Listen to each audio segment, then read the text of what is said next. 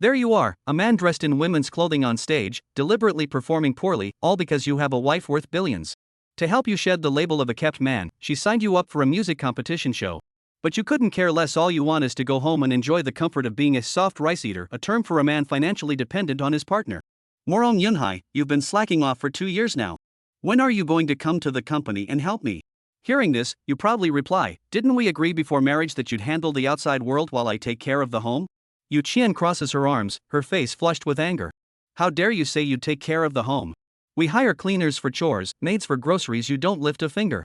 All you do is fish and laze around. What's the point of you? Lying on the sofa, you grin at your wife. I can help you spend money, you know. Earning is a skill, but spending is an art. My skills may be limited, but my artistry is top-notch. Yu Qian can't help but laugh at your absurd remark. Your face is thicker than a city wall. Defeated by your wit, she gazes at your bright eyes, unsure what to do with you. Don't you want to be a star? Ever since we got married, your name has been listed under my company. People probably think you're too sick to leave the house. Unfazed, you wave your hand. With a big boss like you, why should I step into the spotlight? I'd rather stay a happy, soft rice eater. Frustrated by your lack of ambition, Yu Qian sighs. If you want to work hard, what do you even want? You chuckle and sing lazily, I want the moon in the sky and the frost on the ground, a sunlit study and the recklessness of youth. I want the green of spring and the yellow of autumn leaves, paving the path I'll walk. Yu Qian listens for a moment, surprised. The lyrics might be nonsensical, but the melody is quite pleasant. Is this your new song? Just something you made up on the spot? She sighs. If you just put some effort into composing, the company wouldn't be in such a tough spot. Noticing her melancholy, you pause. What's wrong with the company? Do you know about the show The Blazing Path of Brothers? Originally, our company had 2 spots. I planned to send 2 veteran artists from our roster, but due to pressure from competitors, we're down to 1.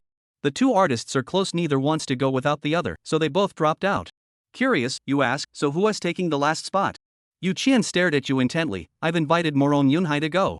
You noticed the seriousness in her eyes and knew she wasn't joking, but I don't recall receiving any notice, do I? Yu Qian couldn't help but chuckle. Isn't this me notifying you now? You sighed helplessly, but I remembered The Scorching Path of Brother requires participants to be debuted artists, and I don't think I've officially debuted yet. Yu Qian smirked. You've already debuted. Don't you remember your high school graduation? Hearing the amusement in her voice, your heart tightened as you recalled that memory you'd rather forget. You remembered how, at your high school farewell party, you swayed your head on stage while singing Love Like Fire to the accompaniment, only to wake up the next day to find yourself trending. Just thinking about that scene made your heart clench every time. Watching your aggrieved expression, Yu Qian secretly laughed to herself. Determined to avoid participating, you pressed on, but I'm only 24. Isn't it inappropriate for me to join such a competition, especially alongside such skilled performers? Aren't you worried I'll embarrass myself? Yu Qian smiled, no problem. It'll be your face you're losing, not mine. I'm not going, absolutely not.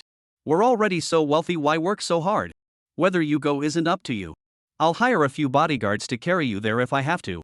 Either way, it's your face on the line. You took her hand and gently shook it. Come on, honey, I really don't want to go. Think about it, your husband is so handsome. What if I get swarmed by adoring fans? Aren't you worried I might misbehave? Yu Qian grinned mischievously. That sounds like good news. I've been quite fond of those young pups at the company lately. Frustrated by her repeated rebuttals, you snapped, women really are ruthless. Give it up. This decision was unanimously approved by the company's executives, there's no escaping it. As she spoke, Yu Qian subtly curled her lips, secretly relishing your predicament. You sighed again. The company has so many veteran singers. Why single me out? Because another one of your songs has gone viral. You paused, surprised. The one I wrote for those kids on Children's Day? Yu Qian nodded. Yes, that song is trending everywhere. Scratching the back of your head, you fell silent. You had officially released only 3 songs, the cringe-inducing Love Like Fire from your high school graduation, your college graduation piece Old Boy, and finally Middle School Days, written for the children at Rainbow Garden. Writing the song Middle School Days was just a coincidence, but its popularity was beyond your expectations. Rainbow Garden is a very small orphanage in Min Capital. At that time, Yu Qian's company was holding a charity event there for Children's Day, and you went over to take a look since you had nothing better to do. By chance, you heard the choir from Rainbow Garden practicing their morning routine. After listening for a while, you thought it sounded nice and suddenly felt inspired to write a song. So, you immersed yourself in your study for 2 days and composed Middle School Days. But you haven't heard this song playing anywhere while out shopping these past 2 days. Could it really be that popular? Yu Qian then pulled out her phone and opened the Doshou platform, where the data showed the song had started trending among elementary school students. It's likely to become a hit on the streets in the next couple of days. You let out a dry laugh, never imagining that one day you'd be pushed onto the trending charts by elementary school kids. Could this song be evolving into the next generation's children's anthem? Honey, let us not worry about that for now. Tell me, is there any other way for me to skip the competition? I really don't want to go. Yu Qian pretended to be angry and shouted, "No, you have to go this time." After the conversation, Yu couldn't calm down for a long time and lost all interest in fishing, your eyes filled with frustration. Seeing this, Yu Qian didn't bother comforting you, she knew you too well. Unless forced into a corner, you'd never agree to participate. So, to ensure you'd compete, Yu Qian had to eliminate any possibility of backing out. Given your lazy nature, you'd never sign up voluntarily. Thus, Yu Qian, as your legal wife, registered you in advance. She did all this just to prove her initial suspicion. The first time Yu Qian met Lin Yuan, she was just a student in the management department. To graduate early from her bachelor's and master's programs, she went to the administrative building to ask a teacher for early graduation. There, she encountered Lin Yuan, who was being punished with cleaning duties due to disciplinary action. In the empty safety passageway, he was wearing a simple, clean hoodie, moving slowly as he swept the floor, swaying his head and singing. I sing until she's intoxicated, I sing until she's heartbroken. 3 years of love, all to be taken back with a single letter. His voice was clear and magnetic, like a gentle breeze brushing against Yu Qian's ears. The faint sadness in his voice seemed to tell the story of a deeply hidden tale. It was the first time she had ever fallen for a boy. She hoped to see how far Lin Yuan could go in this competition with his true abilities. Yu Qian hadn't yet snapped out of her reverie when Lin Yuan stood up, patting his butt. His face still bore a hint of reluctance, but it wasn't as grim as before. He understood that the situation had reached a point of no return, and arguing further would be pointless. Have you come to your senses? Yu Qian snapped back, glancing at Lin Yuan. Can't you just not go if you don't understand? Yu Qian snorted, you wish. I wish I could, but it's so hard. Lin Yuan pouted. Wang Yusheng is so wrong emoji. The topic was closed, and Yu Qian ignored him. After all, the decision to participate in the competition was already final. She checked her temperature again with a thermometer, 38.0 degrees. All right. It's too late to cook dinner now. Go downstairs and buy some snacks. My head still feels hot. I'll sleep for a while longer. Lin Yuan rolled his eyes and said in a sly tone, Honey, I've sacrificed so much. I think I deserve a reward. What reward? I have an immature suggestion and a bold idea. Yu Qian raised her eyes and glanced at him. What kind of immature suggestion? The immature suggestion is that since I have a fever, I should just sweat it out. And the bold idea? The bold idea is that I want to try 38 degrees. Yu Qian's expression darkened instantly, and she said coldly, Do you believe me or not? I'll tear open your lucky bag right now and squeeze out all the fish roe. Lin Yuan felt a chill run down his spine and immediately covered a certain part of his body. No, no, no. How can you say such cold words with a 38-degree mouth? From that day on, Lin Yuan knew it was hopeless and gave up on trying to persuade her. A month passed without incident, and on the day Lin Yuan was preparing to leave for the recording, shout song. A deafening shout rang out like a thunderclap, startling the white-haired Samoyed that had been teasing the grass carp in the water. Lin Yuan grabbed it by the back of the head, glared at it angrily, and scolded, You Tai. Didn't you learn your lesson after being bitten by a turtle last time? They say Samoyeds are known as smiling angels, gentle, obedient, and adorable. But Lin Yuan's little song was completely different. It had an eccentric, mischievous personality that made people tremble at the sound of its name. Whether it's an animal or an appliance, as long as it moves or makes a sound, it has to go investigate it, then tease it a bit. Even if you let out a loud fart, it would come over to sniff and lick it, trying to determine if it was the smell of scallions or Chinese tune. Last time we visited my father-in-law's house, it insisted on teasing that old turtle, only to have a piece of flesh bitten off its nose, crying so loudly it seemed like the sky was falling.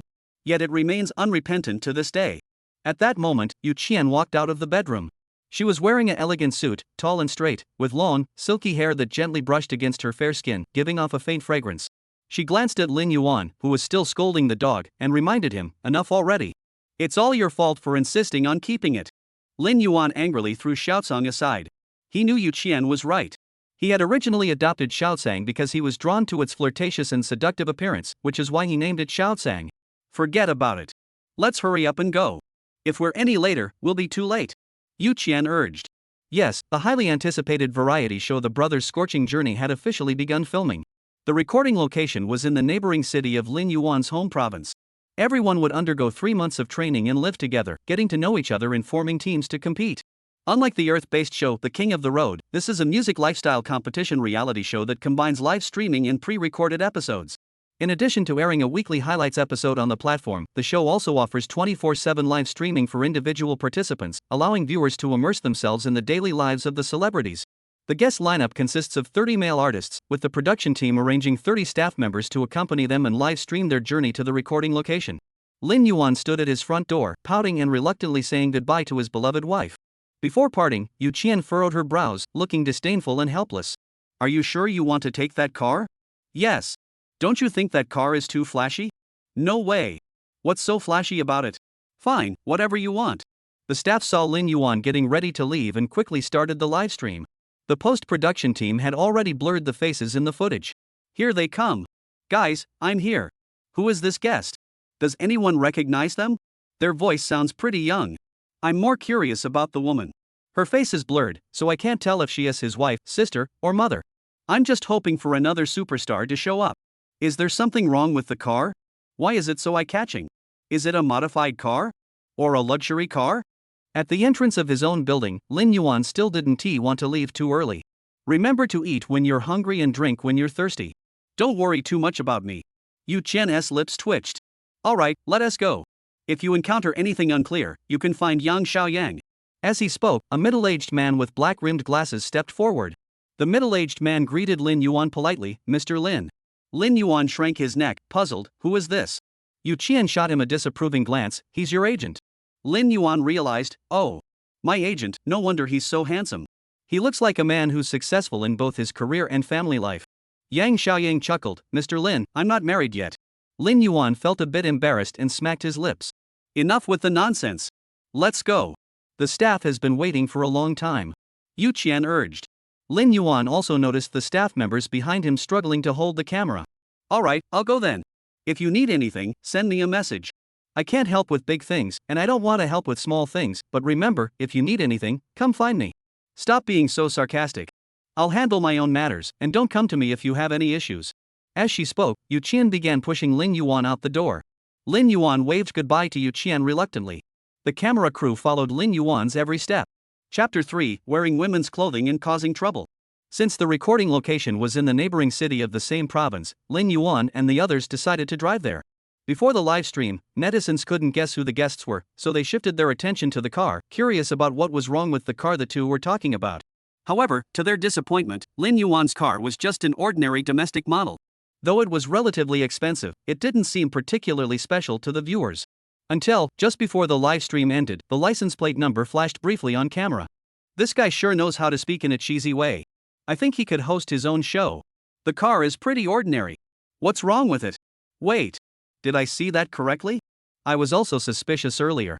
Since you're suspicious too, it must be true. Haha, I screenshotted it. The license plate number is minj.b20cm. Ah, can this even be broadcast? 666,666. No wonder they asked in advance. How dare they drive it out like that?" Regardless of the online commotion, Lin Yuan couldn't care less. From the moment he got into the car, Lin Yuan had been busy listening to Yang Xiaoyang explain the rules of the previous episodes of the Brothers' Scorching Path. According to the rules of the first two seasons, the first episode's initial stage required each artist to perform a solo stage. With a mix of emotions, Yang Xiaoyang asked, "Which song does Mr. Lin plan to sing?" Lin Yuan had two songs in mind. One was his university graduation piece, Legend. The other was the recently popular Youthful China. Speaking of Youthful China, it had become incredibly popular recently, with perhaps 7 or 8 out of 10 elementary school students able to recite a few lines from it. Youth has its own wild spirit, the heart shines like the sun at its zenith. For the debut stage, Lin Yuan was leaning toward Youthful China, but he was worried others might think he was just riding the trend. However, if he didn't choose the story of a young China, Legend was too challenging. Lin Yuan was torn between making things difficult for himself and making things difficult for others. Let's just sing Youthful China. Life is already tough enough. If you can make things difficult for others, don't make them difficult for yourself. Yang Xiaoyang nodded. Deep down, he also hoped that this song would gain popularity and become widely sung, making it the perfect choice for a debut performance. The journey took roughly 2 or 3 hours, during which Yang Xiaoyang kept explaining the program's rules and as well as the details of rehearsal life to Lin Yuan. Things like fighting for dorm rooms, clinging to influential people, and being mindful of the tone and attitude when speaking to veteran artists. Finally, he sent him a form listing all the veteran artists who might participate in the entertainment industry, along with their preferences, living habits, and fan accounts. Lin Yuan found it incredibly helpful and couldn't help but give a thumbs up. This agent is pretty sharp. Upon arriving at the program location, it was already 5 p.m. According to the production team's requirements, he had to undergo his first interview with the production team first.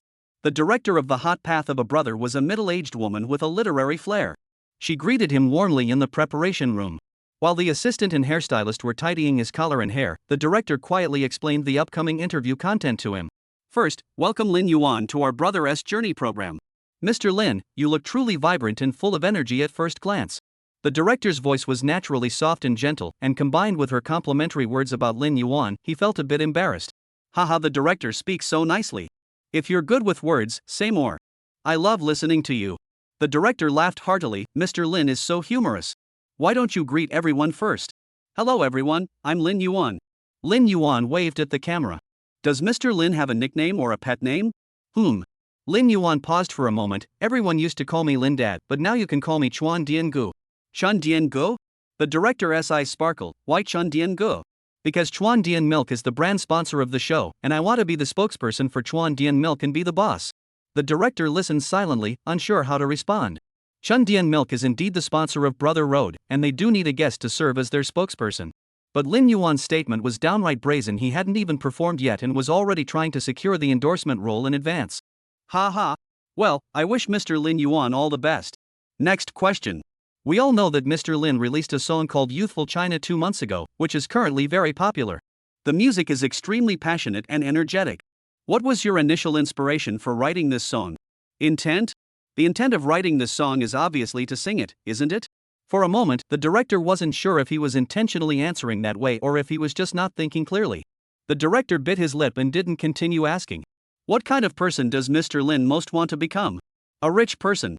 Mr. Lin, do you think your personality is introverted or extroverted? Very extroverted. I even go to the bathroom where there are lots of people. As soon as those words were spoken, a staff member in a corner of the preparation room couldn't help but chuckle, but quickly composed themselves. What's your wish? My wish is very simple. 4 words, get something for nothing. What's Mr. Lin's favorite flower? Steel wool flowers. Because their floral meaning is wealth and endurance. Mr. Lin, what do you think a true man should be like? As soon as the question was posed, Lin Yuan's eyes darted around, as if he was stumped by the question, but he quickly gave an answer. A man's knees are made of gold. Those who recognize the times are the wise. I think a true man should either don a military uniform to defend his homeland or wear a suit to charm the world. If all else fails, then he should wear women's clothing and cause trouble for a region. As soon as the words left his mouth, the once quiet rehearsal room fell deathly silent. Soon, everyone's faces were filled with a mix of expressions. The staff members in the back row, responsible for miscellaneous tasks, couldn't help but turn around, their shoulders trembling uncontrollably, clearly unable to suppress their laughter.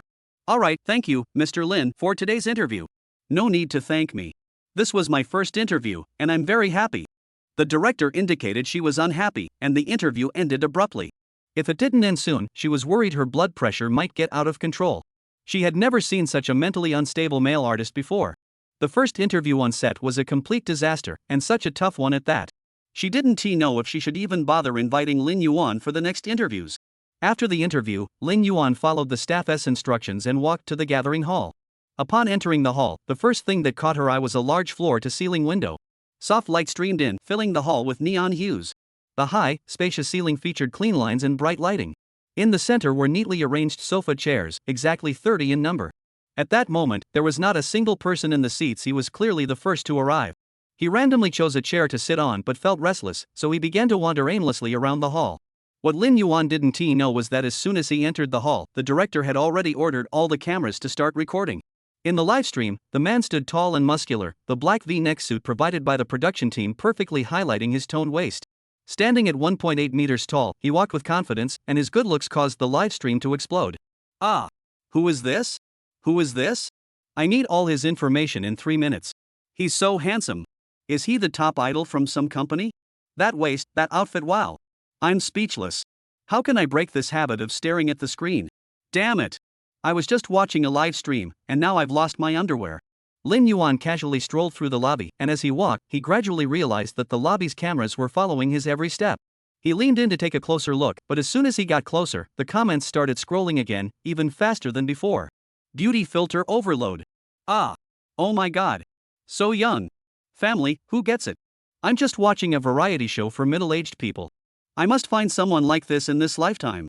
I must date someone like this in this lifetime. I must marry someone like this in this lifetime. I must sleep with someone like this in this lifetime.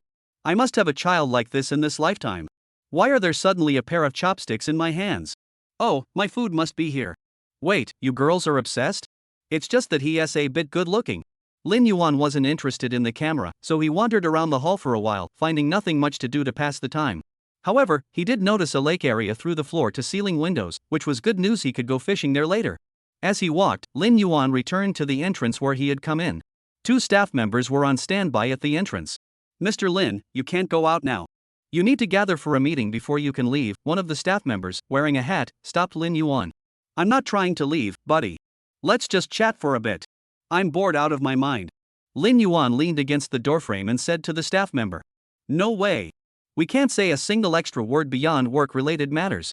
Otherwise, it's 100 yuan fine per word, the staff member said solemnly. That's so harsh. What if we just leave our posts without permission? After saying that, Lin Yuan noticed another staff member giving the brother a look, but the brother didn't notice at all. If you're caught leaving your post without permission, you'll be fined a month's salary. In severe cases, you could even be fired. What's your position? We're both host assistants, mainly helping the hosts with their work. What are your names? My name is Xiaoyu, and he is Xiaoma. Xiaoyu looks pretty strong. Do you have a girlfriend? Xiaoyu scratched his cheek, looking a bit shy. No. I don't have one. But I already have someone I like. Have you confessed your feelings yet? Well, I'm not ready yet. What do you need to prepare? If you like someone, just confess your feelings. What if you end up being the backup option? No way. Lily isn't that kind of person. Have you heard this saying? Life isn't just about the present, it's also about your goddess suddenly sending you a wedding invitation. Is that true?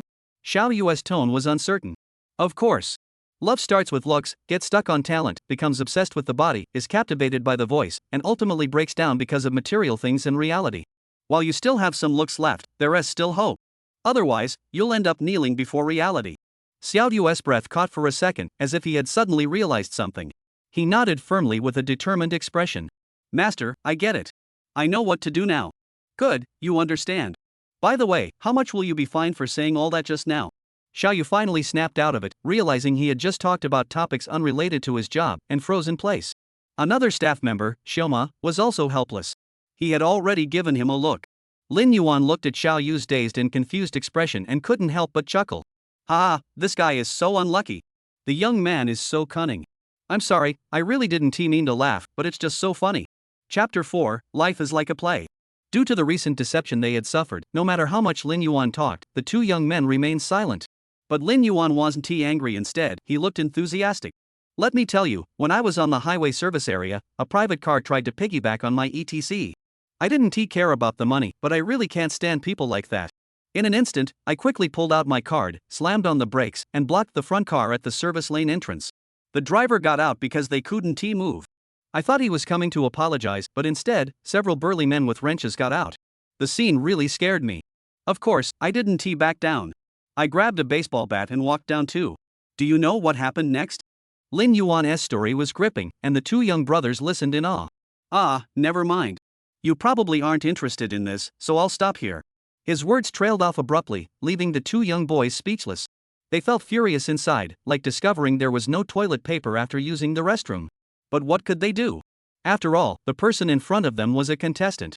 Time passed quickly as Lin Yuan chatted away, and before they knew it, it was almost time for the program to begin. Just then, Lin Yuan heard the sound of loud commotion coming from the hallway. He knew the other guests were about to arrive. Lin Yuan's eyes darted around, and a sly smile appeared on his lips. He turned to Xiaoyu and said, "If you can get me one thing, I'll tell you the rest of the story, and I won't report you to the production team for withholding money." What do you say? Xiaoyu opened his mouth as if to say something, but forced himself to swallow it back, clearly afraid of being deceived again. Lin Yuan found it amusing and curved his lips into a smile. You don't need to speak. Just nod or shake your head. Xiaoyu puckered his lips, lowered his head, and pondered for a moment. Under Lin Yuan's amused gaze and Xiaoma's speechless expression, he slowly nodded. Lin Yuan didn't press him further and said directly, "All I need is a brand new notebook and a black pen." Xiaoyu bit his lip, exchanged a glance with Xiaoma, then turned and left. By the time Xiaoyu panted over and handed over the items in his hands, the second guest had arrived.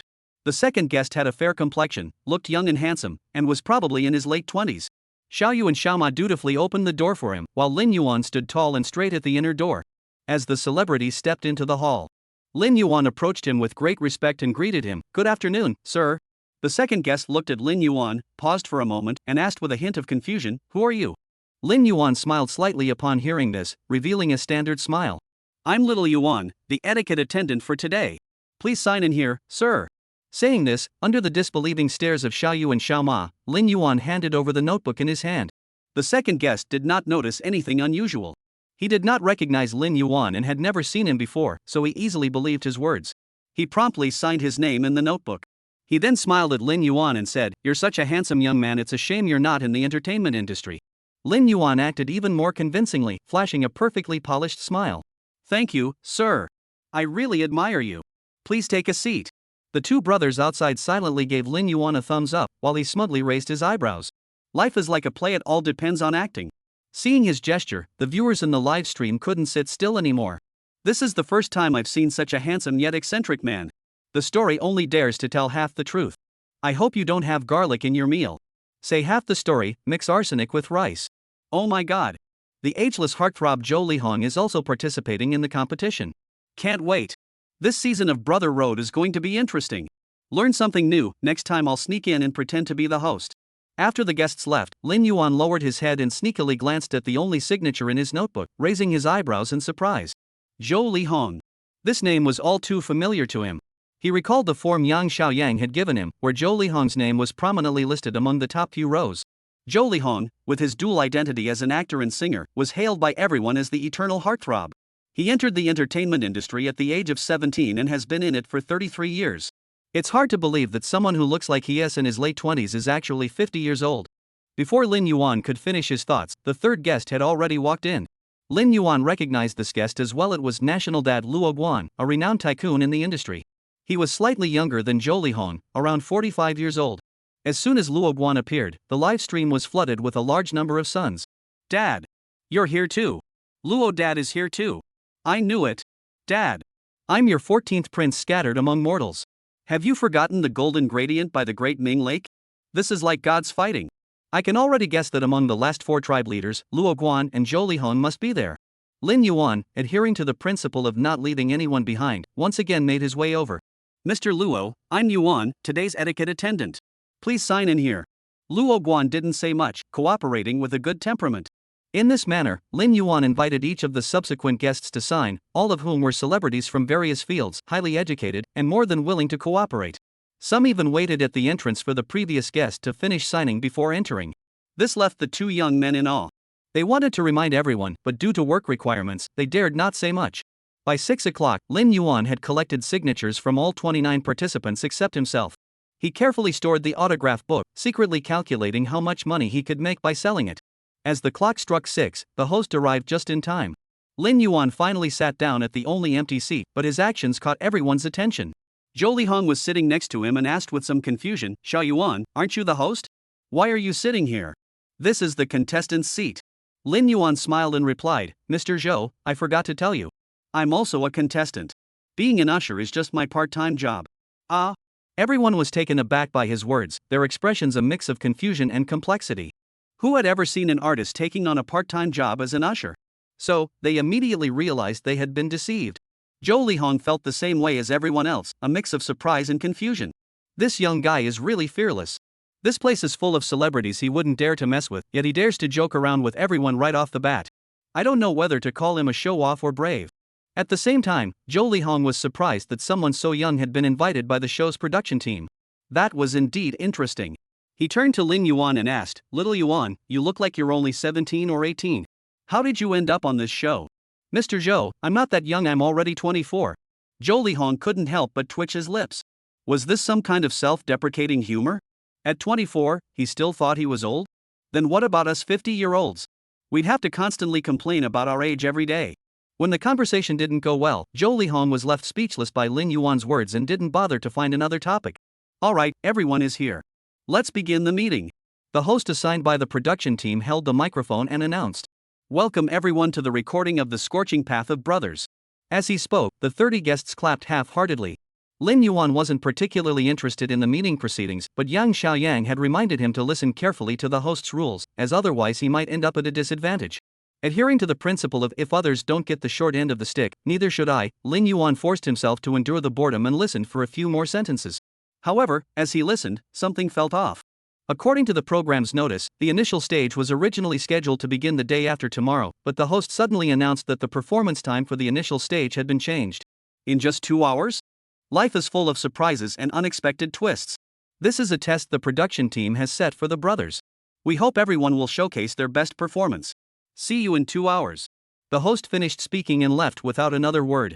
Lin Yuan listened to this and felt utterly depressed. He wasn't afraid of getting on stage after all. He had been the lead singer of a band in his previous life and had performed on stage countless times. He simply hated the feeling of his plans being disrupted, as if he couldn't control his own emotions. With only 2 hours left before the first performance, the assistants of all the artists fell into a panic upon hearing the news. Lin Yuan's agent, Yang Xiaoyang, was also caught off guard.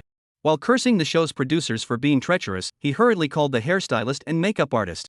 But that wasn't what worried him. What worried him was that he still hadn't figured out Lin Yuan's true abilities. Originally, he had planned to invite a well-known singer from the industry to give some guidance after Lin Yuan's rehearsal. But now, without having heard Lin Yuan sing, he had to go on stage immediately. Moreover, Lin Yuan was the youngest and would be the first to perform. Mr. Lin, we're about to go on stage. Are you confident? Yang Xiaoyang, with his hair in disarray, asked nervously. Lin Yuan sat in front of the mirror, letting the hairstylist mess with his hair. He glanced at Yang Xiaoyang. Being the first to perform had already made him feel a bit irritable, but seeing him so flustered, his mood improved for some reason. Want to know?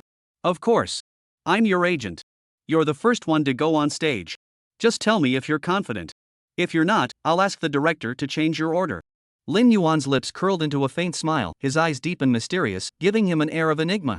He spoke slowly. When I was 5, my mother asked me what I wanted to be when I grew up. I told her I wanted to be a singer. When I started school, others asked me what I wanted to be when I grew up. I said I wanted to be myself. They said I had misunderstood the question, but I thought they didn't understand the meaning of life. Yang Xiaoyang was completely confused. So, what does this have to do with today? Alright, today is GKD Crazy Thursday. You treat me to a meal, and I'll tell you all about it. Yang Xiaoyang was speechless. At this critical moment, Lin Yuan still had the nerve to joke around. Just then, the production team notified Lin Yuan that he could start preparing. Lin Yuan put on his earpiece, and the makeup artist tidied up his collar and sleeves. He glanced at Yang Xiaoyang. You should think about it. Since everyone is going on stage early, I don't know if others are confident, but I know I am. I'm the handsomest. After saying that, Lin Yuan went to the backstage waiting room, leaving Yang Xiaoyang alone in the wind, feeling disheveled. Alright. You're the hottest, you're the best. Chapter 5, The Story of Youthful China. When Lin Yuan arrived at the backstage waiting area, he noticed there was already someone sitting there. The man had his eyes closed, adjusting his breathing, as if in deep meditation. Lin Yuan recognized him Bus, the only foreign contestant on Brother Road. Bus had dark skin, thick curly hair, and a face strikingly similar to that of the former Northeast Chinese foreigner influencer Iba from his previous life. Lin Yuan had a pretty strong impression of him. Just as he was unsure how to greet him, Bus opened his eyes on his own. Lin Yuan paused for a moment, then awkwardly greeted him. Hello? Bus responded enthusiastically, Hey. Bro. Wow. That strong northeastern accent. Lin Yuan's eyes widened slightly, and he thought to himself, should I say it or not? My name is Bus, I'm from Sam Nation. What about you, little brother? My name is Lin Yuan. Nice to meet you. Please take care of me. Ha? Oh no. Nice to meet you, please take care of me. Oh my goodness. You scared me. But don't worry, brother, I'll look out for you. You don't need to be nervous. Saying this, Bus showed a bright smile, patting Lin Yuan on the back, looking like a true buddy. Lin Yuan was secretly amazed. That accent was pure Northeastern Chinese. He had just been wondering whether to greet him in American English or British English. What was I thinking? As they chatted, they discovered that Bus was originally from Sam Nation but had immigrated to Northeast China due to his passion for Chinese Northeast culture. He was now a proud resident of Northeast China. He was only 2 years older than Lin Yuan, making him the second youngest among the 30 guests. As they chatted, Lin Yuan noticed a major issue. This guy is a chatterbox.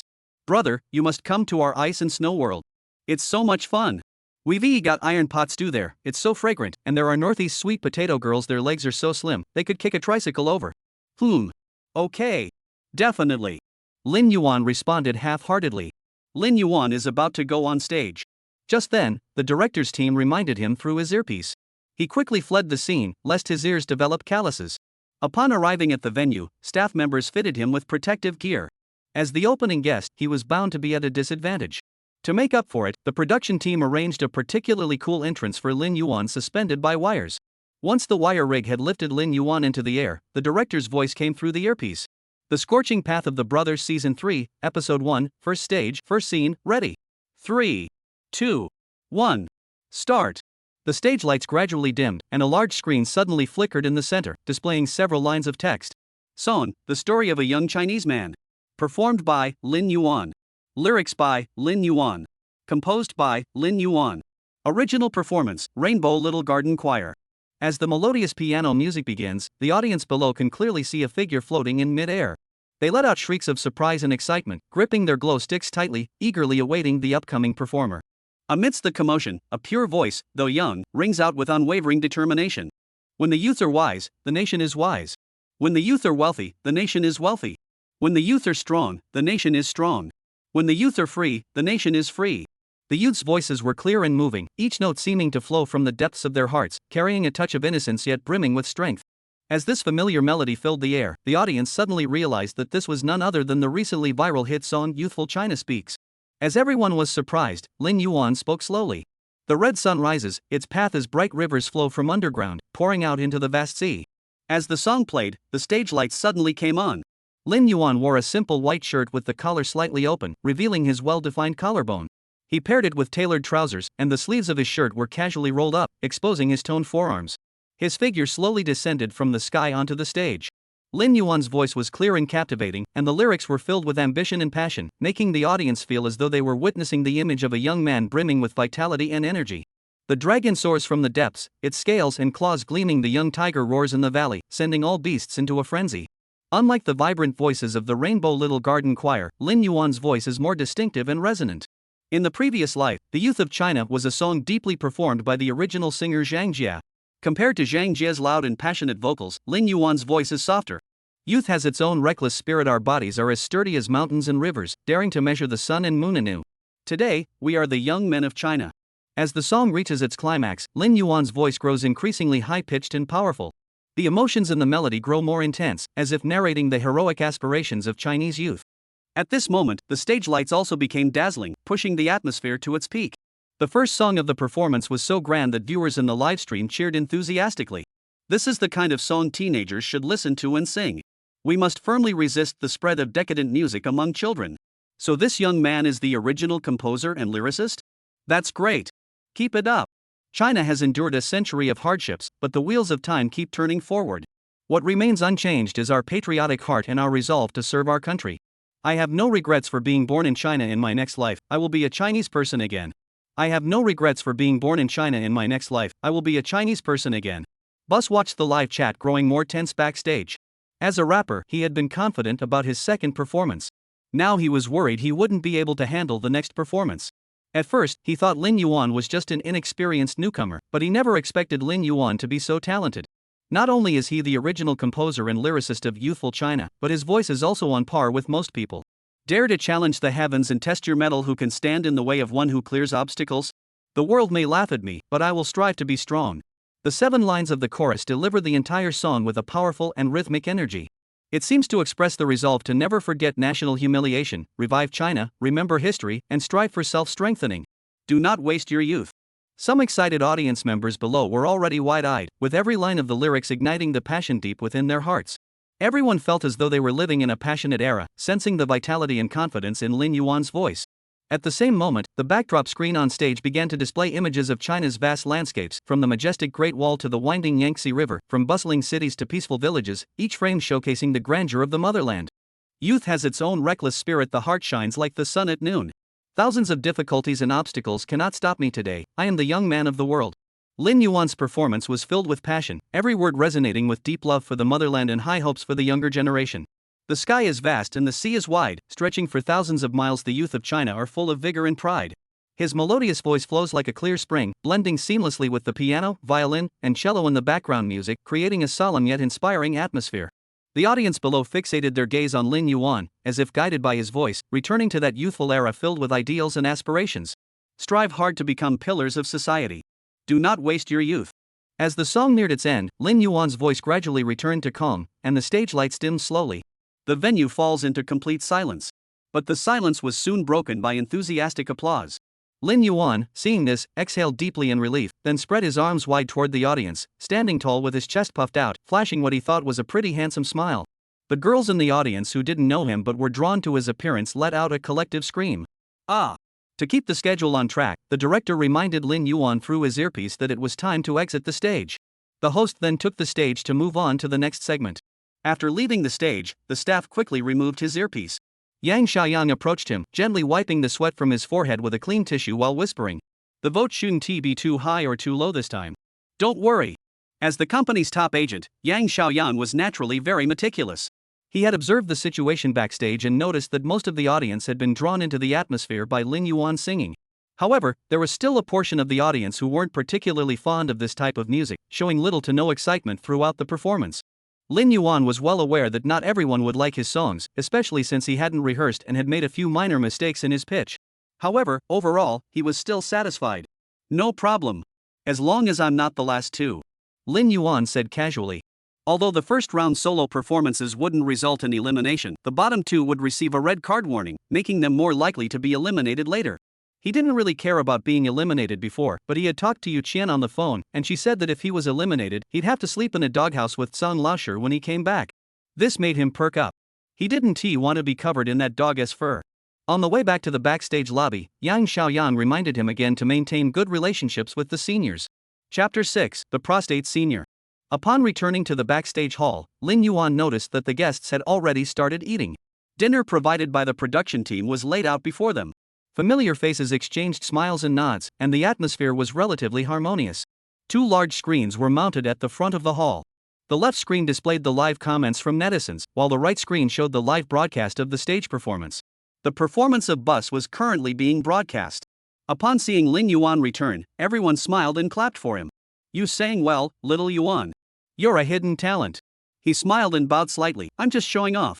Zhou Lihong, acting as if they were old friends, pulled him over to his side. "Come on. Xiao Yuan, sit at my table and eat with us. Don't be shy, treat it like you're at home." Lin Yuan tilted his head in confusion. "Isn't this the dinner provided by the production team? Why does it sound like you're the one treating us?" I didn't realize little Yuan's singing was so good. The younger generation is truly impressive. The speaker was named Gong Zhang, a lead singer of a band, around 50 years old, speaking slowly and deliberately. Lin Yuan didn't bother to pretend modesty. He smiled and said, "I'm just good at singing on the surface. If you get to know me better, you'll find that behind the scenes, I can sing even better." Upon hearing this, everyone at the table exchanged glances, their expressions puzzled. "Ha ha ha. Little Lin is very confident." Zhou Lihong laughed awkwardly. Lin Yuan picked up a piece of pot-roasted pork, the crispy crust crunching loudly as he bit into it. "Exactly. Mr. Zhou, why don't we form a team for the next episode?" The first stage was a solo performance for everyone, and the next episode would start with stage collaborations. Lin Yuan was already eyeing a big shot to team up with. "You're too late. I've already made plans with a few old friends," Zhou Lihong said with a smile. "What about Mr. Gong Zhang?" "I've already made plans too." Lin Yuan puckered his lips, thinking how hard it was to find a leg to cling to. Thinking this, Lin Yuan picked up a piece of crispy chicken wing, stood up, and bit down hard, his mouth making crunching sounds, while his eyes darted around the room, scanning everyone present. Until the corner of his eye caught sight of Luo Guan at the front table, his eyes lit up. He didn't even bother to put down his chopsticks, darting through the staff members and crouching in front of Luo Guan, flashing a meaningful smile. "Mr. Luo, care to join me?" Luo Guan saw him running over and was about to greet him, but before he could speak, he heard Lin Yuan's unclear words, and a question mark gradually formed in his mind. "Together? What does that mean?" But that familiar yet playful expression, could he possibly be suggesting they go to the restroom together?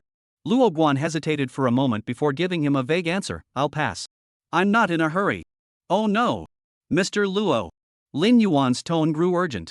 "We can't wait any longer. Zhou Lihong and Gong Zhang have already formed their teams." Luo Guan was even more confused after hearing this, wondering if going to the bathroom now required forming a team? Had he fallen behind the times? Was it now trendy to go to the bathroom in groups? Just as he didn't know how to respond, a man beside him frowned and spoke with a hint of displeasure. "Young man, didn't you hear that Mr. Luo has already refused you? Keep causing a scene, and you'll be acting shamelessly." Lin Yuan turned his head to look, his eyes filled with confusion. Black person .jpg. Make a scene? When did I make a scene? He glanced around, realizing he didn't recognize the man, and forced a professional smile as he asked Luo Guan, "Who is this?" Luo Guan was still puzzled by the going to the bathroom in a group situation, and upon hearing Qianlai's words, he was even more confused. Looking for someone to go to the bathroom together is a shameless thing to do? Though he didn't understand, Luo Guan still politely introduced, "This is Qianlai, a very talented singer." Lin Yuan listened, half understanding, but he didn't know what this man meant. However, he was in a hurry to form a group and latch onto someone influential, so he didn't want to bother with him. "That prostate-related senior, don't get so worked up yet. Let me finish talking with Luo teacher first, then you can speak." He hadn't even realized what he'd said wrong. A young man in his 30s heard this and was instantly choked by pure milk, coughing loudly throughout the hall. Cough. Cough cough. Ha ha ha ha. The people at this table hadn't figured out what he was laughing about, but after pondering it for a moment, they suddenly got it and started laughing too. What a talent. Ha, so Mr. Qianlai's nickname is actually prostate. Ha ha ha ha, shall I never thought someone would call you prostate one day. Prostate inflammation? You're really talented, young man. Lin Yuan furrowed his brows slightly, thinking he hadn't said anything wrong. Hadn't Luo Guan just said the same thing? Luo Guan was also holding back his laughter. The only one who remained expressionless throughout was Qianlai, with no trace of a smile. Anger slowly rose from the depths of his heart, but he dared not vent it in front of the live camera, so he forced an ugly smile and pretended not to care. Luo Guan was better at controlling his emotions. He laughed twice and stopped. He said to Lin Yuan in a bad mood, "His name is Qianlai. Don't call him that anymore." Lin Yuan finally understood. It wasn't just them, the viewers watching the livestream couldn't hold back either. This show is getting more and more ridiculous. Don't let your prostate get inflamed, ha ha. I'm eating rice noodles at home, I'm on the front lines of education, I'm soaking up UV rays, and you're talking about your prostate? Lin Yuan is such a silly handsome guy. Qianlai probably never imagined in his wildest dreams that someone would call him prostate. Am I the only one who thinks he's being rude? After all, Qianlai is his senior, how could he say that? It was just a slip of the tongue, not intentional. Besides, is Qianlai without fault? Lin Yuan really didn't hear the name clearly this time, it wasn't intentional. But their essay saying that is spot on. Does that mean the person named Qianlai is completely blameless for this situation? Although Lin Yuan still apologized politely to him. Qianlai kept a sour expression on his face, clenched his teeth, and forced out "It's fine." Though he said that, Qianlai already hated Lin Yuan deeply in his heart. The internet has a memory, and every scandal involving celebrities can become a stain on their careers. The incident where Lin Yuan had given him a nickname could, if mishandled and sparked more attention, leave Qianlai burdened with that label until he retired from the industry. Thinking of this, Qianlai quietly left the table and secretly messaged his agent, "Keep an eye on entertainment news. Act if necessary." His agent, who seemed to have been glued to his phone, immediately replied, "Got it." Just as Qianlai was leaving, Lin Yuan slowly explained his intentions to Luo Guan. Luo Guan, the 2G surfer, finally understood that together meant forming a team for the next episode. He immediately replied excitedly, "Sure. But you have to help me out, I'm not very good at singing." Luo Guan had a pretty good impression of Lin Yuan. Not only was he young and good looking, but he also had an active personality and sang pretty well. If they teamed up, he felt like he'd feel a few years younger. By the time Qianlai returned, Lin Yuan and Luo Guan had already reached an agreement to collaborate. This surprised Qianlai, deepening his resentment toward Lin Yuan. Among all the guests, Qianlai should have been the most familiar with Luo Guan. He had originally assumed that Luo Guan would definitely choose to team up with him. Luo Guan was not only his cousin but had also co-starred with him in the same TV series. Their relationship was closer than that of anyone else present. Now, Luo Guan had gained significant fame, especially with the ongoing popularity of his recent role as the national dad. Collaborating with him would undoubtedly attract a lot of attention. However, what Qianlai never expected was that Lin Yuan had beaten him to the punch and already reached an agreement with Luo Guan. Qianlai gritted his teeth in frustration. The stage hasn't even ended yet, and Lin Yuan is already so eager. What's he in such a hurry for? That's how desperate he is. If you don't cling to the right person, you won't even get a chance to eat hot food.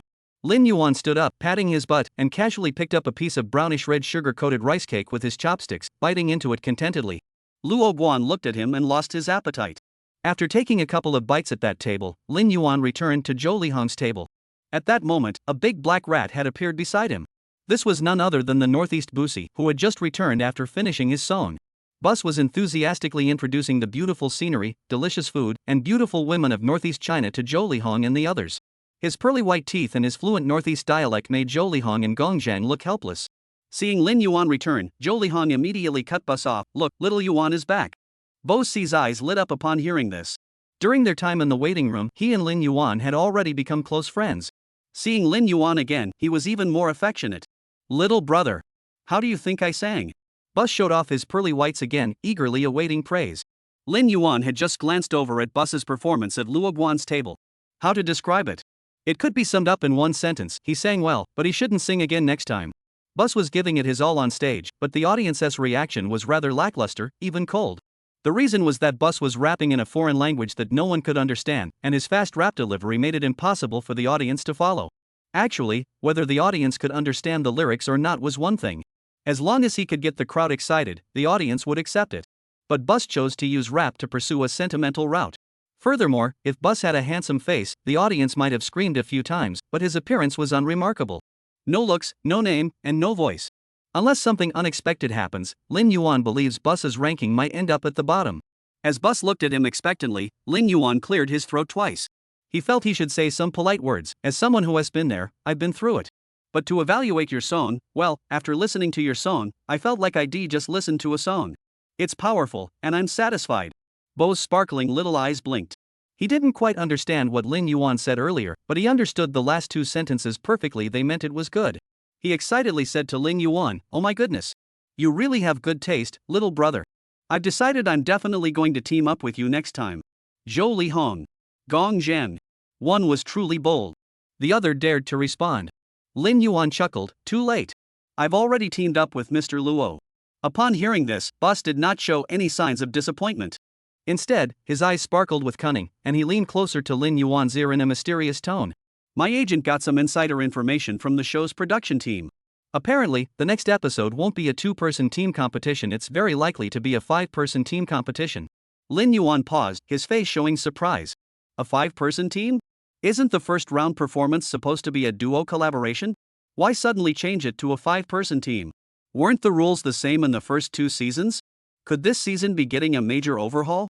Lin Yuan scratched his head in frustration, wondering what the production team was up to this time. "If it's a five-person competition, I'll introduce you to Mr. Luo. Since you shared such a big secret with me, I'll let you ride his coattails," Lin Yuan said without hesitation. Busi, of course, agreed eagerly. Why pass up a good opportunity? Sharing the stage with Luo Guan not only increases exposure but also allows him to showcase his own skills. Since Luo Guan is an actor with limited stage presence, it won't make him look weak in comparison. After chatting with Bus, Lin Yuan continued to enjoy his meal. By the time he had finished eating, he noticed that the first half of the initial stage performances had already begun. The performer now on stage was a renowned singer from Wandao named Sun Xiaolei. His fame was immense, and his skills were formidable. His fluent Cantonese left the audience spellbound, as if they were lost in the melody. Lin Yuan nodded approvingly. Indeed, experience counts, his score must be high. After Sun Xiaolei finished singing, the host invited him to stay on stage for a casual chat. Lin Yuan couldn't help but roll his eyes. Unknown artists are rushed off stage after their performance, while famous stars get to stay on stage to campaign for votes afterward. This production team is really straightforward. Chapter 7: The Loopholes in Quality Education. On stage, the host was asking Sun Xiaolei about his feelings and reasons for participating in the competition. Lin Yuan wasn't interested in others' personal matters. He pulled out his phone and started scrolling through posts. In his previous life, he was a 5G internet surfer, but after being transported to this world, he lost all interest in the entertainment industry. Now that he's officially debuted, he needs to keep up with the times. As soon as he opened the trending posts and glanced at them, he couldn't help but laugh. The debut stage of Brothers Path hadn't even ended yet, but the trending topics about the show were already all over the place. Hashtag Lin Yuan, a handsome guy with a touch of madness, hashtag. Hashtag Zhou Lihong vs Luo Guan, the peak showdown of Brother Road, hashtag. Hashtag Youthful China was actually written by him, hashtag. The funniest one was Qian Lai's trending topic. Hashtag Don't Let Your Prostate Get Inflamed, hashtag. This trending topic has surged to the top with unstoppable momentum and continues to gain heat. Qian Lai originally wanted his agent to control the traffic, but he couldn't stop netizens from being so clumsy, so he eventually gave up. Lin Yuan chuckled with schadenfreude. Additionally, he discovered an extremely peculiar trending topic in his blog post, with a title consisting of a single character and a string of symbols. Hashtag minj.b20cm hashtag. Wait, isn't that my license plate number? Lin Yuan scratched his scalp, feeling a bit embarrassed. When he chose the license plate number, he hadn't thought much about it, just picking one on a whim. It wasn't until the license plate arrived that he realized how peculiar it was. However, since the license plate number matched his personality, he decided to keep it. He never expected it would end up trending on social media. He didn't know whether he should feel ashamed or happy. Lin Yuan secretly tapped into the hashtag minj.b20cm hashtag post and sneakily checked what netizens were saying. I don't have time for history, I want to know if this is real. Can a girl handle this? Don't call me if there is a problem. This license plate is so attention-seeking. Is there really someone brave enough to drive this around? Etiquette little circle, I'm just a little girl. What does this even mean? Athletes and steel wool pads, I'm so jealous. Driving that car must attract rich women. Lin Yuan couldn't help but laugh when he saw the last comment. He immediately replied with his main account, actually, whether she's a rich woman or not doesn't matter. You just like seeing her drive a sports car. After replying once, Lin Yuan got into it and started scrolling through the comments, replying to the ones he found interesting. Chinese student in Alaska, what does this license plate mean? I'm from Han's country. Can someone tell me? Lin Yuan, it probably means something like that. The exact meaning depends on your interpretation. Etiquette representative Xiao Yuan, I'm a prophet. Last night, I investigated the origin of this car, and God told me I perfectly match the aura of this license plate. This car belongs to me. Lin Yuan, I'm also a prophet. I checked your identity last night, and God told me you're my son. Luoguan's 14th prince, you guys are really into this, still analyzing a license plate number. My college entrance exam results are about to come out, and I'm so nervous. Lin Yuan, what's there to be nervous about? Your college entrance exam scores only determine which city you'll be playing games in for the next few years. Calm down. Lin Yuan was online, arguing with everyone and everything, having a great time. He hadn't been online in a long time, but when he came out to browse, he found this generation of netizens pretty interesting. For example, there was this person with the ID Chinese overseas student Alris, who claimed to be from Han's country and had come to China to study Mandarin. Although Alris's Chinese wasn't very good, he had a great temperament online and would actively respond to almost every comment. This caused a stir among netizens, who took advantage of Alris' inability to understand the complexities of Chinese and left him helpful comments. Here are some of the most explosive comments. Netizen 1, alas, remember this in China, no matter what you remember, just remember it. Strong. Eris, okay. Salute. Netizen 2, when you encounter difficulties in China, remember to find me. I will give you the final help. Hug. Eris, thank you. Hug. Netizen 3, alas, I'm feeling really frustrated today. Apologize to me. Eris, sorry. Netizen 4, Eris, I'm actually someone important too. Next time you eat noodle soup, mention my name when paying, and you'll get the original price discount, heart emoji. Alas, got it. Rose. And the most outrageous comment. Alas, can need new. Lin Yuan laughed so hard he was bending over, almost crying. Wow. When it comes to wordplay, you've got to watch out for netizens. He had never gotten so deeply involved in someone's comments section before, almost to the point of not being able to escape. So, he also left a comment on Aller's latest video. Allers, I command you to bear me a son. After writing it, he couldn't help but laugh out loud. Lin Yuan could actually write many similar replies. He's also a rebellious, show-off type of person. At home, he secretly teased Yu Qian countless times, and such remarks are as common as daily chatter. Lin Yuan was openly playing with his phone, and the netizens watching the live stream naturally noticed. Wow! Slacking off during work hours? Besides Lin Yuan, there's probably no one else. Just back from reading the blog, I'm curious where Lin Yuan gets all these jokes from. He was having a great time, but his agent Yang Xiaoyan called him urgently. Hey, Yango? Don't call me brother, can't you call me brother? Stop going crazy online. Do you know how much my heart races every time you post something? Hearing the despair in the voice on the other end, Lin Yuan blinked his eyes, his tone uncertain. Did I make your heart race? Yang Xiaoyan clenched his teeth in frustration. Lin Yuan, do you know you're live streaming right now? This attitude could easily make you lose followers. Hearing this, Lin Yuan simply glanced at the number of followers on his blog post. It seems like it hasn't dropped. Not only had they not dropped, but in just half an hour, the number of followers had increased by 10,000. But I reminded you not to offend seniors. Why did you insult Qian Lai? I don't think that counts as cursing. At most, it's a blessing? How is that a blessing? Yang Xiaoyang snapped. You guys always say wish him good health, so I wished him forever free from prostate inflammation. Is that not allowed? Yang Xiaoyang was so angry he almost burst out cursing, but then he remembered this was the boss's husband and forced himself to swallow the swear words. Finally, he ground out a bitter remark through clenched teeth. Lin Yuan, you're really something. He really is impressive. Yang Xiaoyan was absolutely right in what he said, at least that's how he felt. Take now, for example. After everyone's debut stage, during the personal popularity vote, the host called all 30 guests back to the stage to introduce themselves to the audience one by one. Lin Yuan was the youngest, so he went up first. Under the gaze of 1,000 audience members, he showed no signs of nervousness, took a confident step forward, his eyes sparkling with self-assurance, then bowed deeply to everyone, appearing poised and composed. The audience cheered enthusiastically. Most of them were loyal fans of Brother Road and had seen the trending posts on the blog. They naturally recognized Lin Yuan. When he stepped forward, the audience cheered enthusiastically. Some called him Lin Yuan brother, Lin Yuan older brother, and others shouted etiquette Yuan Yuan, but some went too far, calling him Big J brother. This generation of netizens is truly bold, they dare to say anything. Facing such enthusiasm from the audience, Lin Yuan politely waved his hand, pulled his shoulders back, lifted his chin, and spoke with a perfect posture and a firm, rhythmic tone. Hello everyone, I'm Yuan, in Hu Yuanxing's tone. Finished. Mr. Lin, is that all you're going to say? Can't you say a little more? The host was a bit confused. Seeing how confident he looked, he thought he'd say more. Alright, since the host insists, demands, and begs me to say a few more words, I'll say a few more. Hello everyone, I'm Lin Yuan. They say I'm the one who slipped through the cracks of quality education. Though my quality may be lacking, I can assure you all that my appetite is excellent, and I pick up money faster than anyone else. Some people might not like me, thinking I'm not good enough. That's fine, I don't care about your opinions. Because my partner is good enough.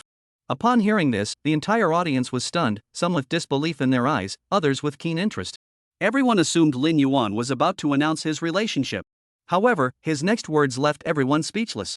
My partner is good enough, I'm kind to dogs, and I'm not bad to cats either, so I'm a good person. My wish is to get something for nothing, and my goal here is to not work hard. Thank you. As soon as he finished speaking, the entire venue fell silent. Another product of inadequate education, and now he's talking about his girlfriend. People didn't know where to start criticizing. Fortunately, the hostess' professional composure held firm, and he was the first to recover. Mr. Lin is truly a man of character, very humorous. You're too kind. I'm not as you describe. Humor is just one of my many virtues. Ha ha ha. Well, Mr. Lin, why don't you give yourself a little plug at the end? Lin Yuan cleared his throat twice. Well, everyone, please vote for me. If you vote for me, we're all brothers and sisters, and I'll be happy to help you haggle for a better price when you buy something. But if you don't vote for me, don't force me. I'll beg you on my knees. This guy really knows how to talk nonsense. He has got the right vibe. He has probably been a sycophant for at least 10 years. Vote for him. I say give him all the votes. No. The person above is wrong. I just want to see him kneel down and beg me. After the voting ended, the show didn't keep the suspense like other variety shows, they just announced the results right away. Lin Yuan glanced at his own results, ranking 15th with 65 votes out of 1,000, a fairly average performance. The first place went to Zhou Lihong without any surprises. This person, whose fame rivaled even the top-tier celebrities, secured 185 votes, a number that was truly staggering. At the same time, he noticed that Bus's vote count was second to last, meaning he had entered the red card warning list for the next episode. If he failed to make it into the top 20 in the next competition, he would inevitably be eliminated. Lin Yuan glanced at Booth with a sour expression. Booth looked dazed, with a clear look of disappointment on his face. Clearly, he hadn't expected to end up at the bottom of the rankings. Chapter 8, You're just making things up too? By the time everyone had left the stage, it was already 10 o'clock at night. Although it was still August in summer, the evening breeze was still chilly. A door in the corridor was left open, and as Lin Yuan passed by, he couldn't help but shiver. At this hour, he was both exhausted and hungry. Today had been a whirlwind of traveling, interviews, meetings, and rushing to finish work. The physical exertion of the day was equivalent to a month's worth of exercise for Lin Yuan. Just as he thought he could finally go back to rest, the production team notified them that they needed to reshoot the interview segment tonight. In an instant, Lin Yuan felt like an 80-year-old elderly villager who had carried 60 loads of water under the blazing sun to water the vegetable seedlings at the village entrance, only to discover that he had watered someone else's field. The so-called interview segment involves asking guests about their thoughts and feelings on the stage that day. Essentially, it's a bonus segment that typically appears halfway through a variety show, featuring interviews with guests. Its primary purpose is to liven up the program's atmosphere, boost ratings, and extend the show's runtime. However, as soon as he arrived at the interview room, the staff informed him that he and Bus did not need to be interviewed. This unexpected surprise delighted Lin Yuan. Meanwhile, several people waiting for their interviews nearby heard this and felt deeply resentful, including Qian Lai. He asked the staff angrily, "Why do we have to reshoot while they don't?" The staff member was also embarrassed. Faced with the different treatment, he couldn't explain it clearly and simply left with the words, "That's what the director said," before quickly leaving. Qian Lai was highly dissatisfied with this response. He whispered something to the other contestants beside him, occasionally glancing over at Lin Yuan. Lin Yuan didn't bother with him, assuming he had nothing nice to say. He was in a good mood and didn't want to hear anything that would ruin it. Just then, Bus walked over. Without saying a word, he grabbed him and pulled him out of the waiting room. Bus scratched his head, puzzled, and asked, "Brother, weren't we supposed to reshoot the interview?" We don't need to go. Bus didn't seem too surprised upon hearing this, he just nodded and muttered, I knew we didn't have to go. Lin Yuan raised an eyebrow, what? You already knew about this? My agent told me. He said I talk too much, and if the director wants to interview me, it'll probably go on until dawn. He's not wrong. But what about me? Why don't I have to go? Lin Yuan raised his eyebrows slightly, revealing his confusion. Bus glanced at him and pursed his dark red lips. Bus considered himself someone with a strong sense of tact, but he knew that Lin Yuan sometimes said things that were particularly inappropriate. Could it be because your speaking style is too highbrow, and they're afraid they won't understand? Lin Yuan sucked in a breath. So that's it. No wonder. Shame on me. I'm the one involved, yet I don't see things as clearly as you do. Bus's lips twitched slightly. I was just joking. Don't take it too seriously. Lin Yuan wasn't satisfied with that. The truth was the truth, there was no need to take it lightly. Busi, remember this, there's an old saying in China, you can eat anything, but you can't speak nonsense. So you didn't speak recklessly, you were completely right. Since they didn't need to do a follow-up interview, Lin Yuan and Bus could head to the dormitory early to pick out their rooms. On the way to the dormitory, the assistant drove the car with license plate NIN-J.B20cm, while Yang Xiaoyang and Lin Yuan sat in the back seat discussing the arrangements for the next day. Upon hearing Lin Yuan mention that Qianlai seemed dissatisfied in the preparation room, Yang Xiaoyan lowered his head and pondered for a moment before saying, I bet Qianlai has a very bad impression of you now. You'd better be careful around him next time. He has a terrible reputation in the entertainment industry and is very petty. Don't let him get under your skin. Lin Yuan didn't really care. After all, he had already aligned himself with Luo Guan, a powerful figure, and wasn't interested in seeking the spotlight. He didn't expect to have any further dealings with Qianlai in the future. However, that was one thing. If Qianlai ever provoked him in the future, he wouldn't hesitate to retaliate. Yang Xiaoyang knew exactly what he meant from his expression and sighed helplessly, don't act so nonchalant. The production team is different this time. The rules keep changing, and anything could happen. Don't let them take advantage of you. Lin Yuan gave a half-hearted him and instead asked about his current popularity ratings. Yang Xiaoyang pulled out a tablet from his side, tapped the screen casually, and showed it to him. Lin Yuan glanced at it dismissively and made a disapproving sound. Only 50,000? That is so few. Yang Xiaoyang resisted the urge to roll his eyes, rolled his lips, and said, don't you remember how few followers you had when you first started? You've gained 40,000 in just half a day. You should be satisfied. Alright. What's the next plan? According to the production team, you'll be selecting rooms shortly, and tomorrow you'll start team formation for the first public performance. Each team will then select songs and begin training. Lin Yuan nodded and didn't say anything else, feeling mentally and physically exhausted. He closed his eyes and pretended to doze off. Yang Xiaoyang put away his tablet and slipped it into a bag of miscellaneous items. Then he reached out with his long arm and pulled a paper bag from the passenger seat. Lin Yuan kept his eyes closed, faintly smelling a fragrant aroma in the darkness, which seemed to be the scent of fried meat. The food he had eaten at the production team earlier had mostly been consumed by now, though he wasn't yet starving, just close to it. The scent immediately whetted Lin Yuan's appetite. He opened his eyes and found a paper bag in his hand, heavy and emitting a faint sweet fragrance. This is the GKD Crazy Thursday set meal. Since Xiao He had some free time, I asked him to get you one. Yang Xiaoyang said. Xiao He was the assistant who was driving. Lin Yuan couldn't help but smile. He had only joked about wanting to eat it, but Yang Xiaoyang had actually gone out of his way to have someone buy it for him. This agent is such a nice guy. He took out a burger from the paper bag, took a satisfied bite, and said to Yang Xiaoyang with a mouth full, from now on, you're my godfather. Whatever you say, I'll listen. Yang Xiaoyang's left eyelid twitched upon hearing this. He was truly impressed by Lin Yuan's bluntness, he could say anything. I want to be your godfather, and I don't need you to listen to everything I say. Just stop posting all those crazy things online.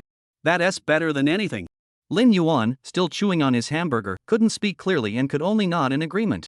When they arrived at the dormitory assigned by the production team, Yang Xiaoyang and the others were unable to enter. Lin Yuan and Bus each dragged a suitcase, wandering around the courtyard. At 10:30 p.m., the night sky was as thick as ink, deep and heavy.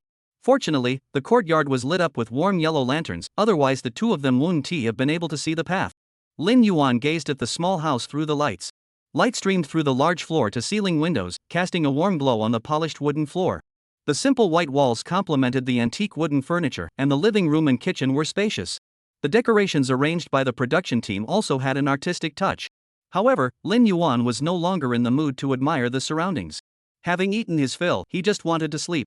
The entire house was empty except for the two of them, so they decided to stay together.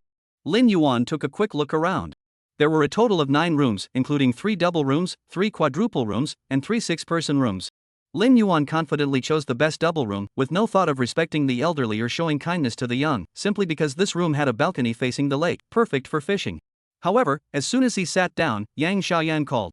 He furrowed his brows in thought, wondering why Yang Xiaoyang would call so soon after they parted ways. Could it be something important? Lin Yuan took his phone to the balcony to answer it. After a brief conversation, he returned, but his brows were slightly furrowed, and a hint of irritation was evident in his eyes. In the short time it took to answer the call, Bus had already opened his suitcase, and the floor was littered with his belongings. Seeing him about to take out his clothes to hang them up, Lin Yuan spoke up to stop him. Don't take them out. Let's switch rooms. Bus paused. What? This room is fine, why change? This room already has an owner. Saying this, Lin Yuan dragged his luggage to a double room. This double room was the worst of the 3, with no balcony or floor-to-ceiling windows, and the windows even faced north. At least it wasn't a bunk bed, and the space was large enough for 2 people to stay comfortably. Lin Yuan's sudden decision to change rooms wasn't without reason. It was due to the production team's requirements. The production team had seen them choose the best room during the live broadcast, so they called Yang Xiaoyang and hinted that the first 2 double rooms were reserved for Zhou Lihong and Luo Guan. Lin Yuan, who was staying under the program crew's roof, had no choice but to agree to the request. After all, Zhou Lihong and Luo Guan are the most famous personalities in the production team. That said, the production team's kindness might not be something Zhou Lihong and Luo Guan were willing to accept. After spending half a day with them, Lin Yuan found Zhou Lihong and Luo Guan to be quite pleasant in their dealings with others and had good personalities. They didn't seem like the type to act like big shots. Compared to staying in a double room, Lin Yuan thought they might prefer to stay with their old friends and chat. But that wasn't his concern. All he wanted to do now was sleep. Lin Yuan covered the live streaming camera with a towel and went to take a shower. When he came out, he saw Bus staring at his phone, looking hesitant and troubled. I'm done. You can go now. Upon hearing his reminder, Bus just let out a weak "oh" and stood there blankly, looking like a lost black mouse. What's wrong? Why are you suddenly so listless? Did your agent scold you for a poor performance today? Lin Yuan asked while drying his hair with a towel. Yeah. My agent did scold me, but now I'm just deciding whether to order takeout. You're still pretty laid back about it. Are you hungry? Yeah. Bus nodded. What are you waiting for? Just order. Don't let anything disappoint you, especially your stomach. But my agent said I'm too fat and need to lose weight. Well, let me ask you this, if I don't let you eat either, would you still sneakily order something? Hearing this, Bus turned his head and thought for a moment, clenching his teeth. Then he nodded firmly. I probably would. Well, then what's the difference? Whether you lose weight or not, you're just going from eating with a clear conscience to eating in fear. Bus thought Lin Yuan made a lot of sense. He had already been tempted to order takeout, and after Lin Yuan said that, he no longer hesitated and ordered the most expensive option.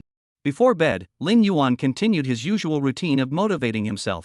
Encouragement and self-suggestion are actually very important. For example, if you tell yourself every day, you're doing great, soon enough, the mirror will become a mirror that reflects greatness. After drying his hair and covering himself with a thin blanket, Lin Yuan muttered to himself, as if in self-hypnosis. Starting tomorrow, I'll work hard, take my work seriously, sing every song well, move the audience, and move myself. Bus, who had just ordered takeout, nodded in agreement like a chick pecking at grain. Me too. Me too. Lin Yuan turned her head. Are you just saying that too? Bus was confused. Lin Yuan lay down and started snoring shortly after. Don't let his unkempt appearance fool you. He has an unusual habit for someone his age. He goes to bed early and wakes up early.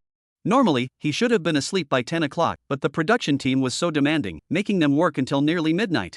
As he drifted in and out of sleep, he seemed to hear the sounds of other guests returning. Bus was apparently chatting with someone at the door of the room. However, the sounds were intermittent, and soon everything fell silent. Chapter 9, The Shrimp-Style Boyfriend. At 6 in the morning, Lin Yuan got up on time. He was wearing a new pair of shoes and was showing them off by tapping his feet. New shoes on the ground, smooth sailing feet on the ground, rise above the crowd, steps to the left, prosperity steps to the right, health and longevity. He had thought no one would be up at this hour, but as soon as he stepped out of the living room, he saw a tall, slender figure running vigorously on the treadmill. Sweat had soaked through his t-shirt, and the faint outline of his biceps made Lin Yuan envious. Although he had some muscle on his arms from fishing, it couldn't compare to the clear muscle definition of this middle-aged man. Lin Yuan sighed. Middle-aged men have their own strength, their bodies are as sturdy as mountains, and looked away. There was no point in watching anymore. For someone like him, who preferred to lie around and rely on others, some things were best left at a glance. There was no point in taking them too seriously. Just thinking about it made him realize how much hard work it must have taken to get in such shape. Wearing his new shoes, Lin Yuan hopped and skipped to the door to grab the breakfast Yang Xiaoyang had prepared for him. Except for the first meal yesterday, the production team wouldn't provide meals afterward. A group of celebrities who never lift a finger in their lives had no choice but to order takeout. When he returned to the dining hall, the muscular man who had just finished his morning run was also done with his workout, gulping down water. Lin Yuan greeted him, "Good morning, Mr. Kai." Kai Yoshu also greeted Lin Yuan, "Good morning, etiquette little Yuan." Ha, Mr. Kai still remembers that. Lin Yuan wasn't embarrassed at all, having a thick skin has always been his armor. Kai Yoshu curved the corners of his mouth, "I remember you very well." After saying that, he continued to gulp down water. To be honest, every time Lin Yuan saw Kai Yoshu, he couldn't help but think of Zhao Wenjue from the show The Brave Brothers in his previous life. He was tall and well built, with neatly trimmed hair, sharp features, and a stern yet determined expression. Not only did they share a physical resemblance, but their demeanor and habits were also strikingly similar. Both were reserved and always greeted others with a warm smile. However, unlike Zhao Wenjue, who is an actor and martial artist, Kai Yoshu is a theater actor with a strong passion for theatrical performance. It is said that he came to participate in this competition with the aim of preserving and promoting theatrical culture. Lin Yuan thought to himself as he opened the takeout box, picked up a pickled cabbage bun, and took a bite, instantly working up an appetite. Seeing that Kai Yoshu was still drinking hot water, Lin Yuan assumed his agent Han Ti prepared breakfast for him. "Mr. Kai, would you like to eat something with me?" Upon hearing this, Kai Yoshu's eyes curved into crescent moons, revealing kindness and warmth. He politely declined, "Thank you. But I already cooked breakfast myself." "Ha?" Lin Yuan blinked in surprise. He hadn't realized that Kai Yoshu was actually a man who could cook. Thinking Lin Yuan didn't believe him, Kai Yoshu turned and walked into the kitchen. The sound of dishes clinking could be heard from the kitchen, and soon Lin Yuan saw Kai Yoshu carrying out a bowl of steaming hot meat porridge and a plate of side dishes. The surface of the porridge glistened with a thin layer of oil, the translucent rice grains intertwined with tender meat bits, and the side dish was adorned with vibrant green gonkai. Kai Yoshu scooped up some meat porridge with a white porcelain spoon, blew gently on it, and the rich aroma wafted directly toward Lin Yuan. Next, he took a crisp bite of the gonkai, the sound of which made Lin Yuan feel as though an earthquake was about to strike. He couldn't help but swallow hard. Instantly, the pickled cabbage in front of him lost its appeal. "Mr. Kai, where did you get this meat?" "The production team prepared it, it's in the refrigerator." "What about the side dish?" This pickled vegetable clearly looked like it had been pickled, and the production team wouldn't have gone out of their way to prepare pickled vegetables. "I bought the gonkai this morning while I was jogging past a supermarket. It was 1 yuan per packet." Lin Yuan swallowed again.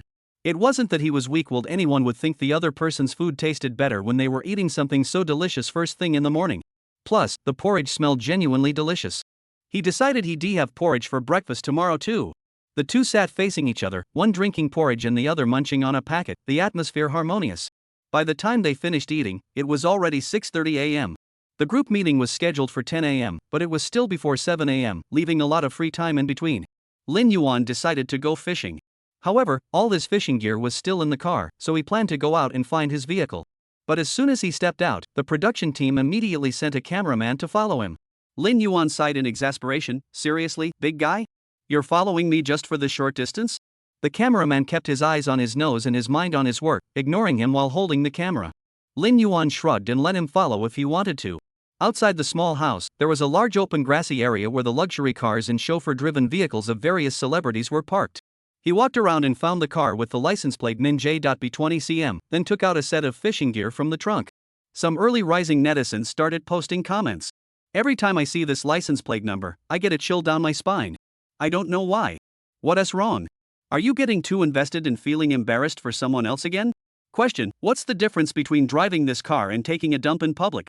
Answer: The biggest difference is probably that it doesn't smell. Wait. What did I just see? Oh my god. Dwei Guanca. Lin Yuan pulled out a set of fishing rods from a bag printed with Dwei Guanca. The rods had a deep, elegant color, smooth and graceful lines, precision mechanical reels, and fishing lines as thin as hair. Every detail seemed meticulously crafted, like a work of art. After assembling the fishing gear and preparing the bait, Lin Yuan was ready to go fishing. "Even though I don't know how to fish, I can't help but think that fishing rod looks really expensive. Is there any fishing expert out there who can enlighten us? Let me explain." Those of us who don't fish might not know about Dwei Guanca, but all of us who are in the know are familiar with this brand. It's the highest-end fishing tackle manufacturer in the country, and almost all fishing enthusiasts who can afford it prefer this brand. I won't go into details, but you should know that the price starts at least 500,000 yuan. We ordinary fishing enthusiasts might splurge on a few thousand yuan, but 50,000 yuan is out of the question for us. To spend that much on a hobby, you're either really wealthy or so obsessed with fishing you'd risk your life for it. So, think about that. Wow. 50,000? At my current salary, that's 5 years worth. I think Lin Yuan just started out recently. So he must have been rich to begin with? After searching around the lake for a while, Lin Yuan found a spot he liked. He swiftly pulled out a small folding stool from beside the fishing box, sat down by the lake with a relaxed expression, and prepared to enjoy the pleasure of fishing. The cameraman followed closely behind, taking small, quick steps. The morning sunlight, like a golden veil, gently fell on the lake, causing the water to shimmer with ripples, resembling countless sparkling diamonds dancing joyfully. A gentle breeze brushed against Lin Yuan's cheeks, bringing a pleasant coolness. At this time of year, although the lingering traces of summer still lingered in the air, the outdoor temperature was not high, but instead carried a warm and cozy vibe. Lin Yuan took a deep breath of the fresh air, feeling the warmth of the sun, his mood exceptionally pleasant. He felt as though he had merged with the natural surroundings, immersing himself in this harmonious and peaceful atmosphere, leaving the hustle and bustle of the world behind. If only I could catch another fish right now, that would be perfect, Lin Yuan murmured softly. As if in response to his anticipation, the float on the lake's surface began to tremble slightly. This fishing spot was rarely visited by anyone, and yet Lin Yuan had managed to catch a big one. The fishing enthusiasts in the livestream watched intently, their eyes fixed on the screen. Lin Yuan's eyes were locked on the float on the water's surface. He held his breath, his right hand firmly gripping the fishing rod, while his left hand was ready to reel in the line at any moment. His movements were skilled and confident, every subtle action revealing his wealth of experience. He didn't immediately pull the rod with force but instead skillfully used the strength of his wrist to give it a gentle shake, ensuring the hook was firmly lodged in the fish. Then, he began to reel in the line slowly and steadily. The reel made a faint whirring sound, blending seamlessly with the natural sounds of the surroundings, creating a beautiful symphony. As the line gradually tightened, the fish in the water began to approach the shore. As the fish approached the water's surface, Lin Yuan swiftly reached out with his landing net, moving with precision and agility, skillfully catching the fish in the net. The grass carp in the net weighed a full 10 pounds and struggled violently. Lin Yuan quickly placed it into the fishing box beside him. The entire action was as smooth as flowing water, executed flawlessly without the slightest hesitation. Viewers watching the live stream were all stunned into silence. Although, it doesn't seem that hard, does it? Anyone up for a fishing trip? I feel invincible right now. It looks simple, but there's so much more to it. Lin Yuan is clearly a seasoned angler. It takes years of practice to reach his level. But Lin Yuan is only 24, did he start learning to fish when he was a kid? That's a pretty big fish. A low, slightly sharp voice suddenly came from behind. Lin Yuan turned his head curiously and saw a young man in his 30s squinting at him from behind. He had a neat crew cut, fair skin, and a small patch of baldness on his forehead. Not bad, not bad. It's only about 10 pounds. I rarely catch such small fish. Let us just make do with this today. The young man rolled his eyes, took 2 big steps forward, and plopped down next to Lin Yuan, still mocking him as he spoke, using a Dwagwanka rod to fish by the lake? You're just wasting such a good fishing rod. What? If you're not going to the lake to fish, where else would you go? To your house to fish for that fathead fish that was abandoned by a woman? Lin Yuan gave him a dismissive glance. You're lying. When did I get abandoned? The young man was flustered by Lin Yuan's retort. But nowadays, girls wouldn't even look at someone like you. You're just a shrimp. Lin Yuan tilted his head, raised an eyebrow, and smiled slyly, right? Shrimp boyfriend? Lin Yuan actually knows Huang Chang. This is the first time I've seen Huang Chang get scolded and not fight back. Lin Yuan is quite the guy. He has been in plenty of car accidents. He even knows that Huang Chang is a shrimp-type boyfriend. Chapter 10, There has to be one who has the drum. Lin Yuan's gaze remained fixed on the float. Why did you pretend not to recognize me yesterday? Were you afraid I was too handsome and would steal your spotlight? As he said this, he glanced sideways at Huang Chang beside him.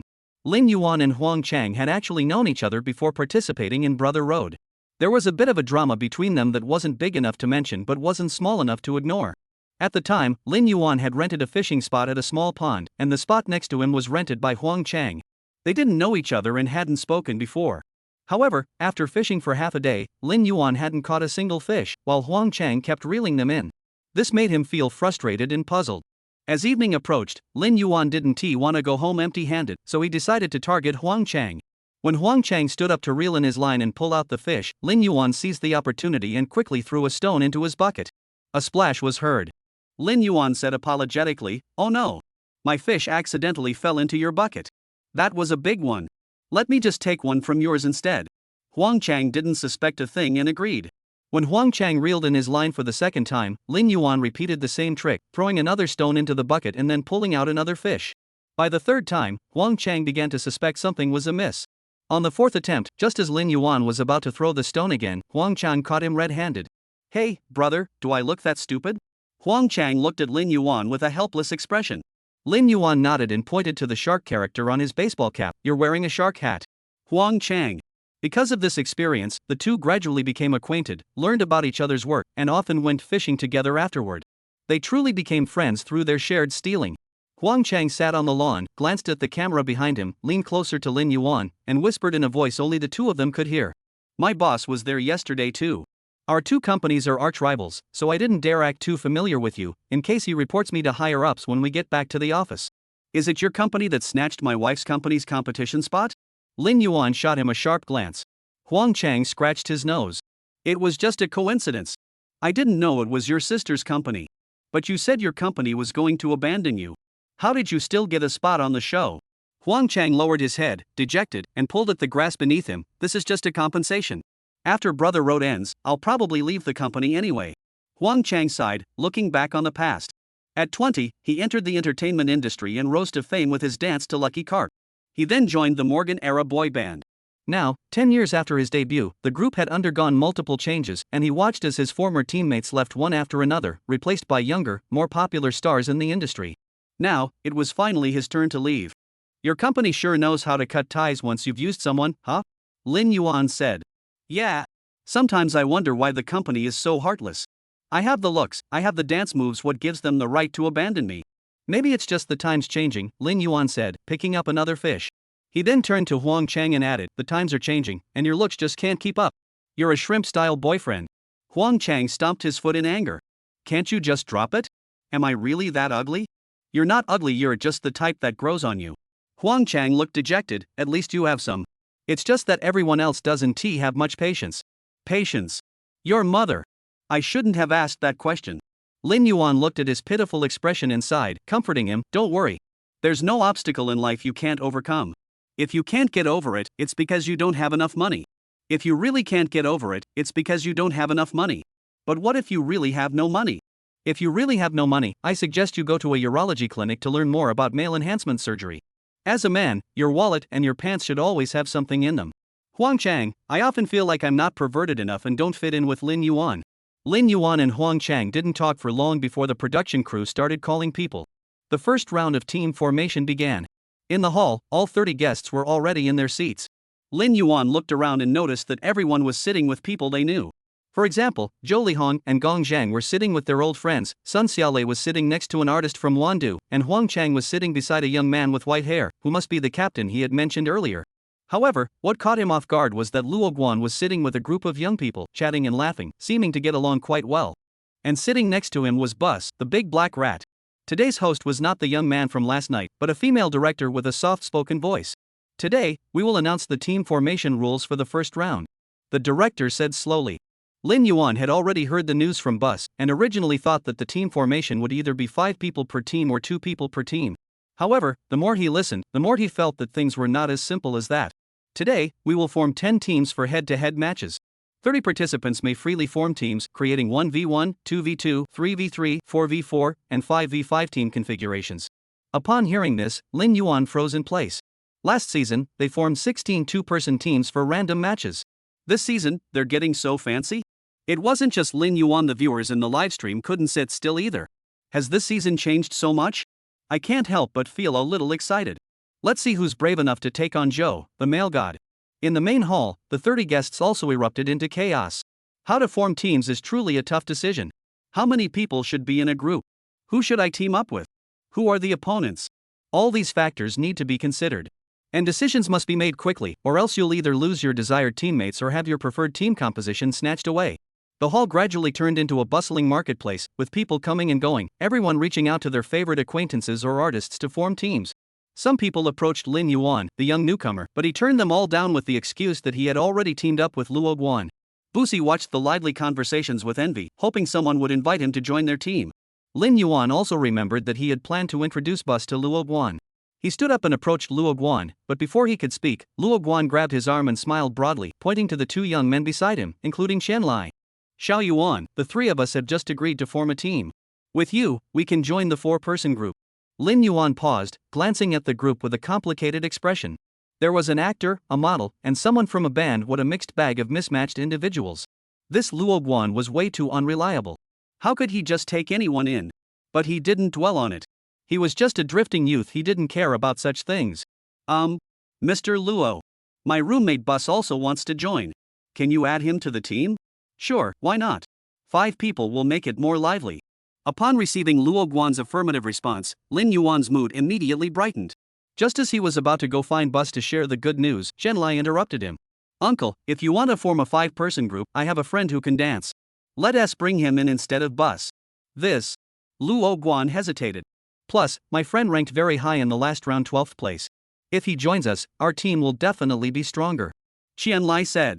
With the conversation having gone this far, Lin Yuan had no choice but to interrupt. Qianlai Sr., maybe we should wait until next time for your friend? Bus is alone and hasn't been invited, which is pretty sad. Plus, he might get eliminated in the next round. As he spoke, Lin Yuan pointed to Bus, who was huddled in the corner of the sofa, looking rather pitiful. Luo Guan felt a bit hesitant. Honestly, he didn't care who joined the team. If someone more talented could join, he'd be all for it. But he had already promised Lin Yuan, so he couldn't go back on his word. Luo Guan hadn't made up his mind yet, but Qianlai, who was standing next to him, didn't give Lin Yuan any face at all. What does Bus's elimination have to do with us? He was ranked so low last time. His presence is just dragging down our average. Let's just eliminate him directly and save the spot. If you can't stand it, why don't you two form a team? What are you trying to be, a good guy? Qianlai spoke with such conviction that by the end, he was almost pointing at Lin Yuan and about to explode into a tirade. Lin Yuan almost cursed under his breath, but remembering that this was Luo Guan's team, he didn't want to cause too much trouble. He held back the swear words and spoke calmly. Senior Qianlai, that's not appropriate. If Bus can participate in the competition, it means he still has some skills. Humph. If you think he's capable, then why don't you leave and join his team? That'd be great. Lin Yuan was so angry he almost laughed. As the saying goes, once is bad, twice is worse, but 3 times is unforgivable. His temper wasn't something others had spoiled him into. Are you out of your mind? Is this team yours? Do you think I have to leave just because you want me to? Are you using a feather as a command to try to become the boss? You should be grateful for the face I'm giving you. I'm being polite when I talk to you. Do you really think I have to revolve around you just because you have some connection with Luo teacher? Why are they arguing? Fight! Fight! I'm a country bumpkin, I love this. I think Qianlai is right, but now I think Lin Yuan also has a point. What do you guys think? Logically speaking, Qianlai is right, but emotionally speaking, Luo Guan has already agreed to Lin Yuan. But why is the prostate cursing at Bus? All I can say is he is right but lacks manners. Chapter 11, even the little ones are cute. Qianlai was so flustered by Lin Yuan's scolding that he almost couldn't respond, his face flushing red. He also realized that what he had said was a bit off. But he still couldn't accept it and retorted, Busi is so weak he's just a liability. Lin Yuan retorted without mercy, that's South not your place to say. You're not the team captain. My friend isn't that young either. Bus is so young and has plenty of opportunities in the future. Can't he give way to his seniors? We're all new to this. Why should he give in to you? Qianlai didn't know how to respond, so he glared at Bus and started nitpicking. Look at how Bus looks. He's not only dragging down the team's strength, but also the team's looks. Oh really? Uncle, your appearance is quite impressive, isn't it? You look like a stick covered in dung. His looks may not be great, but he has good character. Unlike you, you don't even need to do anything on the street to lower the quality of the entire neighborhood. Lin Yuan sneered. Luo Guan, as the team leader, wanted to step in and say something to ease the tension, but Lin Yuan was already worked up, and Qianlai was also in a rage. There was no way they'd listen to him. The buzz in the hall gradually died down as everyone began to watch the argument unfold. I'll never agree to let Bus join the team. Look at him, he's as fat as a bear, with legs as thick as pillars. He probably can't even dance properly. Do you have 2 eggs under your eyebrows? If you can't tell, just donate them. In Sam's country, that's called being muscular. And what do you mean thick legs? That's from training. What? Are you jealous because they're thick? So sensitive? As he spoke, Lin Yuan's gaze lingered on Qianlai's crotch for a second, then he gave a cold chuckle, a smile that didn't quite reach his eyes, carrying an inexplicable meaning. You? Qianlai was speechless with anger. At least you're not wearing open crotch pants, otherwise, I'd have called you a little dog. Qianlai clenched his legs tightly. Lin Yuan, you bastard. Being a bit chubby isn't a big deal after all, you can lose weight. But being skinny? Humph. Never mind, even small ones can be cute. Qianlai's face turned red and he gritted his teeth, but he couldn't say a word in response. This can I say that? Ah, don't be so ridiculous, even small ones are cute. Ha ha ha, I can't hold it in. Put. I almost choked on my food. If you don't think fast, you can't keep up with Lin Yuan's mouth. I want to ask Lin Yuan if he can be my mouthpiece. I can never out-insult others when I play games. Guys, I've decided Lin Yuan is my new idol. You just decided? All of us in the dorm are already his fans. Seeing the mocking glances from everyone in the room, Qianlai felt like he wanted to find a crack in the floor to crawl into. Luo Guan saw that the two had argued enough, so he quickly stepped forward and gently persuaded them. Calm down, this is just a small matter. We're still live streaming, don't let the viewers laugh at us. Lin Yuan calmed down after his outburst, gave Luo Guan some face, and didn't say anything else. Qianlai was now terrified of Lin Yuan, afraid he might say something even more outlandish, so he stopped arguing.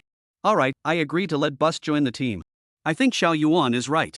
The fact that Bus can participate in the competition means he has some talent. Even if his initial stage ranking is low, we can still help him if we all work hard together. Luo Guan glanced at Lin Yuan and Qianlai. Qianlai remained silent. Lin Yuan, however, was staring at Bus.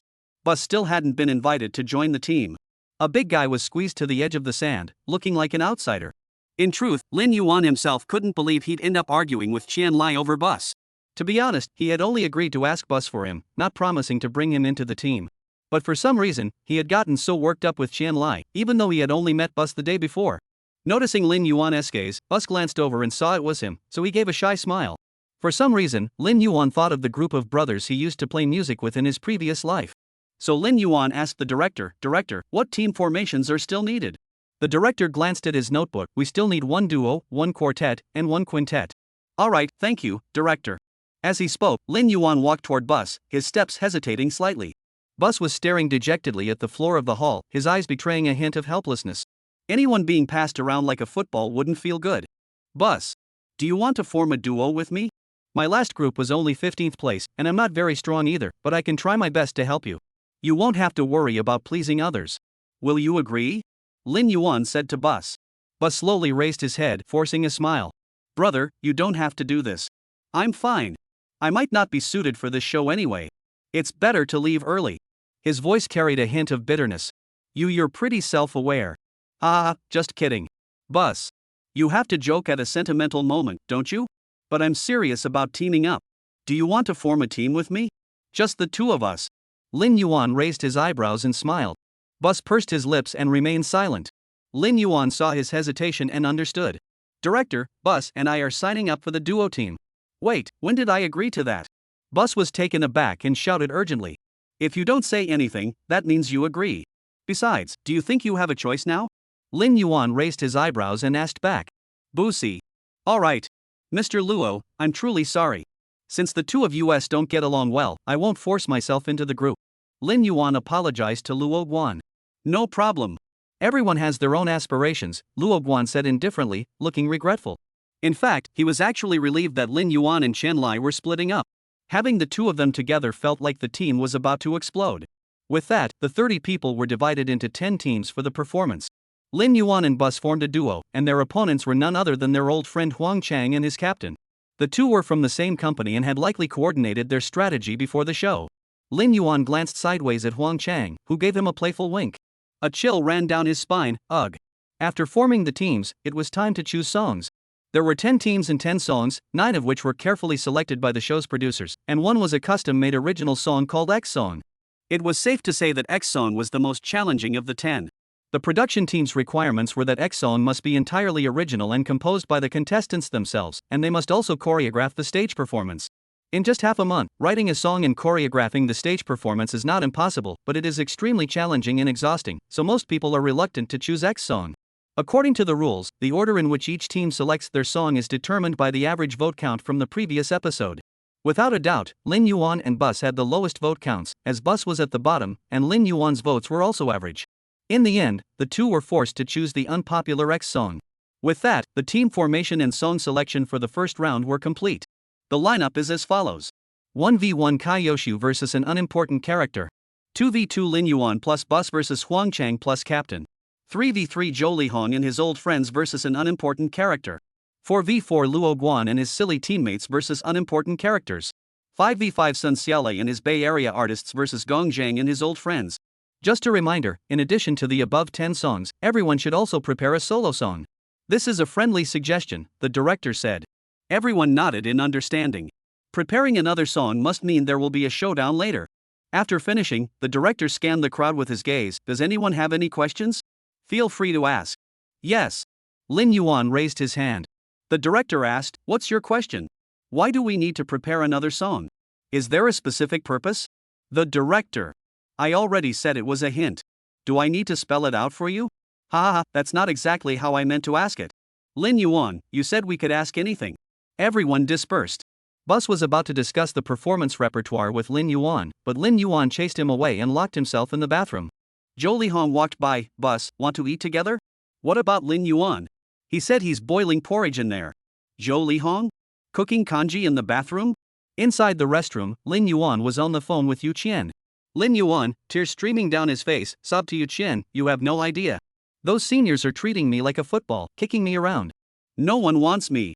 I already felt terrible for participating in the show, and now I'm being rejected. On the other end of the phone, Yu Qian rolled her eyes. Enough. What's the request this time? I bought a new outfit today. Come back and wear it for me. What type is it this time? A lively and playful bell, a mysterious and elegant pendant, a cool and revealing outfit, and a soft and warm sweater. Speak human. A cat girl outfit. Yu Qian gritted her teeth. Lin Yuan, am I giving you too much leeway? Last time it was a seductive rabbit, now it's a cat girl. Do you wish I weren't human? Lin Yuan interrupted, avoiding the topic. Honey, someone complained today that my cooking was too salty. The director smashed my pot and asked if I didn't value salt. What he doesn't know is that I didn't add extra salt, I just really missed you and my tears fell into the pot. Yu Qian. Today I took the elevator, which has a 13-person limit. The alarm went off, but there were only 12 people inside. I laughed because they didn't know I was carrying you in my heart. Yu Qian. Today I went out to eat with Bus and ordered a fish. He asked me why I was only eating the head, and I said because I wanted to save the body to share with you. Yu Qian. Today I just can't figure it out. Yu Qian sighed. Enough, stop talking. I agree. Lin Yuan chuckled. Actually, what I meant was, I can't figure out why you're so beautiful. Even if I meditated for 1 trillion years, I couldn't comprehend it. You're the Pygmalion created by the Creator. Even the gods would be captivated by you. You're the night, and the only ray of light in the darkness, guiding me forward. You're the reason I keep going. Thank you. You're the wife destined for me. Yu Qian clenched her fists and finally managed to squeeze out, having you as my good fortune. Chapter 12, How Strong? 10 miles of open water. That evening, in the private training room, Lin Yuan and Bus began discussing the arrangement of the original song 4X song. In truth, Lin Yuan already had a clear idea of what song to sing, but he felt it was important to consult Bus first, as they were a team and should respect each other's opinions. Any ideas for X song? Lin Yuan burped and asked Bus casually. They had gone out for all-you-can-eat barbecue with Bus earlier that evening, and both of them were stuffed. Lin Yuan hadn't eaten much, but Bus had a huge appetite, giving the restaurant owner a lesson in portion control. Bus was exhausted, still rubbing his bloated stomach. Upon hearing Lin Yuan's words, he perked up immediately, his small eyes widening slightly. I have an idea. I think we should make X song more energetic. Start with a divine intro, then add some rock elements, and maybe some electronic music. I can rap, and the theme could be a nostalgic throwback to get the audience's emotions flowing. Stop. I asked you to share your ideas, not make wishes. Booze blushed, hee. You're saying all this and you're going to write it? Well. I don't have that kind of talent. Bus scratched the back of his head. Lin Yuan rolled his eyes disdainfully. You're just talking big. After spending 2 days with him, he had a pretty good idea of Bus's situation. His specialty was hip-hop rap, and while he had some skill with instruments, it wasn't much. As for songwriting and composition, he was completely clueless, and he didn't expect Bus to have any good ideas either. Lin Yuan looked out the window at the moonlit sky and pondered in silence. After a moment, Lin Yuan said, What you said is a bit out there, but you have a good idea. The theme of the song could be memories. As he spoke, Bus saw Lin Yuan slowly rise and sit down at the piano. His fingers gently brushed over the black and white keys, his eyes filled with a touching seriousness and deep nostalgia.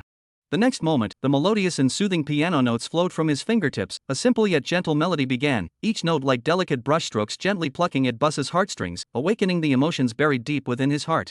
The melody carried a hint of sadness, like a gentle breeze across a still lake, creating ripples that seemed to narrate a heartbreaking tale from the past. In a daze, Bus seemed to see his own great-grandmother. No. I was just thinking out loud, Grandma, don't come looking for me. Gradually, Bus felt himself immersed in the melody, like a gentle ray of morning sunlight in the song, gently piercing through the clouds, floating on the sea, riding the wind, skimming over the waves, feeling carefree and at ease. When he snapped back to reality, Lin Yuan had already stopped playing, but he still kept his head bowed, as if deep in thought. Bus tiptoed over to Lin Yuan and asked softly, "Brother, what song is this? It's so beautiful." Lin Yuan smiled, his eyes still filled with nostalgia. "This song is called When We Meet Again." Bus nodded, not quite understanding, but he could tell that Lin Yuan was feeling a bit down. "In 3 days, I will give you the complete version. I don't want any mistakes in this song." Lin Yuan gazed at Bus with a gentle yet unusually serious expression. Bus was startled for a moment before reacting, replying solemnly, "Yes. I will do my very best." Lin Yuan smiled, his smile tinged with a hint of bitterness. His gaze pierced through the window into the darkness, fixated on the moon in the sky, which was growing increasingly round. It seemed as though he was asking Bus, or perhaps speaking to himself. "Do you think the moon is the same everywhere? Could there be a different world where another group of musicians are also gazing at the same moon?" Bus scratched his head in confusion, finding Lin Yuan's words too profound. "Isn't there only one moon? What changes are there?" "The only thing that changes is the Mid-Autumn Festival, because we can eat moon cakes." Lin Yuan chuckled, "That's right. Nothing changes." Bus blinked in confusion, unsure what Lin Yuan was thinking. Lin Yuan wasn't joking about delivering a new song in 3 days, his efficiency was just that low. Although he was very familiar with this song, he couldn't just rely on his feelings to recreate it. It took him about 3 days to finish a song, mainly because he wasn't very skilled at arranging music. Don't think arranging is easy, it's actually more difficult than composing. Composing only requires mastering basic composition techniques and theory to create moving melodies. Arranging, however, demands extensive musical knowledge and practical experience, as well as a deep understanding and mastery of various instruments, tones, and effects, to produce outstanding arrangements. Over the past 3 days, Lin Yuan has locked himself in the training room, allowing no one to enter except the staff delivering meals. Not even Bus was permitted to come in. Lin Yuan needs an extremely quiet environment while working. While Lin Yuan was creating, Bus spent the days aimlessly. On the morning of the 4th day, Bus got up and saw several sheets of sheet music and a USB drive containing a demo on his bedside table. The person responsible for all this was sound asleep on the bed. Bus noticed the dark circles under his eyes and, moved, clutched the sheet music tightly, vowing silently to practice diligently and not let Lin Yuan's efforts go to waste. However, before he could act on his resolve, when he saw the lyrics in sheet music, the serious expression on his face vanished instantly, and his complexion grew increasingly grim. So when Lin Yuan yawned and got up, he saw Bus sitting in the training room with a face as grim as if he had constipation. "What's wrong? Did your boss and aunt run away? Didn't they pay you?" Bus shot him a resentful glance. "Brother, you didn't mention that the rap part of your new song was this difficult." "Who knows?" When he saw the densely packed lyrics on the sheet music and the continuous rap with swallowed sounds, his scalp almost went numb. "Is it that hard?" "Yes. This song has such a fast tempo, strong continuity, dense lyrics, and so many connected syllables and swallowed sounds, it's quite challenging to sing well." "Is it really that hard? Let me give it a try." Saying that, Lin Yuan picked up the lyrics and sang a short section following the sheet. Having just woken up early, Lin Yuan's voice was still low and hoarse, with a magnetic quality.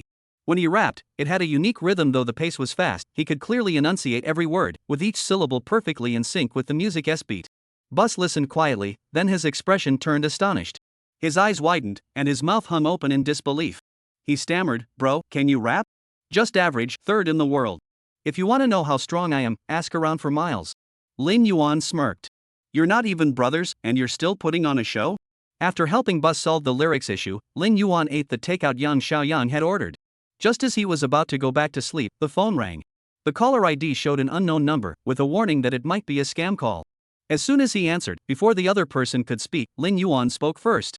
"I'm not buying or selling a house, not renting, not buying insurance or mutual funds, not applying for a credit card, not learning English, not attending lectures, not buying Amway products, not getting beauty treatments or haircuts, and not handling any mobile phone services.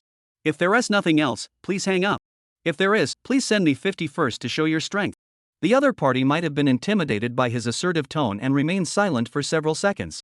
Lin Yuan smirked triumphantly, convinced the call was a scam. Just as he was about to hang up, a voice came from the other end. "Little Yuan, it seems you've been doing well lately. Someone's even trying to sell you insurance and mutual funds." A familiar voice, a familiar nickname, and a familiar tone. Lin Yuan froze for a moment. He hesitated and asked, "Old Lu?" "Humph. At least you still have some conscience left to recognize my voice." Lin Yuan bit his lip, wondering why Old Lu had suddenly called him. Old Lu's real name was Lu Shi, and he had been Lin Yuan's political education teacher during his university days. Besides their ordinary teacher-student relationship, they hadn't had much interaction until Lu Shi discovered that Lin Yuan's university apartment was located directly below his home. Coincidentally, Lu Shi had a grandson who was of kindergarten age. Since Lu Shi and his wife were elderly and found it inconvenient to pick up their grandson from school, they asked Lin Yuan if he could help out occasionally. Because of this, Lin Yuan gradually became familiar with Lu Shi's family. He would occasionally drop by for a meal, and during festivals, he would send gifts to Lu Shi. However, after Lin Yuan graduated and returned to Mindu, Lu Shi and Lin Yuan rarely saw each other, and their communication gradually decreased. It was rare for Lu Shi to call him today, so he was a bit surprised. "What do you need me for today?" "Let me tell you, I've already graduated. Don't even think about asking me to pick up your grandson again." "Humph. That's my grandson. Don't even think about taking advantage of me." Lu Shi snorted coldly over the phone. "You're so stingy. Do you know how many people out there want to be my brother? You're really unlucky. How could such a good person have such a mouth?" Lu Shi was nearly 60 years old enough to be Lin Yuan's father, but sometimes communicating with Lin Yuan left him feeling powerless. "Enough with the nonsense. I called you today because I have something to ask you," Lu Shi said helplessly. "I knew you were up to something. Spit it out." "I wanted to ask you young people what websites you usually like to browse." "Huh? You know, the kind of websites or apps where young people watch videos." Lin Yuan's mind was filled with question marks, and his expression grew confused and complicated. Is old Lu trying to be young again? Why is he asking such nonsense? He cautiously asked, "Old Lu, have you recently found a second spring?" Lu Shi also realized that his previous question was inappropriate, and a faint blush spread across his face. As a political education professor, he couldn't possibly admit to having issues. You pervert. What are you thinking about?" "I'm asking about a proper website." Lin Yuan blinked in confusion. Who among today's youth still visits proper websites? "Old Lu, do you want anime or live action, something that moves or doesn't move, pictures or videos, foreign or domestic?" Lu Shi rubbed his temples in frustration. "Lin Yuan, behave yourself. I'm talking to you about serious business." Lin Yuan sighed helplessly. "Old Lu, why don't you just tell me what you want? Otherwise, I really don't know where to find proper websites. I'm planning to record some videos of myself for my students to watch, and then upload them to websites popular among young people so I can promote them more easily." Let me think." Lin Yuan tapped his fingers lightly on the table, deep in thought. In this world, the video platforms preferred by Chinese people include Bowen, D-Station, and Bilibili. Bowen is mainly used by people who like to follow news, celebrities, or socialize. Lin Yuan uses Bowen the most. D-Station has a very broad user base, with people of all ages using it, including teenagers, young adults, middle-aged people, and the elderly. B-Station, on the other hand, is primarily used by middle school and college students who are part of the generation that grew up with the internet. "Old Lu, based on your requirements, D-Station and Bilibili both meet the criteria, and both have student audiences," Lin Yuan said. "All right. Please send me the links later, and I'll check them out." Chapter 13, Is this even acceptable? Lu Shi then asked Lin Yuan about his recent situation, and Lin Yuan responded with some playful banter. The two chatted on and eventually turned the conversation to the TV show. Lin Yuan, thanks to his hit show Brother Road, had recently become incredibly popular, even catching the attention of Lu Shi, who wasn't involved in the entertainment industry. His striking appearance, powerful singing skills, and especially the unexpected jokes he occasionally dropped had earned him a massive fanbase, with his blog following now reaching 4 million. With rising popularity comes inevitable jealousy. Some say he's overly dramatic and deliberately adopting a mentally unstable artist persona. Others claim he's a puppet crafted by his company, undergoes plastic surgery, buys songs, and is trained to fit the mold of what people want. Of course, Lin Yuan doesn't bother to respond to any of this. Joking aside, he's a man who lives off others, and these little cuties who fantasize about him, what's there to say? Lu Shi mentioned a few online comments, but Lin Yuan didn't seem to care much, so he decided not to dwell on it and prepared to hang up. However, before hanging up, Lin Yuan suddenly asked, "Old Lu, when did you change your phone number? How did it become a scam number? Did you accidentally click on something you shouldn't have?" Lu Shi, reminded by him, suddenly realized. "This is my dad's phone. He probably accidentally clicked on some link." "Mr. Lu Qingmao, the elder Mr. Lu?" "Yes, it's his. You should save this number. If you ever need help, you can ask my father." Lu Shi's father, Lu Qingmao, was over 80 years old, a first-class actor with the National Opera Company, and had received numerous national honors. He was a true heavyweight in the industry. Lin Yuan was taken aback upon hearing this, never expecting that the phone number he had almost dismissed as a scam belonged to Mr. Lu. "Old Lu, you're exaggerating. I'm just a small-time player in the entertainment industry. How dare I disturb Mr. Lu? Humph. Look at you, so lacking in ambition. Don't worry, my father isn't that old-fashioned. Besides, he already knows about you. You've been taking care of Xiao Qi for so long, he's been wanting to thank you for a long time. Lin Yuan was overwhelmed with gratitude and hurriedly declined. Lu Shi, seeing his lack of ambition, hung up the phone in anger. Lin Yuan looked at the phone number with the word scam on it, remained silent for a moment, then added the name to his contacts. This was the phone number of a nationally renowned singer. He wasn't saving it for himself, you never know, maybe one day a big shot might need his help. One can't let pride get in the way of one's future prospects, can they? After taking a nap in the afternoon, Lin Yuan rolled around on the bed contentedly, then stretched lazily with a refreshed mind. Though he wasn't one to linger in bed, he had to admit that whoever invented the bed was a genius. A bed doesn't ask you questions, doesn't give you exams, doesn't make you money, and doesn't nag you to work. It's just there, soft and gentle, giving you a hug every time you're tired and exhausted. Getting out of bed, Lin Yuan checked the time. It was already 4 in the afternoon. He planned to check on Bus's progress with his singing practice and then go out to find something to eat. As soon as he opened the door, he saw Zhou Lihong strolling down the hallway, humming an unknown tune, looking particularly relaxed. "Hey, Xiao Yuan, up already?" Zhou Lihong greeted him with a smile. "Yeah, just got up." "Zhou good, you're in a good mood today?" Lin Yuan teased. "Did you catch an old lady?" Zhou Lihong was momentarily speechless. "Xiao Yuan, how can you talk like that?" Lin Yuan laughed and waved his hand. "Ha, just kidding, don't take it seriously. I just received some good news, so I'm in a great mood," Zhou Lihong said proudly. Lin Yuan feigned surprise with an "oh." Then he deliberately paused for a few seconds. "Why didn't you ask me what the good news was?" Zhou Lihong asked impatiently. Lin Yuan yawned lazily and said, "You were just about to tell me yourself. Why should I ask again?" During the few days they spent living together in the dormitory, he had already gotten a clear understanding of Zhou Lihong's temperament. Though he was already in his 50s, his internet speed was no slower than that of the younger generation. He even preferred to hang out with the younger crowd, eating, drinking, and having fun, chatting about everything under the sun, roughhousing, and slinging his arm around their shoulders, showing no signs of acting like an elder. Not only that, but Zhou Lihong was also someone who couldn't keep a secret. Whenever there was something worth boasting about, he couldn't wait to tell the whole world. "You're such a bore." Alright, Zhou good, what's the good news? Tell me already, you've got me all curious," Lin Yuan said helplessly, playing along. Zhou Lihong, seeing this, excitedly shared, "The TV series I filmed is finally going to air." Lin Yuan was taken aback. He hadn't heard that Zhou Lihong had been involved in a TV series recently. "Zhou good, have you been filming a TV series lately? I haven't heard anything about it." "Ha, it's not something I filmed recently. It's the one that was stuck at the Film Association. It's finally been approved today, and it'll air next month." Zhou Lihong beamed with pride. Lin Yuan finally understood. "You mean The Legend of the Plum Blossom? That epic Chinese wuxia masterpiece?" "Exactly." Zhou Lihong smiled even more proudly. Lin Yuan smiled and said, "Zhou, congratulations. This show is sure to be a hit. If you make it big, don't forget to help out your little brother." "Don't worry, I won't forget you. However, the show still needs a theme song, and the director is still looking for someone to write it. I'm just worried we won't have enough time," Zhou Lihong said with a hint of regret. "What's there to worry about? The show is so good there will definitely be plenty of people eager to submit songs for it," Lin Yuan said optimistically. Zhou Lihong nodded in agreement. He turned to ask him, "You've been in the training room for 3 days. Have you finished writing X song yet?" "Yeah, I finished it," Lin Yuan answered calmly. Zhou Lihong saw how calm he was and assumed he hadn't written anything good. He comforted him, "It's okay. Even if you don't write a good song, your current ranking won't be eliminated." Indeed, Lin Yuan was ranked 15th on the initial stage. Although this position was somewhat awkward, it also meant his position was relatively secure, and even if he lost a match, it wouldn't have a major impact. However, for Bus, losing the next match would almost certainly mean elimination. "Zhou, even though I don't care about winning or losing, that doesn't mean I'll lose."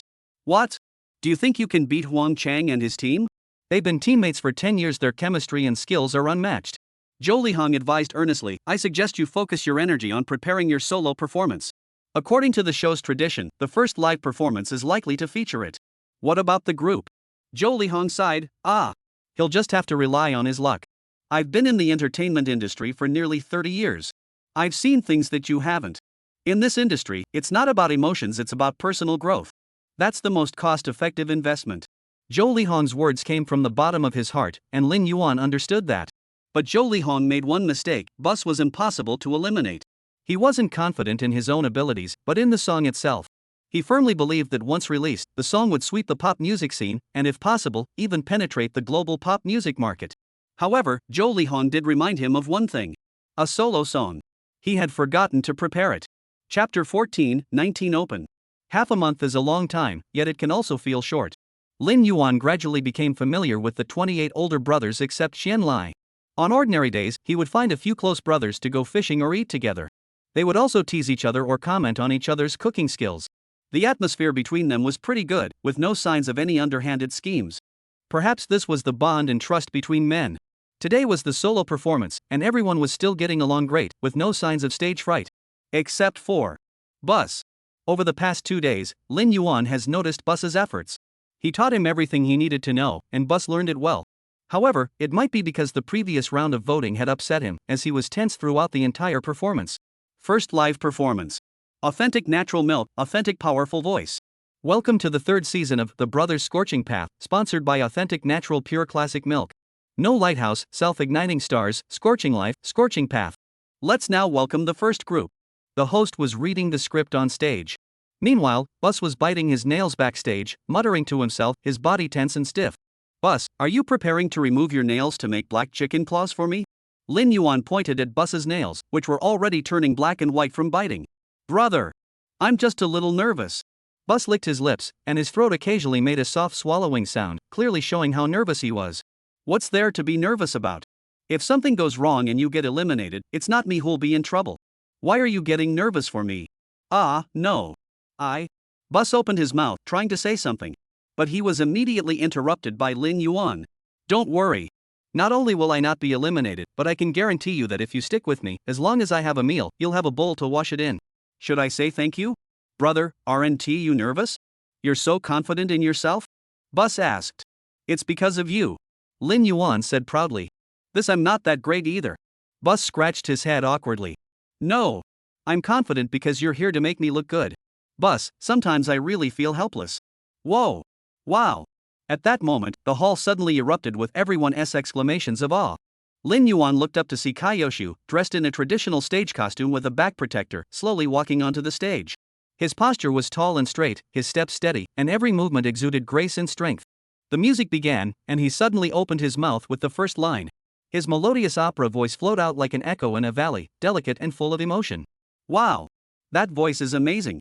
Wow! That's amazing. Mr. Kai is so handsome. Lin Yuan couldn't help but be captivated by Kaiyoshu's charisma, his eyes unable to tear themselves away from the stage. Kaiyoshu seamlessly blends traditional opera vocals with pop music, avoiding the of classical theater while also avoiding any sense of stiffness, creating a stunning visual and auditory feast. His gestures were elegant yet powerful, flowing in sync with the music whether he was sweeping his sleeves, turning, lifting his legs, or kicking. Every movement was smooth and full of tension. A unique stage, intense opera vocals, and timeless artistry. Lin Yuan exclaimed, "This is the magic of theater." The 1v1 competition was undoubtedly won by Kaiyoshu. Cheers and applause echoed throughout the hall. Next up were the two groups for the 2v2 performance.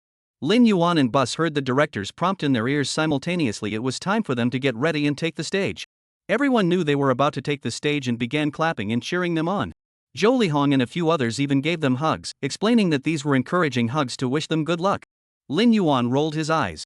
What a superstitious belief. In truth, everyone was just being polite. Few believed the two would win this round. To begin with, Lin Yuan and Bus were performing a new song, which carried extremely high risks and difficulties. Moreover, Bo's skills were inferior, and he lagged behind Huang Chang and his team in both ability and teamwork. Everyone believed Lin Yuan had no chance of winning. Lin Yuan was unaware of everyone's thoughts, and even if he knew, he wouldn't bother explaining. In this situation, he could only say, life has its ups and downs. You have your own taste, and I have mine. Just keep your eyes open. Lin Yuan also had no idea where the show's director had heard such things, but he had picked up a set of common trash talk used in esports competitions. Huang Chang's team captain was named Zhang Yijing. He and Lin Yuan were invited onto the stage together. After introducing themselves, the host began to mention Zhang Yijing. First, please have Zhang Yijing share what performance your team has prepared for us today. Zhang Yijing took the microphone, stood straight, and looked serious. Our team's performance this time is about the struggle between reminiscing about the past and facing reality in the face of love. The theme is, the approach is, and the stage design is. Zhang Yijing speaking so formally, his words were long-winded and boring, clearly memorized beforehand. Lin Yuan felt himself drifting off to sleep. The host, a young man, looked awkward. He had only asked a simple question, but Zhang Yijing had gone on at such length. After Zhang Yijing finished speaking, he immediately signaled to Lin Yuan. Now it's time for me to ask our teacher Lin Yuan a question. As we all know, Teacher Lin chose the only original song, X Song. We're all curious to see what kind of performance Teacher Lin will bring us today. Teacher Lin, could you please tell us more about it? After the host finished speaking, the audience fell silent, their eyes fixed on Lin Yuan. Under the bright spotlight, Lin Yuan confidently took the microphone, standing tall and graceful, with a composed smile on his face, and spoke slowly. No! The crowd suddenly fell into an eerie silence. Even the usually lively chat stream fell silent for a moment. The host was sweating profusely, he knew it wouldn't be that easy to wrap things up. Mr. Lin Yuan, could you just give us a hint? What are you going to perform? We're all curious. The host said awkwardly. Alright. I'll give you all a hint. What our team is about to perform is a song. Just kidding, haha. We didn't see what was so funny. Alright, I won't say too much. Just a heads up, prepare some tissues for this performance. Bus and I are about to bring you a wave of nostalgia. As soon as he finished speaking, the audience and the guests backstage were all surprised and raised their eyebrows. Live stream. I don't believe it. A real man never uses tissues on his upper body. I'll see just how skilled Lin Yuan is if he doesn't make me cry, I'll knock his head off. The host continued with the script. Mr. Zhang Yijing, how do you think your team stands against Lin Yuan's team? Zhang Yijing remained calm, showing no emotion, 73%. Our chances of winning are very high. This is the conclusion I reached after careful calculation. What about you, Lin Yuan? What do you think the odds are between your team and Zhang Yijing's team? Lin Yuan casually replied, 90% to 1%. 10% to 90%? Who has 10% and who has 90%? I'm 1, he's 9. So humble? That's not like you. Facing the host's skeptical question, Lin Yuan merely curved the corners of his lips slightly. 1 to 9 means that one of my songs is worth 9 of theirs, and they'll be blown away. 666. What a shameless show-off. This guy understands probability theory, even world-class math geniuses wouldn't dare say that. Alright. That's how you play it, huh? That's ruthless. I like it. Chapter 15, see you again. After finishing their trash talk, Zhang Yijing and Lin Yuan stepped down from the stage. Zhang Yijing walked forward, still maintaining his aloof expression. Lin Yuan had gotten a sense of Zhang Yijing's personality over the past few days. From his usual speech patterns and mannerisms, he seemed like a rule-abiding, highly rational singer. Such a person isn't exactly likable, but they're not exactly dislikable either. The order of performers was determined by drawing cards. Lin Yuan randomly drew number 2 from the director's hands, which meant that Zhang Yijing and Huang Chang would perform first, while they would go last. As it was time to take the stage, Huang Chang, dressed in a flashy dance outfit, raised his eyebrows at Lin Yuan in a provocative manner. Old Lin, after watching our performance, don't be so scared that you can't go on stage. Lin Yuan rolled his eyes. What good does barking like a dog do now? Only if you can actually bite me does it count as having any real skill. I'm just giving you a heads up in case you chicken out at the last minute. Don't worry about that. Even if you had the mind to get plastic surgery, I wouldn't think of running away.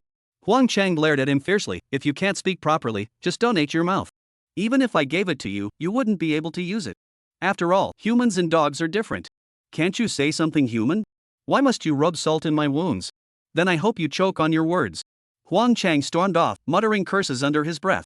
He felt that if he said another word, he might not be able to control the 40-meter-long knife in his hand. Lin Yuan sat beside Bus, glancing at him. Bus's body remained stiff, his face tense as he watched Huang Chang and Lin Yuan's exchange. On stage, Zhang Yijing narrated a bitter love story with his lazy voice, while Huang Chang accompanied him with his gentle dance moves. To be fair, Huang Chang may have a rough name and a rough appearance, but his dancing was anything but rough. His movements were clean and precise, each rhythm perfectly timed, showcasing extraordinary dance talent and a deep understanding of the art form. The performance was both surprising and stunning.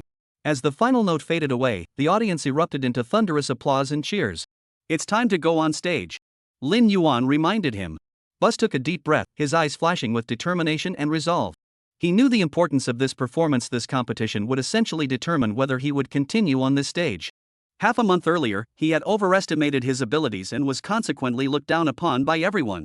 Netizens had said that without Lin Yuan, he would be worthless. Bus was indeed grateful to Lin Yuan. Only Lin Yuan had been willing to give him a helping hand and preserve his dignity. But this didn't mean he was ready to accept his fate. He wouldn't give up. This song was poured out with all his passion and sweat. He desperately wanted to prove with his own abilities that Bus was not a singer who could be manipulated by others. With all his doubts swept away, Bus stood tall under the stage lights. Lin Yuan stood beside him, seemingly sensing the turmoil in Bus's heart, and smiled as he patted his shoulder. A staff member backstage, who had been idly waiting nearby, saw this scene and instinctively raised his phone to capture the moment. After the two had left, he looked down at his phone screen. The screen showed two young figures walking side by side toward the stage. In the backlight, their silhouettes appeared unusually resolute. What Bus didn't know was that this photo would become the most important turning point in his life. As night fell, the stars twinkled brightly. Mindu Jiangjing residential area. Yu Qian wears a pale pink nightgown, her hair still dripping with water from her bath. Her makeup-free face doesn't look as cold as usual, but instead fresh and natural. Her body was comfortably curled up on the soft sofa, her hands and feet gently intertwined, with Xiaocan lying at her feet. Both human and dog fixed their gaze on the screen in front of them, where Lin Yuan's live match is being broadcast. Staring at Lin Yuan's figure, Yu Qian curved her lips slightly and whispered, "Come on, honey." On stage, the lights suddenly brightened before quickly dimming again, as if preparing for the upcoming performance. The audience below, who had been cheering and celebrating moments ago, suddenly fell into complete silence, the air filled with anticipation and solemnity. The first thing to light up was the massive screen at the back of the stage. Accompanied by a faint rustling sound, 3 lines of heartfelt and solemn text gradually appeared on the screen. This song is dedicated to honor and remember our beloved Mr. Tuaku. May his spirit live on forever. May his smile forever be etched in our memories. Sigh. The audience's breath froze in that moment, followed by a collective gasp. Tuaku. He actually wrote a song for Tuaku? That's Tuaku, the legendary basketball star of his generation.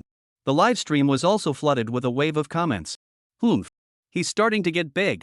He hasn't even established himself yet and he's already flying high.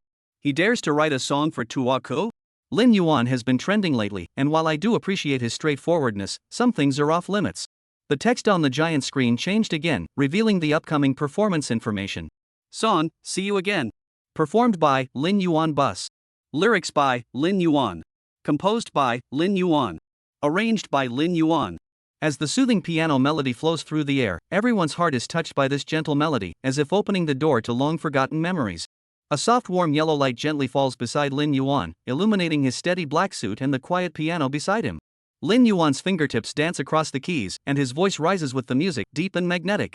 It's been a long day without you, my friend. Without your companionship, the days feel so long. And I'll tell you all about it when I see you again. But when I see you again, I'll tell you all about it. We've come a long way from where we began. Looking back on the long journey we've walked together. It's Sam's language. Zhou Lihong suddenly widened his eyes as he looked at the confident young man on the screen. He seemed to have underestimated this child again. How dare he compose a Sam song? Moreover, from those 2 lines just now, he could tell that Lin Yuan's Sam language was flawless, with a smooth and natural accent. The song echoed through the night sky, like the brightest star in the heavens, illuminating Zhou Lihong's soul. It was just a simple opening, but he already felt a bitter taste rising in his mouth. Oh, I'll tell you all about it when I see you again. When we meet again, I will open my heart and tell you everything. When I see you again. When we meet again. See You Again was originally a song about farewell and reunion, a heartfelt tribute to the late actor Paul Walker from the movie Fast Furious. However, in this different world, Lin Yuan chose this song to evoke people's deeply buried memories and the bittersweet memories of Mr. Tuaku. Tuaku, this simple yet powerful name, is a legend in the hearts of countless Chinese people. He was a legendary figure in the basketball world, renowned for his exceptional skills and unwavering determination. Over his 20-year career, he won 5 world championships and was named an All-Star 18 times. Tuaku not only created countless moments on the basketball court but also inspired generations with his rags-to-glory story. However, this basketball legend tragically lost his life in a series of car accidents while en route to a charitable event aimed at supporting children in mountainous areas. His passing left countless fans and admirers in shock and deep sorrow. Over the years, many people have written songs to commemorate Takuo, but his status is too high. Any song written about him, if even the slightest detail is deemed unsatisfactory, will inevitably face criticism from all his fans. As a result, there is not a single song that Tuaku's fans acknowledge today. Today, someone has dared to write another song for Tuaku. Chapter 16, Man. Dawn. The heavy drumbeat echoed, and Bus's figure appeared under the stage lights. He wore a classic white basketball jersey with the number 8 emblazoned on it, standing out vividly under the lights. Bus gripped the microphone and slowly brought it to his lips. Man, who knew?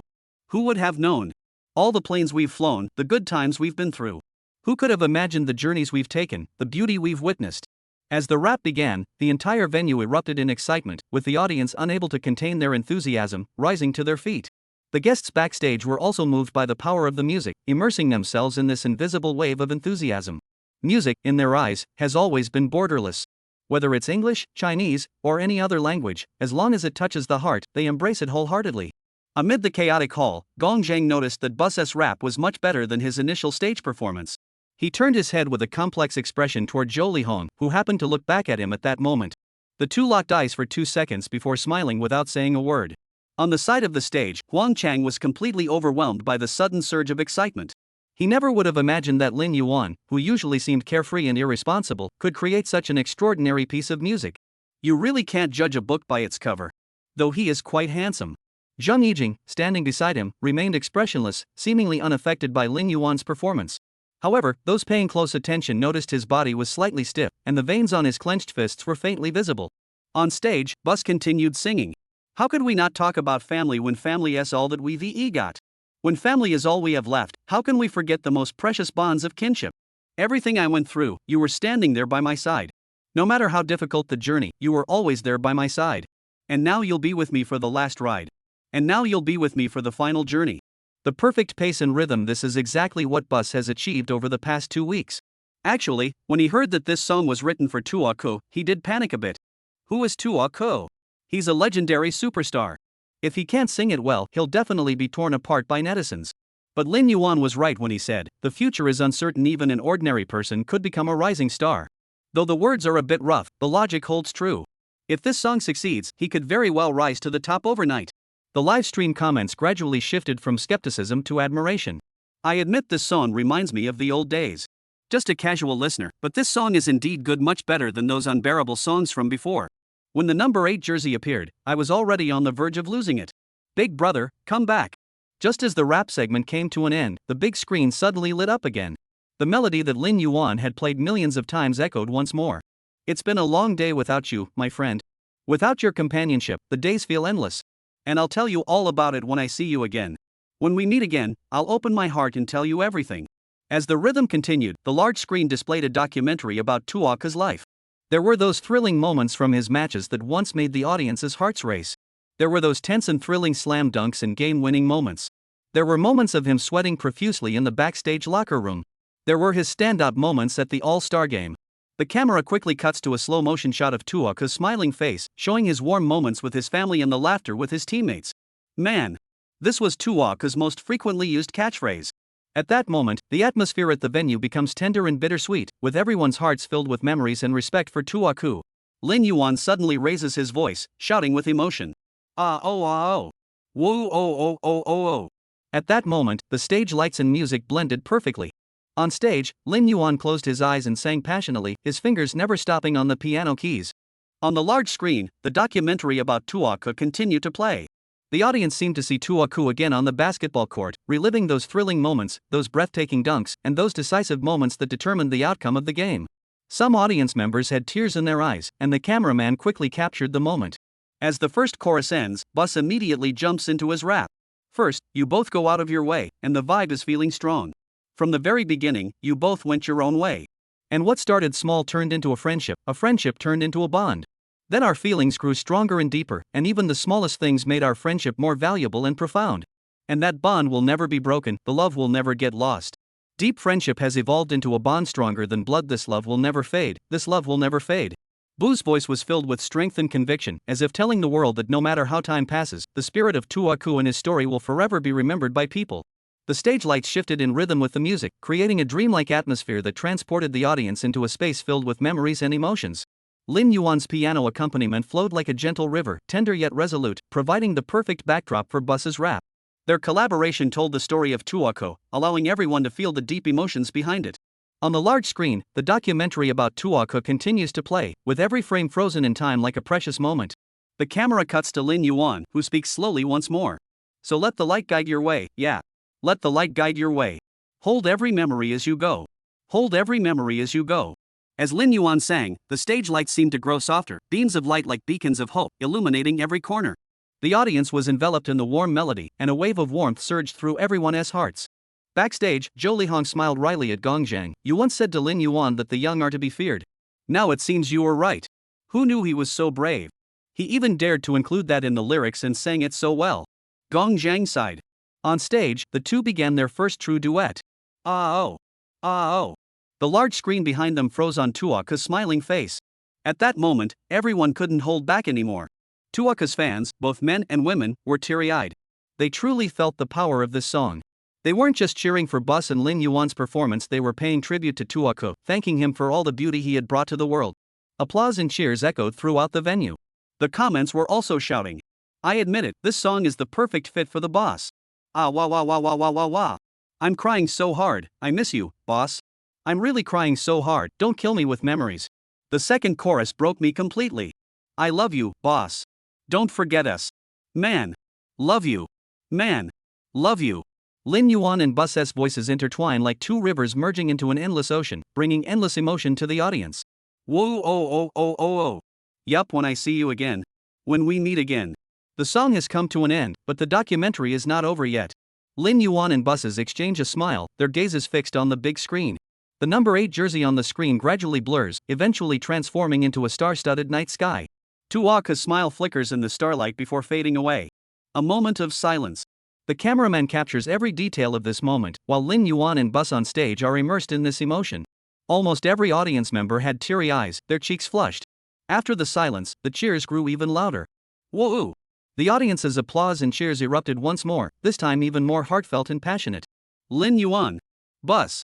Lin Yuan. Bus. Lin Yuan. Busi. Amidst the cries of everyone present, the two stood up and bowed slightly. At that moment, the audience watching the screen, along with everyone moved by Took's story, witnessed the beginning of a song that belonged to Took. Chapter 17. Are you a big item or a small item? As the two performances came to an end, the score difference was already evident. It was almost a landslide. The director was actually the one who saw it most clearly. From the moment Lin Yuan began singing "See You Again," the number of viewers staying in the live stream began to increase. This meant that most viewers who heard Lin Yuan's song did not choose to switch away from the live stream. On stage, the host struggled to suppress his emotions. He had been completely captivated by the song. As one of Tuoca's millions of fans, he had extremely high standards for songs created for Tuoca's leader. But today, he had succumbed. Captivated by the song, he almost burst into tears. Fortunately, his professional composure held firm, and he managed to contain his emotions, continuing to host the subsequent voting segment. There was no doubt about it, Lin Yuan and Bus won, with a score of 891 to 109. The results were overwhelmingly one-sided. Bus couldn't help but grin widely at the score, his lips stretched so wide they could have been held in place with 3 tons of cement. Lin Yuan, on the other hand, was panting heavily. The song had been both mentally and physically exhausting, and he had poured every ounce of his energy into it. But seeing the score, he couldn't help but feel a sense of relief. At least their efforts hadn't been in vain. The competition continued. After Lin Yuan and Bus won the 2v2 match, Zhou Lihong's team, Luo Guan's team, and Sun Xiaolei's team each won the 3v3, 4v4, and 5v5 matches. However, compared to Lin Yuan and Bus's song, the others weren't particularly impressive. The songs were all familiar tunes, lacking any novelty, and after the opening performance of the hit song "See You Again," the other performances paled in comparison. The audience's reactions were also relatively subdued. After the team competition, it was time for the audience to cast their favorite individual votes. This format is quite similar to the Brave Brothers, where after each competition, viewers also have to cast their favorite individual votes. Last time, Lin Yuan received a total of 65 votes, placing him 15th. I wonder where he'll rank this time. He couldn't help but feel a hint of anticipation. The results were announced shortly afterward. 9th place. Lin Yuan was not surprised by this ranking. After all, among the 30 guests this time, there were the ageless heartthrob Zhou Lihong, the national favorite Luo Guan, the veteran Sun Xiaolei from the Taiwanese entertainment scene, and Zhang Yijing, who has always been highly renowned. These few individuals alone accounted for nearly half of the votes. He was just a newcomer, and his 9th place finish was largely due to his performance of the hit song "See You Again." Busi, on the other hand, luckily secured the 19th spot. Though not among the top ranks, he successfully avoided elimination. The first round of team competitions has officially concluded. But the show's arrangements aren't over yet. Next, they needed to select the captains for the next round of the second public performance competition. During the first round, everyone was still unfamiliar with each other, so teams were formed based on individual preferences, resulting in no captains being selected. However, all teams in the next round must be led by a captain. On stage, the production team had neatly arranged 28 chairs. Why 28 chairs instead of 30? That's because the production team has already eliminated 2 people and secretly sent them away without even informing them. This was the show's cruel side. Those eliminated didn't even get a chance to say goodbye. At first, only a few people were sitting on the chairs. The rest were interacting with the audience around them. For example, Wang Chang was chatting with a girl in the front row. Zhou Lihong was promoting his new show, and other singers were using the opportunity to promote their new albums. Anyway, before it started, everyone was busy with their own things. Lin Yuan, however, had nothing to do. He had no new work and no desire to chat. He just slumped listlessly on the sofa chair. Lin Yuan, marry me. Suddenly, a voice rang out from the audience, louder than anyone else in the room, causing everyone to turn their gaze toward her. A slender young girl with light makeup, her hands cupped around her mouth, shouted, Lin Yuan, marry me. Marry me. The scene erupted into laughter. Lin Yuan was speechless. This generation of netizens is braver than the last. Are you a delivery person? Should I come pick you up? As soon as the words left his mouth, the crowd erupted into even louder laughter. The little girl couldn't help but laugh as well. It's got to be you, old Yuan. Ultimate sarcasm, ultimate satisfaction. Better get insurance for Lin Yuan's mouth. Once all 28 chairs were filled, the director and host finally arrived. The first public performance team competition has officially concluded. Next, we will announce the pairings for the second round. The director spoke slowly and deliberately, while the audience below held their breath in anticipation. According to the list of winning teams, Zhou Lihong, Luo Guan, Sun Xiaolei, Kai Youshu, and Lin Yuan will automatically become the captains for the second performance. Additionally, based on the personal favorite votes from the audience, Gong Zhang, Zhang Yijing, and Hu Meng will also become captains. After speaking, the director looked up at everyone. Do you have any objections to these arrangements? If you don't want to be a team captain, you can speak up now. The 28 guests had little to object to. The 8 individuals' abilities were undeniable. Setting aside Zhou Lihong, Luo Guan, Sun Xiaolei, Kai Youshu, and Gong Zhang, who are all veterans of the entertainment industry, Zhang Yijing and Hu Meng are rising stars. As for the more unexpected choice, that would have to be Lin Yuan. As the youngest and a newly debuted rookie, being chosen as captain was indeed unexpected. However, considering the hit song he just sang, everyone felt it was only natural. No objections? Then it's settled. After saying that, the director was about to move on to the next topic when he was interrupted by a voice. I have a question. Lin Yuan raised his hand.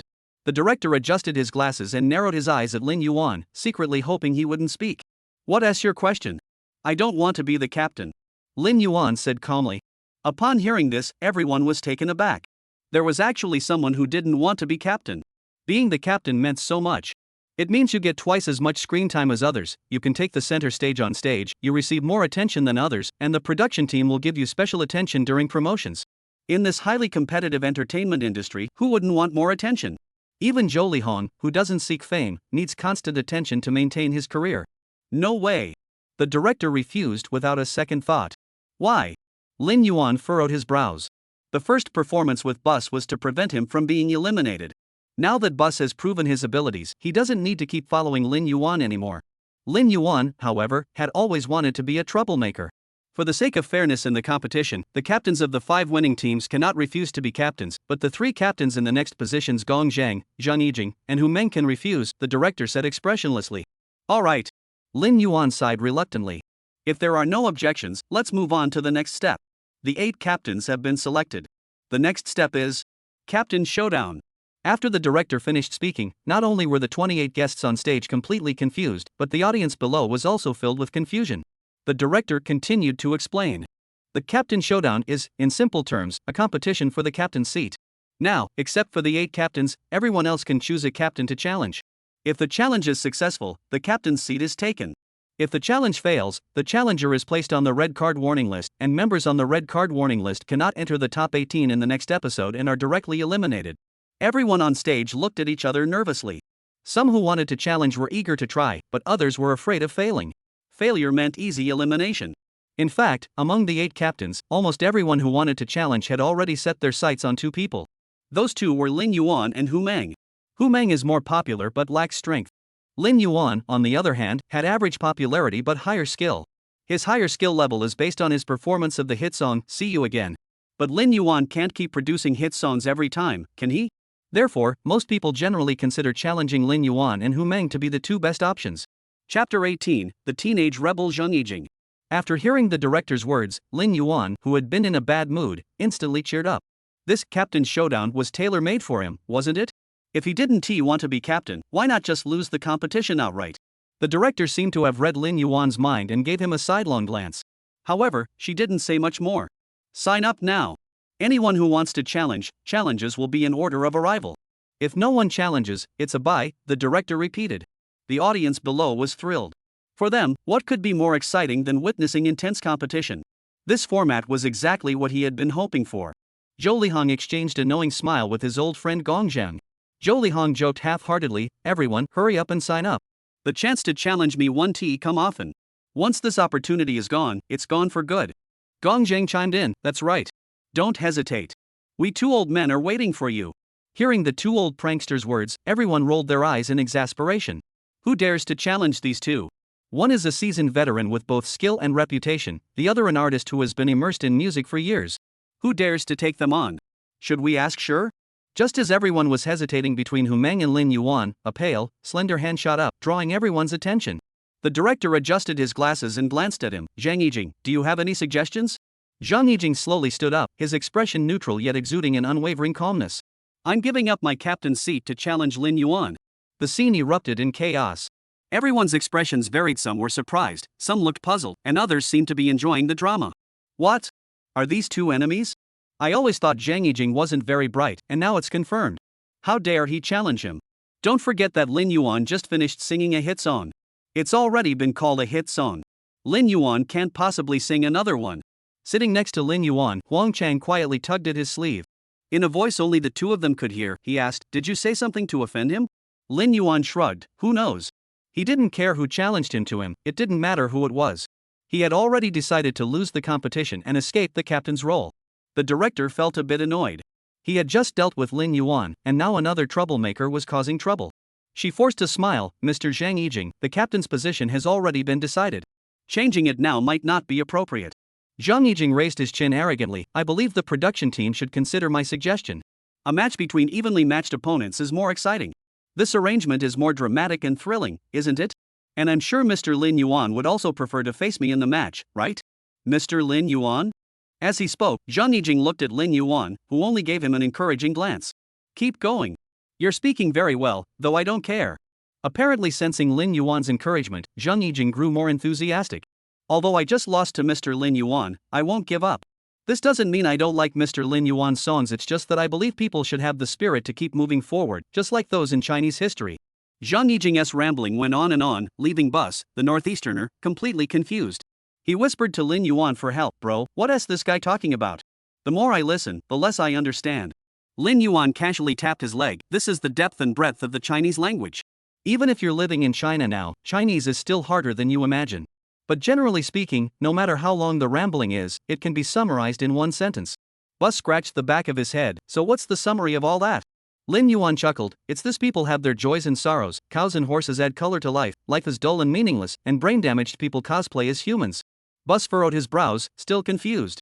After hearing Zhang Yijing's explanation, the director sighed and rubbed his temples in frustration. She turned to Lin Yuan and asked, Mr. Lin Yuan, what are your thoughts? Lin Yuan shrugged indifferently, I'm fine with anything. Just go ahead and arrange it however you like. The director and host exchanged a glance, both sighing inwardly.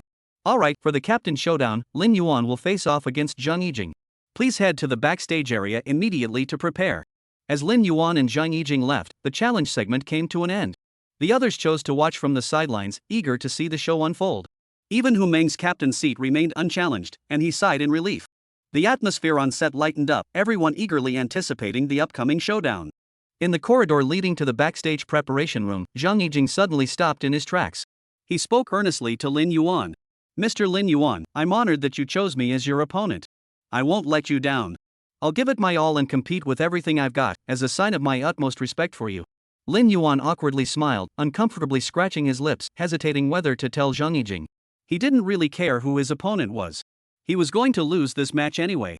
However, seeing Zhang Yijing's determined gaze, he felt a pang of reluctance. Well, good luck. You'll definitely win. Zhang Yijing furrowed his brows, seemingly dissatisfied with Lin Yuan's response. Mr. Lin Yuan, as an opponent, you shouldn't be so quick to cheer for your opponent. You should be saying something more inspiring, like the winner will be me. If you want to beat me, you're still too green.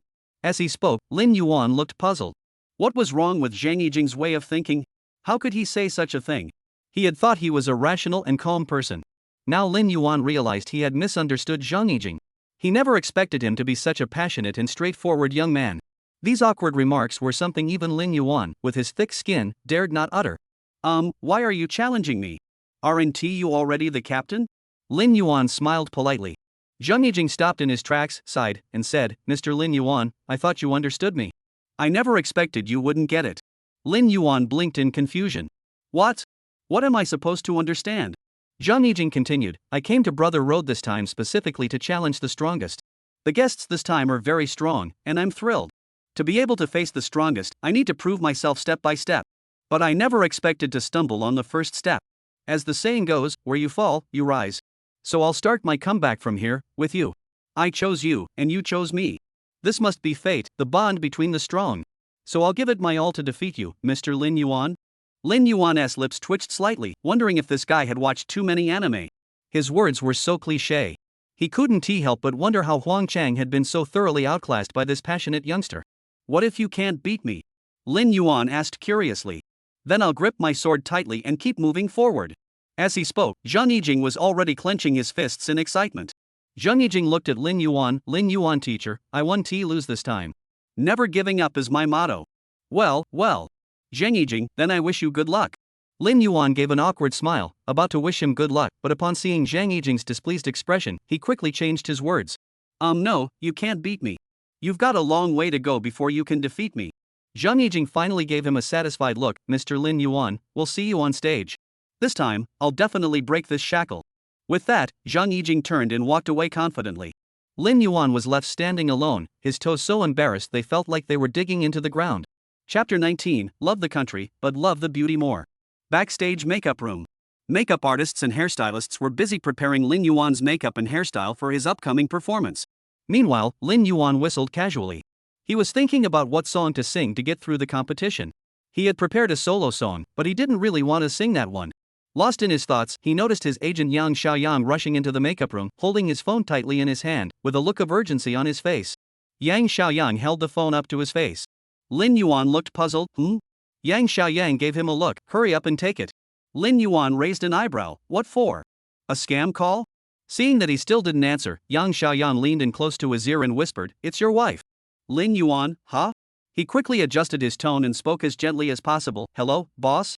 The person on the other end seemed amused by the title and chuckled lightly. Lin Yuan, I never expected you'd dare to write a song for Tuk. Yu Qian's voice carried a hint of teasing. Lin Yuan smirked, why wouldn't I dare? I'm even willing to be a troublemaker. The person on the other end was clearly taken aback by his words, falling silent for several seconds.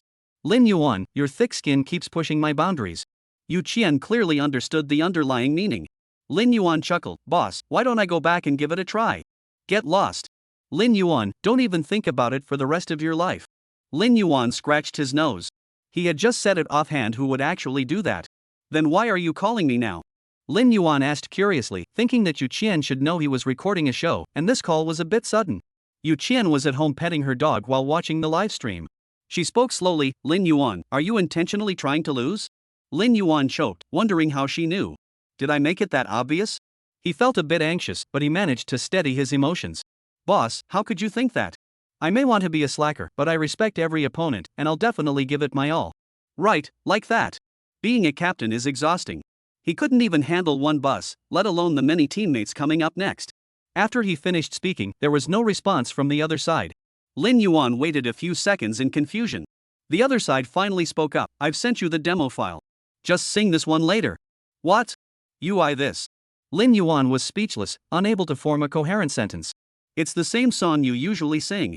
I sent the accompaniment from your study computer, said Yu Qian. As soon as she finished speaking, Lin Yuan quickly grabbed his phone. When he saw the song title, he was speechless again. This a bit too much? You said you'd give it your all. This song is great.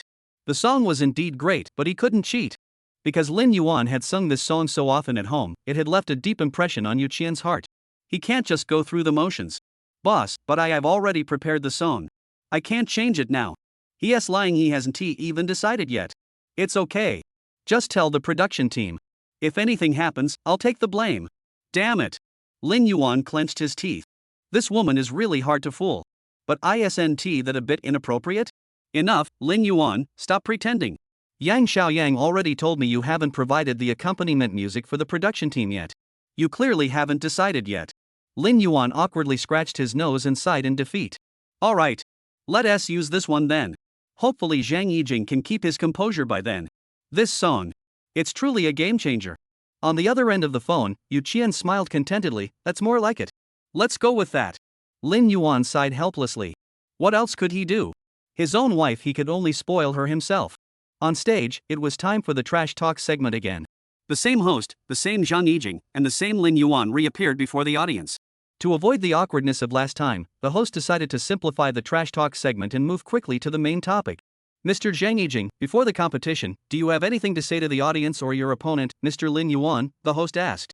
Zhang Yijing took the microphone, his face slumped. I know my fans either like my face or my personality, but today I ask everyone to set aside all preconceptions and listen carefully to this song. This song embodies my respect for Mr. Lin Yuan. This time, I will not lose. This is my unwavering resolve. The host felt embarrassed but sighed in relief. Thank goodness. Thank goodness this wasn't as long-winded as usual. He then turned to Lin Yuan and asked, What about you, Mr. Lin Yuan? Do you have anything to say? Lin Yuan took the microphone and cleared his throat. Regarding Mr. Zhang Yijing, I want to say this: some people like your face, some like your personality, and some like your voice. But I'm different, I don't like you. If you think you have the skills to go head-to-head with me, I'm more than willing to oblige. And no matter how skilled you are, in my eyes, you're nothing but trash. As he spoke, Lin Yuan glanced sideways at Zhang Yijing, worried that his blunt words might offend the other party. However, to his surprise, Zhang Yijing reacted with unusual excitement, his eyes sparkling with a challenging gleam, clearly ready for a fight. Lin Yuan wiped the sweat from his brow. Damn it! Teenage drama. Next came the draw for the order of appearance. Lin Yuan drew first, meaning he would be the first to take the stage. He cast a pitying glance at Zhang Yijing, who was still excited. After hearing my song, you better hold on tight, brother. The host and Zhang Yijing temporarily stepped aside, leaving the stage to Lin Yuan. Since the Captain Showdown schedule was last minute, there wasn't time to set up stage design. The production team only provided Lin Yuan with a high stool and a microphone. As everyone waited with bated breath, the song information gradually appeared on the big screen. Song: Love the mountains and rivers, but love the beauty more. Performer: Lin Yuan. Lyrics by Lin Yuan. Composer: Lin Yuan. Arranged by Lin Yuan. It's original again. This was the thought that crossed everyone's mind at that moment. Of course, everyone acknowledges Lin Yuan's originality and talent. They had already heard two of Lin Yuan's original songs, Youthful China and See You Again. What shocked them was that in a small Captain Showdown, Lin Yuan actually used an original composition. Unlike others, Zhou Lihong was drawn to the song's title. Love the mountains and rivers, but love the beauty even more. This phrase typically evokes images of ancient Chinese poetry and historical tales, especially those depicting emperors, generals, or heroic figures torn between national duty and personal emotions. And the story he was about to broadcast, The Tale of the Plum Blossom, was precisely about the love and hatred between the martial arts world and the imperial court. Suddenly, he remembered that the theme song for The Legend of the Plum Blossom had yet to be decided, which made him listen even more intently. On stage, under a warm yellow spotlight, Lin Yuan sat alone on a high stool, his figure standing out prominently in the light. He had changed into a simple yet elegant outfit, holding the microphone lightly in his hand. The simple yet heartfelt guitar melody began, and Lin Yuan knew the intro had started. The guitar's melody flowed smoothly, accompanied by rich piano harmonies, evoking a subtle sense of sadness and heroic grandeur. As the music slowly builds, Lin Yuan picks up the microphone. The endless desires of this world. The human world's grievances are endless. Generation after generation, it is all fate. Chapter 20, Without a Kingdom, where would the beauty come from? Compared to the low tone he used when singing See You Again, Lin Yuan sang even more deeply at this moment. Flowing the same blood. Drinking the same water. This path is long and arduous. His voice, powerful yet tender, carried every word with deep emotion, drawing everyone into a world of life, love, and heroic dreams. The voice seems to transcend time and space, carrying an indescribable sense of sorrow and deep emotion. People seem to witness the story of a martial arts hero falling in love with the daughter of a government official, only to be forced apart by feuds and conflicts. Love in the martial arts world is complex and difficult to fully express in words. In the bustling world of red dust, love is the most luxurious pursuit. Red flowers naturally complement green leaves. Who will accompany me in this lifetime? Vast and endless, coming and going. Lin Yuan continued to sing, each note seeming to tell an ancient and touching story, drawing the audience into a trance. The audience gradually immersed themselves in the song, listening quietly. It seemed as though the entire world had fallen silent, with only his voice echoing through the air. I love the mountains and rivers, but I love the beauty even more. Which hero would choose solitude? As the song progressed, Lin Yuan's voice grew increasingly low and melancholic. The song itself isn't particularly difficult, anyone who can sing in tune can perform it flawlessly. Otherwise, it wouldn't have been so popular in its previous life. However, to sing this song with emotion and skill, one must rely on the singer's feelings and vocal ability. Lin Yuan's voice alternates between soaring and passionate, and sorrowful and melancholic, perfectly capturing the complex emotions of love and the martial arts world in the lyrics. I love the mountains and rivers, but I love the beauty even more. A brave young man is full of courage. With lofty ambitions, his fame spreads far and wide. The stage lights change in rhythm with the music. At this point, Lin Yuan had already gradually immersed himself in the world of music. He was not merely singing, he was using music to tell the legendary tale of a hero, a story about the kingdom and the beauty. Unconsciously, Zhou Lihong had clenched his fists. His eyes and nose felt a bit sore. He couldn't help but recall the scene from The Legend of the Plum Blossom, where a young man, wielding a sword, bravely faced his enemies to protect the woman he loved. At the moment of life and death, he sacrificed his right hand without hesitation to ensure her safety. At this point, Zhou Lihong fully understood that this was a truly exceptional song. On stage, Lin Yuan closed his eyes, tilted his head slightly upward, as if preparing for the upcoming chorus. He opened his lips softly, his voice soaring. Life is but a few autumns. Until we're drunk, we won't stop. Where is my beauty in the east? The yellow river flows in the west. As the climax approached, Lin Yuan's voice grew richer, each word brimming with emotion. Meanwhile, Zhou Lihong stared intently at the lone figure on stage. With just one person, a chair, and a microphone, it seemed as though he was singing out the entirety of his heart. Suddenly, he seemed to remember something and hurriedly pulled out his phone to make a call. Old Luo. Hurry up and watch the live stream. What? The other end clearly didn't hear him clearly, and Zhou Lihong could faintly hear the sound of glasses clinking. Luo Xin, hurry up and watch the live stream of Brother Road. Don't blame me for not reminding you. This opportunity only comes once. Hurry up. Oh, the live stream? Yes. There's still time. Watch carefully, you won't regret it. Saying that, Zhou Lihong hung up the phone and looked at the figure. On stage, Lin Yuan continued singing. Come on, bring me some wine. I won't stop until I'm drunk. Don't let your worries weigh you down. On the other side of the stage. As Lin Yuan finished the first part of the lyrics, Zhang Yijing's expression had already lost its earlier confidence. Too strong. The songs he prepared don't seem to be enough. Zhang Yijing couldn't help but grip the water cup in his hand tightly, his heart pounding wildly. At that moment, a question slowly emerged in his mind: could he possibly match him? Meanwhile, on the other side of the city, Luo Xian had just opened the live stream of Brother's Path and witnessed the scene. A handsome young man, dressed simply, sat elegantly on a high stool, his head slightly tilted upward. The lights illuminated his flawless face as he began to sing. Life is but a few autumns. Until I'm drunk, I won't stop. Where is my beauty in the east? The yellow river flows to the west. The voice was deep and resonant, each word carrying weight. As the song neared its end, Lin Yuan's voice grew louder and deeper, as if calling out to the deepest emotions of every listener. Come on, bring me some wine. We won't stop until we're drunk. Don't let your sorrows and worries weigh on your heart. Don't let your sorrows and worries weigh on your heart. As the final note faded away, the stage lights gradually dimmed. Lin Yuan maintained his head tilted posture, appearing exceptionally deep and emotional. After about 10 seconds, he thought he had played the part convincingly enough, so he slowly put down the microphone and stood up. He smiled and bowed slightly to the audience. As expected, his performance earned thunderous applause from the entire audience. Zhou Lihong was the first to stand up. Following him were Bus, Huang Chang, Gong Zham. Most of the guests gradually stood up and clapped, having been deeply moved by his performance. Although this song, Love the Mountains and Rivers, but Love the Beauty More, couldn't move people to tears like See You Again, it had a subtle sadness and a strong sense of nostalgia. This is also one of the reasons why the song was so popular in its previous life. I'm tearing up. Lao Yuan sang me to tears. I feel like I've witnessed the birth of a street food stall anthem. Drunk people will love this song in the future. The person above is right. If See You Again is a song of memories, then Love the Mountains and Rivers, but Love the Beauty More is more like a street food stall or KTV anthem. Old Yuan, you're confused.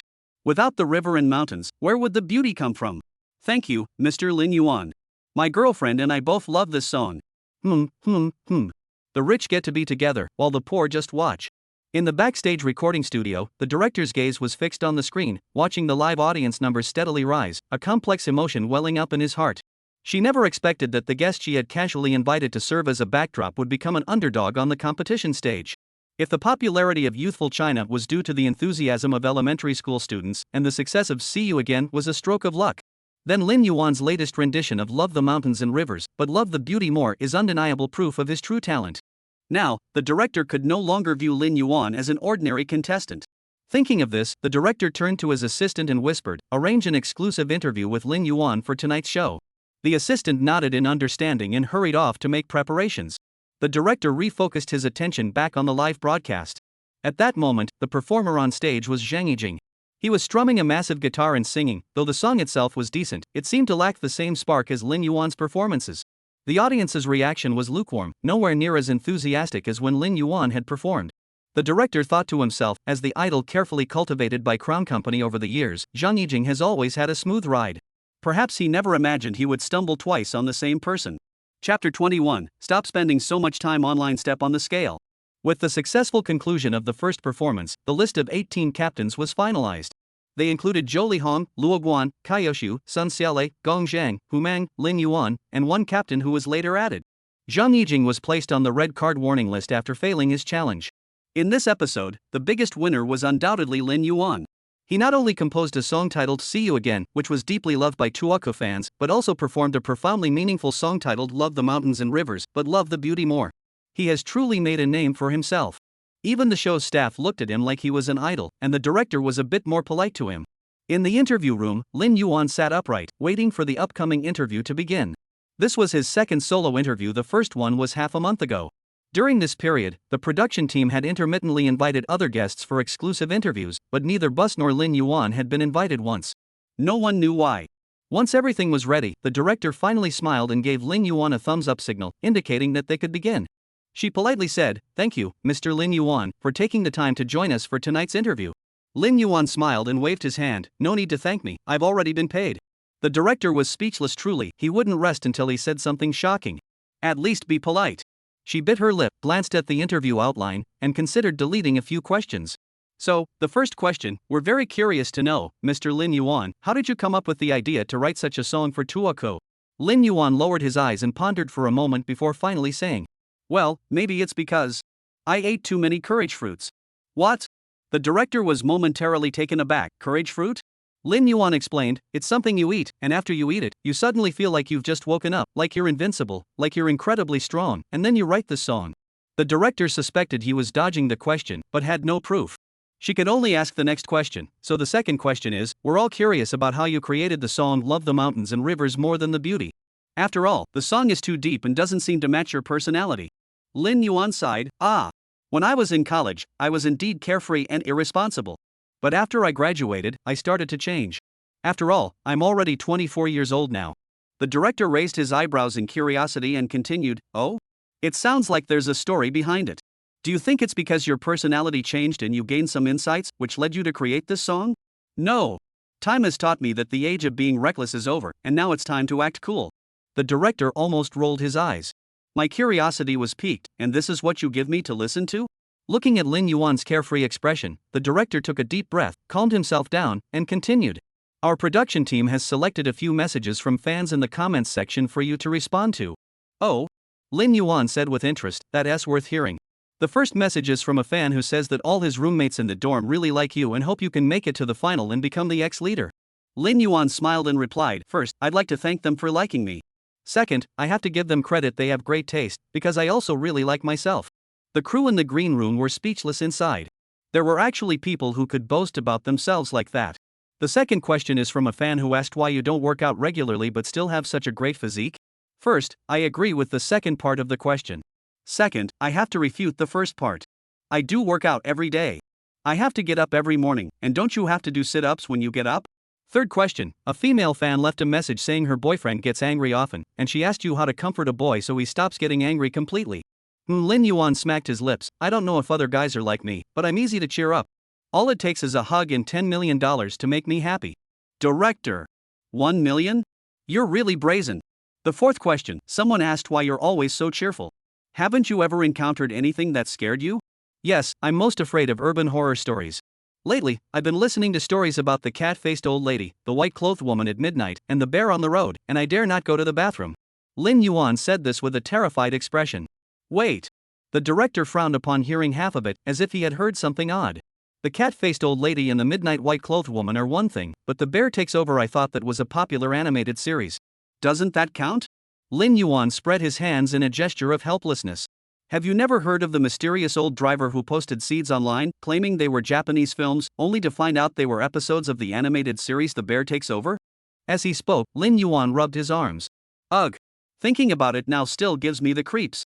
The director was completely at a loss and couldn't ask any more questions. She turned to the assistant director, intending to ask him to take over. But she noticed the assistant director was already turned away from her, his shoulders trembling uncontrollably. Clearly he was laughing again. It wasn't just him, most of the crew in the backup room were tightly pressing their lips together, looking like they were struggling to hold back their laughter. Forget it. She had given up. Then let us ask the last question. A fan said you should speak less because you talk too fast during live streams, and they can't keep up. Speaking less is impossible. In my hometown, I'm famous for talking non-stop. Lin Yuan said casually. The director rolled his eyes. You're not just a chatterbox, you're also sharp-tongued. Lin Yuan continued, and I think these people can't keep up not because I talk too fast, but because their brains are starting to shrink. I suggest they read my blog bio more often. Oh? The director raised an eyebrow, curiously asking, what did you write in your blog bio? Just one sentence, stop spending so much time online and step on the scale instead. Forget it. I give up. Forget it. I'm done with this. The second interview also ended abruptly. The same rush, the same scene. The director's blood pressure was just as high as ever.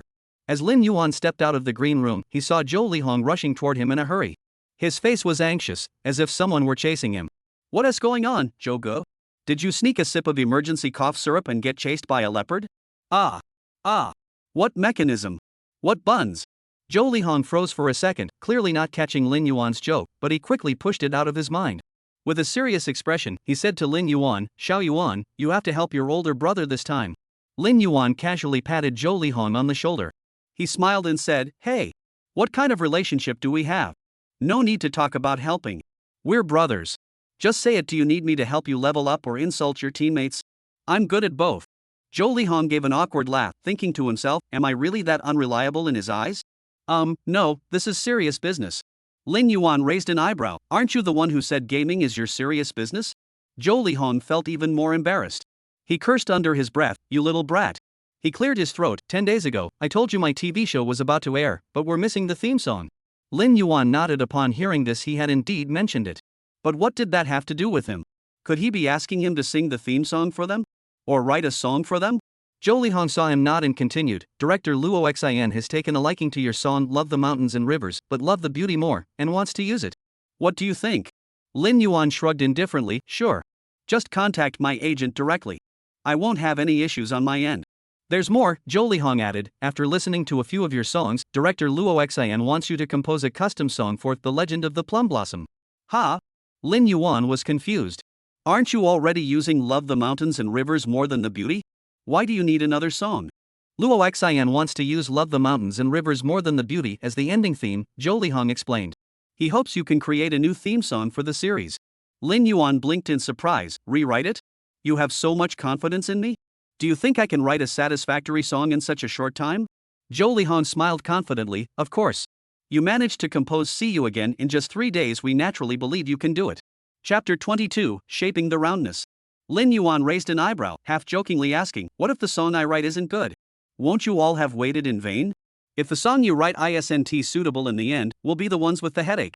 Lin Yuan scratched his nose, half serious, half joking, I asked so many questions. If I really refuse, you won't be upset, will you? Zhou Lihong smiled and waved his hand, of course not. I'm not that kind of person. Even if you refuse, I won't blame you. Lin Yuan chuckled awkwardly, alright, then I won't participate. Zhou Lihong was momentarily speechless, almost losing his composure. Wait? No. I thought you were just being polite. But I took you seriously. Zhou Gu. Lin Yuan said with a smile. Are you kidding me? Make me write another song? That would mean another 3 days of hard work. The production team is giving the guests 5 days off starting tomorrow to go home. Write a song? With that much time, wouldn't it be better to go home and spend time with my wife? Zhou Lihong felt a bit reluctant and said earnestly, Xiao Yuan, I'm begging you. This show is really important to me. Lin Yuan sighed, Zhou Gui, you should think things through. The TV series is set to air in 10 days, and you're asking me to write a song now? Don't you think that's risky? Zhou Lihong explained with a wry smile, I know the risk is high, but we really don't have a good theme song. Didn't the domestic songwriters give you any songs? Zhou Lihong sighed, some composers submitted songs, but I and Luo Xin both feel they're lacking something. What if you can't find a suitable song before the premiere? Lin Yuan frowned.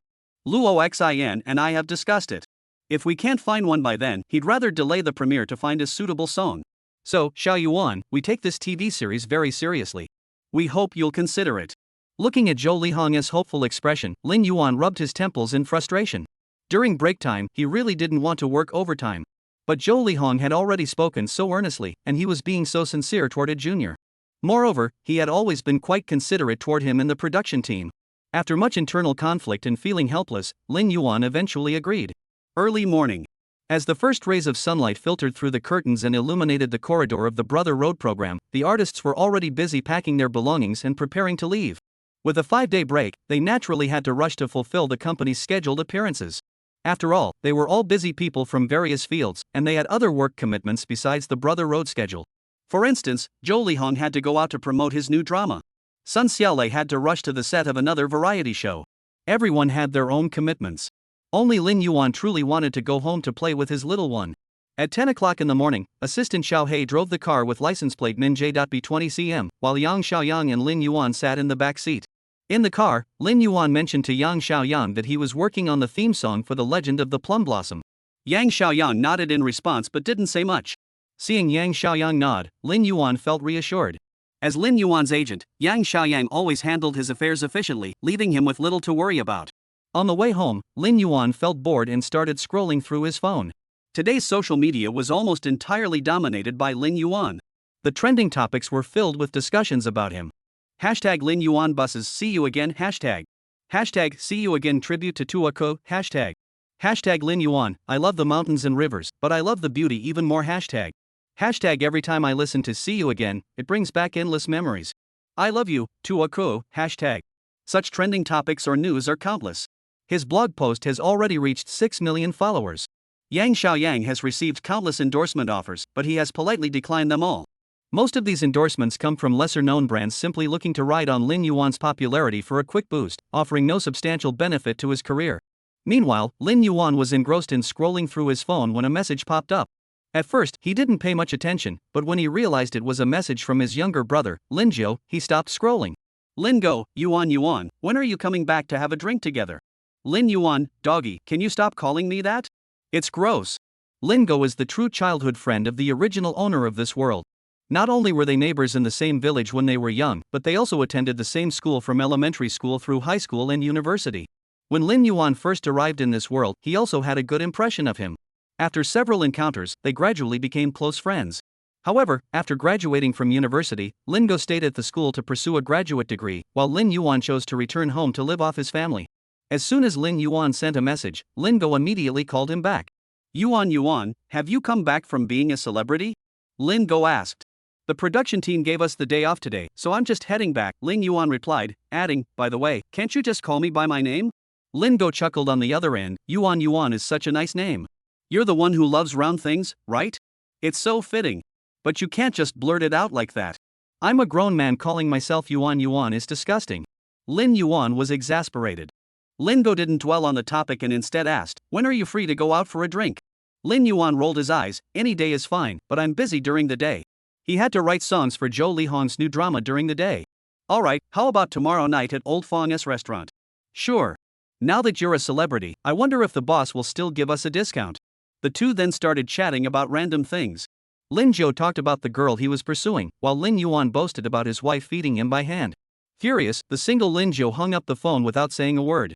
When he got home, it was only noon. As Lin Yuan pushed open the front door, the familiar scent of home hit him, making his heart race. It had been half a month since he last returned home, and he had missed the taste of home dearly. Even the little dog he usually disliked came over, and he was willing to pet its head a few more times. Honey, your Yuan is back. Lin Yuan set down his luggage, spread his arms wide, and rushed toward Yu Qian. Today, Yu Qian was still wearing a neat, form-fitting women's suit, paired with black stockings with delicate patterns, exuding the elegance of a professional woman. Lin Yuan couldn't help but hug her tightly, sniffing left and right, as if trying to inhale all her fragrance into his lungs. Yu Qian let him do as he pleased. After all, he had been exhausted over the past 2 weeks. However, when Lin Yuan had been holding her for nearly 5 minutes without any intention of letting go, she finally grew impatient. Come on, can't you sit down? Do you really have to stand? Lin Yuan slowly raised his head, his eyes sparkling with desire and longing, and whispered in a hoarse, emotional voice. Wife. Yu Qian sighed helplessly, what now? Chapter 23, I'm about to lose it. I don't feel well. Lin Yuan said pitifully. Yu Qian raised her eyebrows in surprise. Seeing his face was indeed flushed, she thought he might have a fever, so she touched his forehead. However, her palm didn't feel particularly hot, it was just his face that looked flushed. It might be a low fever. Should I get you some cold medicine later? No, honey. You give it to me. Yu Qian was puzzled. Give me? What do you want? Give me, Lin Yuan. You spoke indistinctly. What? Water? Or do you want to eat? Are you hungry? I can't hold it anymore. I'm about to have an episode. I've caught. What can't you do? What did you catch? Yu Qian furrowed her brows, her tone growing increasingly urgent. As she spoke, Yu Qian suddenly froze. In the entertainment industry, a large melting pot of people, many become addicted to certain substances due to poor mental health or a desire for excitement and reckless behavior. Though not illegal substances, they are ultimately detrimental to an artist's mental and physical health, as well as their career prospects. Yu Qian thought to herself, could Lin Yuan have gotten involved with such substances during the past 2 weeks? She gasped in shock. Who? Who is trying to harm him? Did he get in someone's way? And why didn't Yang Xiaoyang keep a closer eye on him? Various thoughts flashed through her mind in an instant. Yu Qian was so angry she widened her eyes. Lin Yuan, tell me the truth. You wouldn't be. Wife, please, give it to me. Lin Yuan's face was flushed red as he tightly gripped Yu Qian's delicate hands. Feeling their warmth, his face filled with desperation. What do you want? Should I call a doctor? Yu Qian grew increasingly anxious. No, don't. Then what do you want? Yuan, I want yuan. Alright, yuan, right? Yuan. Honey, my craving for yuan has hit me. There's only 1 minute left. If I can't touch it, I don't know what'll happen next. Lin Yuan suddenly returned to normal, his face innocent and smiling. Yu Qian. She had never felt life was so absurd and unpredictable in her entire life. Because of Lin Yuan's prank at lunchtime, Yu Qian was so angry that she didn't speak to him all afternoon, let alone play with the round toy. In response, Lin Yuan merely shrugged it off with a smile. It was broad daylight, he was just joking around. How could he possibly be engaging in such behavior in broad daylight? He was a respectable person. Besides, he could use this time to think about the theme song for The Legend of the Plum Blossom. Lin Yuan had already discussed this with Luo Xin, who specifically requested that the song should have a different theme from Love the Mountains and Rivers more than the beauty, but the two should still be connected in some way. This requirement sounded simple, but it was actually very difficult to execute. He racked his brain but couldn't come up with anything. Later, he suddenly remembered that Zhou Lihong had sent him the script for The Legend of the Plum Blossom. He took a look. The script tells the story of a young swordsman and a middle-aged swordsman who travel the world together. The young swordsman is searching for his enemy, while the middle-aged swordsman is searching for his daughter, whom he had lost years ago. The two endure hardships together, wandering through various countries and foreign lands, until the young swordsman finally discovers that the middle-aged swordsman he had been traveling with all along was actually his enemy, and the swordsman realizes that the young swordsman was the man his daughter had always loved. To fulfill the young swordsman's and his beloved daughter's wishes, the middle-aged swordsman took his own life, leaving behind his cherished sword. To commemorate the swordsman, the young man fused his sword with the swordsman's blade, creating an unparalleled treasure sword, which he named Ime. Perhaps it was fate, or perhaps it was a connection of the heart.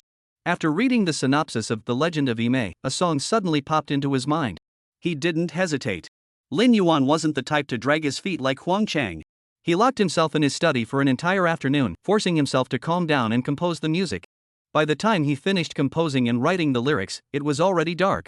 The entire song was almost finished, only the arrangement remained. But that could wait until tomorrow. Tonight wasn't work time.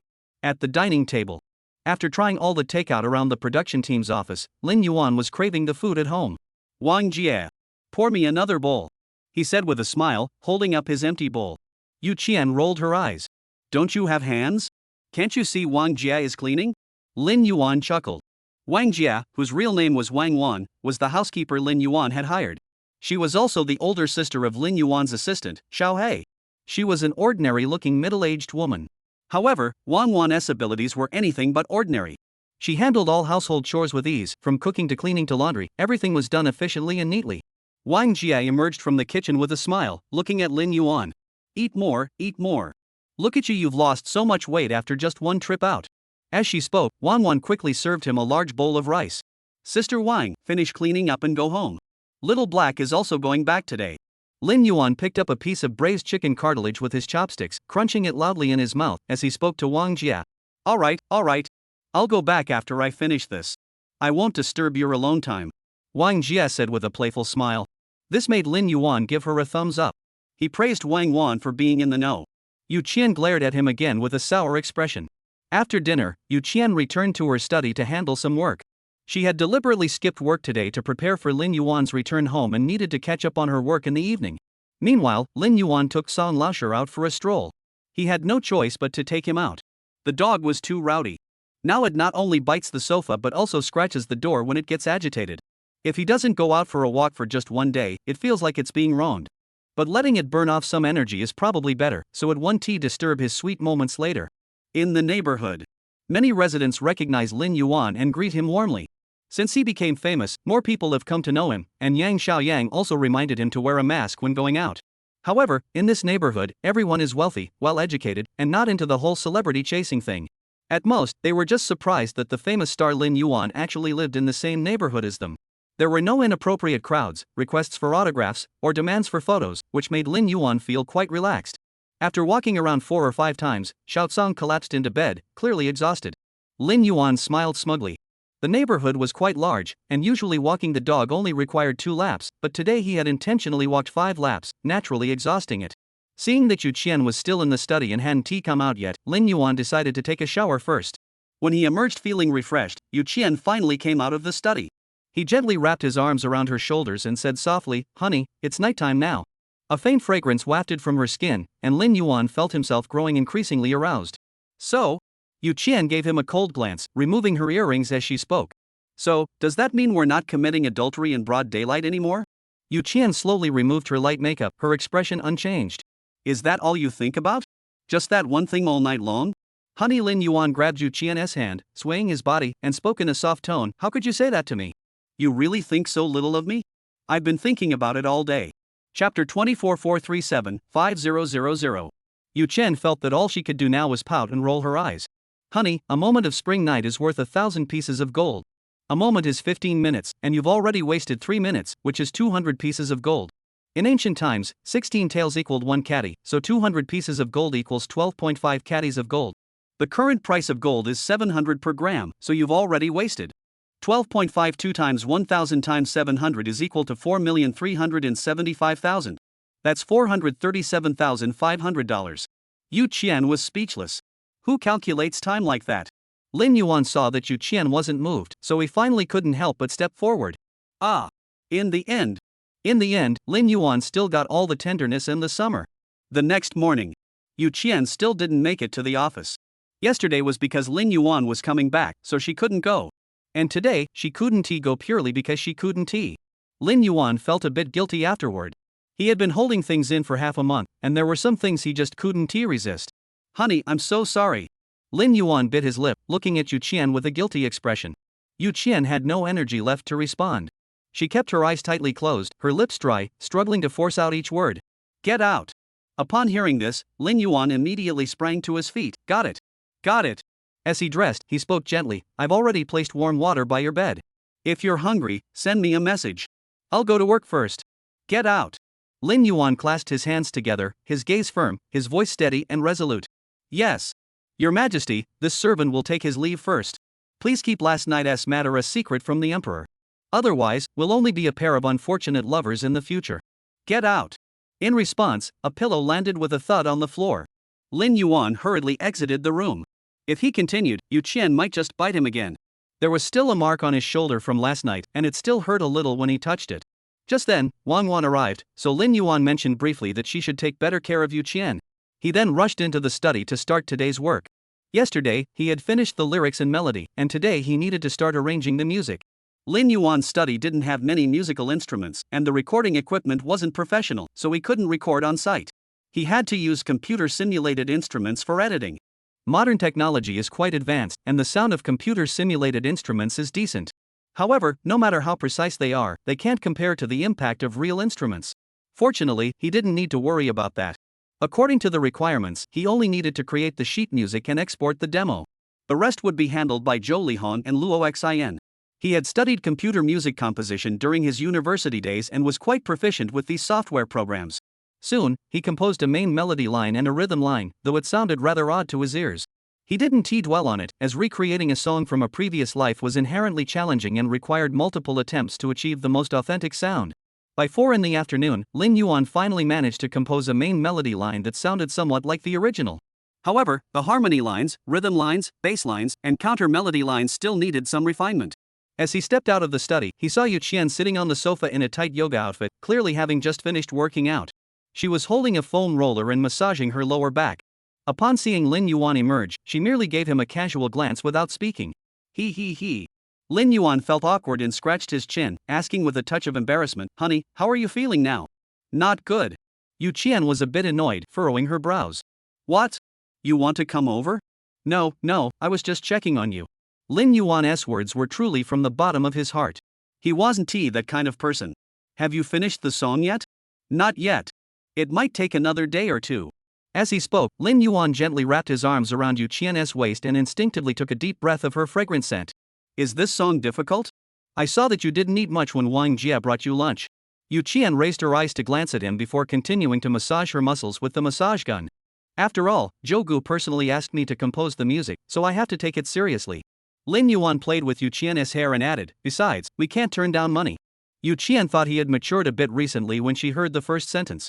But upon hearing the second sentence, her expression turned disdainful. "So are you going out now?" Lin Yuan hummed, "The dog is calling me to have dinner together tonight." Upon hearing the name Doggy, Xiao Tsang perked up his ears and looked at Lin Yuan, thinking he was calling him. Yu Qian raised her eyebrows in surprise. "Tonight is the premiere of the first episode of Brother Road. Aren't you going to watch it at home?" Generally speaking, after recording a variety show, artists usually go to watch the broadcast to keep an eye on it, as you never know how the production team will edit your footage. If the production team edits it inaccurately, causing any controversy or misunderstandings, you can clarify it immediately. Lin Yuan shrugged it off. "You know how much Doggy can drink just one bottle of green liquor. Once he's had enough, I'll come back right away, and we'll watch together." Upon hearing the name Doggy again, Xiao Tsang stood up, and his dog head leaned toward Lin Yuan. However, he was ruthlessly pushed away by Lin Yuan. "All right. But don't drive after drinking. Remember to call a designated driver," Yu Qian said. Lin Yuan leaned in, kissed Yu Qian's lips affectionately, and said, "Only my wife cares about me. I'm so lucky, he. Yu Qian pushed him away in disgust and continued massaging her muscles with the massage gun. Lin Yuan wasn't upset by being pushed away. He continued to play with his hair with a silly smile on his face. Seeing Xiao Tsang still standing in front of him, preening himself, he couldn't help but snort coldly. "What are you looking at? You're just a single guy." Xiao Tsang. Laofeng Restaurant is an unassuming eatery that quietly stands on a street corner behind the school. The restaurant's exterior is simple and unassuming, with white walls that are slightly weathered, revealing the passage of time. When they were in college, Lin Yuan and Lin Go often came here to grab a bite to eat. Now that Lin Yuan is no longer at school, Lin Go has lost interest in coming here to eat alone. Inside, there are only 6 sets of tables and chairs, with just 3 tables occupied by a few customers. Lin Yuan immediately noticed one of the young men. He had a buzz cut, black-rimmed glasses, a white t-shirt, and a backpack, the classic look of a science-oriented guy. This was Lin Yuan's childhood friend, Lin Goer, whom he had known since childhood. He was intently studying the restaurant's menu. Standing beside him was a middle-aged man in an apron, and the two were whispering to each other. As Lin Yuan approached, he heard Lin Go speak. "Old Fong, why is everything so expensive here? A plate of stir-fried cabbage with soy sauce is 18 yuan? I could eat a decent meal at the school cafeteria for that." The middle-aged man in the apron, Old Fong, held the order book and said disdainfully, "If you don't want to eat, you can leave right now. I haven't raised prices in 2 years. Do you think I'm trying to make a few extra bucks off you? I was just joking. Why are you still so short-tempered?" Chapter 25, Crows fly in planes, bicycles turn into motorcycles. Lin Zhou puckered his lips and continued ordering, "Then give me another serving of crispy pork and stir-fried frog legs."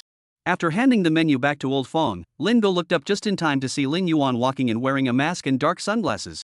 Yuan, come sit down." Lin Go excitedly called out to Lin Yuan. Lin Yuan curled the corners of his mouth. "Doggy, it's been ages. You're still ugly in such a unique way?" Lin Zhou was so angry his lips twitched, and he gritted his teeth and retorted, "You're no better. Your mouth is still so foul, spewing nothing but garbage." Lin Yuan snorted coldly without responding, merely nodding to Old Fong.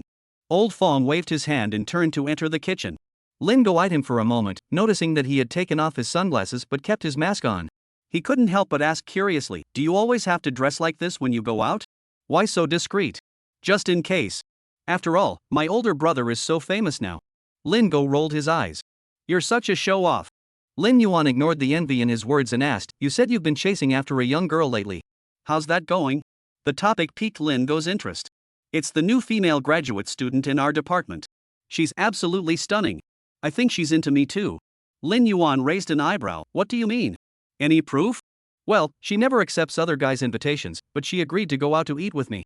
Plus, she shares the same food preferences as me. She loves clay pot rice, braised chicken, and stir-fried shrimp. Our taste in food is practically identical. Lingo grew increasingly boastful. So who usually pays when you two eat together?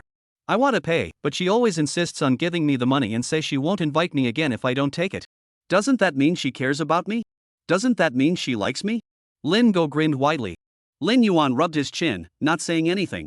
Instead, he asked another question. What do you usually talk about? Lingo frowned and thought for a moment, mostly about food. For example, there's a red bean pancake shop near the east gate of the school that she recommended to me, and it's really delicious. There's also a great barbecue restaurant on Zhongjie Street, with big portions and plenty of food. Didn't you talk about your hobbies or anything like that? Lingo scratched his head. Our hobbies are both eating. We haven't really talked about anything else. Lin Yuan clapped his hands together after listening. He finally understood. Got it. I've figured it out. She probably doesn't want to be your girlfriend yet. Lin Jiu frowned and pouted. What are you talking about? If she doesn't want to be my girlfriend, then why does she always eat with me? Lin Yuan chuckled. She might genuinely like you, but it's more likely that she just sees you as a dining companion. I don't believe it. This can't be true. Lingo's eyes widened in disbelief. If you want to know the truth, why not just ask her directly? Lin Yuan suggested. Based on your description, she is probably a straightforward person and should tell you the truth. No. Lingo shook his head vigorously, refusing to believe it. You're definitely lying to me, trying to make fun of me. It's up to you. I was just trying to help. You're a foodie, and it's rare for a girl to see a guy who loves food as just a meal companion, but it's not impossible. Lin Yuan continued, but from what you've said, this girl is either very calculating or just a big foodie. To ignore others' opinions and eat with a guy every day, that kind of mindset is indeed rare. Lin Jiu grew increasingly restless as he listened. His doubts grew heavier. The more he thought about it, the more it seemed to fit. Could it really be as Yuan said? Is she just using me as a dining companion? As he pondered, Old Fong brought out a plate of stir-fried vegetables. Lin Yuan said to Old Fong, bring me a dozen ice-cold green sticks and a bottle of room-temperature drink. Old Fong nodded and went to get them. Lingo was puzzled. Why order a dozen and then ask for another bottle separately? Lin Yuan shot him a glance. Who do you think I ordered it for? Could you please keep that in mind? Lingo felt wronged. Humph. Is it my fault I can't hold my liquor? I'm trying my best, okay? Lingo angrily picked up a piece of crispy meat and changed the subject. Speaking of which, do you remember our old political education teacher, Lu Shi? Of course I do. He's like my brother. Lin Yuan said it so naturally, as if it were the most natural thing in the world. Lingo shot him a sideways glance. So do you know what he is up to lately? Of course. He is probably studying short videos. Put. Lingo spat at him. Do you think everyone is like you, with nothing better to do than reward themselves? So what has he been up to lately? I just heard that Professor Lu Shi has been having a rough time lately. Lin Yuan was taken aback and asked in confusion, what do you mean? He's a political education professor. Would the school really treat him badly? Lingo took a bite of peanuts and continued, I heard his public lecture had no students sign up, so his class was cancelled. Public lecture? He teaches political education. How did that become a public lecture? Lin Yu grew even more confused. Lingo frowned and explained, I heard he is about to retire, so the school is letting him take it easy for his last 2 years. That's called tough? He doesn't have to teach and still gets paid? That's like a crow flying in a plane, or a bicycle turning into a motorcycle. But he doesn't want that, Lin Jiu said. Professor Lu prepared his course for a long time and doesn't want to give it up, so he recorded the videos himself online. Lin Yuan recalled that Lu Shi had indeed consulted him earlier about popular short video platforms among young people. Could it be for that? He thought to himself. Lingo spoke calmly, and he even went around campus personally to distribute flyers. Lin Yuan widened his eyes. Handing out flyers? He is a professor? Are you sure? I saw it with my own eyes, Lingo said firmly. I even received one. Professor Lu was standing at the entrance of the school cafeteria, silently handing out flyers to everyone. I took a photo of the flyer too. Look. Lin Jiu handed over his phone. Lin Yuan took it and looked at the screen, which displayed a clear photo of the flyer. First was Professor Lu Shi's official ID photo, followed by a brief personal introduction, and finally the course information. Introduction to the Social Sciences online course, free of charge, no credits, no assignments, no quizzes, no exams. Come and go as you please. Welcome to all students to attend the class. Thank you. Regards. The final signature reads, Professor Lu Shi, Department of Ideological and Political Education, Minda University. Lin Yuan furrowed his brows, thinking to himself, how can this old man be so stubborn?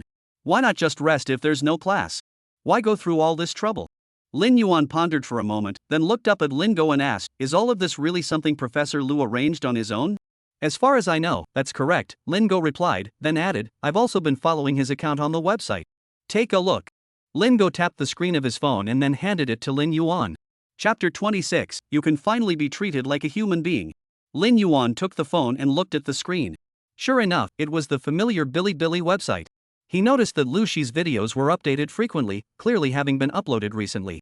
Clicking on the video, the first thing that caught his eye was a simple office. In the background, books were neatly arranged on the bookshelves, and 2 computers were placed on the desk, with the title of the upcoming online course, Introduction to the Social Sciences, displayed on the screens. In the video, Lu Shidi wears glasses, his gaze focused, carefully adjusting the microphone and camera positions. Lin Yuan finds it hard to imagine that a man in his late 50s could independently handle all the tasks involved in preparing the course, promoting it, and filming the videos. Lu Shi says in the video, "I am not very familiar with online operations, but I will strive to adapt to this new teaching method. I hope to communicate and interact better with everyone and also hope that all the students will enjoy this course." He then began his lecture. Perhaps because it was his first time recording a class, his speech was halting, and he wasn't very skilled at adjusting the live streaming equipment, resulting in an inefficient teaching process throughout the entire video. Lin Yuan's brows furrowed deeper as he watched. After about 20 minutes, Lin Yuan logged out of the video with a complex expression on his face. When his gaze fell on the view count, his mood grew even heavier. "Why are there only a few dozen views?" Lin Zhou heard this and shrugged his shoulders lightly. "Isn't that normal? Introduction to the Social Sciences is a dry subject, and it doesn't even count for credits. Who would want to watch it? But it shouldn't be this low. He's a professor," Lin Yuan exclaimed. "What's so special about being a professor?" Lin Go said indifferently. "Today's college students are just trying to graduate smoothly. How many of them are truly willing to study these theories unrelated to their major?" Lin Yuan was frustrated, but he knew Lin Zhou was right. These days, college students rarely bother to study theoretical knowledge unrelated to their major unless it's for credits. He could understand the students. However, seeing old Lu work so hard and get so little in return made him feel particularly uneasy. After silently noting this down, he downed 2 large gulps of ice-cold beer, trying to calm himself down. "Hey! Isn't this Lin Yuan, the musical genius from our department? You've become a big star and come back to show off?" He was drinking when a sharp, mocking voice came from the door. Lin Yuan looked up to see 2 girls striding into the restaurant. The one speaking was the girl holding a white handbag, dressed in a pink mini dress. If you didn't look at her face, she would have been a girl brimming with youthful energy, but the heavy makeup on her face made her overall appearance seem a bit off balance. From her tone, it seemed like she knew Lin Yuan. He blinked a few times, double-checking that he didn't recognize her, then gave Lin Go a meaningful glance. "Lin Yuan, who asked that?" Lin Go whispered, "Zhang Chanshan. She used to be a dance major who had a crush on you. She's currently in graduate school." Lin Yuan widened his eyes, furrowed his brow, then widened them again. After thinking for a while, he still couldn't recall any memories of Zhang Chanshan. There were plenty of people who had chased after him during his university days. 80% were deterred by his sharp tongue, and 15% were turned off by his unconventional worldview. The remaining 5% were driven away by Lin Yuan's statement, "I love studying and don't have time for romance." So who exactly was this Zhang Chanshan? He really had no idea. Zhang Chanshan, seeing that Lin Yuan wasn't even acknowledging her, grew furious and demanded, "Lin Yuan, did you hear me? Are all you big stars so arrogant now?" Lin Yuan scratched his ear. "It's not that I don't remember you, but even if I did, our relationship isn't close enough for us to greet each other like that, is it?" "Lin Yuan." Zhang Chanshan's eyebrows furrowed. "You actually forgot me?" Lin Yuan continued eating his peanuts, ignoring her. To be honest, he didn't have much of an impression of this loud and dramatic girl. Zhang Chanshan grew even more agitated. "You told me before that you were busy studying and didn't have time for love, that you'd wait until after graduation. I waited for half a year, but as soon as you graduated, you left." Lin Yuan was speechless. Was this girl mentally underdeveloped? Anyone would know that was a polite way of rejecting her, right? No one would actually wait for him to graduate, would they? "Are you serious, girl? You really waited half a year?" Of course. Of course not. Zhang Chanshan was just teasing him. After all, he had rejected her confession without a second thought. Lin Yuan smiled lightly, seemingly unfazed by Zhang Chanshan's anger. He handed her an empty bowl. "All right, since you're so upset, have some?" Zhang Chanshan was overjoyed. Free food was too good to pass up. After all, this was the handsome guy who had rejected her confession back then, now inviting her himself. She secretly planned to tease him a bit later and make him regret his decision. Zhang Chanshan took the bowl and was about to sit down next to Lin Yuan when he gently stopped her. "Hey, your seat isn't here." Zhang Chanshan looked around the table. There were only 4 seats. Since she couldn't sit next to Lin Yuan, that left. You want me to sit with this country bumpkin? Zhang Qianshan pointed at Lin Go with one hand and asked Lin Yuan. Of course not. Then where should I sit? Zhang Qianshan asked in confusion. There. Go sit with De Fu. Lin Yuan pointed at the yellow-haired mutt crouched by the door. With your current intelligence, you're about the same level as De Fu. That's where you belong.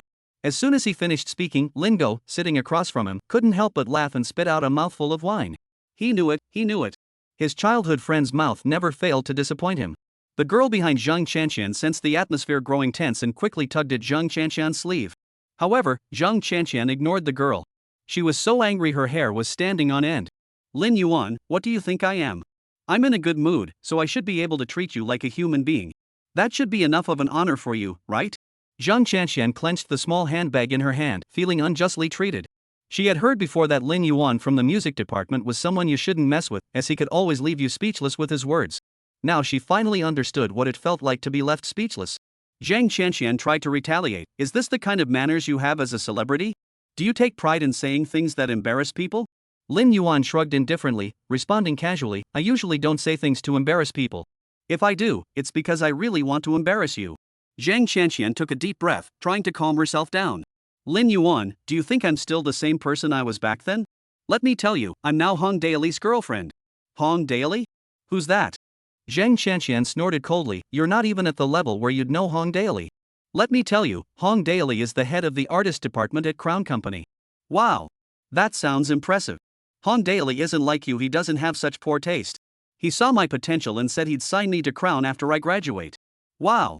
Congratulations. Lin Yuan raised an eyebrow. You should know what kind of entertainment company Crown is, Zhang Qianshan said arrogantly. You must have spent a fortune to get a spot in the Brother Road competition.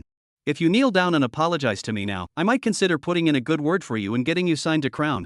Lin Yuan sighed deeply, his words filled with regret. What a pity, Zhang Qianshan. Your parents could have used those 10 minutes to go for a walk instead. Lin Go was once again amused by Lin Yuan's words. But Zhang Qianshan clearly didn't understand the underlying meaning of Lin Yuan's words.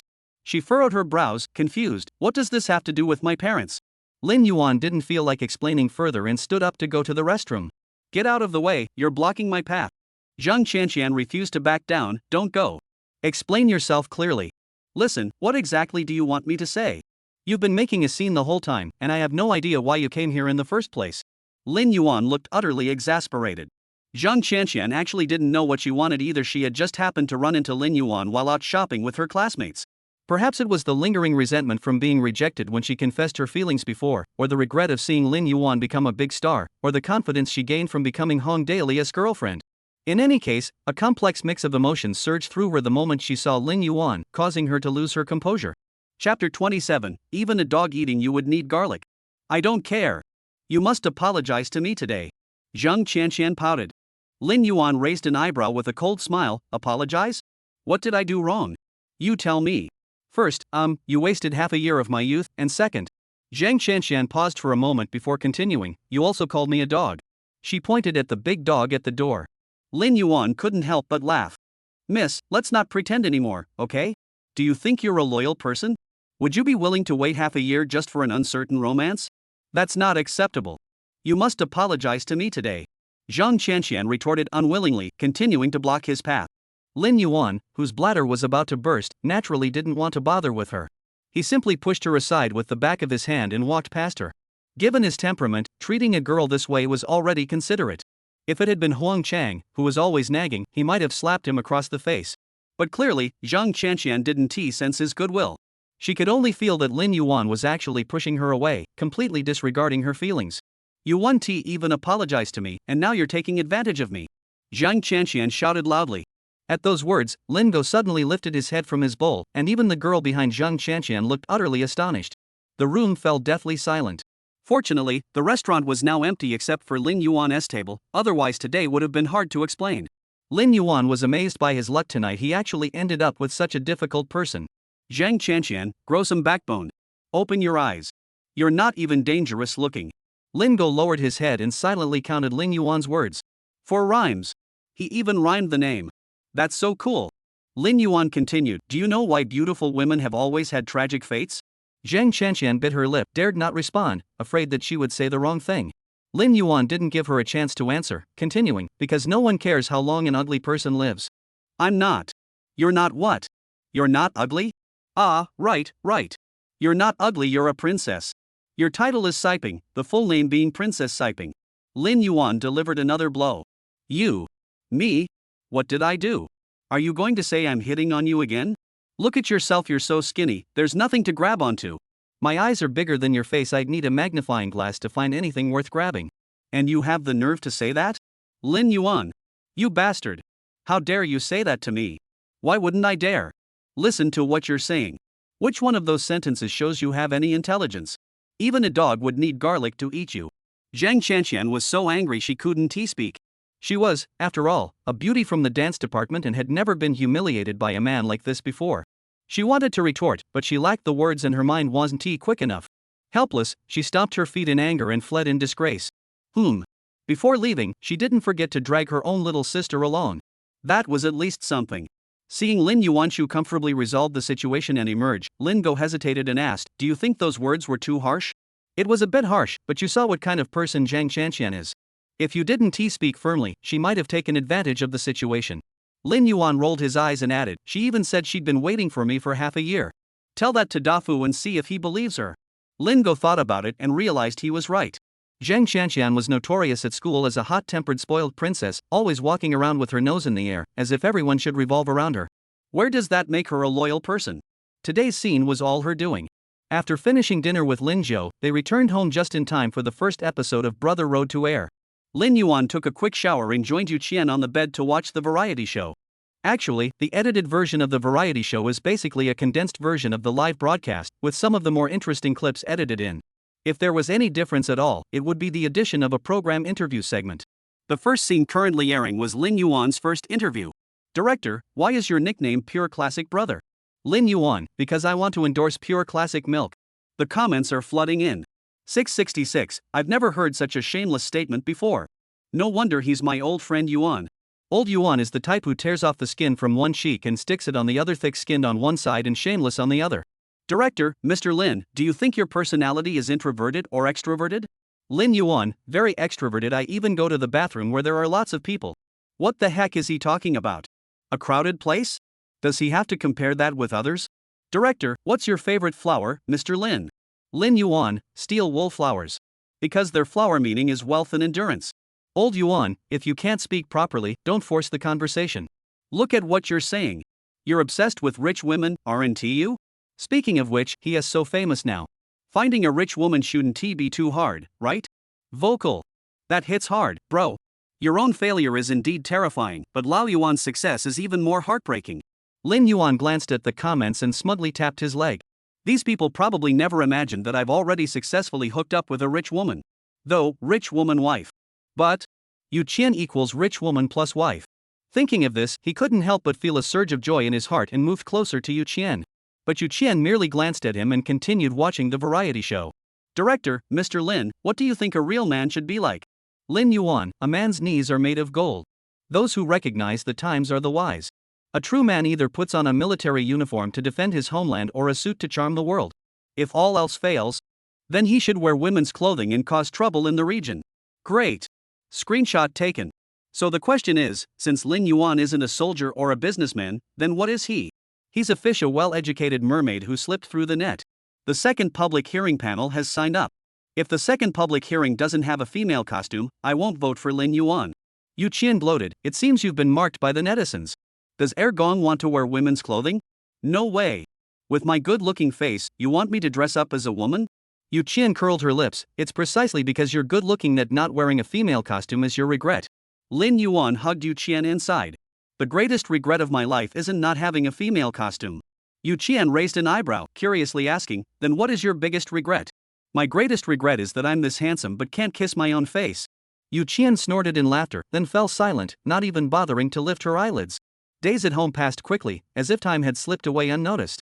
In just 5 days, Lin Yuan not only composed the theme song for The Legend of the Plum Blossom, but also completed an additional song with a completely different style. Of course, he also seized several golden opportunities. In short, he spent the 5 days in a fulfilling manner. It wasn't until the afternoon of the 6th day that Lin Yuan and Yang Xiaoyan leisurely set off for the TV show production team. Chapter 28, Your Strength Has Arrived. As soon as they entered the program's meeting hall, Huang Chang rushed over with great enthusiasm. He still had that strange smile on his face. As soon as Lin Yuan saw his expression, he frowned in disgust. What's with the excited look on your face? You look like you've drunk uric acid.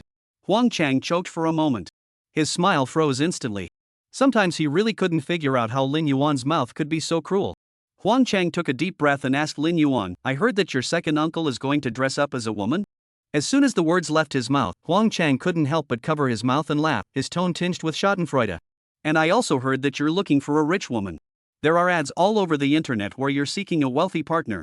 Lin Yuan gently adjusted his collar, ignoring Huang Chang's teasing. He knew full well that he had once again made it to the trending topics. Whether it was the steel wool flower or the cross-dressing topics, they had all become hot topics and jokes online. But he chose to ignore them. Was it because he didn't want to deal with these netizens? No, it was simply that he didn't have the time. His days spent writing songs during the day and relaxing at night had already captivated him completely, leaving him no interest in these netizens. Don't laugh at me either. I heard you're planning to go to Thailand for surgery? Is that true? Are you finally ready to be yourself again? Lin Yuan said casually. Huang Chang, how did you ask that question? Isn't it obvious that such rumors are false? Lin Yuan couldn't help but laugh. Don't give me that resentful look. If you're so brave, why don't you curse me back? Huang Chang clenched his lips tightly, thinking to himself, if I had your gift of gab, I wouldn't be here as a contestant. Why not just go be a guest on the roast show? The two waited in the conference hall for half an hour before all 28 contestants finally arrived. Once the director and host walked in, the camera crew immediately started the live stream. It was just a second. The audience, who had been waiting eagerly, flooded in, and the screen was immediately filled with comments. Guys, this is so heartbreaking. Without the live stream for the past 2 days, I've been thinking about it day and night, and I've only managed to eat 9 meals a day. I heard that Lin Yuan is looking for a wealthy woman. As someone with a negative bank balance, do I stand a chance? Waiting for the cross-dressing scene, hands in pockets. Cotton picking, half a pound of cotton becomes 8 ounces, old cotton becomes new cotton well picked, Lin Yuan is ready to marry.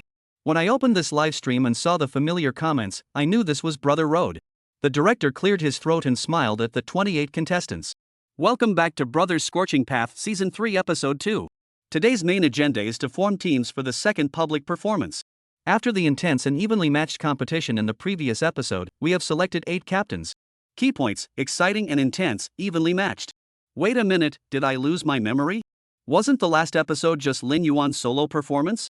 This episode, the 8 teams will be divided into 4 3-person teams and 4 4-person teams. Next, the 8 captains will head to the 8 backstage rooms. The remaining 20 members must select their preferred captain from among the 8 captains and enter their respective rooms. That's the team formation rule. Does anyone have any questions? As soon as the director finished speaking, everyone nodded silently. However, another hand stood out from the crowd. The director looked closely. It was him again. Lin Yuan. The director bit his lower lip, his face trembling, but finally let him speak. What's your question? Lin Yuan stood up. What if someone I don't like is chosen for me? For example, if someone as ugly as Huang Chang enters my room, do I have to choose him? Huang Chang, who was caught off guard, me? Ha ha ha, called out. Who said Huang Chang is useless? He can still be used as a negative example. Huang Chang felt a bit upset upon hearing this. However, the director sighed in relief. Fortunately, Lin Yuan's question was still on a serious topic. Team formation is a mutual selection process, the director explained. If your room happens to have exactly the right number of people to form a team, then the team is formed. If there are too few or too many people, the team captains need to compensate for each other. Lin Yuan nodded in understanding. That meant if there were too many people, you could keep the teammates you wanted, and if there were too few, you could go to other teams to poach members. After Lin Yuan and the other 7 team captains left the hall, the host immediately began organizing the remaining members into teams. First, Zheng Yijing, please proceed to the backstage to select your team leader. Lin Yuan sat quietly on the sofa. In the room, besides him, there was a live streaming cameraman and an assistant. The assistant happened to be someone he knew, Xiao Yu. He was one of the 2 staff members Lin Yuan had encountered during his first visit to Brother Road. Lin Yuan wanted to chat with him for a moment. However, the young man remained silent, pressing his lips tightly together as if resisting some kind of temptation. As footsteps grew louder in the hallway, the contestants began selecting their captains according to the rules. However, after waiting for about 6 or 7 minutes, there was still no movement at his own door. Lin Yuan knew deep down that it was because of his lack of experience. All the artists here were basically veterans from various fields, and some of them were old enough to be Lin Yuan's uncles or even grandfathers. Asking these elders to join a younger team member S group was indeed a bit embarrassing for them. Although Lin Yuan had strong creative abilities, his fame couldn't compare to that of any other team leader. Thinking about it this way, they were even less inclined to choose Lin Yuan. Lin Yuan understood everyone's choice, but he had grown impatient waiting. His phone addiction kicked in, and he reached into his pocket to play with it. To his surprise, Xiao Yu, who had been silent all along, spoke up anxiously. "Mr. Lin Yuan, this is the team forming period. You can't contact anyone outside. I'll just check my blog posts." "That's not allowed either, posts have chat functions," Xiao Yu said firmly. Lin Yuan sighed helplessly. "Then can I play games to level up?" This time, Xiao Yu didn't stop him. The show's rules stipulated that team captains were not allowed to contact the outside world, but playing games was not on the list of prohibited activities and was not within his jurisdiction. So he let Lin Yuan do as he pleased. As the familiar game startup sound teeny played, the live stream chat began to buzz with activity. "Lin Yuan is so laid back, still playing games here. The guy next door, Joe, has already filled his team. Indirectly ambitious, but consistently just getting by. I won't say who it is." Lin Yuan seemed to notice the comments in the chat and suddenly stopped playing the game. Staring at the camera lens on the cameraman's shoulder, he said seriously, "You may not know this, but I'm a time traveler. In my previous life, my family was once prominent, but I was betrayed by a cunning villain. My family abandoned me, my lover humiliated me, my friends betrayed me, my master expelled me, and even severed my spiritual connection. So..." As he spoke, Lin Yuan clenched his fists, his emotions running high with anger and resentment. "So in this new life, I must play games well. Camera teacher, who is this crazy person? Xiao Yu, I knew it. I knew it. Damn it, I'd been tricked again." Lin Yuan is mentally challenged, no arguments accepted. "Regarding Lin Yuan, I only have one thing to say, ha." Smiling. "Regarding Lin Yuan, all I can say is, ha." Smiling. +1. +2. After that, the entire room was silent except for the sound effects from the game and Lin Yuan's hands. Xiao Yu kept his mouth shut and stared intently at Lin Yuan's phone, making sure he didn't secretly contact anyone else. The camera operator remained professional, keeping his lens trained on Lin Yuan even as he sat motionless on the sofa playing the game. At that moment, a click sound came from the door. A contestant had chosen Lin Yuan. "Lin Yuan, your opponent is here." Huang Chang's voice echoed from outside. However, the only response was a cold voice prompt from the game. "You have been slain." Chapter 29, You're still talking to me about life. The jungler is on the other side. "It's late at night, you should be at the bar picking up your girlfriend, but you insist on coming to the mid lane to gank me. You've ganked me 10 times in 5 minutes, making me worth less than a minion. You're really something." Lin Yuan angrily typed out the message and sent it. It wasn't until then that Lin Yuan seemed to notice something off about the room. Looking up, he saw Huang Chang standing alone at the door, looking a bit awkward.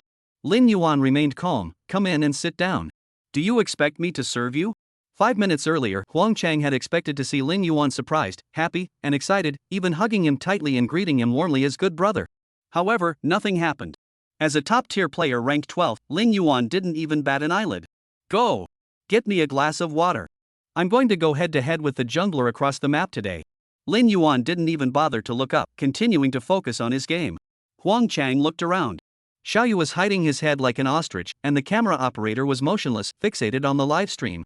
Huang Chang pointed at himself, looking utterly bewildered, and asked, "Me?" He couldn't help but laugh. All right. He's a top 12 contestant, and he still wants to be a servant?" Huang Chang asked Xiao Yu, "Is it too late for me to change my mind now?" Xiao Yu gave him a knowing smile. "Of course, no way. Huang Chang, damn it." Fuming with resentment, Huang Chang eventually poured a cup of warm water for Lin Yuan. Then, unable to contain his anger, he poured one for himself as well.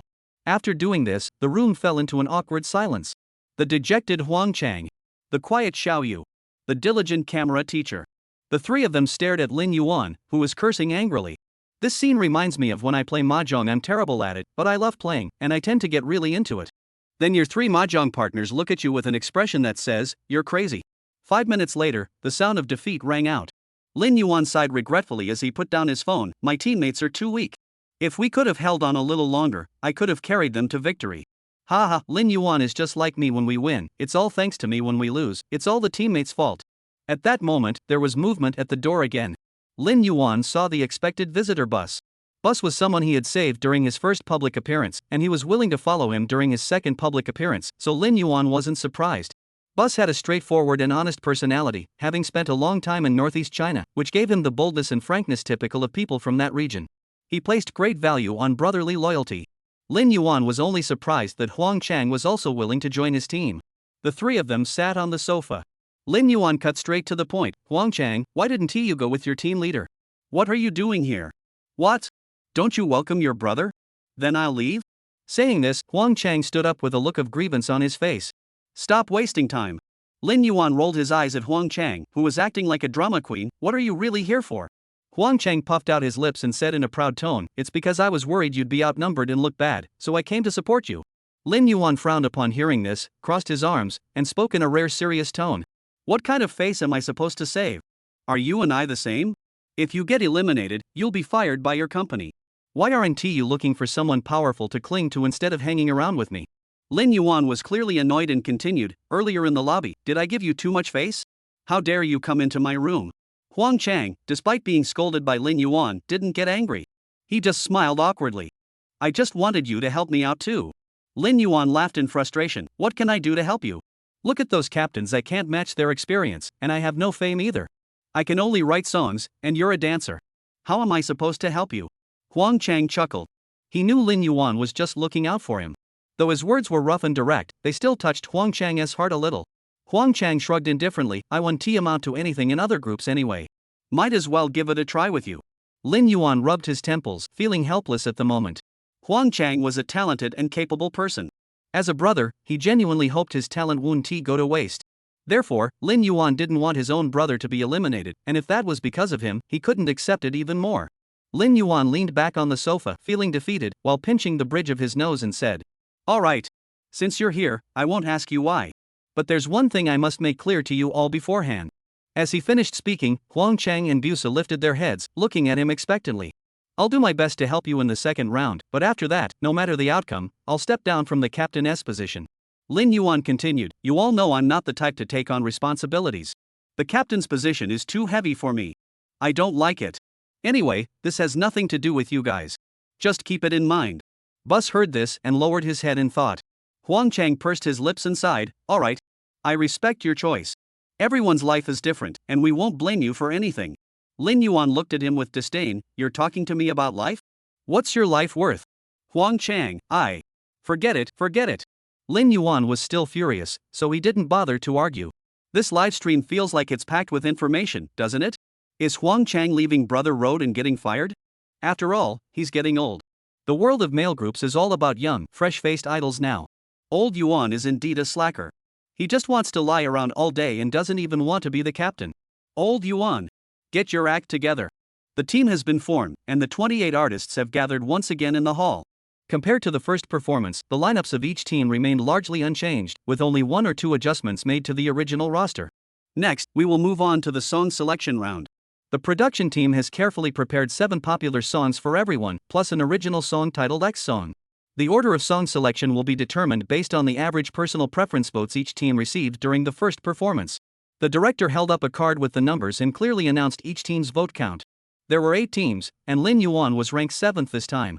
8th place was Hu Meng's team. For Lin Yuan, this was also good news, as it meant they wouldn't have to choose an original song. Thinking of this, Lin Yuan couldn't help but smile slightly, secretly relieved that he could finally escape the grueling task of staying up all night to write a song. However, wishes are always nice. Once the first 6 teams had selected their songs, Lin Yuan looked at the name of the only song left on the list and wore a pained expression. He almost trembled as he pointed at the teams ahead. You're so heartless. You only left me this one song? How are the 3 of us supposed to sing? Zhou Lihong mocked him without mercy. Who told you to pick such a late spot? You should be grateful you had any choice at all.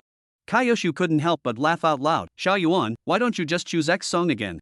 Among the remaining 2 songs, besides X Song, there was another one titled 1 Billion Sweet Cotton. Seeing this overly sweet song title, you can probably guess what it is. That's right, it's a recently popular girl group song. Go go go. Old Yuan, just pick this one. Looking forward to Lin Yuan and the others' girl group dance. Lin Yuan and Huang Chang doing a girl group dance is barely acceptable, but Bus, that big black bear, doing a girl group dance? That's a bit. Gull. I'm kind of looking forward to it. Wow. Please tone it down, you're making me uncomfortable. Lin Yuan's back, Bus and Huang Chang are also looking utterly miserable. Especially Bus, whose pupils were dilating wildly. Making this rough and tumble guy from Northeast China dance like a girl is worse than death. When he goes back to the Northeast, he'll probably be mocked to death by the other guys. The two of them simultaneously turned their pleading glances toward Lin Yuan. Lin Yuan sighed deeply, pressing his hands to his forehead. I choose X song. Chapter 30, Just Want to Hear a Dog Bark. Ergon's 15-day dormitory life began once again. As soon as he returned to the dormitory, Lin Yuan flopped onto the bed. He had completely given in. He had originally planned to slack off, but ended up choosing X song after all. In contrast, Bus and Huang Chang seemed much more relaxed. As long as they didn't have to dance like a girl group or sing children's songs, they were willing to do anything. Lin Yuan casually asked them, "Do you have any ideas for the new song?" Huang Chang, without a care in the world, blurted out, "You decide." After saying that, the two of them went next door to drag Zhou Lihong into playing games with them. Lin Yuan was left alone in the room, racking his brain. After thinking for a while, Lin Yuan still had no idea about the melody or lyrics for the new song. He decided to go out to the living room to get a drink. In the living room, Bus, Huang Chang, and Zhou Lihong were engrossed in the game, playing the very same game Lin Yuan had played earlier that night when he had some free time. While drinking water, Lin Yuan glanced at Zhou Lihong's score 093. He couldn't help but snort derisively, "Zhou Go, it's only been 5 minutes, and you're already sending someone to their death faster than delivering takeout." Zhou Lihong heard this, nearly shot him a sideways glance, and didn't respond further. Lin Yuan then walked behind Bus. Bus saw Lin Yuan coming and his fingers trembled, accidentally sending another player to their doom. Lin Yuan raised his eyebrows teasingly, "Boosie, your gaming skills are worse than my dad's pork knuckles." "Bus, me? Whose fault is this?" Adhering to the principle of not letting anyone off the hook, Lin Yuan finally walked behind Huang Chang. Huang Chang felt Lin Yuan's gaze and his eyelids twitched, fearing he might say something even more outlandish. So, despite his earlier reckless behavior, he began to play cautiously, staying in his lane and not daring to take any risks. However, after standing behind him for nearly 5 or 6 minutes without moving, Huang Chang finally couldn't take it anymore. He asked in a stiff tone, "Lin Yuan, why are you standing behind me? What do you want to say? I didn't give anyone a head start. My record isn't negative either." Lin Yuan took a slow sip of warm water, the corners of his mouth curling into a mocking smile. "Nothing. I'm just standing behind you to listen to the dog bark." "Huang Chang. You bastard." Back in his bedroom, Lin Yuan thought about checking his blog posts to see if any netizens had any thoughts. To his surprise, there were indeed some. The show's second host's performance had already sparked a fan discussion thread. Lin Yuan quietly clicked in. Then, day 5 of wanting Lin Yuan in a dress. I really want to ask Lin Yuan why he doesn't dance in a girl group. It's okay, but I'd be excited if she joined Hu Meng's team. Lin Yuan, you're so mean. Me, enjoying it. Speaking of which, will Lin Yuan really not do a female costume for X song? The hashtag Lin Yuan female costume has been trending for 24 hours straight. Old Yuan, listen up, refusing to do a female costume is because you're too proud, but if you refuse to do a male costume in person, your life is in danger. After watching Lin Yuan, it's like an elderly person on the subway looking at their phone squinting and rolling their eyes. He never expected that a casual remark he made on the show would gain so much attention. But make him wear a dress. That's a pipe dream. With his handsome face in a dress, wouldn't that be a sight to behold? Let Huang Chang do it instead with his face in drag, you'd all have nightmares after watching. As he was lost in his thoughts, Lin Yuan suddenly looked up from his phone. Huang Chang? Dressing up as a woman? Nightmares? Lin Yuan's furrowed brow twitched slightly before gradually giving way to a lecherous expression. This idea seems pretty good. As the old saying goes, when you're a monk, you ring the bell every day. When you're a day laborer, you work hard and go crazy. Over the next 3 days, Lin Yuan alternated between working and going crazy. No one knew what was going on in Lin Yuan's mind. All anyone knew was that he had sought out the music accompanist from the production team to learn how to play an instrument and had also asked Kaiyoshu for tips on vocal techniques. According to Bus, he would sometimes watch horror movies in his dorm room. In the past, Qian Lai would always mock Lin Yuan whenever they met, only to be shot down by Lin Yuan in return. But yesterday, when Qian Lai accidentally bumped into Lin Yuan in the hallway, after mocking him a few times, Lin Yuan remained unusually silent. Instead, he stared at him with an unsettling gaze and emitted a series of ha-ha-ha laughs. This eerie scene left Qian Lai feeling utterly unsettled, to the point where he dared not make eye contact with him afterward. Only Lin Yuan himself knew that over the past 3 days, he had been squeezing every last minute out of his schedule to study and compose music, not wasting a single moment. Every day, aside from necessary rest and meals, he stayed in the empty training room.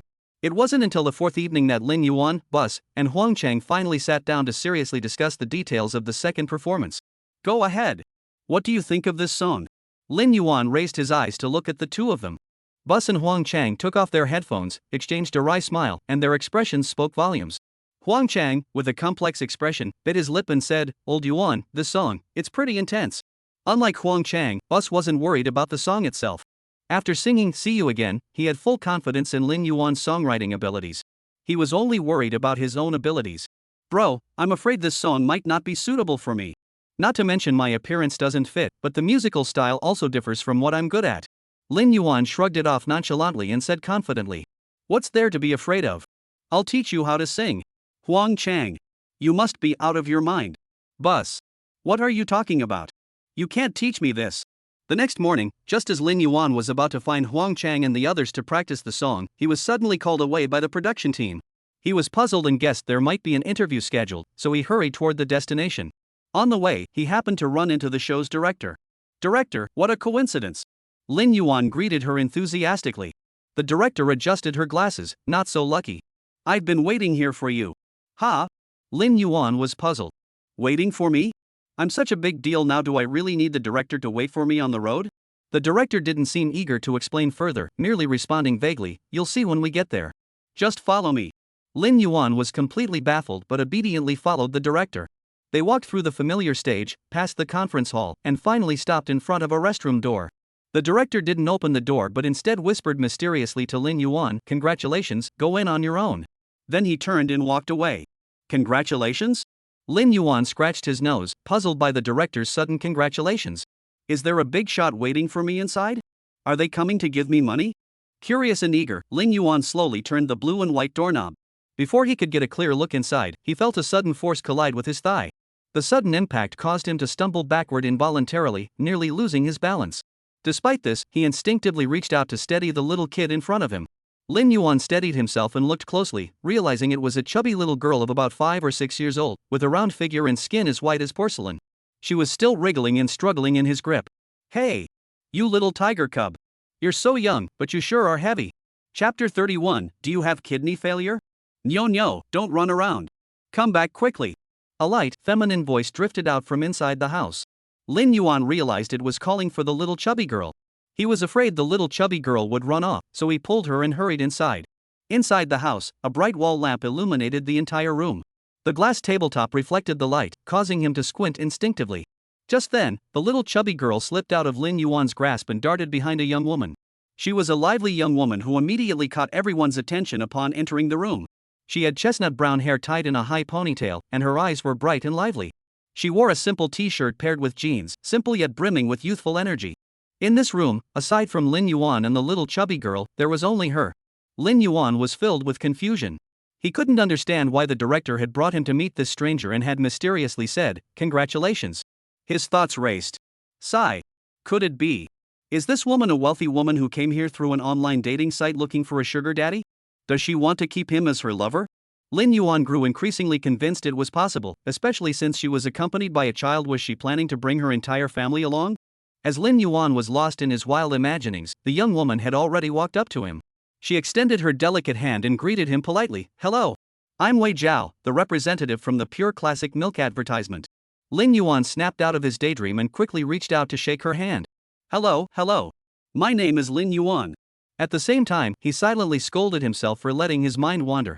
Their hands touched for only an instant, and then Lin Yuan quickly pulled his hand back. Wei Zhao merely raised an eyebrow at this and said nothing more. Thank you for helping me catch Nyo. Otherwise, that little rascal would have run off to who knows where. Nyo? Not Nyo? Lin Yuan's nostrils twitched slightly. Yes. This little one is my younger sister. She insisted on coming with me this time. Her name is Wei Ying, and her nickname is Nyo.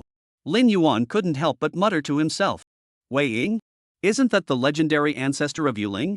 And why is the little girl named Nyo? She doesn't even have that thing. After muttering to himself, Lin Yuan cut straight to the point and asked, so, you called me here today to ask me to be the spokesperson for Pure Classic, right? Wei Zhao curled the corners of her mouth and replied, our company does indeed think you'd be a good fit as the spokesperson for Pure Classic Milk, but this is the company's suggestion, not my personal preference. Ha? Lin Yuan looked confused. Then why did you call me here today? To evaluate me? Lin Yuan just said it offhandedly, but it turned out to be true. Exactly. If you pass my evaluation, not only can you be the spokesperson for the Brother Road campaign, but I can also secure single product endorsements, series endorsements, and even full line endorsements for Pure Classic Milk for you. Wei Zhao nodded slightly, looking quite proud. Wow! You're so amazing! Lin Yuan clapped his hands. Wei Zhao clearly enjoyed Lin Yuan's praise, of course. As long as you pass my test, Pure Classic Milk will be your backing. Lin Yuan nodded excitedly. There's still an assessment? Pure Classic Milk really has high standards. Of course. Pure Classic Milk is a major domestic brand. Not just anyone can land an endorsement deal with our company. Ah, right. Impressive. And when we choose brand ambassadors, we don't focus on their fame, but on their moral character. Just like the quality of Pure Classic Milk, it must be flawless. Ah, right. Impressive. So, are you ready for my evaluation? I'm ready to give up. Alright. Let us get started. What? Wei Jiao thought she heard wrong. I don't think I'm qualified to be the spokesperson for Pure Classic Milk. So I decided to give up the evaluation. Lin Yuan said with a smirk. Are you kidding me? Endorsing a product requires an evaluation?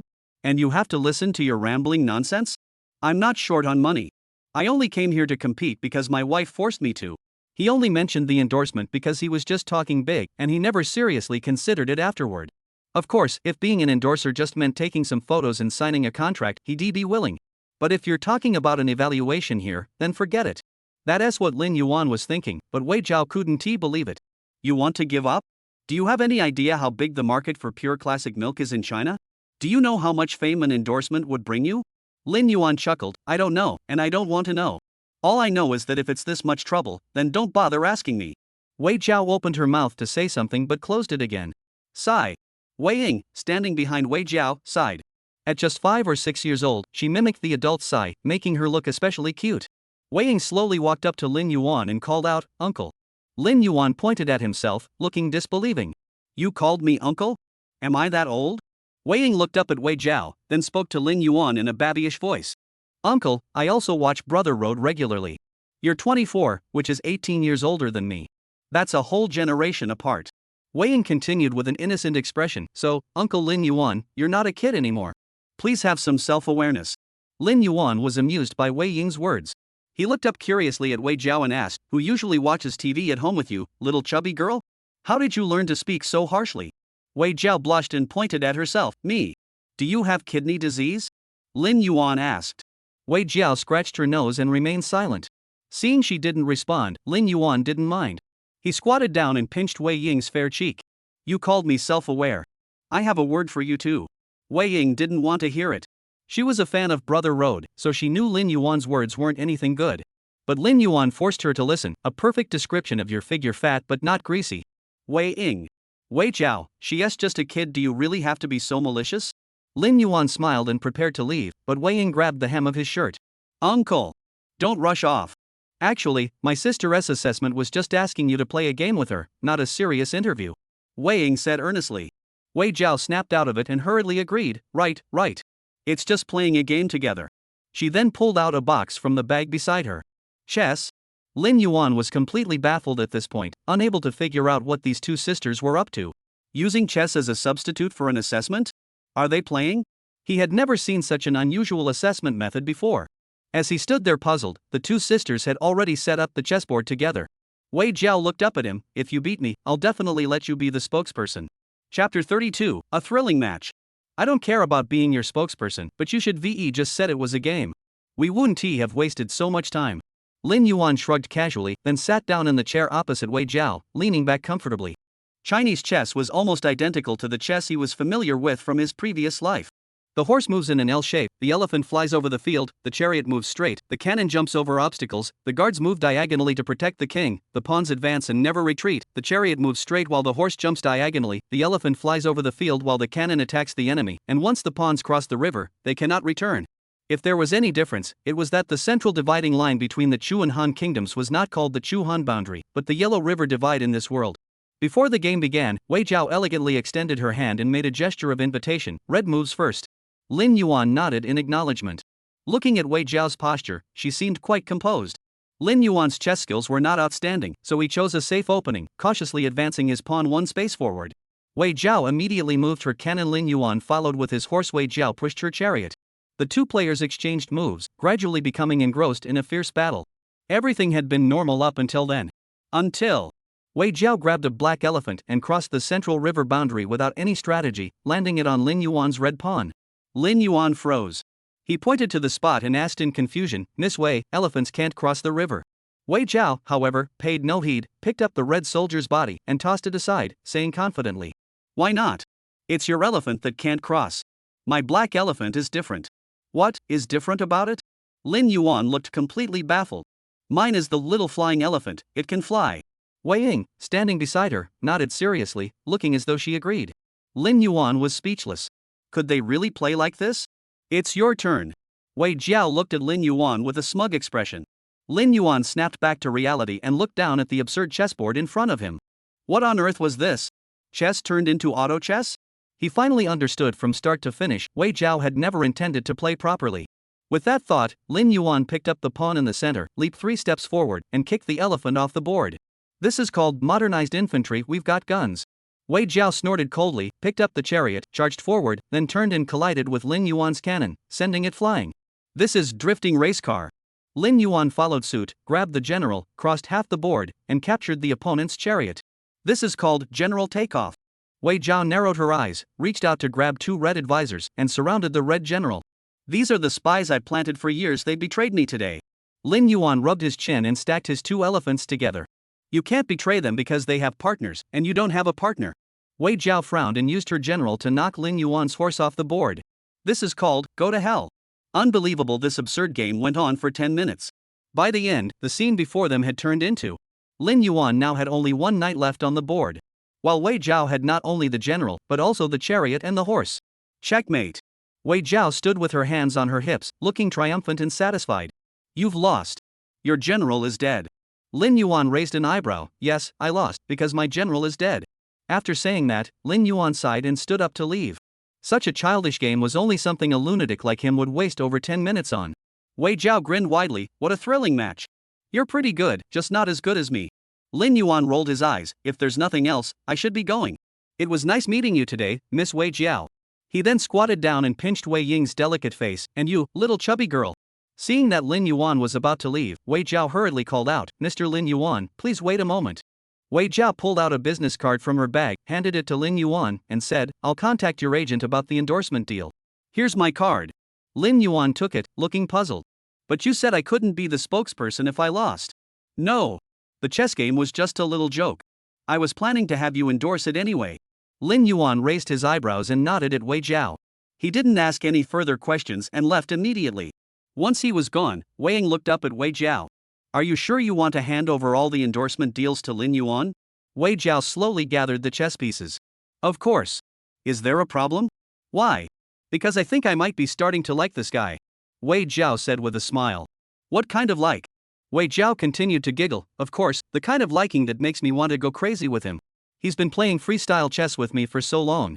"Don't you think he's a nice guy?" Wei Ying. "I just think he's crazy, and pretty badly so." The next day, Lin Yuan woke up early in the morning and received a message from Lin Jiao. "Lingo, Yuan, you were right. That junior doesn't seem interested in getting to know me. She only wants to talk about food with me every day." Lin Yuan rolled his eyes and didn't even bother to reply. The situation was already clear, and only Lingo was still holding on to hope of pursuing her. At 6 in the morning, Lin Yuan and Kai Yoshu, as usual, were the first 2 to wake up in the dormitory. Lin Yuan was enjoying Kai Yoshu's fragrant breakfast porridge, looking utterly content. After breakfast, he practiced his opera vocals with Kai Yoshu. After half a month of practice, Lin Yuan's opera singing had already shown noticeable improvement. Unlike ordinary singing, opera vocal techniques require the voice to be projected from the diaphragm and the lower abdomen, resonating through the chest and head cavities, rather than simply using the throat. Opera singing also demands high precision in lip shape and pronunciation, as changes in lip shape can affect the quality and resonance of the voice. Lin Yuan had a solid foundation in singing, so he mastered the techniques in just 3 days. With another half-month of constant practice, he could already sing a short opera excerpt flawlessly. Even Kai Yoshu praised Lin Yuan for his quick understanding. At noon, Lin Yuan, Bus, and Huang Chang had their final rehearsal, which went smoothly with few mistakes. "Miss Meng, after the second public performance tonight, the 3 of us would like to treat you to dinner." Lin Yuan extended the invitation to a middle-aged woman dressed modestly. "No need to be so formal." "I didn't do much to help," Meng replied modestly. Meng was the stage design consultant hired by the production team and also a seasoned dance teacher. Though she appeared to be in her late 40s or early 50s, she exuded a unique elegance and composure that seemed to have been refined over the years. Lin Yuan insisted, "Miss, he is too modest. Your help was crucial to us. Without you, our stage design wouldn't have gone so smoothly." During their second public performance, Meng not only provided professional guidance but also personally took on the role of a comic character. This favor was something Lin Yuan and the others had always kept in their hearts.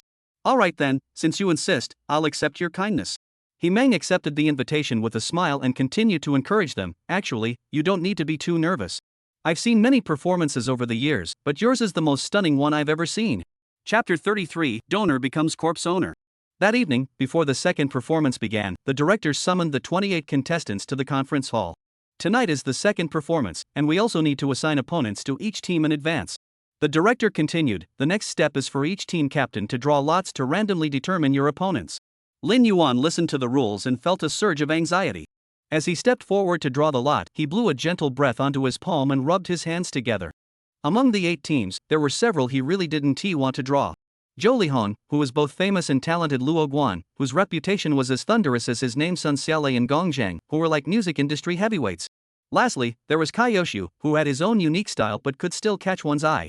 Moreover, Cai Yoxiu's team had also recruited Zhang Yijing, making their team even more formidable.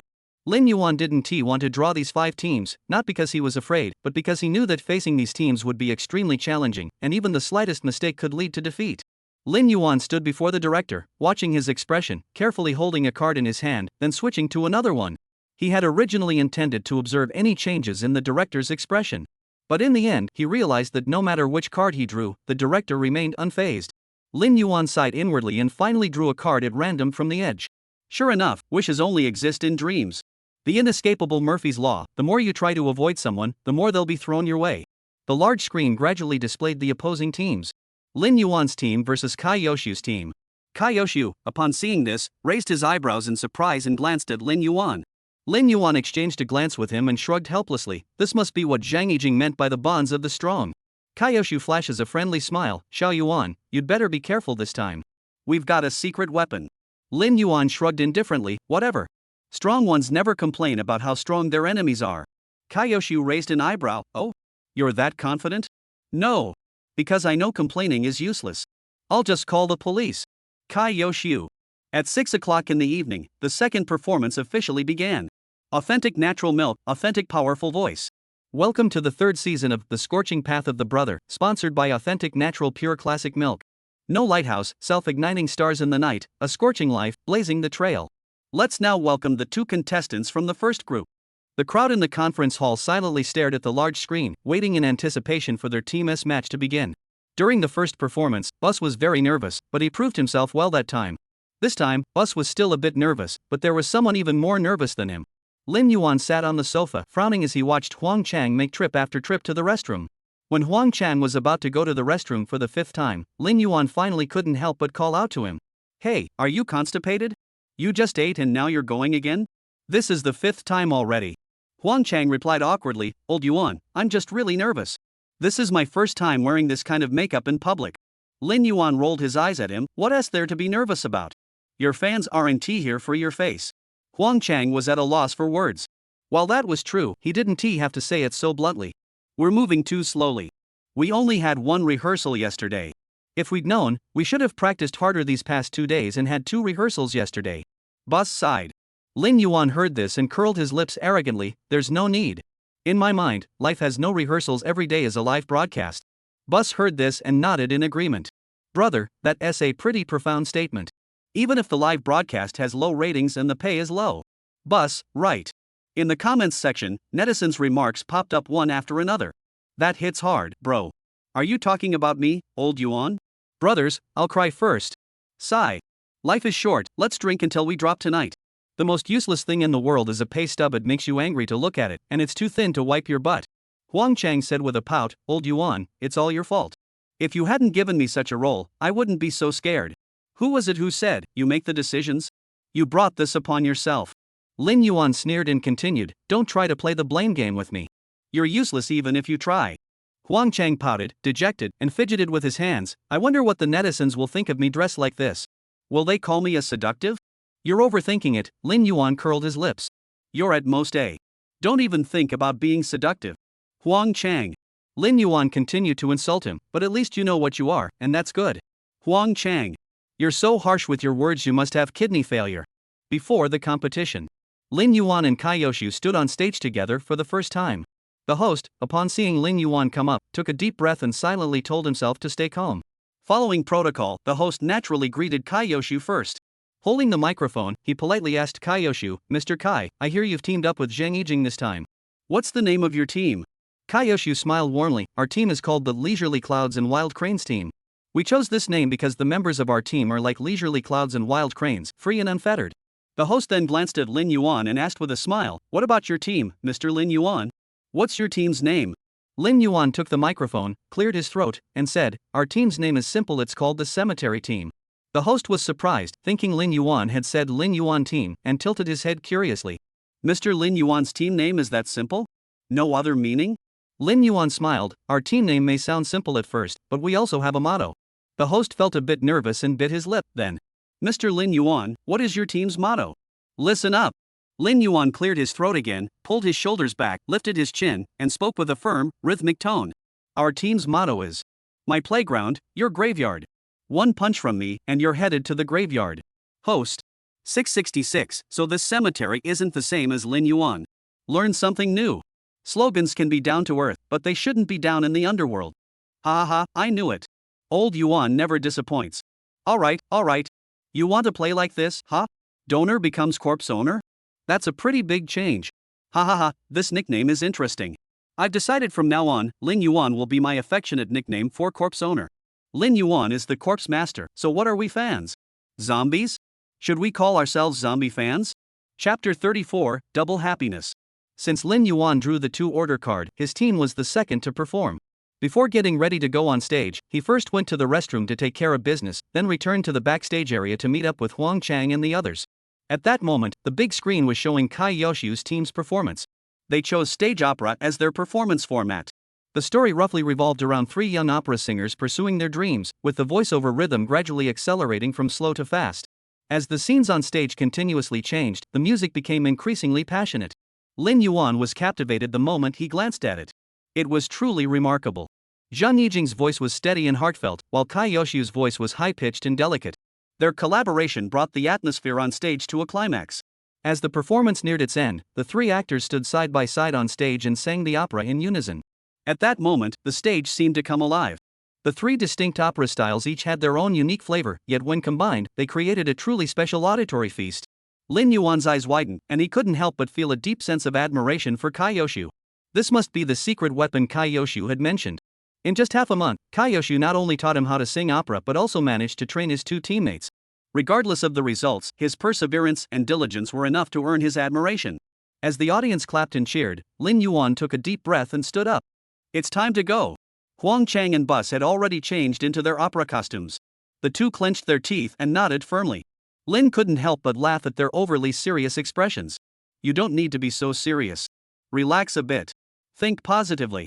Even if you fail, you'll just be dragging your legs, not your pants. Huang Chang and Bus, don't say another word." And now, it's time for the Cemetery Team to perform their original song, X Song. Please give them a warm round of applause. As the hostess announcement fell, the atmosphere in the venue was instantly ignited. "Here it comes. I waited all this time just to see Lao Yuan's performance. Finally, it's the zombie master's turn." A wave of zombie fans is about to arrive. To be honest, Zhou Nanshan and the others sing really well too, but for some reason I just can't wait to see Lin Yuan and his crew. You're not the only one, I feel the same way. If I had to give a reason, it's probably because Lin Yuan always manages to create something unexpected. Indeed, as a fan of Luo Guandad, I'm also really looking forward to Lin Yuan's performance. On stage, after the host left, the lights suddenly went out, plunging the venue into complete darkness. Just like the first performance, the giant screen behind the stage lit up first. Accompanied by the dada sound of the keyboard, blood-red text gradually appeared. During the Min Kingdom era, in the village of Weibo Tree, a young woman became engaged to a man. The next day, the man left for distant lands to pursue business. In her loneliness, the woman fell in love with a man named Wang Erdu. When the man returned, he discovered everything and died in bitter sorrow. The dim, flickering lights cast mottled shadows. The blood-red characters were eerie and blinding. The scene fell silent, the air filled with a mix of anticipation and unease. As the words faded, a giant screen finally displayed the performance information for the song. Song, She. Performed by Lin Yuan, Huang Chang Busi. Lyrics by Lin Yuan. Composer, Lin Yuan. Arranged by Lin Yuan. On stage, a sudden beam of deep red light illuminates an ancient 4-poster bed placed at the center. On the bed, a figure sits upright, dressed in a vibrant red traditional Chinese wedding gown, the hem trailing on the ground. A red veil covers the head, and the figure remains motionless, resembling a lifeless statue. The audience cannot see her face, only catching glimpses of her pale, pointed chin and crimson lips through the limited angle. Just as the audience's curiosity reached its peak, the melodies of the arrow and piano intertwined, and the red-clad figure on stage finally moved. He slowly raised his hand, removed the veil, and revealed Huang Chang's face. His face was covered in pale makeup, and the corners of his mouth curled into a faint, enigmatic smile. The audience couldn't help but gasp in astonishment. They weren't shocked by Huang Chang's ugly makeup, but rather by how stunning it was. Though his face was pale, the streak of crimson on his forehead and his red-stained lips gave him an eerie yet alluring beauty. Huang Chang's voice was low and hoarse, and he sang the first line of the song in the distinctive dialect of Shanghai. On the 18th day of the first lunar month, a auspicious day, the sorghum is carried high. Lifting the red attire, a foot of sorrow cut in haste. Cut away the fine cloth, but why doesn't my beloved return? I force myself to smile. The soft, murmuring voice echoed through the headset microphone by Huang Chang's ear, sweeping across the stage and the audience. The air around them was filled with an electrifying atmosphere. Huang Chang himself was a member of the boy band. Though he excelled at dancing, that didn't mean he couldn't sing. Wow! That voice, it's Huang Chang. Guys, there's really a girl in drag. It's just Huang Chang. Run away. Huang Chang's muffled singing was low and penetrating. The red sandalwood clapper speaks lightly, but it's truly hard to guess. The scene shifts. Bus, wearing a red silk hat with a slightly upturned brim, dressed in a wedding robe of the same color as Huang Chang's, and wearing a joyful smile, slowly emerged from the darkness. Although Bus's dark skin stands out, he is also quite muscular, and his face, which has always been round despite his failed attempts to lose weight, remains plump. With the makeup enhancing his appearance, he resembled a wealthy merchant traveling on business. Bus held the microphone, his voice quick and magnetic. Listen up, at the hour of the rabbit, 3 miles away, the dust is rising. Ping zi, the sound of horse hooves grows louder, cutting through the sorrow. Say it slowly, but it happens quickly. Pushing open the door, the mist parts, wild cats follow for several streets. She is a Chinese-style song performed by the late male singer Gu Dongqi from the last century. This song is melancholic and filled with sorrow, with every word seeming to narrate an ancient legend. The rap sections inside are not too fast-paced and don't require excessive rapping techniques, which comes naturally to Booth. Boo's voice seamlessly blends into the emotions of the song. Once again, Wang Erdu's shoes are left outside the door. Leaving her alone, still remembering the love that cuts to the bone. Beyond right and wrong. Just now, that official laughed. The scene shifts again. Lin Yuan walks slowly from the darkness on the other side, making his way to the center of the stage. 3 beams of light are focused solely on his feet, casting his silhouette in the flickering light, making him stand out prominently. He wears a blue-colored long robe, occasionally gently fanning himself with a folded fan, with a Swana Chinese oboe tucked at his waist, giving him the dual appearance of a storyteller and a Swana craftsman. The sound of the pipa flows like spring water, accompanied by the piano, as if about to unfold a story. Lin Yuan pointed at Bus, his face adorned with a faint smile. As if telling a story, he spoke slowly. The official was happily pondering for a while. But all he could hum was a song of parting sorrow. As soon as he finished speaking, it was as if a mechanism had been triggered, and all the lights suddenly came on. 3 figures stretched out behind him. Huang Chang, with a charming smile, looked like a bride about to be married, taking the microphone from Bus with a playful expression. Her voice was quick and loud. She couldn't pick up the phone again this time. She was laughing and crying at the same time. Do you know how she was laughing and crying? At the same time. Himeng also rushed onto the stage, with a matchmaker's mole on her nose, a kind smile on her face, dressed in a bright peach-colored gown, and holding a delicate silk fan. Chapter 35, Awake for Work, Asleep on the Road. Suddenly, a light mist began to drift across the stage, creating a dreamlike atmosphere. She was crying. Look how she was crying while laughing. As the song came to an end, Bus and Huang Chang, dressed in wedding attire, stood side by side, expressionless, as if they had lost their souls. The gazes of those present were filled with confusion and complex emotions.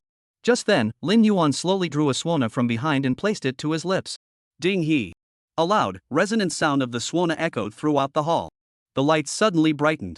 Himeng, playing the role of the matchmaker, waved a silk fan and smiled broadly. Her voice rang out clearly and loudly. First bow to heaven and earth. As she finished speaking, Bu Si and Huang Chang mechanically bowed to the audience. Ding he. The sound of the swana continued unabated. While other instruments could be heard in the background music, they were instantly drowned out by the shang. Lin Yuan's playing instantly became the focal point of the entire venue. Not only the audience but also the online viewers in the livestream couldn't help but get goosebumps. Behind the stage, Luo Guan's face went blank. He wasn't very knowledgeable about professional music, but the moment the shang sound rang out, a thought uncontrollably arose in his mind. Thank goodness I didn't compete against Lin Yuan. The matchmaker Himeng continued her performance, fanning herself with a fan and wearing a joyful expression. Second bow to the parents. Si Huangchang obediently turned around, facing away from the entire audience, and bowed once more toward the ancient bed frame. The sound of the suona continued to echo through the air. Its unique rhythm, like that of a rogue, seemed to possess a magical allure, drawing everyone present into its spell. As the old saying goes, when the suona sounds, the play ends. When the music stops, the cloth is spread, and the entire village waits for the meal. Those who can walk leave, those who can't are carried away, followed by a sea of white. Even in a previous life, a brother who played music with Lin Yuan once joked, "Use the suona as an alarm clock if you wake up, go to work if you don't, hit the road." These comments about the suona are no joke. On the other side of the stage, Zhang Yijing and Cai Yoshu both wore serious expressions. No matter how hard they tried, they couldn't fathom how Lin Yuan's team could possibly use such an unconventional instrument. The third member of the team was named Zhang Lan, a relatively unknown model in the entertainment industry. He cautiously asked Cai Yoshu, "Mr. Cai, can we win?" Cai Yoshu gripped his water cup tightly, his tone uncertain. The outcome is still uncertain, but their chances of winning are indeed greater than ours. Because he knew that Lin Yuan had also prepared an opera-style performance. Matchmaker Himeng shouted cheerfully for the third time. Couples bow. Then, she skipped back into the shadows of the stage like a joyful child. At the same time, Bus and Huangchang bowed to each other face to face. But for some reason, their expressions were dazed, and when they bowed, their foreheads collided with a loud thud. They seemed to snap out of a dream, shuddering slightly, and looked around in confusion. Lin Yuan put down the suona and picked up a microphone. His identity shifted instantly from shang player to storyteller. The hall before. As the theatrical voice rang out, everyone's eyes widened. Just as Cai Yoshu had said, Lin Yuan had indeed switched to the opera style. After hearing just 2 lines of the opera lyrics, the crowd wanted to hear more, but Lin Yuan had already switched back to his storytelling voice. He spoke from the bottom of his heart. Then he switched back to the opera style again, leaving everyone spinning in circles. How can one be carefree without keeping one's promise? Gently sighing over our childhood sweethearts. Though Lin Yuan's opera style couldn't match Cai Yoshu's authenticity, nor was it as smooth or clear, there was a unique charm to it here. Wait for a jade scepter. A barrel of wine. Back to their senses, Bus and Huangchang couldn't help but dance to Lin Yuan's singing. Huangchang's graceful figure danced elegantly in Bus's hands, while his traditional Chinese wedding attire fluttered in the breeze. However, Bus isn't very good at dancing, and his stiff movements make him look particularly innocent. This added a touch of humor, eliciting laughter from the audience. The familiar sound of the pipa echoed once more. Lin Yuan gently fanned himself with a folding fan, as if telling a story. She pricked up her ears to listen. Outside the bridal chamber, the kind-hearted Wang Erdu has come to bring her some pastries. Bo Si embraced Huang Chang, the two of them resembling a newlywed couple. But Huang Chang, in Bus's arms, had already raised the microphone and started singing. She was laughing and crying. Guess how she was laughing and crying? Crying, look at her crying while laughing. Lin Yuan picked up the suona again and blew out that heart-stirring melody. Ding he. The suona sounded again. Everyone's hearts trembled uncontrollably. It was as if their minds had gone blank, leaving only the sound of the suona and the pounding of their own hearts. The suona also seemed like a harbinger. Suddenly, Bus seemed to lose all his strength and collapsed straight onto the ground. The audience was left confused and bewildered. To be honest, from Huang Chang's dialect to Bus's rap, Lin Yuan's suona, and the final wedding ceremony, everyone thought it was a simple ancient Chinese wedding. But you couldn't help but acknowledge that the overall atmosphere was complex and bizarre. It was like the strange and eerie text at the beginning, which was quite jarring. And Bus's final act of lying down left everyone even more confused. Amidst everyone's confusion, the bride Huang Chang seemed to have completely missed the fact that the groom Bus had already lain down. There were no matchmaker's wedding vows, and no groom. At this point, some people had already figured out what was happening. Ding he. Huang Chang followed the sound of the suona, still acting as if he were performing the first bow to heaven and earth of the wedding ceremony, and bowed to the audience. But only the bride was there. Because the groom had already collapsed. Ding he. Huang Chang's face was deathly pale, devoid of any color, and his eyes had no focus. He slowly turned around, as if performing this second bow to the parents, and bowed once more toward the bed frame behind him. Ding he. Huang Chang bowed one last time toward Bus, who was already lying on the ground. Once again, the matchmaker Himeng emerged from the darkness, her appearance as sudden as before. Accompanied by Lin Yuan's rhythmic suona music, Himeng shouted loudly. On the 18th day of the first lunar month, this auspicious day. The 18th day of the first lunar month, this auspicious day. The 18th day of the first lunar month, this auspicious day. It wasn't until then that everyone seemed to suddenly realize what was happening. The eerie opening lines, the high-pitched suona, the fallen groom, and the bride performing the wedding ceremony alone. This was clearly a ghost marriage. And finally, the matchmaker's line, the 18th day of the first lunar month, this auspicious day. Don't forget, in ancient times, the first month of the lunar calendar was a time when the living were not allowed to marry. Therefore, this wedding in the first month was inevitably a ghost marriage. Suddenly, everyone recalls the blood-red text at the beginning, the young woman, the bamboo horse riding man, and Wang Erdu. From the stage performance, it was clearly the wedding of the young woman and the deceased man. Once everyone realized this, they all felt a chill run down their spines, and their hair stood on end. It was like watching a sweet romantic drama, but upon reflection, they realized it was a horror film. That heart-pounding, overwhelming shock. Goodness, my scalp is tingling. I'm shivering in my blankets at home. Can't this old guy just come up with something more down to earth? Family, who understands? After watching the live stream, I'm too scared to go to the bathroom.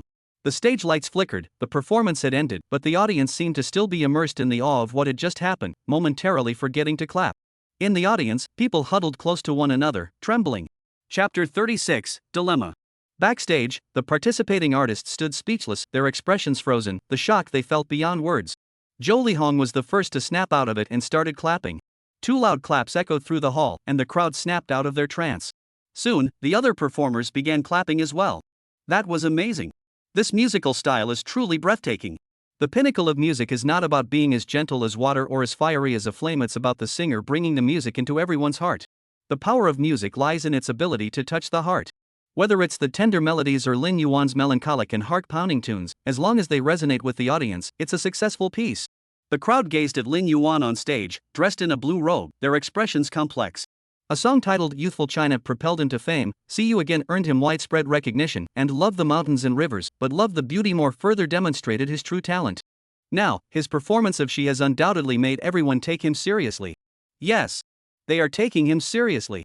Even the seasoned veterans who had been in the industry for years, some even 3 decades longer than Lin Yuan, began to take him seriously. Because you can no longer treat him as a junior. He has the genuine talent to compete with the best. On stage, Lin Yuan and his 2 companions bowed to the audience, preparing to leave. At that moment, everyone gradually came to their senses, and the applause, which had started out sparse, grew into a thunderous roar. But unlike before, they dared not scream or shout anymore, despite clapping. The aftereffects of the performance hadn't subsided yet, and there was still a lingering sense of unease in their hearts. Lin Yuan found the audience's serious and nervous reactions amusing, so he picked up the microphone and said, Everyone, don't be so serious. When you're scared, just think of the bride as Huang Chang and the groom as Bus, the foreigner. Audience, oh, right. Now that you mention it, I imagined Bus and Huang Chang's faces, and I instantly stopped being afraid. I even found it a bit funny. Speaking of which, old Yuan is really a bad guy. He didn't dress up as a woman himself, so he made Huang Chang do it instead. After the performance, the tense voting began. Lin Yuan believed he had given it his all. This song incorporated rap, dialect, suona, and opera vocals, so he had really gone all out. Even if he lost, he wouldn't have any regrets. The voting results quickly appeared on the big screen.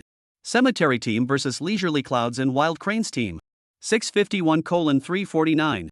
In the end, Lin Yuan's suona proved to be the better choice. Since Lin Yuan and Kai Yoshu's match was the last one, the official performances by the 2 captains officially came to an end.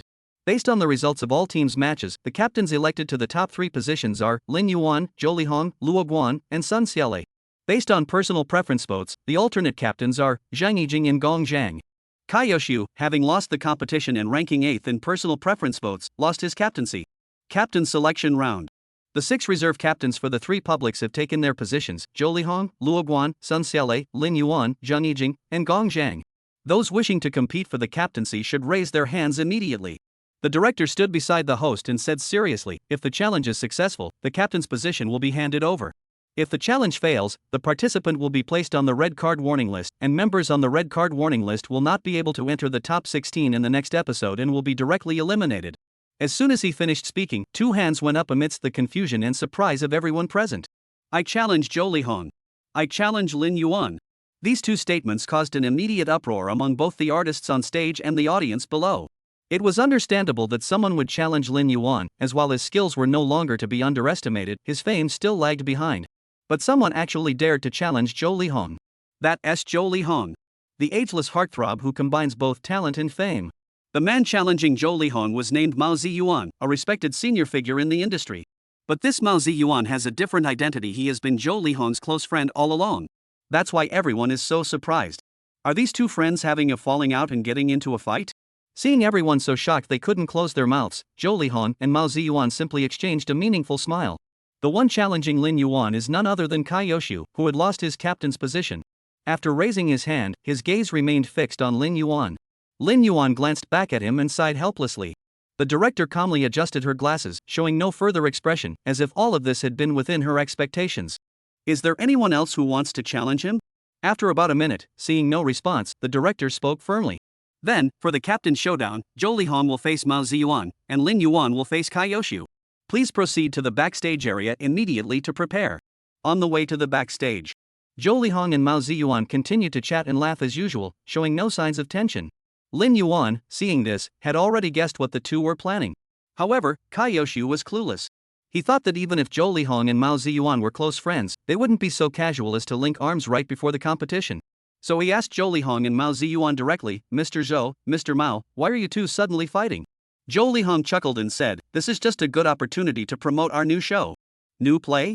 The Legend of the Plum Blossom? What does that have to do with today's competition? Cai Yoshu was confused. I think Shogo wants to sing the theme song I wrote for them. Lin Yuan answered from the side. Zhou Lihong didn't seem embarrassed at all. Yes.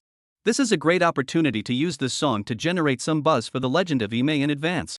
The theme song Lin Yuan wrote had actually been sent to Luo Xin before he returned from his vacation, and Luo Xin, after listening to it, immediately forwarded it to Zhou Lihong, asking him, the lead actor, to sing it. However, due to the tight schedule, the broadcast date for The Legend of the Plum Blossom was pushed back by another month. That's a bit unfair to old Mao. Zhou Lihong patted Mao Ziyuan on the lower back. What's the big deal? With my current ranking, even if I lose, I won't be eliminated next episode. But you, if you lose, you'll really lose face. Mao Ziyuan teased Zhou Lihong. That won't happen. You guys don't know how good the song Xiao Yuan wrote for me is. You'll have to listen carefully when the time comes. Zhou Lihong smirked. Mao Ziyuan ignored him and instead smiled at Lin Yuan. Xiao Yuan, what do you think this time? Lin Yuan paused, not understanding the deeper meaning behind Mao Ziyuan's words. Mr. Mao, what do you mean by that? Mao Ziyuan pointed at Cai Yoshu. Are you planning to give it your all or just go through the motions? I think Mr. Cai also wants to ask you that.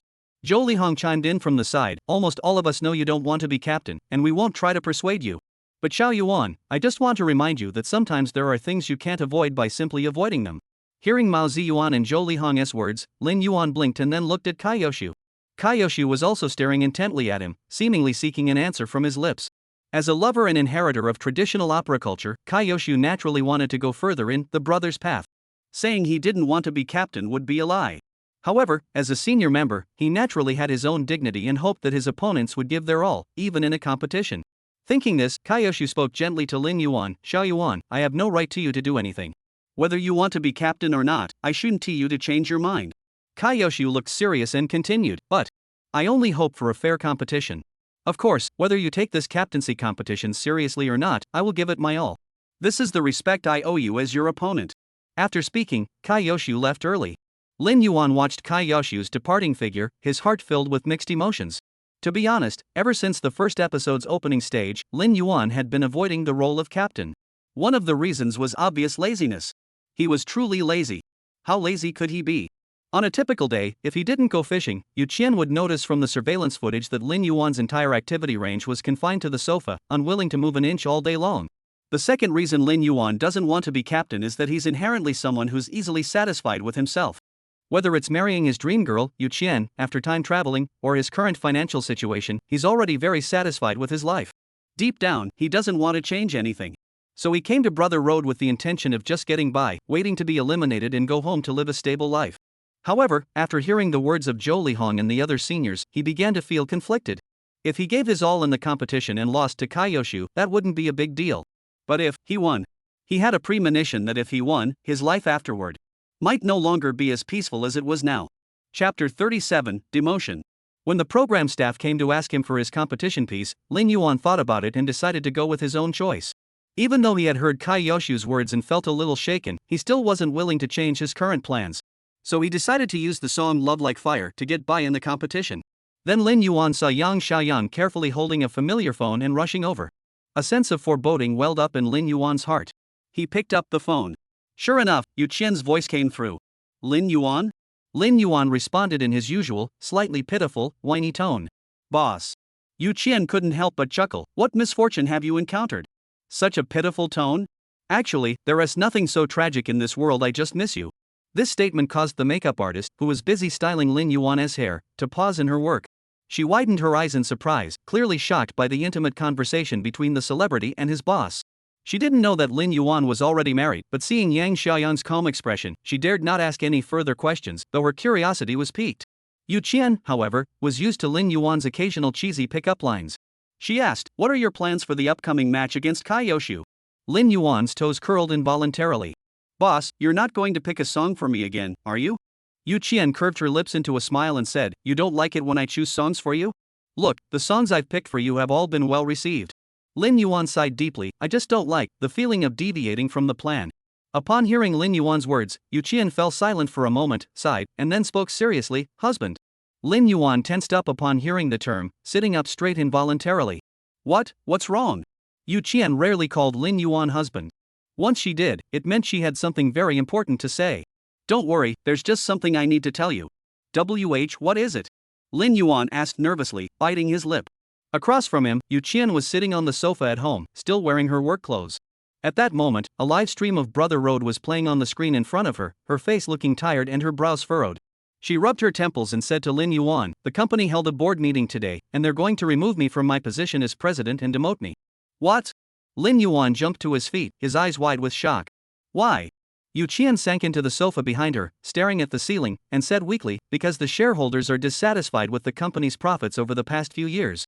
They believe I lack the ability to continue leading the company." Lin Yuan naturally knew that those people Yu Qian was referring to were the shareholders who had always held a bias against her. Thinking of this, his brows furrowed. "What did our father say?" Yu Qian opened her lips, her voice tinged with helplessness and bitterness. "Dad said that since he's already retired, he won't interfere in these matters anymore." Yu Qian's father, Yu Chang, was the company's chairman and former president. 2 years ago, after retiring, he passed the position of president to his daughter Yu Qian, who had just graduated with a master's degree. "What should we do?" Lin Yuan asked anxiously. He had always known that Yu Qian was deeply passionate about this career. Since university, she had been studying finance and management, while others were enjoying their youth. She had already started applying for a master's degree program. All of this was done with the hope of taking over the company from Yu Chang as soon as possible. He couldn't imagine how heartbroken she would be if she lost this position. Lin Yuan couldn't describe his current feelings. If he had to put it into words, it would be that he was deeply saddened. He felt sad for Yu Qian. He was the one who knew best how much she had sacrificed for the company. For this company, although she hadn't been able to be fully hands-on, she had poured in 100% of her passion. Yu Qian had always been understanding toward him. Since their marriage, aside from asking him to participate in this show, she had never made many demands on him, allowing him to live a comfortable and free life. But now that Yu Qian is facing difficulties, Lin Yuan feels helpless and unable to assist her. "You should at least give her a chance." Lin Yuan couldn't accept it. Yu Qian sighed. "They did give me a chance. What are their requirements? Within 3 months, if I can invite a male or female singing sensation or a renowned composer to join the company, they will recognize my qualifications and allow me to continue my position." "That's impossible." Lin Yuan was now beyond shocked. A top singer, a top female singer, and a songwriter. These aren't just anyone you can find off the street. Basically, every one of them is the backbone of their respective companies or studios. How could a singer, songwriter, or composer be willing to join Yu Qian's small company? Yu Qian's company didn't even have a single Singer of the Year or Singer of the Year, only the 2 veteran artists Sinan and Sibei, but they were merely first-tier singers. How could such a company possibly attract a king of singers, queen of singers, or songwriter to lower themselves to join? "What if I use myself as a condition?" Lin Yuan asked. "It's useless. Although you're the company's most promising newcomer recently, those old-timers have a deep-rooted bias against me. Since I took over the company, they've been picking on me. They wouldn't give up the CEO position they've been trying to take from me just for you. What should we do? Where can we find a singing legend? This isn't something you can just find on the street." Lin Yuan grew anxious. "What if you just leave and start your own company?" Lin Yuan suggested. On the other end, Yu Qian chuckled lightly. "Lin Yuan, you're still acting like a child. A music company isn't something you can just set up overnight. Even my father, who worked tirelessly, only reached this level. How could I possibly do better?" Yu Qian seemed amused by Lin Yuan's words and softened her tone. "But if you really want to help me, there's actually one more chance." "What opportunity?" Lin Yuan asked immediately. "If you can help me bring Mao Ziyuan to our company, then we still have a chance." "Mao Ziyuan?" "Yes. In the music industry, the two most prominent figures are Zhou Lihong and Sun Xiaolei, but they both have powerful backgrounds and wouldn't easily switch companies. Next come Mao Ziyuan and Gong Zhang, but Gong Zhang is also out of the question because he started his own studio. That leaves only Mao Ziyuan. But isn't he a top-tier singer? Lin Yuan asked in confusion. Mao Ziyuan could have won the title of Song King a few years ago, but at the time there was a more talented singer named Jiang Jia, so he unfortunately lost. If he can win the Hua Chu Award again this year, he could also become the Song King. Yu Qian continued her analysis. Moreover, Mao Ziyuan has recently had a falling out with his agency and is considering switching companies. Various companies are all trying to lure him away. Lin Yuan rubbed his chin and pondered for a moment. So, if we can convince Mao Ziyuan to join our company and create a song for him that can win the Golden Melody Award, then our company will have a Singer of the Year? And you won't have to be demoted? Yu Qian nodded. Exactly. But both of these things are very difficult to achieve. Lin Yuan clenched his fists, took a deep breath, and said firmly, I'll do my best to make this happen. This was no longer just his own matter, it now concerned whether Yu Qian would be demoted or not. Chapter 38, Swords and Dreams. After talking with Yu Qian, Lin Yuan kept thinking about how to win over Mao Ziyuan. First, you can't just blurt out a job offer to Mao Ziyuan without any preparation. That would be so presumptuous. He needed to first gain a deep understanding of the conflicts between Mao Ziyuan and his current company, as well as the specific reasons behind their disagreements. Only by analyzing the causes and gaining a comprehensive understanding of the situation could he approach him with a solid basis. Secondly, he couldn't take the brother road competition lightly anymore. At the very least, he can't act like a slacker before trying to win someone over. Strength is the most effective tool for winning someone over. On stage. This was the moment when Zhou Lihong and Mao Ziyuan were competing. From Lin Yuan's perspective, he only saw Mao Ziyuan and Zhou Lihong hug each other briefly and didn't hear what they said. Mao Ziyuan then stepped down, temporarily handing the stage over to Zhou Lihong. As the stage lights slowly brightened, a spotlight precisely focused on the center of the stage. There, Zhou Lihong stood quietly. Dressed in a tight-fitting robe, wearing a conical hat, and draped in a cloak that fluttered in the breeze, with a long sword hanging at his waist, he resembled a swordsman from ancient times. Music began to play softly, with the strings of the zither in the prelude sounding as clear as flowing water. Everyone furrowed their brows in confusion. While they were familiar with Zhou Lihong's songs, the prelude to this one was entirely unfamiliar. However, no one asked questions, they simply gazed expectantly at the figure on stage. At the same moment, the giant screen behind Zhou Lihong displayed the song information. Song, Swords and Dreams. Performed by Zhou Lihong. Lyrics by Lin Yuan. Composer, Lin Yuan. Arranged by Lin Yuan. Note: theme song for the TV series The Legend of the Plum Blossom. As the lyrics appeared on the screen, everyone turned to Lin Yuan with expressions of surprise. This song. The song Zhou Lihong was singing was actually composed by Lin Yuan, and it was the theme song for The Legend of the Plum Blossom. Facing all those eyes, Lin Yuan remained unfazed, instead casually teasing, "Why are you looking at me? Even if you compliment me on my looks, I won't give you any money." Everyone. As the prelude began, Zhou Lihong slowly raised his head, took a deep breath, and his eyes betrayed a sense of nostalgia after having experienced many hardships. He raised the microphone and sang the first line of the lyrics. "My sword, where shall I go? Love and hate, impossible to choose." Zhou Lihong's voice was rich and powerful, blending seamlessly with the melody of the guzheng, creating a deep and unique atmosphere. At the same time, the massive screen behind him slowly unfolded, displaying the teaser trailer for The Legend of the Plum Blossom, perfectly complementing the song. "My sword, slicing through the sky. Right or wrong, I cannot comprehend." These two simple lines already hint at the theme of The Legend of the Plum Blossom, the sword of the young warrior and the knife of the middle-aged swordsman. These two lines directly point to the tale of love, hatred, and revenge among the martial artists of the Jianghu. "I'm drunk, everything is blurry. Love and hatred, are they illusions or emptiness? When I awaken, it's just a spring dream. Life and death, all become emptiness." The lyrics appeared on the giant screen, line by line. When these 4 lines of lyrics appeared before everyone's eyes, some people began to reminisce about the story of The Legend of the Plum Blossom. The Legend of the Plum Blossom was originally adapted from a wuxia novel, and the vast majority of wuxia fans in China are deeply fond of this book. So when they saw the lyrics, sword, knife, drunkenness, awakening, love and hate, right and wrong, grudges, life and death, everyone couldn't help but recall the plot of the entire novel. The confusion of love and hate, the twists and turns of the world, the resolution of martial arts grudges, and the contemplation of life and death. A few simple words sketch out the wandering life of a knight-errant in the martial arts world. Zhou Lihong's stern face and voice, filled with deep emotion, made every word sound like a poem about the chivalry of the martial arts world. The audience is deeply captivated by this moving melody, their eyes fixed on every movement and expression of Zhou Lihong. As the chorus arrives, Zhou Lihong's voice grows more passionate. "Coming swiftly, departing swiftly. Regret that we couldn't meet.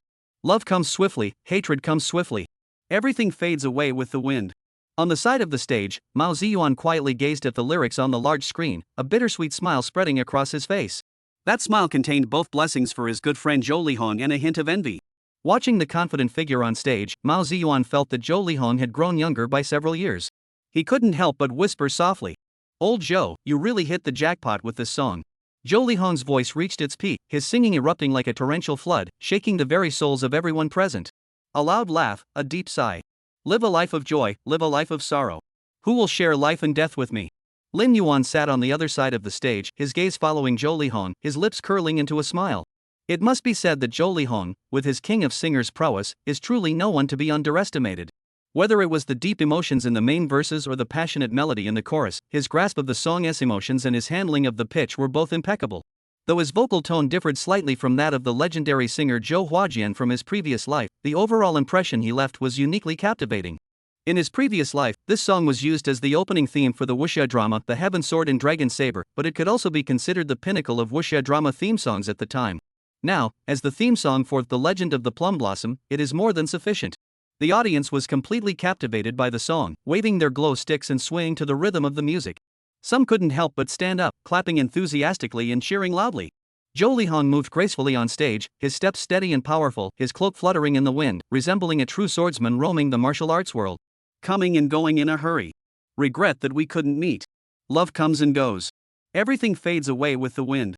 As the song neared its end, Zhou Lihong's voice grew even more bold and powerful.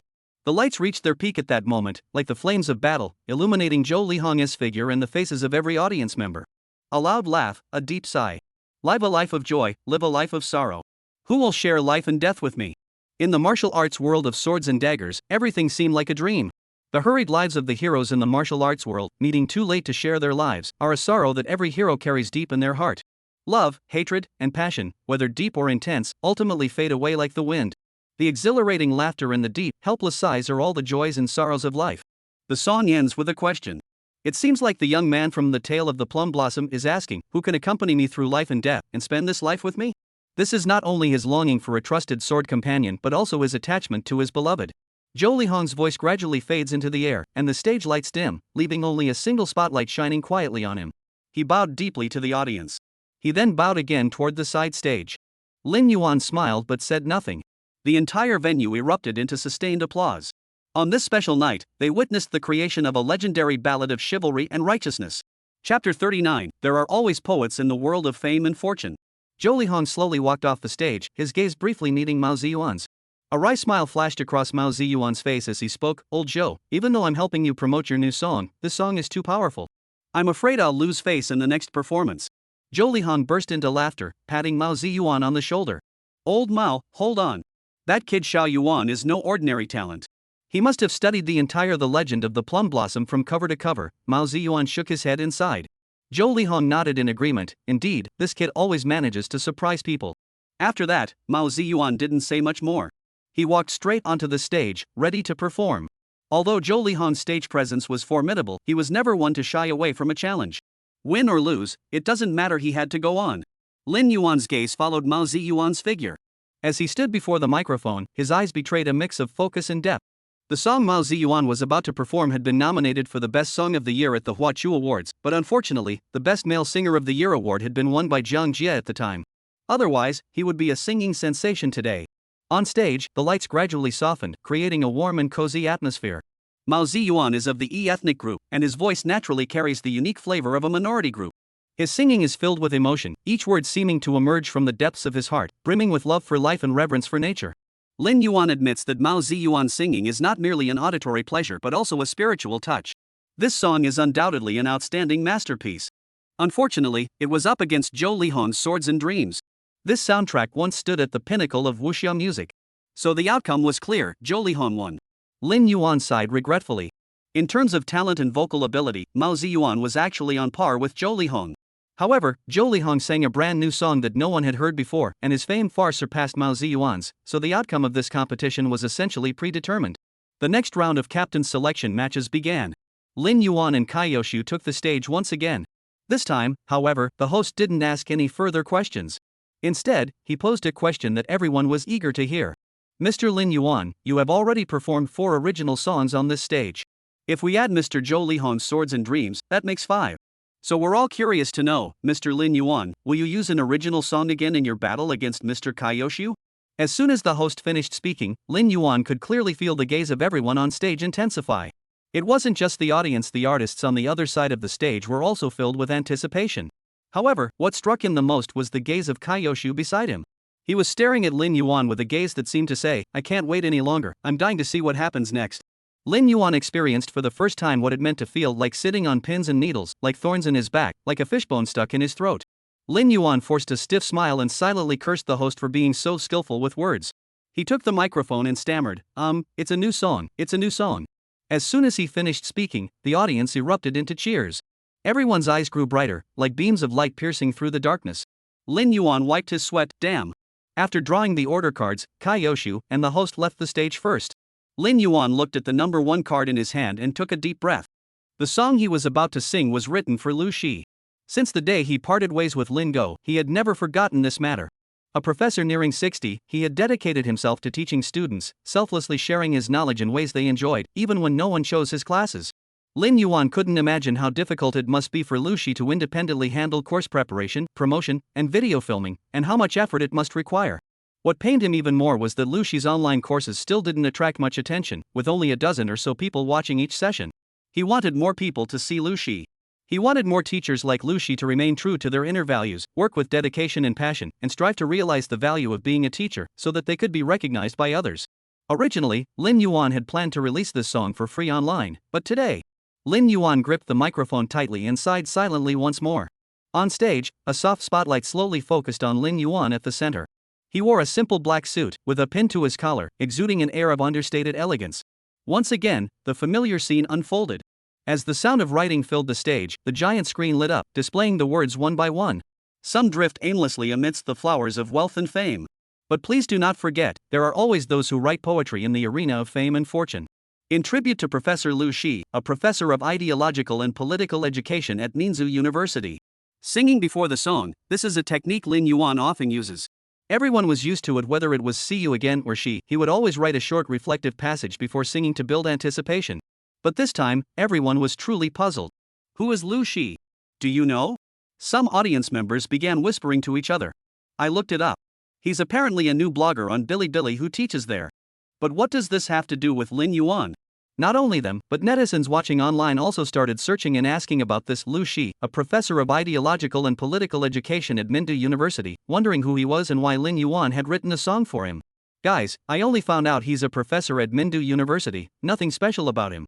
This isn't special. The guy above, do you know what the rank of professor means? In my opinion, Lin Yuan is probably praising Lu Shi for being a professor yet teaching for free on Bilibili. Let me explain. I'm a student at Minzhou University.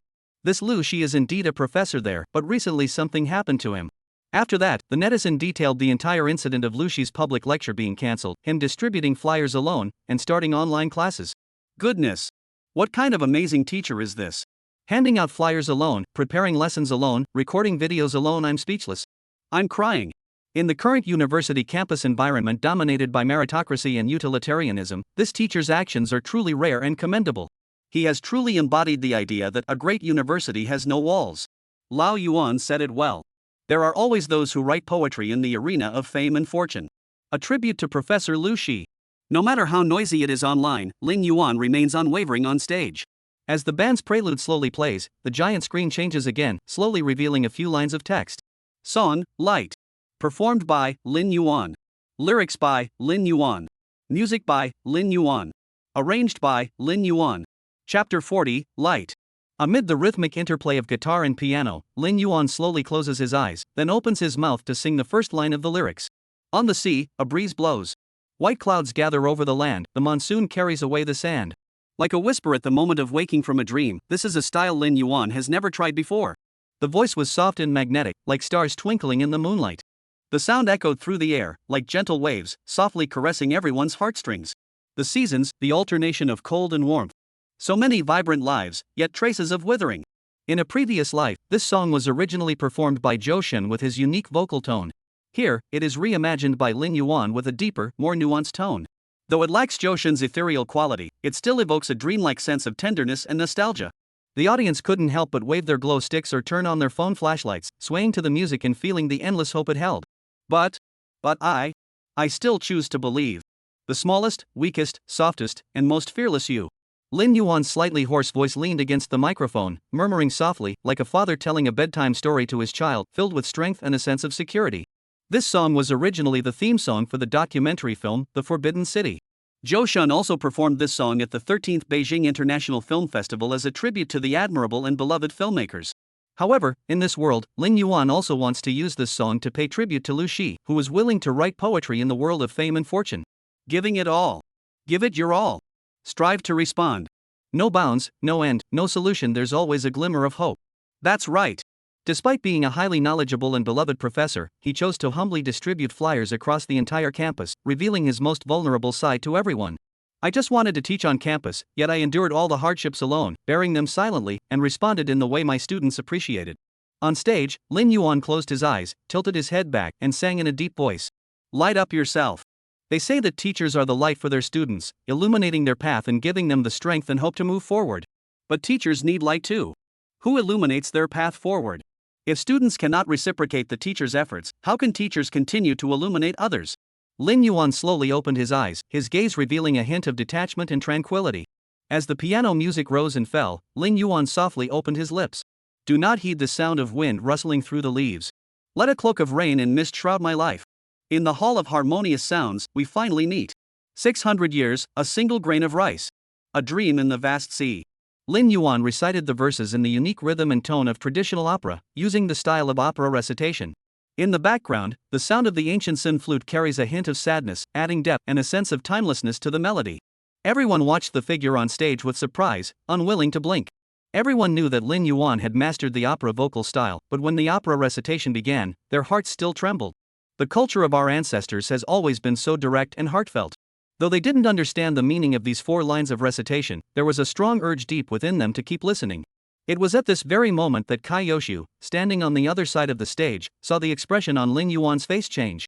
His mouth was open, his eyes fixed on the lyrics on the screen, but he was silently repeating the words under his breath.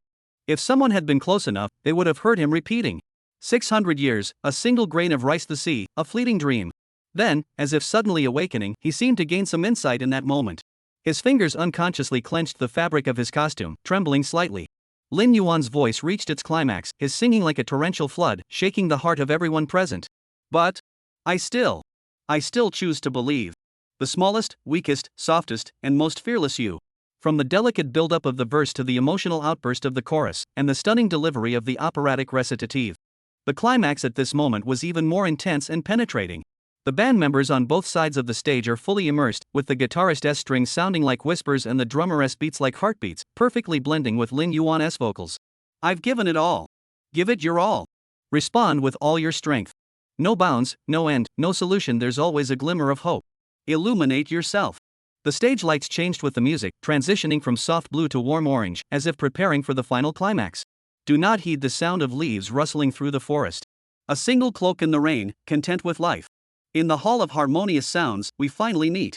600 years, a single grain of rice. A dream in the vast sea. It's opera. Finally, it's opera. This is the sigh that crosses everyone's heart. At that moment, Kai Yoshu also smiled. He slowly closed his eyes, immersing himself in Lin Yuan's singing.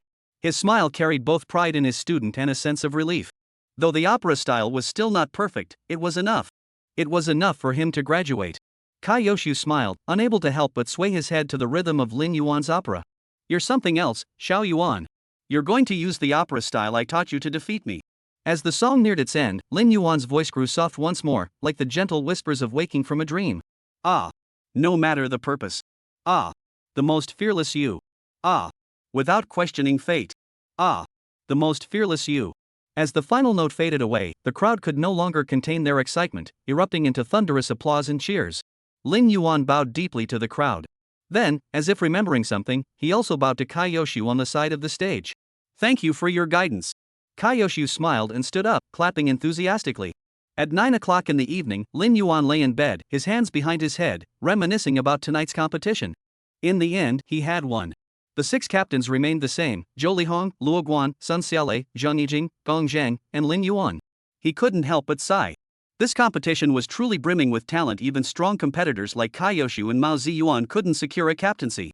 Just as he was thinking about the next topic, how to recruit Mao Ziyuan to their company, Huang Chang and Bus walked in, laughing and joking, one in front of the other. Huang Chang saw Lin Yuan and excitedly said to him, "Old Yuan, did you know? Bus is so dark-skinned, yet he applied makeup thicker than mine." I was so startled when I saw it. Bus stood by, gritting his teeth in frustration. What could he do? That's just how he looked. He couldn't go on stage without makeup. Huang Chang continued to Lin Yuan, "You wouldn't believe it, but he just used half a bottle of makeup remover. I think he could join the Halloween parade after taking off his makeup." After saying that, Huang Chang laughed alone. Lin Yuan, who had been closing his eyes, narrowed them upon hearing this. "What are you laughing at? What's so funny about him? If you're so brave, go to the bathroom and compare with him. After that, you'll see that you could also participate in Children's Day." As soon as he finished speaking, Huang Chang's laughter came to an abrupt halt. On the contrary, it was Bus who burst into laughter. Lin Yuan's words hit the nail on the head. Chapter 41, Stinky Durian and Rotten Banana. Huang Chang clenched his teeth, almost grinding out his frustration with Lin Yuan. "Old Yuan, how dare you speak to your brother like that? After all I did today to dress up as a woman for you." Lin Yuan snorted in response. "What? Not happy? How many followers did you gain today? You should be happy to dress up as a woman for me." Indeed, after today's live stream, besides Swords and Dreams, the song, she was the most popular among the audience. As the only performer on stage dressed in women's clothing, Huang Chang's popularity naturally soared, and his fanbase grew significantly. Even his personal favorite vote ranking had risen by 1 spot, now at 11th place. Huang Chang pondered for a moment, acknowledging that Lin Yuan had a point. He snorted coldly and stopped dwelling on it, instead bringing up another important matter. "Speaking of which, did you know? When Bus and I just came back, we accidentally overheard Qian Lai making a phone call." Huang Chang looked mysterious and continued, "Bus and I were just passing by, but we heard Qian Lai tell the person on the phone that if you win next episode, he'll challenge you and take your captain's position." Upon hearing this, Lin Yuan merely responded with a casual "oh," keeping his eyes closed as he lay comfortably in bed. There were plenty of people who wanted to challenge him. Qian Lai wasn't the only one. Seeing that he still didn't care, Huang Chang was so angry he couldn't contain himself.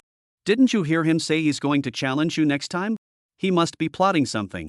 Otherwise, with his abilities, how dare he challenge you?" Lin Yuan rolled his eyes. "Average me, average him. I don't even bother looking at him." Huang Chang rolled his eyes. "I was so kind to tell you that." At that moment, Bus curiously interjected, "Bro, the song you sang last, Brightness, was really nice. Who is Lu Shi? I heard the fans call him something like Master or something." Lin Yuan casually tapped his leg and smiled. "Lu Shi, my brother." Huang Chang heard this and couldn't hide his jealousy. "You're willing to write a song for Lu Shi, but why won't you write one for us brothers? This is human business, keep the dogs out of it." "I'm human, not a dog," Huang Chang retorted angrily. Lin Yuan tilted his head, feigning confusion. "Isn't that right? Aren't you the silly dog of the entertainment industry, the street dog of society, the lazy dog of life, the useless dog of the internet, and the love-struck dog of romance?" As he spoke, Lin Yuan shook his head. "Ah, that's not right. You don't even have love, so you're not even a love dog. You're a single dog." Huang Chang felt his dignity had been insulted and shouted angrily, "Lin Yuan!" The sound was so loud that even Zhou Lihong in the next room could hear it. "Lin Yuan, you're just a rotten durian and a spoiled banana." After saying that, Huang Chang stormed out angrily. Bus felt a bit awkward and scratched his head. "Old Yuan, isn't that a bit too much?" Lin Yuan shrugged it off. "Don't pay attention to him. He's just putting on a show. I know his temperament. He spent tens of thousands of dollars on a 999 gold item that got stuck to a magnet, and he could still smile optimistically and say, 'Old buddy, 666. Bus. Alright. This kind of person isn't worth bothering with. His mindset is already world class." Lin Yuan finished speaking and prepared to go to sleep. However, before going to sleep, he received a very unusual text message. "Unknown number, Xiao Yuanzi, thank you." A faint smile curled the corners of Lin Yuan's mouth. "Lin Yuan, if you want to thank me, just call me directly. You know my number, it hasn't changed, and it's still the same bank card." The next morning, Lin Yuan received another message from Xiaolin Go on his phone. "Lin Go Yuan, you're something else. Professor Lu Shi went viral on campus today. Lin Yuan, now do you know how awesome the name Lin Yuan is? Some songs might be over the top, but I'm always reliable. Lin Go, look at you." Lin Yuan chuckled and was about to put away his phone when another message came through. "Lin Go, by the way, Yuan, I think I've fallen for that little freshman girl. Lin Yuan, I once said a famous quote, and now I'll give it to you. If you like someone, you should confess your feelings." Who knows, maybe you'll end up being their backup option. Lin Godon T insult the little freshman. She's not that kind of person. Lin Yuan, him? I didn't expect you to be into that. Are you a cross-dressing master? Will it be bigger than yours? Lin Goat Eshi, I typed it wrong. And can you please stop talking so wildly? Sweating. Lin Yuan sneered and ignored him. After breakfast, Lin Yuan received a document from Yang Xiaoyang. Yesterday, he had asked Yang Xiaoyang to investigate Mao Ziyuan and his former employer, and unexpectedly, results came back in just one night. Lin Yuan skimmed through the documents and already had a good idea of what was going on. He then began his daily online browsing. Today's trending topics were still dominated by Brother Road. When Lin Yuan opened the blog posts on major marketing accounts or forums, almost all of them were discussing Brother Road. There was Swords and Dreams, the first collaboration between Zhou Lihong and Lin Yuan.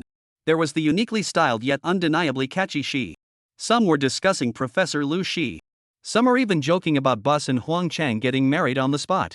However, what surprised Lin Yuan was that among these trending topics, the poem from Guang Liang was ranked first on the trending list. Lin Yuan clicked in to take a look, and there were already people analyzing the deeper meaning of the poem. Some say that "do not listen to the sound of leaves rustling through the forest" refers to Lu Shi's refusal to follow the crowd in the world of money and ambition. A straw hat and a cloak, I faced the rain and wind throughout my life, refers to his steadfast belief in his principles amidst the utilitarianism. 600 years, a grain of rice the sea, a dream describes Lu Shi's passion and perseverance in pursuing his educational ideals over the course of his long teaching career. Lin Yuan was completely baffled. Wow, he didn't think that much when he copied this poem. I doubt Su Shi ever imagined that his verses would be interpreted this way in another world. After the second episode, the production team gave everyone 2 days off. During these 2 days, the production team would not interfere or broadcast live. Lin Yuan and the others felt that 2 days off wasn't enough, so they decided to stay put, enjoy some local cuisine, have a few drinks, play some games, spend a little money, and, by around noon, except for those busy with other commitments, everyone else finally started to wake up. After sleeping for over 10 hours, everyone's stomachs began to growl. Zhou Lihong rubbed his sleepy eyes, yawned, and without brushing his teeth, wrapped his arms around Lin Yuan and sat down on the sofa next to him. Xiao Yuan, do you want to go out for lunch together? Lin Yuan sniffed the air, wrinkled his brow, and said, Jogo, could you please brush your teeth before talking to me? Your Helicobacter pylori is about to stick to my face. Zhou Lihong chuckled, looking particularly silly. Lin Yuan rolled his eyes at him. Luckily, there was no live stream today. Otherwise, the fans would have been shocked to see their ageless heartthrob looking so disheveled and silly. Chapter 42, Who wouldn't be confused? In the end, only Lin Yuan, Huang Chang, Bus, and Zhou Lihong went out to eat. The others were either too old to enjoy going out in crowds or weren't close with Lin Yuan and the others. Lin Yuan and the others found a food court near the production team's location. To avoid drawing attention, they kept a low profile, wearing hats and masks to conceal their identities. Additionally, their 4 assistants also came along to assist if needed. As they walked down the street, although passers-by couldn't see their faces, their fully covered appearance still drew everyone's attention. Moreover, their positioning was also quite interesting. Huang Chang was the shortest at around 176 centimeters, Lin Yuan himself was exactly 180 centimeters, and Zhou Lihong was slightly taller at 183 centimeters. And De Hei Hao Z Bus was the tallest, standing at 189 centimeters. Standing in a row, they resembled the 5G signal icon, causing passers-by to turn their heads repeatedly, and some even took photos discreetly. Huang Chang said with a hint of resentment, My height is perfectly normal for a Chinese person, but standing next to you guys, I feel like a kid. Lin Yuan suppressed a laugh, Don't worry, I'll buy you a 15 centimeters height increasing pad when I get back, and I guarantee you'll be as tall as Bus. Huang Chang was speechless for a moment. 15 centimeters? How could you even say that? The 4 of them eventually chose a well-known local restaurant specializing in Minzhou cuisine. Just as everyone had finished ordering, Lin Yuan's phone rang. The caller ID had a note. Just one word, Bear. Lin Yuan blinked in confusion, wondering when he had saved such a contact. Bear? Could it be a woman named Xiong he had met somewhere before? He looked around the private room in the restaurant where the 4 of them were sitting. Realizing this wasn't a good place to talk, he quickly stepped outside with his phone, even forgetting to put on his mask. Lin Yuan answered the call in a small corner of the street. Hello? Which Ms. Bear is this? The other party seemed taken aback by Lin Yuan's greeting. After a moment of silence, she replied, Mr. Lin Yuan, hello. We are the directorial team from Bear on the Rise Animation Company. Lin Yuan froze for a moment. It wasn't Ms. Xiong after all, but the urban horror anime Xiong Dang Dao. Oh, so you're looking for me because? Before the other party could answer, Lin Yuan suddenly remembered something. Wait a minute. How did you get my phone number? This is my personal number. Shouldn't you have contacted my agent first? The other party awkwardly laughed. Mr. Lin Yuan, didn't you submit a song to us 5 years ago? 5 years ago? Lin Yuan silently counted the years. 5 years ago, he should have been in his second year of university. Suddenly, he had an epiphany. He remembered that back when he was a sophomore, he had indeed submitted a song to an animation company. At the time, he couldn't stand the stench of his roommate's feet in the dormitory and had been planning to move out. But he didn't have much money at the time, so he looked online for songwriting contests to earn some extra cash. Coincidentally, he came across an animation company called Bear on the Loose that was seeking submissions for their 5-year anniversary theme song. The theme of the animated series The Bears Take Over is very similar to that of its predecessor, The Bears Are Back, telling the story of two bears and their clever battles with developer Wang Fuchang. He then wrote the song I'm Still a Little Confused, based on his memories of the previous series. Sure enough, the song was quickly adopted by the company, and Lin Yuan himself earned 10,000 yuan from it. He was quite satisfied with the amount, neither too much nor too little. Moreover, when signing the contract, Lin Yuan did indeed meet with the company's representative in person. Thinking back, Lin Yuan sheepishly said, "Sorry about that. I just remembered now. There was indeed such an incident, but what are you looking for me for?" The other party replied politely, "This year marks the 10th anniversary of the animated series The Bear's Adventure. We called to invite Mr. Lin Yuan to compose the theme song for the 10th anniversary movie of The Bear's Adventure." Lin Yuan scratched his head. I might not be available. Sorry about that." The other party grew anxious upon hearing this. "Mr. Lin Yuan, please don't refuse just yet. I haven't finished speaking. We know you're currently a popular contestant on the road to glory. If you could compose the theme song for Bear on the Loose, our company has decided to pay $5 million. Lin Yuan was speechless, his eyes widening in disbelief. 5 million. 5 years ago, I only got 10,000 for a song. Lin Yuan bit his lip, feeling tempted, wondering whether to accept. Not hearing Lin Yuan's response, the person on the other end assumed he was about to refuse and hurriedly continued. 6 million. How about 6 million, Mr. Lin Yuan? Lin Yuan let out a soft hiss. 6 million again? I haven't even said a word yet, and they're raising the price so easily? He continued to think it over. 6 million after taxes, there'd be roughly 4,500,000 left. According to the 50-50 contract the company signed with him, he'd still make 220,000. Seeing Lin Yuan fall silent again, the other party grew even more anxious. 8 million. Mr. Lin Yuan, 8 million. How about that? Lin Yuan scratched his head, thinking, I just finished calculating that, and now you want me to do it again? After taxes. After taxes. 8 million after taxes. Mr. Lin Yuan, this is our final offer. The voice on the other end sounded like they were about to cry. The other party kept quoting prices, and Lin Yuan didn't know how to respond. He hadn't even said anything yet. However, 8 million after taxes was already close to the custom song prices of domestic songwriters. Thinking about this, Lin Yuan asked, why are you willing to pay such a high price to hire me? I may have some fame now, but I'm not worth that much.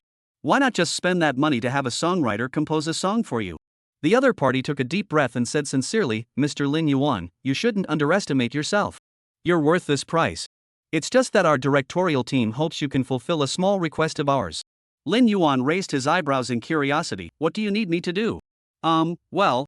The other person stammered, seeming a bit embarrassed, we hope that after you write the song, you could sing it on the Brother Road stage to help promote the 10th anniversary movie of Bear Rules. Hey! What's there to be shy about? Lin Yuan waved his hand dismissively. We're just worried that singing such a childish song might make you lose the competition. The other person sounded a bit guilty. I can sing it in the captain's competition. Even if I lose, it won't make much of a difference. Lin Yuan said with a smile.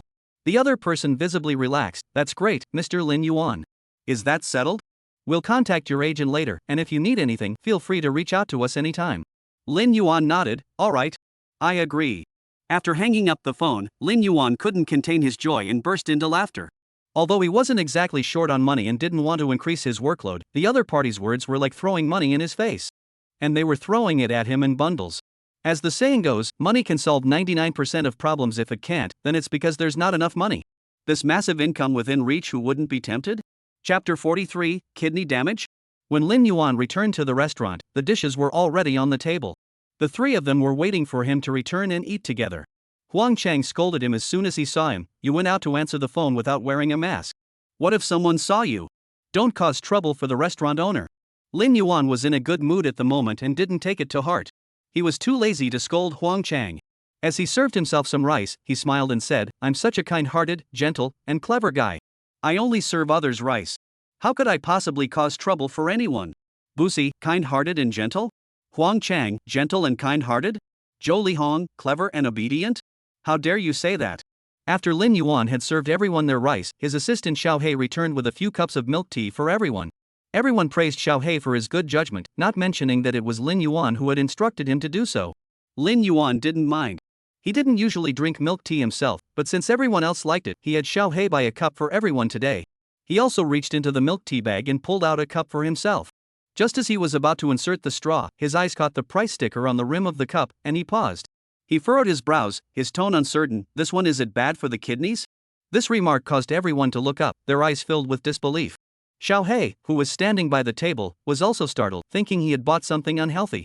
Busi looked at his own cup, then at Lin Yuan's milk teacup, and sighed in relief. Thank goodness. Thank goodness. Mine is grape-flavored. Zhou Lihong curiously asked Lin Yuan, how do you know this milk tea is bad for the kidneys? Have you studied this before? Lin Yuan heard Zhou Lihong's words, raised his eyes, and glanced at him, pointing to the ingredient list with a disdainful tone. It's written right here on the ingredient list, mulberries, sago. Everyone was taken aback. So you were talking about mulberries? In the end, Huang Chang, who had a better mindset, rolled his eyes and broke the awkward silence. Come on, come on. It's our first time eating out together. Let's all try one. Saying this, he raised his cup of milk tea. After reading the ingredient list, Lin Yuan also reached out his long arm and clinked glasses with the three of them. Come on. Grape wine under the moonlight, a cup for the ox and horse, and a cup for me. Zhou, Bu, and Huang Niuma. Damn it. After clinking glasses, the four began to eat heartily. Zhou Lihong and the others hadn't eaten since early morning, while Lin Yuan simply had a hearty appetite. After eating their fill, Huang Chang, who was feeling drowsy, casually asked, Old Yuan, how's your wife been lately? I heard from my agent that your company is going through a major shakeup this year. After saying that, Huang Chang was about to pick his teeth, but then he saw Zhou Lihong and Bu Si staring at him like they had seen a ghost, their eyes wide open. He immediately sucked in a breath, realizing he had said the wrong thing. Huang Chang was used to playing games with Bus and Zhou Lihong, so he had always treated them like family and never thought twice before speaking.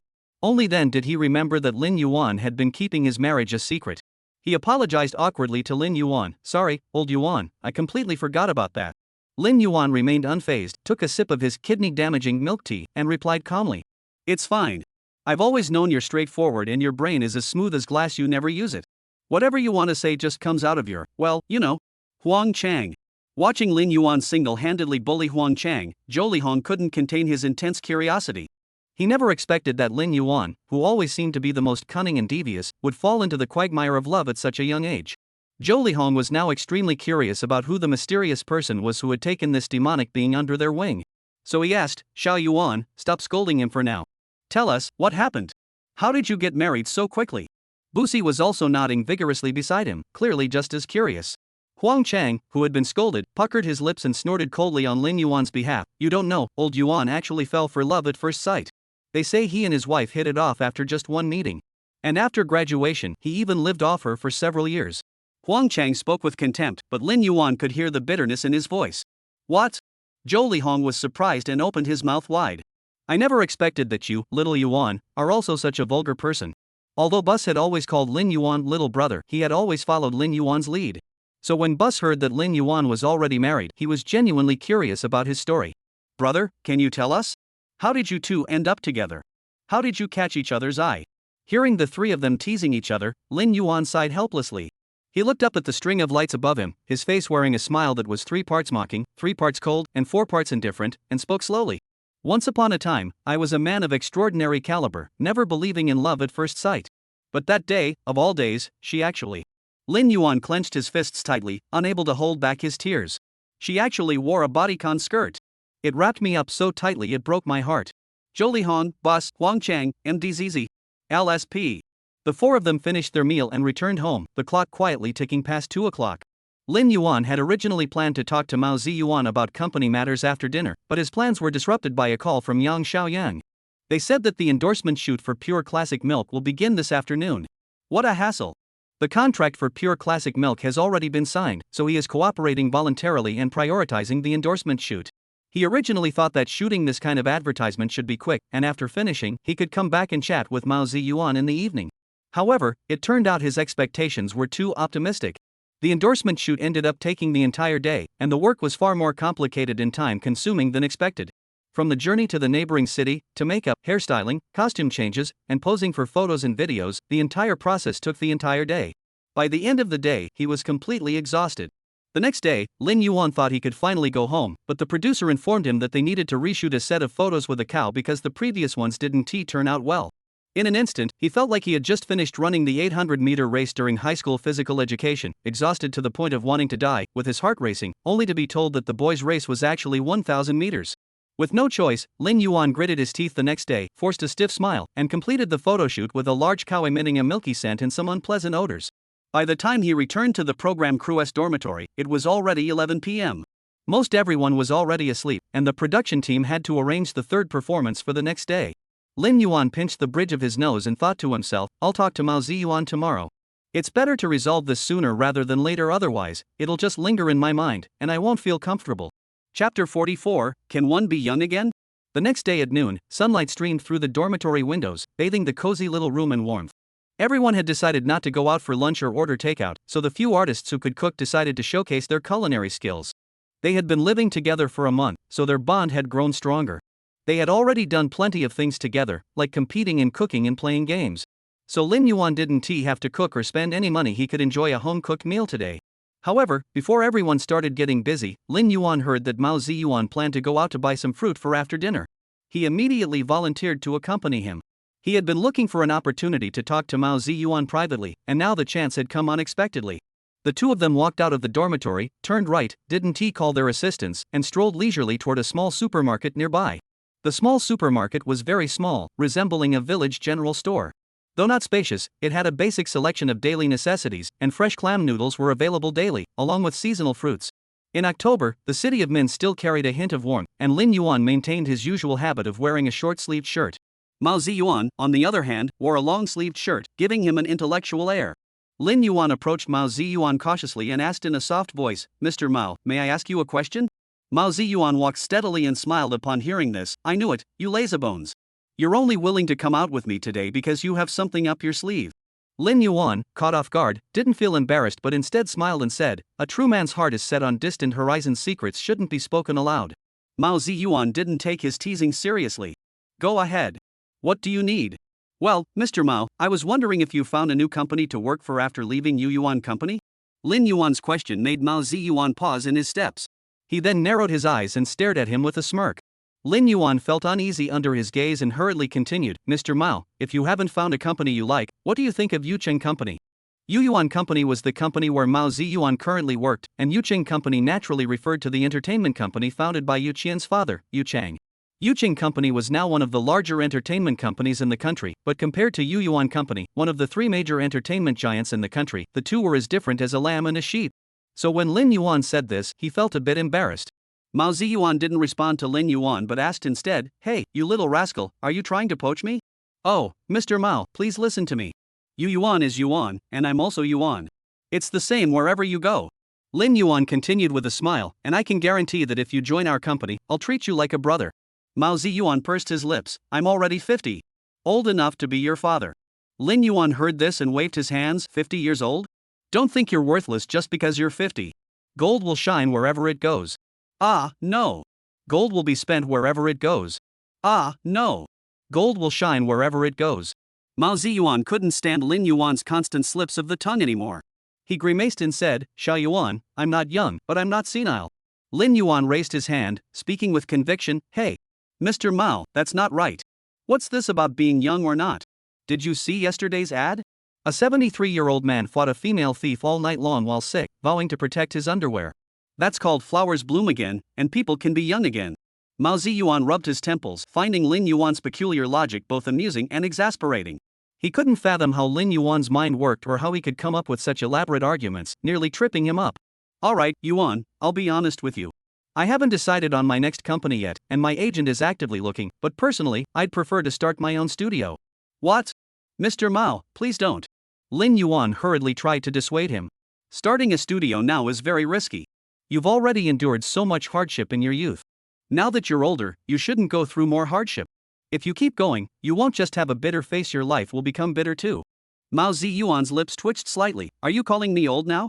Lin Yuan, undeterred, retorted, different situations call for different analyses. Alright, since you're so determined, let's talk about it seriously. Mao Ziyuan adopted a serious tone. You should know why I severed ties with Yu Yuan Company, right? Lin Yuan nodded. He had already looked into it 2 days ago. The main conflict between Mao Ziyuan and Yu Yuan Company stemmed from disagreements over scheduling arrangements. Mao Ziyuan preferred music and refused to participate in variety shows unrelated to music. However, suitable music-related programs were not available every year in China. Yu Yuan Company, in pursuit of profits, began persuading Mao Ziyuan to participate in other events. However, Mao Ziyuan remained steadfast in his musical principles and refused to compromise. Thus, the conflict gradually arose. Since you're aware of that, let me ask you this: if I were to join your company, would you force me to appear on non-music related programs? Mao Ziyuan asked. Lin Yuan shook his head immediately. He had discussed this issue with Yu Qian, and as long as Mao Ziyuan was willing to join, the company would naturally grant him more freedom and flexibility. He assured him, Mr. Mao, please rest assured. I guarantee it with my personal integrity we will never force you to do anything you don't want to do. Mao Ziyuan. You're using your personal integrity as a guarantee, and now I don't believe you. Lin Yuan stared at Mao Ziyuan intently and continued, Mr. Mao, besides this condition, are there any others? Hearing this, for some reason, Mao Ziyuan suddenly recalled what had happened 2 days ago during the captain competition. That day, he had watched Zhou Lihong sweat on stage, singing his favorite songs without any reservations or inhibitions. Meanwhile, he could only sing commercial songs for the company's interests. To be completely honest, that day, Mao Ziyuan was deeply envious of Zhou Lihong. He didn't know why he felt this way. Even when he watched Zhang Jia ascend to the throne of the singing champion that year, he hadn't felt this envious. So what exactly was he envious of? Was it because Zhou Lihong sang that great song? Or was it because Zhou Lihong had beaten him? He wasn't sure, but he knew it was envy. So that day, Mao Ziyuan had only one thought: he wanted to be able to sing the songs he truly loved, just like Zhou Lihong. Coming back to his senses, Mao Ziyuan fixed his intense gaze on Lin Yuan. If my other request is that you must make an album for me, would you agree? Ha! Lin Yuan was taken aback and a bit surprised. Just that? For Lin Yuan, making an album wasn't that difficult, it was mostly a matter of time. If the songs were relatively simple in terms of arrangement, it would be even easier. So when Lin Yuan heard this, he froze instinctively, thinking Mao Ziyuan had made a mistake. Mr. Mao, aren't you going to mention anything else? Like the percentage split in the contract? Or how many years the contract will be valid for? Mao Ziyuan shook his head, his eyes pleading, the contract can remain the same, but I need you to personally create an album for me, an album that truly reflects my taste. Chapter 45, Brother, I will always be charming and handsome. Lin Yuan didn't know what was going on, but he ended up agreeing to a temporary arrangement with Mao Ziyuan. He had thought it would take more persuasion to convince Mao Ziyuan, but it turned out to be surprisingly simple. The terms of the agreement were that within 3 months, he would produce a custom album for Mao Ziyuan containing 6 songs, with all other terms continuing under the existing contract with Yu Yuan Company. When Mao Ziyuan agreed, Lin Yuan sighed in relief. At least that was one thing off his mind. Upon returning, the two bought 2 watermelons, a couple of pounds of bananas, and some oranges. There weren't many people left in the program group's dormitory, so Lin Yuan and Mao Ziyuan didn't plan to buy too much. By the time they arrived at the dormitory, everyone had already prepared dinner. The table was filled with various regional dishes, including sour, spicy, sweet, and salty flavors. Lin Yuan was about to sit down with a smile when he saw the big black rat, Bus, carrying a steaming iron pot, his face glowing with joy. Bus had volunteered to prepare a Northeast Chinese dish today, so Lin Yuan wasn't surprised to see him carrying the food basin. He loves Northeast Chinese cuisine himself, with iron pot braised pork being his favorite. Lin Yuan looked eagerly into the pot, wondering what delicious dish Bus would create. But upon closer inspection, he nearly wrote his disgust all over his face. He frowned and said with a sour expression, Busi, are you starving or something? What is this black, slimy thing you dared to cook? Hearing Lin Yuan's words, the others also curiously gathered around. White steam rose from the iron pot, carrying a faint aroma of soy sauce, which smelled quite tempting. It smelled good, but seeing the black, messy, upside-down things in the pot, everyone instinctively pursed their lips. Seeing everyone's reaction, Bus looked a bit anxious and hurriedly explained, it just looks scary, but it's delicious. It's crispy and fragrant. What is this? Lin Yuan asked curiously. This dish is famous in Northeast China. It's called toad potato. Upon hearing the word toad, everyone's reaction grew even stronger, with many showing expressions of refusal, and some even taking a step back. Busi grew even more anxious. No. Toad potato is how people in Northeast China refer to it. The toad is actually a frog. I specially went to the market to buy it today. The celebrities present were all well-known figures in their respective fields and had tasted countless delicacies, but they had never heard of or seen toad potato before. Even if they had heard of it before, they were reluctant to try it, as eating a toad or a frog sounded rather unsettling. Lin Yuan noticed the disappointed look on Bus's face and couldn't help but feel a touch of sympathy. He thought perhaps he should give it a try. If it really didn't suit his taste, he could always say he didn't like it. So, Lin Yuan overcame his inner resistance and picked up a small toad with his chopsticks. As soon as it touched his tongue, a rich, salty, and spicy sauce flavor quickly spread across his taste buds. This was followed by the tender frog meat and the crispy potatoes blending together, creating a complex and layered taste experience. Lin Yuan's eyes lit up. Wow, he thought his tongue was going to be in for a trash can competition. But it turned out to be a high-class affair. Not bad. Bus, this tastes like a northeastern-style hot pot. Bus smiled happily upon hearing Lin Yuan's praise.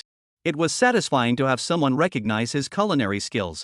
That evening, the third live performance team formation took place. As the competition progressed, the production team had already eliminated 4 contestants, leaving a total of 26 contestants remaining, including Lin Yuan. The number of available captain positions also decreased, with only 6 captain spots remaining. This meant that the number of members in each team would increase accordingly. According to the production team's requirements, each of the 6 teams must have at least 4 members and no more than 5. As per tradition, Lin Yuan, the 6-member team captain, went to the captain's waiting room backstage to await the members who would choose him. Lin Yuan sat idly on the sofa in the lounge, bored out of his mind. His assistant, Xiao Yu, noticed his unruly posture and quietly reminded him, "Mr. Lin, the live stream has already started. Please sit up straight." Lin Yuan dismissed this with disdain, snorting derisively and responding confidently, "What do I have to fear? I dared to lie flat and sideways before the live broadcast because I'm always a dashing playboy." Xiao Yu was momentarily speechless, unable to respond. "Well, Mr. Lin Yuan, why don't you greet the viewers in front of the camera? Most of the people in the live stream are your fans." The cameraman beside Xiao Yu suggested softly. "All right. Since it's the season of spring rivers and autumn moonlit nights, I won't show off any talents. I'll recite a poem for the viewers in the live stream instead." Saying this, Lin Yuan straightened his back and sat up straight. After all, these were his zombie fans, so he should at least be polite. He looked into the camera, his smile carrying a touch of warmth and gentleness. "Spring sleep knows no dawn. Good evening, everyone. I didn't eat enough tonight, there weren't enough pork knuckles. The live stream was interrupted, and I just want to leave. Mosquitoes are biting everywhere, causing a little annoyance. I can't sleep well at night, so I'll just let it be. So wet, so wet. You really know how to make it wet. You're so good at rhyming, Lin Yuan, are you trying to get yourself killed? Can't sleep at night, just give up. Brilliant. Old Yuan, old Yuan. You're so arrogant in front of the camera, but in real life, you're a different person." Before the netizens could finish their mocking remarks, there was a knock on the door of Lin Yuan's dressing room. Lin Yuan raised his eyebrows in surprise. This time, the response was much faster than last time, when he had waited over 10 minutes for Huang Chang to arrive. As the door creaked open, a person Lin Yuan never expected walked in. The person wore a warm smile, looking at Lin Yuan's surprised expression with a mischievous grin. "What's wrong? Don't you want me here?" Lin Yuan's eyes widened, looking flustered. No. Mr. Kai, why did you choose me?" Indeed, the first person to choose to join Lin Yuan's team was none other than Kai Yoshu, whom he had defeated in the second performance. Lin Yuan had assumed that as a senior member, Kai Yoshu would likely choose Zhou Lihong and his group of seniors, or at least someone he had worked with before, like Zhang Yijing. But to his surprise, Kai Yoshu had chosen his side. "I just wanted to choose you. Is that not okay? Are you going to kick me out?" Kai Yoshu's tone carried a hint of jest. "How could I dare to kick you out?" Lin Yuan was both amused and embarrassed. "I just didn't expect you to choose me as your captain. You should be my captain instead." "Ah, that's not right. Music has no boundaries, those who excel can be teachers." Kai Yoshu smiled gently. Chapter 46, My native language is so speechless. Half an hour later, Lin Yuan, Bus, Huang Chang, and Kai Yoshu were sitting in the break room, looking at each other in silence. After Kai Yoshu chose Lin Yuan, Huang Chang and Bus also chose him shortly afterward. Lin Yuan didn't mind.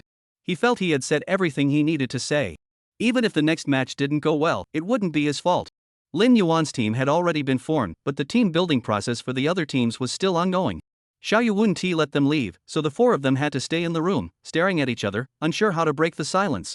The atmosphere was still a bit awkward. Since Bus and Huang Chang were only familiar with Zhou Lihong and others, they hadn't had much interaction with Kai Yoshu. Moreover, Kai Yoshu sitting there exuded a unique aura, leaving Huang Chang and Bus unsure of how to start a conversation. Cough. Huang Chang cleared his throat, trying to break the awkward silence. Old Yuan, did you go to the bathroom tonight?" Lin Yuan shot him a disdainful glance. "What? Are you waiting for me to finish so you can piggyback off my meal? If you can't hold a conversation, just don't force it." Huang Chang awkwardly bit his lip and remained silent. Ha! Bus couldn't help but laugh, closing his eyes tightly, unable to look. Kaioshu rubbed his chin, watching the three interact with interest. Xiao Yuan, your two friends are pretty interesting. If you're talking about humor, sorry, they don't have any. If you're talking about clowns, then you're spot on. Bus and Huang Chang. Kaioshu changed the subject and asked, Xiao Yuan, for this competition, will you still choose X song? Lin Yuan pondered for a moment, probably not. This time, our overall ranking is higher than Zhang Yijing's, and we have a backup song, so we don't need to worry about writing another song. At that moment, Huang Chang quietly reminded him, but what if the only song left is something like a billion sweet cotton balls? Hearing this, Lin Yuan flew into a rage. Don't talk nonsense, he shouted at Huang Chang. You're just hoping I'll fail. Huang Chang and the others already knew that Lin Yuan had been extremely busy lately, not only producing an album for Mao Ziyuan but also composing the theme song for the 10th anniversary movie of the animated series Xiong Dangdao. As a result, Lin Yuan had barely any free time in the coming days. If he had to take on another song like X song now, he would likely have to spend all his time in the training room. Mr. Lin Yuan. Stay calm. Watch your words. We're live right now. Xiao Yu reminded him at the door. Lin Yuan nodded in agreement. Huang Chang. Funny mud pea. Xiao Yu. Boss? I never knew my mother tongue had such a usage. The viewers in the live stream were also amused by this scene and started sending comments. Ha ha ha. Old Yuan, you're crazy. Oh my god. Ha ha ha. Someone please stop my host from talking. Mazue Lin Yuan Jing, I'll take you in today. I bet Bus just wanted to say, turns out my native language isn't Sam's language, it's so speechless. 10 minutes later, in the conference room lobby. Lin Yuan and the other 5 captains sat upright in the front row, with their respective team members behind them. The director's gaze swept across the 26 contestants like a spotlight, finally settling on the 16 captains. Next, we will move on to the song selection phase. The production team has carefully prepared 5 popular songs for everyone, plus an original song titled X Song. The order of song selection will still be determined based on the average personal preference votes each team received during the second performance. As soon as the director finished speaking, Lin Yuan suddenly felt an indescribable discomfort churning in his abdomen, as if something was stirring inside, desperately seeking an outlet. Lin Yuan's heart tightened, and he instinctively clutched his stomach. At first, the sensation was mild, but it quickly grew clearer and more intense, accompanied by a tightening of his abdomen and waves of pain. Lin Yuan inwardly cursed his luck. This is bad. He was about to have diarrhea. He had no idea why he suddenly felt this urgent need. He usually ate hygienically, why would he suddenly feel like he needed to go? Could it be that the rice we cooked earlier had something wrong with it? Lin Yuan turned to the members behind him and asked, does anyone else have a stomachache? Why did I suddenly get a stomachache? Huang Chang noticed that Lin Yuan was breathing heavily and didn't seem to be joking, so he also grew anxious. What? Why would my stomach hurt? I'm fine. Booz and Kaioshu also nodded in agreement, saying they felt fine. But I ate the same thing as you guys for lunch. I didn't eat anything else in the afternoon either. Why would my stomach hurt? As he spoke, Lin Yuan's stomach churned again, and he had to clutch his abdomen once more. In the chaos of his thoughts, he suddenly remembered the dish he had eaten at lunch. Toad potatoes. At that moment, Kaioshu also frowned and asked, could it be the frog potato you ate with Bus at lunch? Bus panicked, but I'm fine. I ate more than my younger brother. Indeed, Lin Yuan had only eaten about a quarter of the dish at lunch, while Bus had devoured the remaining 3/4. Logically, if the issue was with the dish's hygiene, Bus should have felt it first. Kaioshu rubbed his stubble on his chin, thought for a moment, and proposed a plausible reason. Xiao Yuan, did you eat watermelon after finishing the frog? Yes. Generally speaking, you shouldn't eat cold foods like watermelon after eating frog meat. Although everyone's constitution is different, you might just have a stomach that doesn't tolerate both at the same time. Lin Yuan wasn't in the mood to hear this theory. He was desperate to find a restroom. But he was in the middle of a live stream, and this was an important part of selecting songs. He couldn't just walk away. Lin Yuan forced himself to endure the churning in his stomach, thinking he'd leave as soon as he picked a song. However, as the discomfort intensified, he found it increasingly difficult to concentrate. No. I can't hold it anymore. Mr. Kai, please help me choose a song, just avoid X song. I need to find a restroom right now. After saying that, Lin Yuan stood up, his steps becoming hurried and heavy. He never expected that simply trying a northeastern Chinese dish would trigger such an unexpected turn of events. He also never imagined that Huang Chang's earlier question about whether he had gone to the bathroom was clearly a foreshadowing. Lin Yuan really wanted to slap Huang Chang's mouth shut.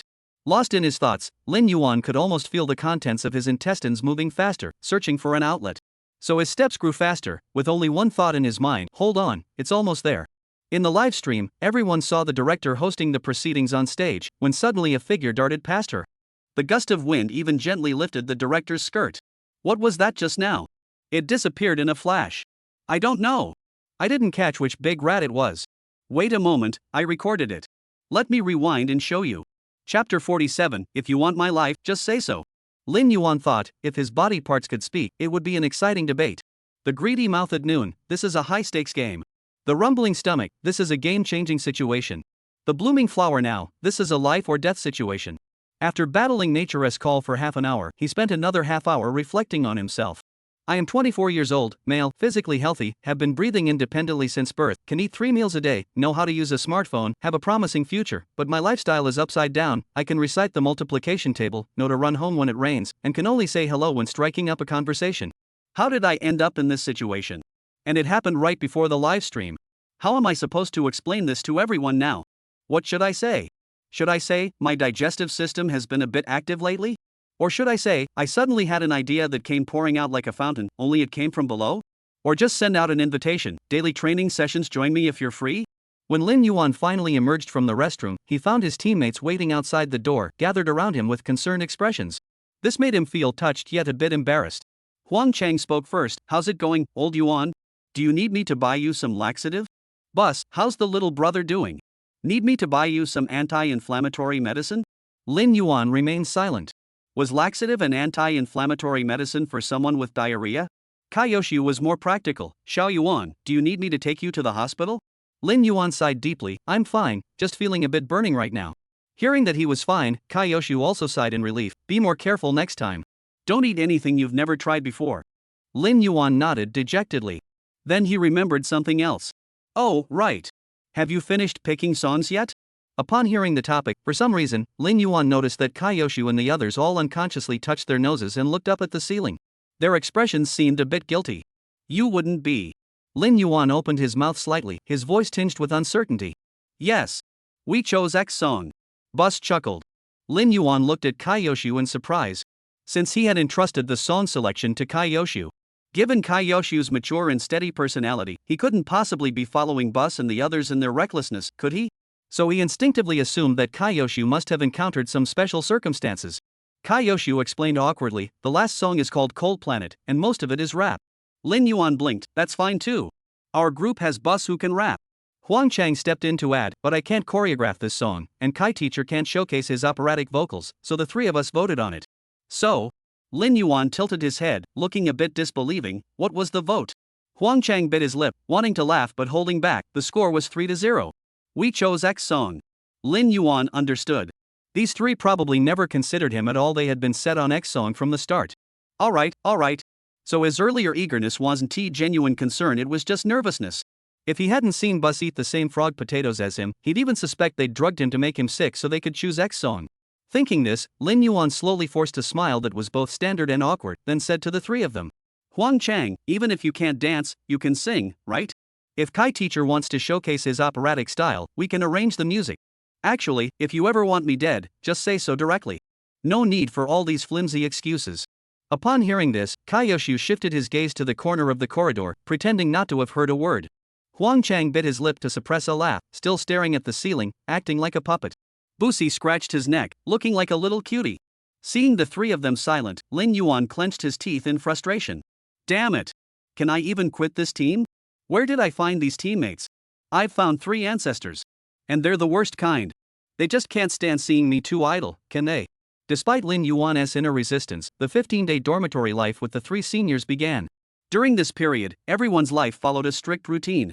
Huang Chang, Bus, and Jolihong, bravely tackling the canyon and clearing the 3 lines. Kaiyoshi, self-disciplined and diligent on the front lines. Xian Lai, my nickname is Prostate. Lin Yuan, a workhorse on the assembly line, my underwear is falling apart, my brain is fried from all the late nights, and I'm challenging my hairline by writing songs. Lin Yuan feels his life is all about grumbling and complaining while doing things he hates. But no matter what, life and career must go on. As the saying goes, if life forces you into a corner, you must strike first, take the initiative, and fight back fiercely. Nevertheless, Lin Yuan was acutely aware that completing Mao Ziyuan's custom song, the theme song for Bear on the Loose, and the composition of X song within just 15 days was almost an impossible task. While he could write a song in about 3 days, he couldn't possibly dedicate all his time to songwriting. Additionally, X song required rehearsals and stage design preparations, leaving no time to complete all 3 songs. Therefore, Lin Yuan immediately contacted the production team of Bear on the Move to request a delay in the deadline for the theme song. Fortunately, the production team understood and did not insist that he perform the song during the 3rd round. As for X song, since the song was assigned to Lin Yuan's team at the last minute, he had no ideas for what to write. Lin Yuan decided to first create a song for Mao Ziyuan's album. Regarding Mao Ziyuan's album, he had already determined what musical style suited him after hearing him sing. Mao Ziyuan, being of the Yi ethnic group, naturally possesses the distinctive accent of his people. In his previous life, he had a favorite singer who was also Yi, and the two shared an uncanny similarity in their musical styles. Therefore, the process of creating his first song was relatively smooth. When he finished part of his work and went to get a drink, he noticed several familiar faces sitting in the lobby. Bus, Huang Chang, and Zhou Lihong were still engrossed in their game, even dragging Zhang Lan and Gong Zhang into a 5-player team. They didn't seem the least bit concerned about whether the 3 public figures' performance pieces would go smoothly. Meanwhile, the members of Zhang Yijing's team and Luo Guan's team were busy in the training room, and Lin Yuan could hear singing coming through the door crack. It sounded like they were preparing something big. Kai Yoshu sat quietly on the sofa, engrossed in reading a paperback book. When Lin Yuan stepped out of the room, Kai Yoshu looked surprised. "You finished so quickly?" Huang Chang snapped out of his game and asked in surprise, "What? Old Yuan, you're done? I haven't had enough fun yet." Lin Yuan rolled his eyes. "No way. Don't be ridiculous. It's already the eve of the 3 Kings Day. It's a miracle I finished it at all." Huang Chang sighed in relief and said, "That's good, that's good." Then he returned to the game. "Are you tired?" Kai Yoshu poured him a cup of warm water. Lin Yuan sighed tiredly. "Of course I'm tired. But being tired is the right thing. Comfort is only for the dead." Kai Yoshu. "Are you talking about me?" Lin Yuan noticed the book in Kai Yoshu's hands and asked curiously, "Mr. Kai, what book are you reading? You're so engrossed in it." Kai Yoshu looked up and replied, "It's a history column book called The Brief History of Getting Hooked on the First Try. If you're going to pick up, just pick it up. What's so special about getting addicted to it? Do you have to savor it once you're addicted?" Kai Yoshu. "So you're still taking a dig at me?" "Haha, Mr. Kai. Just kidding, just kidding." Chapter 48, As long as nothing happened, good boy. 6 days until the 3 public performances. Training room, the first official meeting of the Lin Yuan team. "Alright. Is there any issue with this arrangement?" Lin Yuan looked up at Kai Yoshu and the others, asking if there were any objections. Bus and Huang Chang shook their heads vigorously like metronomes to indicate no issues. However, Kai Yoshu looked at the lyrics sheet in his hands with a complicated expression, his fingers already crumpling the paper. "Xiao Yuan, isn't this arrangement a bit unreasonable? You've almost given all the chorus parts to me, leaving you with hardly any screen time." Lin Yuan waved it off nonchalantly. "No problem. They've already made a fortune from this trip to Brother Road. Their fan base has grown several times over. They don't need this performance. Besides, if you hadn't given me the idea for the song, I wouldn't have been able to finish it so quickly." Huang Chang nodded in agreement. "That's right, Mr. Kai. We're actually hoping for a little more rest. We'll be counting on you for the next round." Kai Yoshu still felt uneasy. He had just carefully reviewed every lyric and melody on the sheet music, confirming that this song was truly rare. But he was being asked to sing the chorus part. No way. It's still unreasonable. I can't take advantage of the younger generation, no matter what. Kai Yoshu shook his head firmly. Facing Kai Yoshu's stubbornness, Lin Yuan thought for a moment and proposed a compromise. "How about this, let's sing the last chorus together." Kai Yoshu still felt it was inappropriate and even suggested giving more lyrics to Huang Chang and the others. After some back and forth, the 3 finally managed to persuade Kai Yoshu. Bus at least had the hit song "See You Again," and Lin Yuan had also custom made a song titled "She" for Huang Chang. Now it was Kai Yoshu's turn, and no matter what, he needed to have a standout moment. After the lyrics were distributed, Lin Yuan had nothing else to do. The next few days were dedicated to rehearsals for Kai Yoshu and the others. As Lin Yuan was about to leave, Huang Chang hurriedly called out, "Hey! Old Yuan, where are you going? Aren't you coming to rehearse?" Lin Yuan raised an eyebrow, dismissively saying, "This song I wrote? Do I need to practice? Do you think I can't sing it? Then where are you going?" "I'm the younger brother of Snow White, known as the Slacker Prince." "What do you think I'm going to do?" What Snow White Princess? What's that?" Huang Chang was completely confused and scratched his head in confusion. "Never mind. What I meant was, if you finish practicing the song and have nothing to do later, come to my hometown. Help carry the manure at the village entrance, then go to the fields to pull up the peanuts, and finally embroider the cross-stitch saying family harmony brings prosperity. Once you're done, go to the neighbor's house and help their kid with their summer homework." After saying that, Lin Yuan gave a harmless smile. "Do you have anything else to do now?" "No, nothing." Huang Chang shrunk his head, looking like he had just woken up from a nightmare. All right. Good boy. Lin Yuan smiled and nodded before leaving the room. Huang Chang stood there, muttering to himself, I just asked one more question. Is that really necessary? After leaving the training room, Lin Yuan planned to first hand over the album tracks to Mao Ziyuan, then take a proper 6-day break. Every day, he would lie down for 23 hours, 59 minutes, and 59 seconds, using the final second to repent for his lazy attitude that day. Just as he was smiling and daydreaming about how he would spend the next few days, Chen Lai had already walked up beside him. With his arms crossed, leaning against the doorframe, he gave Lin Yuan a mocking smile.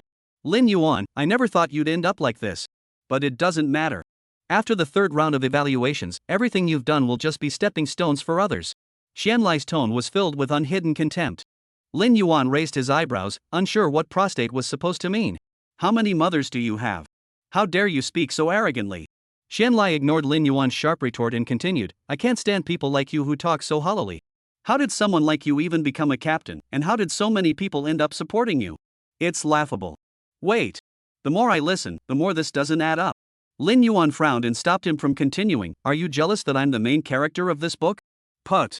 Xian Lai spat, glaring at him. Lin Yuan, just wait. You'll end up under my feet sooner or later. After saying that, Chen Lai snorted coldly, turned around, and entered his own room, leaving Lin Yuan standing there feeling utterly confused. This guy must be a little cutie, right? Yes. He must be a little cutie. When he spoke harshly, Lin Yuan found it amusing. But when he said he was joking, his words were filled with hidden threats. This kind of funny yet threatening talk, so he's a joke? Lin Yuan shook his head and decided to ignore him. There are always people who are so confident they act like they're the center of the universe, thinking they can shake the heavens and move the earth. Back in his room, he was just about to lie down and play a few games. The clueless Lin Go sent him another message. Lin Go Yuan, I confessed to the little freshman, but she said she needed to think about it. Lin Yuan, you're an adult now. In adult social interactions, not giving a straightforward yes means no. She's just giving you face and hoping you'll learn your lesson. Smile. Lin Go, what should I do? She yes everything to me now. If she leaves, I'll have nothing left. Crying. Lin Yuan, don't say you have nothing. You still have your illness. Lin Go. Lin Yuan, but don't worry, once your older brother makes it big, I'll send you to the best mental hospital in the country. Lin Go. After finishing his conversation with Lin Go, Lin Yuan checked his phone and noticed it was exactly 8 p.m. According to Yu Qian's schedule, she should be heading home from work by now. Perfect, Lin Yuan took this opportunity to chat with Yu Qian as well. So he opened Yu Qian's message box and sent a message. Are you there? Yu Qian replied quickly. Yu Qian, smile. Lin Yuan, honey, I need to tell you something. This morning when I walked into the burger shop, the cashier asked me what I wanted.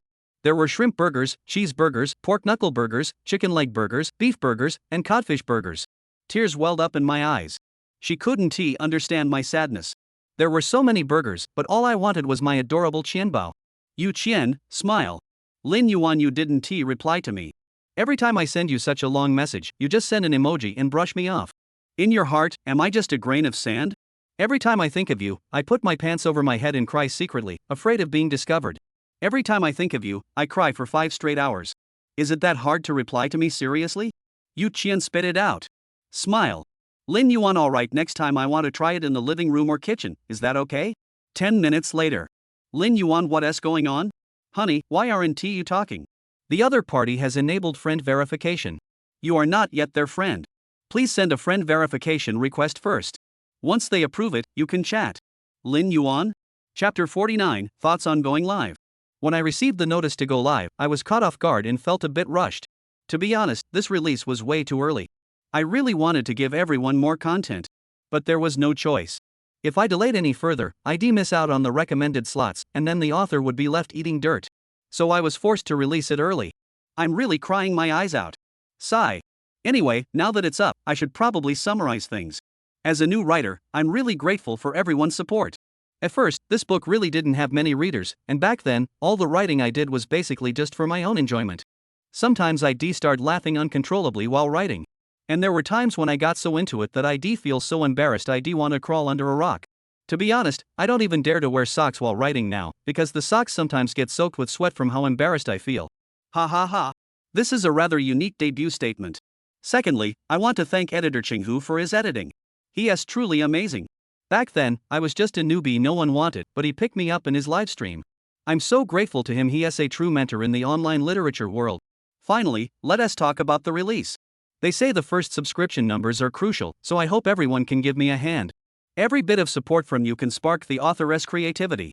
So, please support the first subscription. Please support with donations.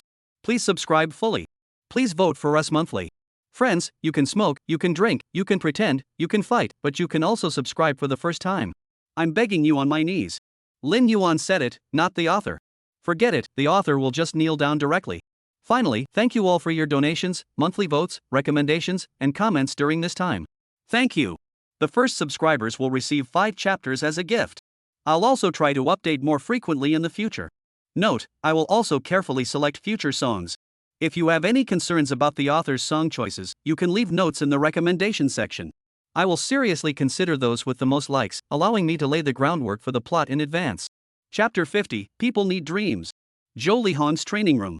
Zhou Lihan, Mao Ziyuan, and Mao Ziyuan's agent Wen Lin were sitting around the sofa, the atmosphere feeling somewhat tense. Old Mao, why did you call me here? Zhou Lihan asked in his usual laid-back manner. Mao Ziyuan didn't say much, simply handing Zhou Lihan the song lyrics he was holding. Xiao Yuan brought me the first song he wrote.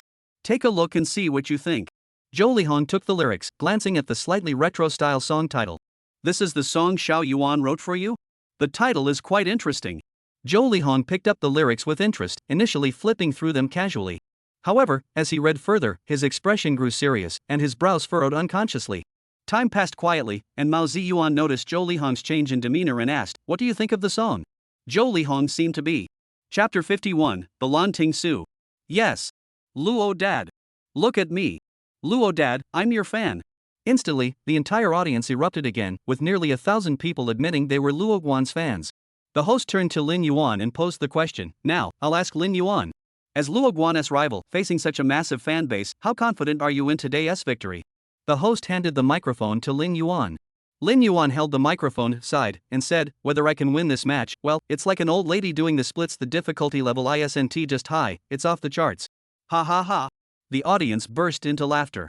Lin Yuan continued with a relaxed smile, "But you know, you've got to have dreams." "Oh? So you mean your team still wants to win this match?" The host raised an eyebrow, trying to stir up some tension. Chapter 52, Genius. The camera angle shifted again, and the viewers in the live stream saw the screen dim briefly before brightening once more, revealing Lin Yuan's flawless face. Lin Yuan was dressed in a black robe, holding a long sword, his eyes gleaming with sharp intensity. He looked every inch the swordsman. At that moment, he was lowering his head, running his fingers along the cold blade of his sword. Lin Yuan's voice carried a hint of wildness, like the cold blade of a sword slicing through the night sky. He sang the chorus of the song. "Unrelated to love and moonlight, I inscribed the preface, waiting for your return." With a single stroke of the brush, the waves crash endlessly on the shore.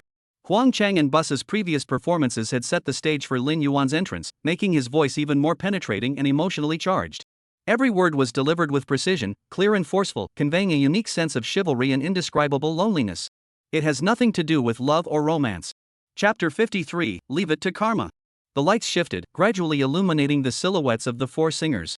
A scholar with a gentle and refined demeanor. A general wearing a red-plumed golden helmet. A cold and reclusive swordsman. And a graceful, delicate, and passionate actress. The 4 seemed to have stepped out of an ancient painting, singing together. The rain beats on the banana leaves, how many nights have passed? We await the spring thunder to remind you whom to love. As the song comes to an end, the stage lights gradually dim. The voices fade away into the air, leaving only 4 spotlights shining quietly on them.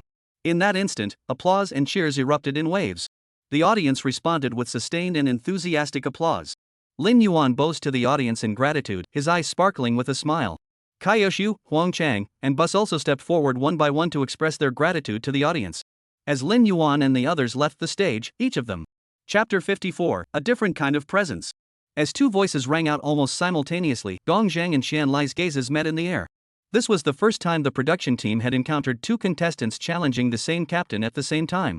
Lin Yuan was not at all surprised to be chosen as the target of the challenge. It was already the 4th public performance, and only 4 teams remained.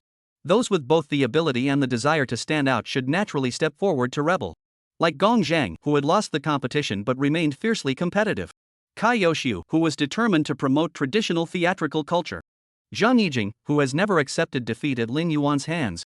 And Xian Lai, who seems like a joke. Even if it were Gong Zhang and Xian Lai stepping forward now, or all 4 of them challenging him, Lin Yuan wouldn't be surprised. The director's gaze shifted between Gong Zhang and Xian Lai before finally announcing. Since two individuals have challenged Captain Lin Yuan, following the first come, first served order, Xian Lai is the first to. Chapter 55, Rice Fragrance and Dogs Heal All. After the pre-match trash talk, the next step was the draw to determine the performance order. Lin Yuan watched quietly. Xian Lai secretly rubbed his palms, glancing at the two cards in the hostess' hands. After hesitating, he drew one of them. He looked cautious, as if making a crucial decision. In contrast to Qian Lai's nervous movements, Lin Yuan remained calm and composed, not even moving a muscle, simply watching as Qian Lai proudly showed him the number 2 card. For Lin Yuan, whether he went first or second made no difference. While going second might leave a deeper impression on the audience, it's important not to forget that after watching the first performer, the second one might face even greater pressure. Now, as the first performer, he only hoped that Qian Lai could stay calm after watching his performance, otherwise, the competition wouldn't be very exciting. Chapter 56, Thank You. This is all I deserve. The camera cuts to a scene of several farm dogs playing in a field, chasing butterflies, carefree and joyful, just like the string music flowing through the melody, warm and serene. The camera shifts again, showing a golden retriever lazily lying in front of the door, basking in the sunlight. Every yawn and every turn of its body brings a sense of peace and relaxation. These scenes unfolded before the audience, frame by frame, accompanied by Lin Yuan's warm and leisurely rendition of Rice Fragrance, instantly melting the hearts of everyone present. Don't cry, let the fireflies carry you away. The folk songs of the countryside are our eternal refuge. Go home, back to the beauty of the beginning. As Lin Yuan sang these lyrics with deep emotion, his gaze swept over every member of the audience. Almost everyone was completely immersed in the images on the big screen and the melody of Rice Fragrance. Rice Fragrance. Chapter 57, Social Horror, Cattle and Horses. The third question, we all know that you, Mr. Lin Yuan, have seemed reluctant to be the team leader from the very beginning, and you even stated on camera that you didn't want to be the team leader. The director paused for a moment before continuing, so I want to ask you, after becoming captain in the 3rd round, you're now also the captain in the 4th round and even defeated Mr. Kaioshu. This development seems to contradict your initial intentions. How do you feel about it now? As soon as the question was posed, all the staff in the preparation room turned their curious gazes toward Lin Yuan. Lin Yuan's personality is truly unique. You could say he's lazy, as evidenced by various signs, but you could also say he's diligent, as he always prepares his songs for performances.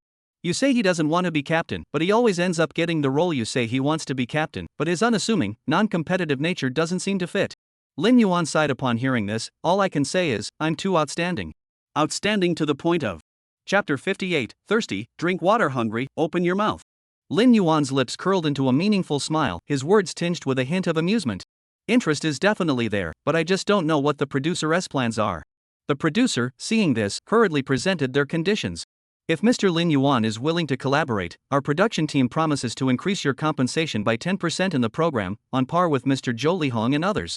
Additionally, the production team will handle your catering arrangements, and if you have any promotional needs, we can use the resources of Brother Road free of charge to promote you. The producer finished speaking and looked at him expectantly. These subtle unfair terms from the production team were nothing new to Lin Yuan. For example, the best dormitory was reserved for Zhou Lihong and Luo Guan, and during meals, Sun Xiaolei and others didn't have to order food or cook like Kaioshu did. They simply waited for the production team to provide meals. Everyone was thinking. Chapter 59, We're just old, not dead. The next day at noon, Lin Yuan had just opened the door to his home. Before he could steady himself, he was knocked to the ground by an enthusiastic white samoyed, and the items in his hands scattered everywhere. Get off! Get off! The first kiss when I get home isn't for you. Lin Yuan pushed the white samoyed off his head. After calming down the little dog, Lin Yuan finally noticed that in the center of the living room, Yu Qian was lying on a yoga mat, practicing her yoga. Sunlight streamed through the living room's floor-to-ceiling windows, casting a warm glow on the yoga mat. Yu Qian wore a lightweight yoga outfit in a soft, elegant color that blended harmoniously with the surroundings. Her movements were smooth and powerful, each pose revealing her focus and balance. Her curves were full and vibrant. As she moved gracefully, the sunlight cast soft shadows on her body, adding a sense of tranquility and beauty to her movements. Yu Qian's face still bore the flush of exercise, with fine droplets of sweat on her forehead. Chapter 60, 207 Bones. Oh, right. Dad said we should go back home when we have time. Yu Qian looked at Lin Yuan and said, her eyes still holding a hint of apology. Before Yu Qian and Lin Yuan got married, both sets of parents were highly approving and satisfied with this match of a handsome man and a beautiful woman. However, after the marriage, Yu Qian's parents gradually changed their attitude toward Lin Yuan. They grew increasingly dissatisfied with his seeming lack of ambition and his reliance on Yu Qian for his livelihood. After lying in bed for 2 years, Lin Yuan's in-laws grew increasingly disliked him, their expressions growing colder by the day. Yao Qian's father, Yao Chang, suddenly suggested they go back home for a visit, which made Yao Qian feel a bit worried, fearing that Lin Yuan might be treated unfairly. It's okay. Let's just go back for a visit. Anyway, I haven't been relying on him lately. Lin Yuan spoke casually, seemingly unconcerned, even taking the opportunity to make a pass at Yu Qian. He praised her figure, saying, so round. So smooth. In reality, at his in-laws' house. Chapter 61, A Lavish Night. The two returned to their room, and Lin Yuan's eagerness was already evident. To save water, should we do it together? Lin Yuan looked at Yu Qian with pleading eyes. Yu Qian rolled her eyes inwardly, didn't respond, and instead took off her earrings, placing them aside. She then slowly undid her hairpin, letting her smooth, long hair fall naturally over her shoulders. All right. I'll go first. Seeing that Yu Qian didn't respond, Lin Yuan sighed regretfully before entering the bathroom first. When Lin Yuan came out after finishing his shower, Yu Qian was already at the sink outside the bathroom, removing her makeup. She carefully massaged her face with makeup remover, then rinsed it off with warm water, washing away the day's makeup and revealing her naturally fresh and radiant skin. Lin Yuan emerged from the bathroom, wrapped only in a towel. He stood before Yu Qian without a hint of shyness and began changing into his pajamas. Yu Qian went in to take a shower. Soon after, Yu Qian finished her shower. Chapter 62, Perfectly Timed. As soon as he entered the house, Lin Yuan saw his father-in-law, Yu Chang, and his older brother, Eugene, sitting on the sofa. It was clear they had been waiting for their arrival. Dad. Older brother. Lin Yuan greeted the two. You're here. Yu Chang nodded slightly, his expression still serious. Lin Yuan was used to it. Yu Chang had always been stern and direct, not specifically targeting him, but rather treating everyone the same way. However, his older brother, Eugene, greeted him warmly. Yuan, you're here. Come over and sit down with us. Eugene was around 30 years old, with deep, piercing eyes, a high, straight nose, and a gentle, refined demeanor, the kind of man who seemed to have a deep appreciation for classical music. All right. Lin Yuan sat on another single sofa next to Eugene. His posture was relaxed and casual, without the formal stiffness one might expect, as if he were at home. And Yu Qian. Chapter 63, Elementary School Kid, please vote for me. At the dinner table, the family's conversation naturally revolved around Lin Yuan and Yu Qian. The chubby little boy, Yuan Zhang, was enjoying his braised pork while curiously asking Lin Yuan, Uncle Lin, are you going to sing in the next episode of Brother Road for the captain's competition? Lin Yuan chuckled, you're into variety shows? You even know I'm competing in the captain's showdown next episode. Yuan Zhang cautiously glanced at his mother Chen Xianjing sitting beside him and lowered his voice, I just watch it occasionally. Eugene shot Yuan Zhang a meaningful glance, his smile carrying an unreadable expression. This kid has been taking his mom's phone every weekend to watch your variety show. He even says he's your die-hard fan now. Lin Yuan burst into laughter, teasing, really? Little Yu is still my fan. Should I ask your idol to sign an autograph for you? I don't want it. Yuan Zhang refused, pouting his lips. 1. Chapter 64, You Don't Want to Live. Lin Yuan and Yu Qian finished their meal, and the night had grown deep. The two drove back to their own homes. As soon as they entered the door, Yang Xiaoyan's phone rang. To be precise, it was for Yu Qian. However, Yu Qian was in the shower at the time, so Lin Yuan answered the call. Yang Gu. What's up? Yang Xiaoyang seemed taken aback at first. He clearly hadn't expected Lin Yuan to answer and even took the phone away to double-check the number. After confirming it was correct, he continued, Lin Yuan? It's me. Why are you being so formal, Yang Gu? Just call me Yuan. Lin Yuan said casually. Yang Xiaoyang had been working with Lin Yuan for 2 months, and their relationship had gradually become less formal. Yang Xiaoyang went along with Lin Yuan's lead and asked, Alright, Yuan, is the president there? She is busy right now? What do you need to say? If it's inconvenient to talk, just wait a moment. Chapter 65, Bullet Hits the Brow. Lin Yuan yawned and stretched in the break room. After taking a car from the neighboring city, Lin Yuan was already feeling sore and stiff from sitting for so long. His posture was casual, even a bit disheveled, but his assistant, Xiaoyu, was used to it and didn't say anything. That was just Lin Yuan's personality, and Xiaoyu had long since grown accustomed to it. Footsteps began to echo in the hallway outside, signaling that the next round of team formation was about to begin.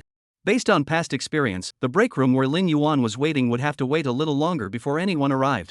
To pass the time, Lin Yuan said to Xiaoyu, come over and chat with me. I'm really bored being alone. Xiaoyu pursed his lips and shook his head, then pointed to his mouth, indicating that he couldn't chat while working. Alright then. Lin Yuan sighed in frustration, adopting an extremely relaxed Guyulai posture, sinking deeply into the chair. Chapter 66, The Face of an Illegal Structure. With the team formation phase concluded, the number of members in Lin Yuan's team had settled exactly at 6. In addition to the original members Bus, Wang Chang, and Kaiyoshu, the group now includes Hu Meng, who excels at singing in the lower and middle registers with a beautiful voice, and Zhang Lan, a professional model who is also an exceptional singer of high notes. The entire team has suddenly grown much larger, and their stage presence has become even more diverse. Conference hall. The director cleared his throat twice, drawing everyone's attention. She announced, each team in this fourth public performance will have 6 members, but the rules for this fourth performance will be changed. A murmur arose. As she finished speaking, everyone's expressions changed. For the next performance, each team must perform 2 sets, meaning 2 songs. The first song will still be the main song for the team competition, while the second song will be the team bonus round. The winning team's members will each receive additional. Chapter 67, Such a Grand Gesture. Lin Yuan froze for a moment, suddenly realizing the importance of this issue. Right. What about Bus? He had been too excited and had completely forgotten about it. Bus is currently at the bottom of the rankings. If he doesn't perform well in this performance, it almost certainly means he will face elimination.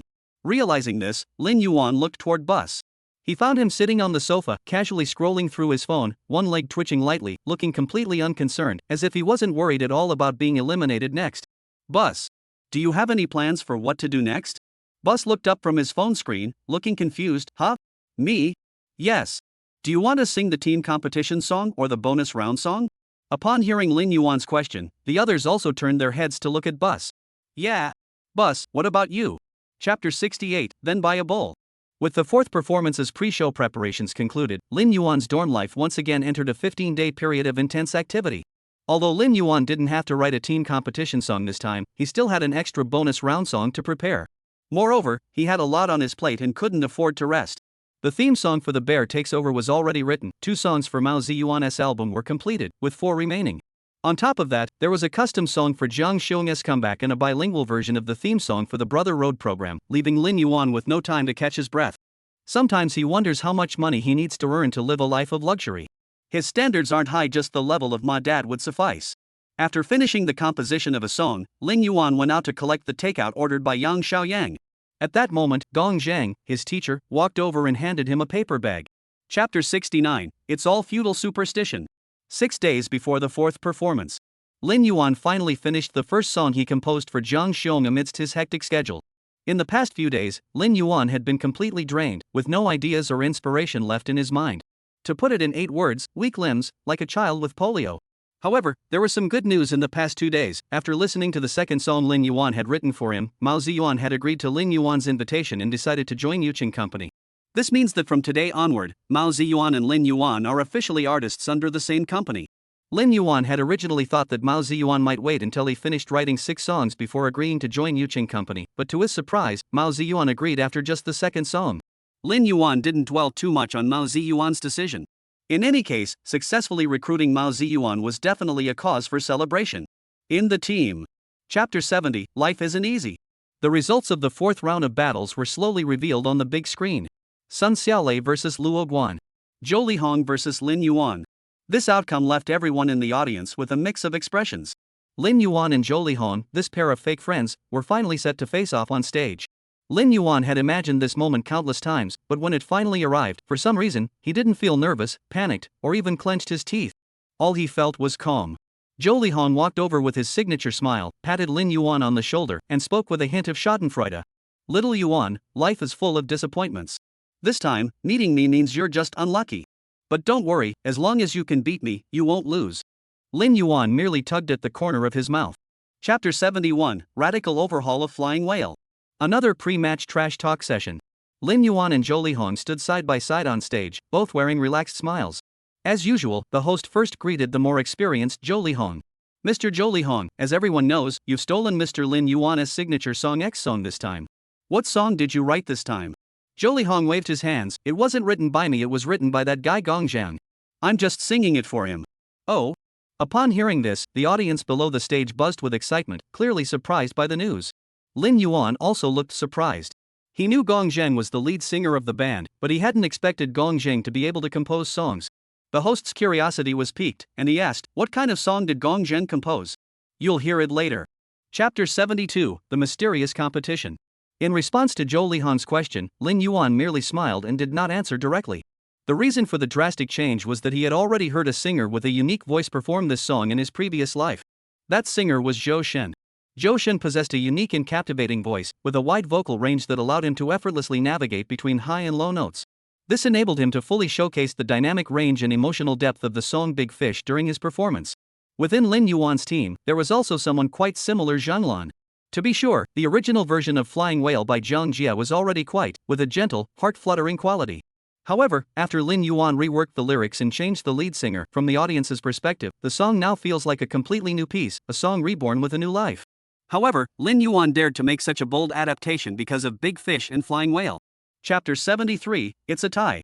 After a tense wait, the voting for the two songs, Night Breeze and Flying Whale, finally neared its conclusion. Zhou Lihong and Lin Yuan were also eagerly awaiting the results. For the audience, choosing between the two songs was extremely difficult. During this voting round, the noise on stage was the loudest, with the audience's discussions blending into a buzzing cacophony, as if everyone was debating which team to vote for. However, the voting had a time limit.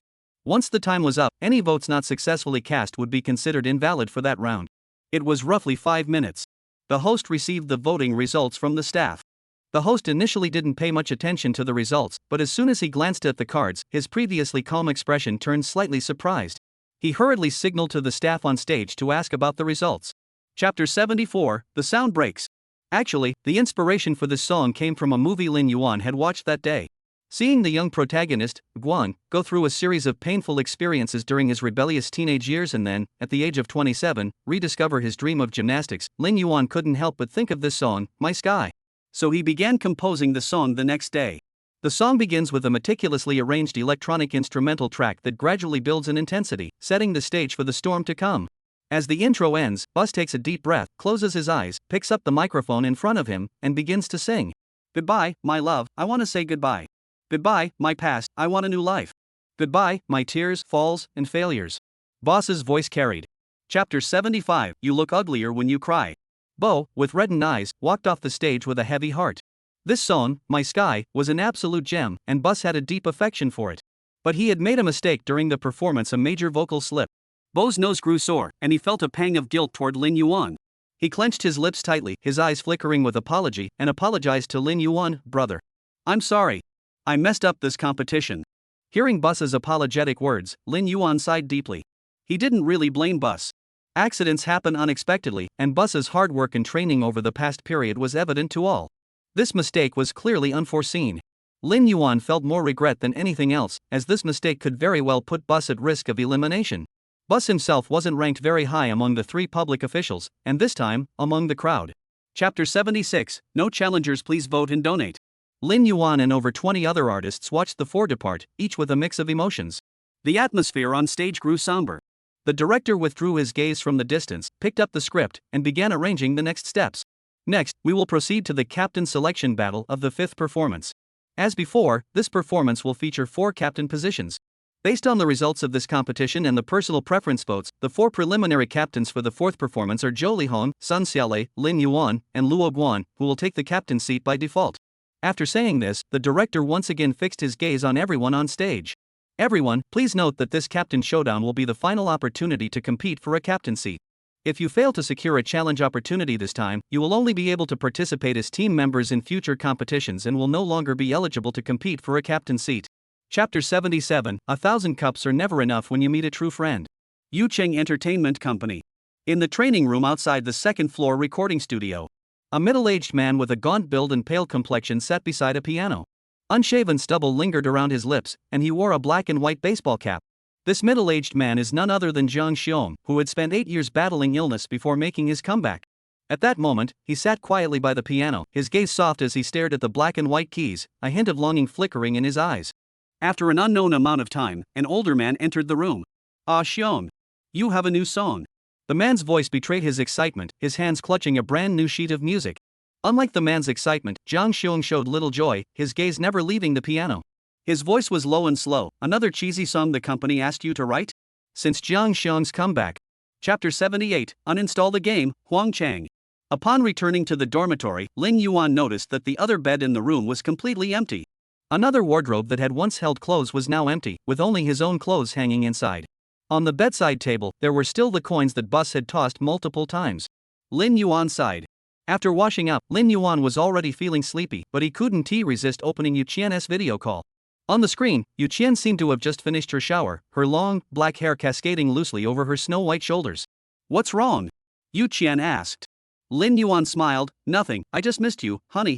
Yu Qian noticed the bedhead in the background of the camera and immediately understood everything. Did Bus get eliminated? Otherwise, why would you be in bed chatting with me? Usually, you only dare to video call me in the bathroom. Chapter 79, Going to the Green Grassland to be Grey Wolf. That afternoon, some people made tens of thousands, some ate several meals, some had sex several times, while Lin Yuan lost several times. With a sigh of resignation, Lin Yuan and Zhou Lihong put down their phones, their expressions gloomy. He had originally intended to use gaming to relax, but ended up feeling even worse afterward. Thinking about it, Lin Yuan patted Huang Chang's shoulder seriously. Huang Chang, it's getting cold. Make sure to cover yourself with more soil and play fewer games. Huang Chang. Lin Yuan was about to tease him some more when his phone rang. The caller ID showed it was his own wife Yu Qian. So Lin Yuan immediately stopped his curse words, grabbed his phone, and left the lobby to find a quiet place to answer it. Hello, honey, what's wrong? His voice was gentle and concerned. Lin Yuan, what are you doing? Yu Qian's voice was buzzing. Lin. Chapter 80, 70 Ways to Please a Girl. Yu Qian wasn't the type to be spoiled or unable to eat simple food. The Yu family had once started from nothing, and when Yu Qian was a child, her family wasn't wealthy, they ate only coarse grains. Therefore, that evening, the two of them had a hearty meal with a few simple home-cooked dishes and a bowl of pork rib soup. Honey, what do you want to do next? Watch a movie? Sing? Or go for a drink? Lin Yuan held Yu Qian's hand. No, I don't feel like watching a movie. The movies I like, you don't like, and I can't sing as well as you. Drinking is out of the question, we just finished eating. Yu Qian wiped her lips before responding. Upon hearing this, Lin Yuan thought for a moment, how about we go shopping? I've already earned some money, so you can spend your husband's money now. Yu Qian shot him a sideways glance. Are you crazy? Shopping could expose our identities, aren't you afraid of being surrounded? Besides, I can buy anything I want online. Why would I need to go in person? Chapter 81, I guess I was always meant to be a kept man. That evening, Yu Qian returned home. Lin Yuan watched her get into the car and didn't do anything else, he just went back to the dormitory. By the time he got back, it was already past 10 o'clock, and Zhou Lihong and his group were still there playing games.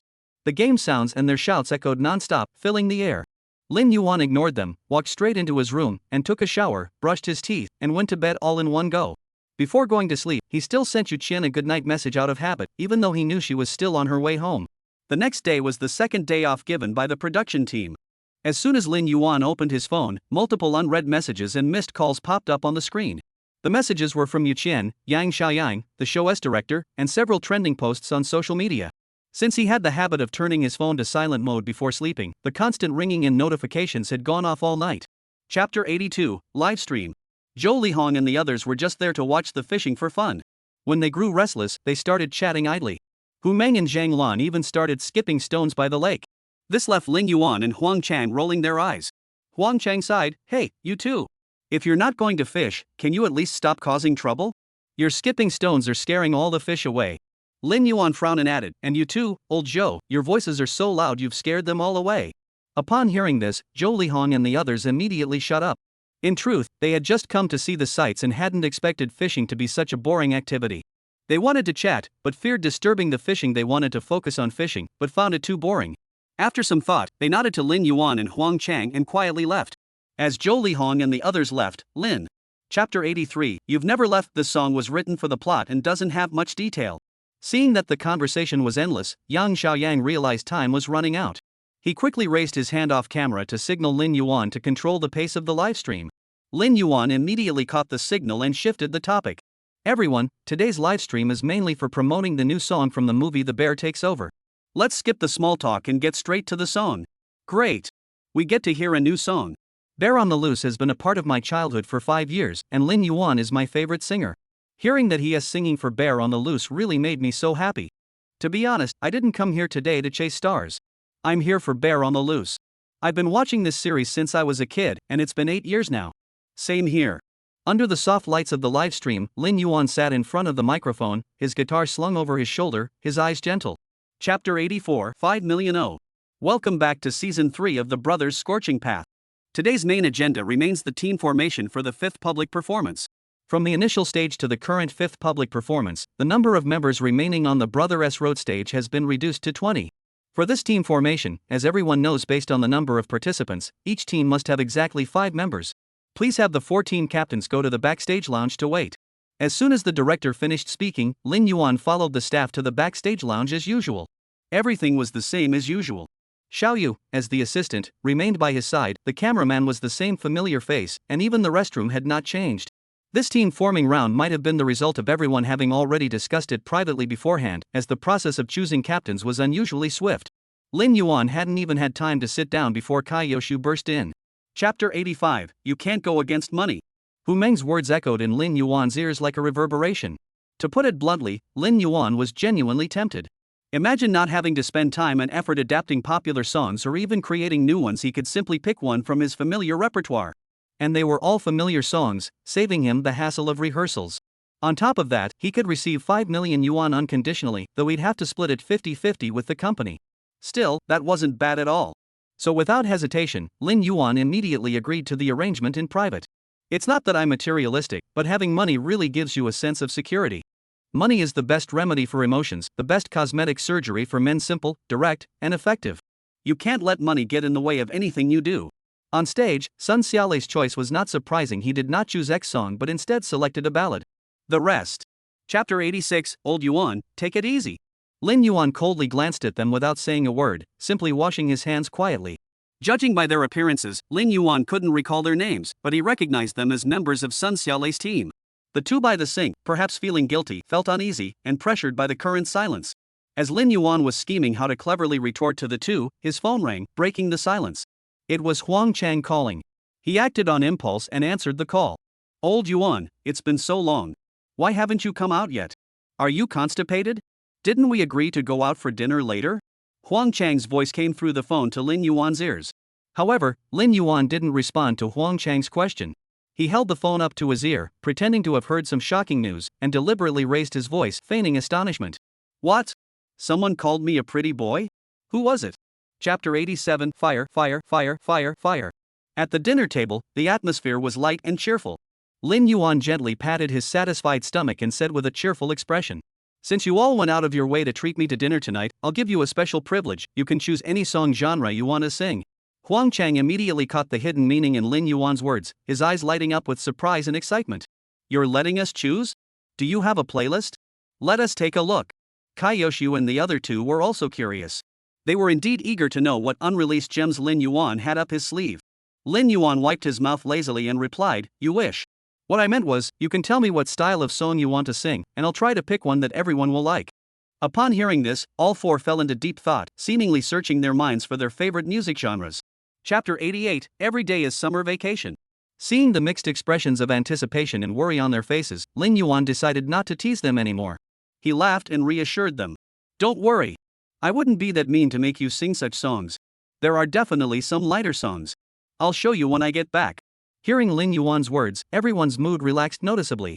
They were actually a bit afraid that Lin Yuan might make them sing such songs during the group performance, as his personality suggested he might just do something like that. Since there was already a preliminary consensus on the song choice for the team competition, the next step was to discuss the arrangements for the bonus round. Although winning the bonus round could grant an additional 10 votes, in the fifth performance, with the decreasing number of participants, the gap in vote counts was growing larger, and those 10 votes might not make a significant difference. So Kaioshu spoke up, let's discuss the arrangements for the bonus round. Chapter 89, Blue and White Porcelain. Xiu Jia was already in her late 20s but still enjoyed the freedom and simplicity of single life. Her job was managing a milk tea shop, where she was constantly on the move. Though her days were tough, the steady income each month filled her with hope for the future. Today was the beginning of November, and the day was as busy as ever. The constant stream of orders left Xiu Jia with little time to sit down all day. By the time night fell, she realized the store was running low on supplies and had to close early, returning to her small apartment. After enjoying a delicious dinner and a relaxing shower, Xiu Jia was already exhausted, but she still maintained her habit of checking the latest music charts. Xiu Jia isn't a music enthusiast, but since the milk tea shop plays music 24/7 to attract customers, she always keeps up with the latest trends to ensure customers hear new songs every day. Chapter 90, The Straight-Laced Linzhou. As the melody of Blue and White Porcelain faded into the air, Xiu Jia slowly opened her eyes, and tears welled up in her eyes. If West Tower Lovers is a song expressing love for life and longing, then Blue and White Porcelain undoubtedly captures the endless sorrow and pain of love as separation. Thinking of this, Xiu Jia opened her blog and searched for Blue and White Porcelain, hoping to uncover more stories and emotions behind the song. Jang Seon's new song had sparked intense online discussions since its release, and there was already a dedicated thread about it on the blog. Xiao Jia clicked on the hashtag. This is the best song Jang Seon has released since his comeback. Support! Jang Seon collaborated with Lin Yuan on this song. Lin Yuan's creative talent combined with Jang Seon's heartfelt vocals make this song truly heavenly. The song shouldn't be ranked so low on the music charts. I hope everyone. Chapter 91, I'm going to get sick. Alright, since you're being so sincere, I'll give you a few tips. Lin Yuan leaned back in the sofa chair and spoke slowly. When pursuing a girl, you must first understand a woman's heart. Women, after all, are naturally drawn to sweet words, so you must praise her to the heavens. Lin Go listened with a mix of understanding and confusion, but nodded seriously anyway. But how do you compliment them properly? First, you need to tailor your terms of address to the person. For slim girls, call them slender for curvy ones, voluptuous for seductive ones, beauty for stubborn ones, intelligent for reserved ones, ladylike for gentle ones, tender for fierce ones, straightforward for cute ones, sunshine for ruthless ones, cold beauty for down-to-earth ones, dignified for sophisticated ones, elegant and for bold ones, tough. Lin Yuan nodded his head vigorously, rattling off a string of adjectives, leaving Lin Go with a furrowed brow. Seeing that Lin Go didn't respond, he emphasized again, do you understand? Which type is your little sister? Use that term to address her. Chapter 92, A Young Bull is Unafraid of Tigers. Huang Chang asked with a hint of worry, but old Yuan, if we sing your song, won't we lose to Sun Xiaolei's team? Lin Yuan replied confidently, what's there to fear? We're young, as the saying goes, a newborn calf is unafraid of tigers. We'll stick together and definitely take them down. Good. I agree with that. Who says a calf has to lose to a tiger? So what should the two of us little calves do? Huang Chang said, rubbing his hands together in anticipation. Lin Yuan heard this, raised his index finger, and shook it, saying, no. No. No. I'm the calf. You're not. Ha? Huang Chang was momentarily confused, I'm not the calf? Then what am I? Kai Yoshu had been listening to their conversation the whole time. He couldn't help but interrupt, suppressing a smile as he said, a newborn calf. Xiao Yuan is the calf, so you must be. Huang Chang finally caught on. Chapter 93, This is my wife, don't be offended. Facing the audience's astonished gazes, Yu Qian's expression remained unchanged. She merely nodded slightly toward the camera on the big screen, appearing calm and composed. However, the netizens watching the livestream were anything but calm. The comments section exploded instantly. This stunning beauty, is this lady a collaborator or a guest performer? He. The young lady is so beautiful.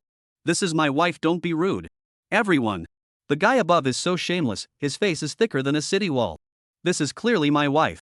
I just looked her up, she's the real CEO of an entertainment company. So, guys, if you want to chase after her, maybe take a look in the mirror first. The criteria for judging a man: rich, with time and a good body, top-notch rich, healthy, but no time, genuine, no money, healthy, but with time, authentic, no money, healthy, but no time, second-rate, no money, no time, sick, and bad-tempered junk. So, Chapter 94, That's not right. When Zhou Lihong and Luo Guan's performances came to an end, Lin Yuan sighed softly and slowly stood up. Let us go. As soon as Lin Yuan finished speaking, Huang Chang immediately followed closely behind. Today's Huang Chang was the most relaxed he had ever been, mainly because the song they were going to sing this time was the most relaxed one they had ever sung, and the singing style was mostly choral. Choral singing meant that multiple people shared the responsibility of singing, with each member only responsible for a portion of the melody or harmony. This division of roles reduced the risk of individual mistakes and eased the pressure on each person, allowing everyone to perform more freely. Today, Huang Chang felt more relaxed than ever before, thanks to the unique nature of the song, so much so that even his usual frequent trips to the restroom had disappeared. Alright. Let's move on to the intense second round of the competition. Please give a warm welcome to Mr. Sun Xiaolei and Mr. Lin Yuan. Chapter 95, Life Like Summer Flowers. Sun Xiaolei selected a sentimental ballad filled with nostalgia during the song selection round. This type of song is actually very effective at resonating deeply with the audience, especially in today's society, where countless young people have left their hometowns to pursue their dreams and livelihoods. On stage, Sun Xiaolei and his group maintained a stable rhythm, with harmonious and unified vocals. Their singing style lacked dramatic emotional fluctuations or complex rhythmic changes. The entire performance centered around Sun Xiaolei, while the other members enhanced the musical depth through clever changes in their harmonies. Below the stage, Lin Yuan couldn't help but nod in approval. He couldn't help but marvel inwardly, no wonder they're renowned for their vocal prowess. Each member masterfully controls the strength, tone, and emotional depth of their voices. Moreover, their chemistry was undeniable. A simple gesture or a glance was enough for the five of them to understand each other perfectly. Chapter 96, The Toughest Mouth. Sitting beside her, Wei Jiao noticed that Yu Qian's face was flushed red and assumed she was blushing because of Lin Yuan's charm. She playfully teased her. Your face is so red. Do you think Lin Yuan is handsome too? Yu Qian, hearing this, blinked in confusion, thinking, is this little girl asking me? Seeing that Yu Qian didn't respond, Wei Zhao assumed she was shy, so she spoke with a more arrogant tone. Even a woman like me, who's so confident, is attracted to him. This Lin Yuan is definitely the man I, Wei Zhao, should pursue. Yu Qian? On stage, under the spotlight, Huang Chang stood confidently, his footsteps tapping lightly to the rhythm in his shiny leather shoes, his face radiating a carefree smile. As fleeting as a glimpse of a swan. Whoa! Huang Chang's voice was clear and pleasant, like the song of a nightingale, blending perfectly with the occasional harmonies from Lin Yuan and the others beside him. As vibrant as summer flowers. In this. Chapter 97, Husband. Go for it. Seeing that Lin Yuan had been with her for over 5 minutes, Yu Qian asked him, you have the bonus round coming up next. Shouldn't you be preparing? Lin Yuan didn't respond immediately. Instead, he gazed deeply into Yu Qian's eyes with a hint of anticipation. Honey, give me a kiss, and I'll go. Yu Qian pouted and refused. No way. Go if you want to. It's not my competition anyway. Lin Yuan seemed to have anticipated this response. His expression showed no sign of disappointment. Instead, he continued to hold Yu Qian tenderly in his arms, his tone a mix of playfulness and determination. If you 1T kiss me, then I 1T go. Let all the audience wait for me. At that moment, Yang Xiaoyan's voice came from outside the door, reminding them, a Yuan. Time's almost up. It's time to change clothes. I'm not going. Talk to the director and say our team is withdrawing from the tiebreaker. Lin Yuan's voice echoed from the house. Chapter 98, She came to my concert. Under the spotlight, Lin Yuan walked slowly onto the stage. His silhouette, bathed in the interplay of light and shadow, appeared exceptionally tall and slender. For this performance, he had changed into a custom-made white suit. The fabric shimmered with a delicate luster under the lights, and the slightly open white shirt underneath hinted at a touch of rebelliousness. However, the most eye-catching feature was the electric guitar strapped to Lin Yuan's back. The black guitar contrasted sharply with the white suit, making it stand out prominently. Under the single beam of light, Lin Yuan's features appeared more defined, his steps steady as he made his way to the center of the stage. At the center of the stage, a high stool stood quietly, with a microphone beside it. He sat down gently on the stool, cradling the guitar in his arms. The audience had been waiting patiently for some time, their eyes fixed on the figure on stage, filled with anticipation. Among them were Yu Qian and Wei Zhao, seated in the VIP section. Chapter 99, Being eliminated isn't the end of the world, please vote for me. For the audience, they might not understand why this song is so moving, but for Zhou Lihong and other veterans of the Chinese music industry, they are well aware of the excellence of the song, She Came to My Concert. That was because the lyrics of the song easily evoked a visual imagery in the audience's minds. Typically, a song achieves this through specific descriptions and delicate emotional expressions, allowing listeners to construct corresponding mental images. However, very few songs achieve this level of effectiveness. She Came to My Concert achieves this effect by simplifying the instrumentation, using a memorable melody, and pairing it with straightforward lyrics. Lin Yuan sat on the sofa, reminiscing about the competition footage. The result of the tiebreaker was also a narrow victory. The score was 511 votes to 489 votes, with a margin of around 20 votes.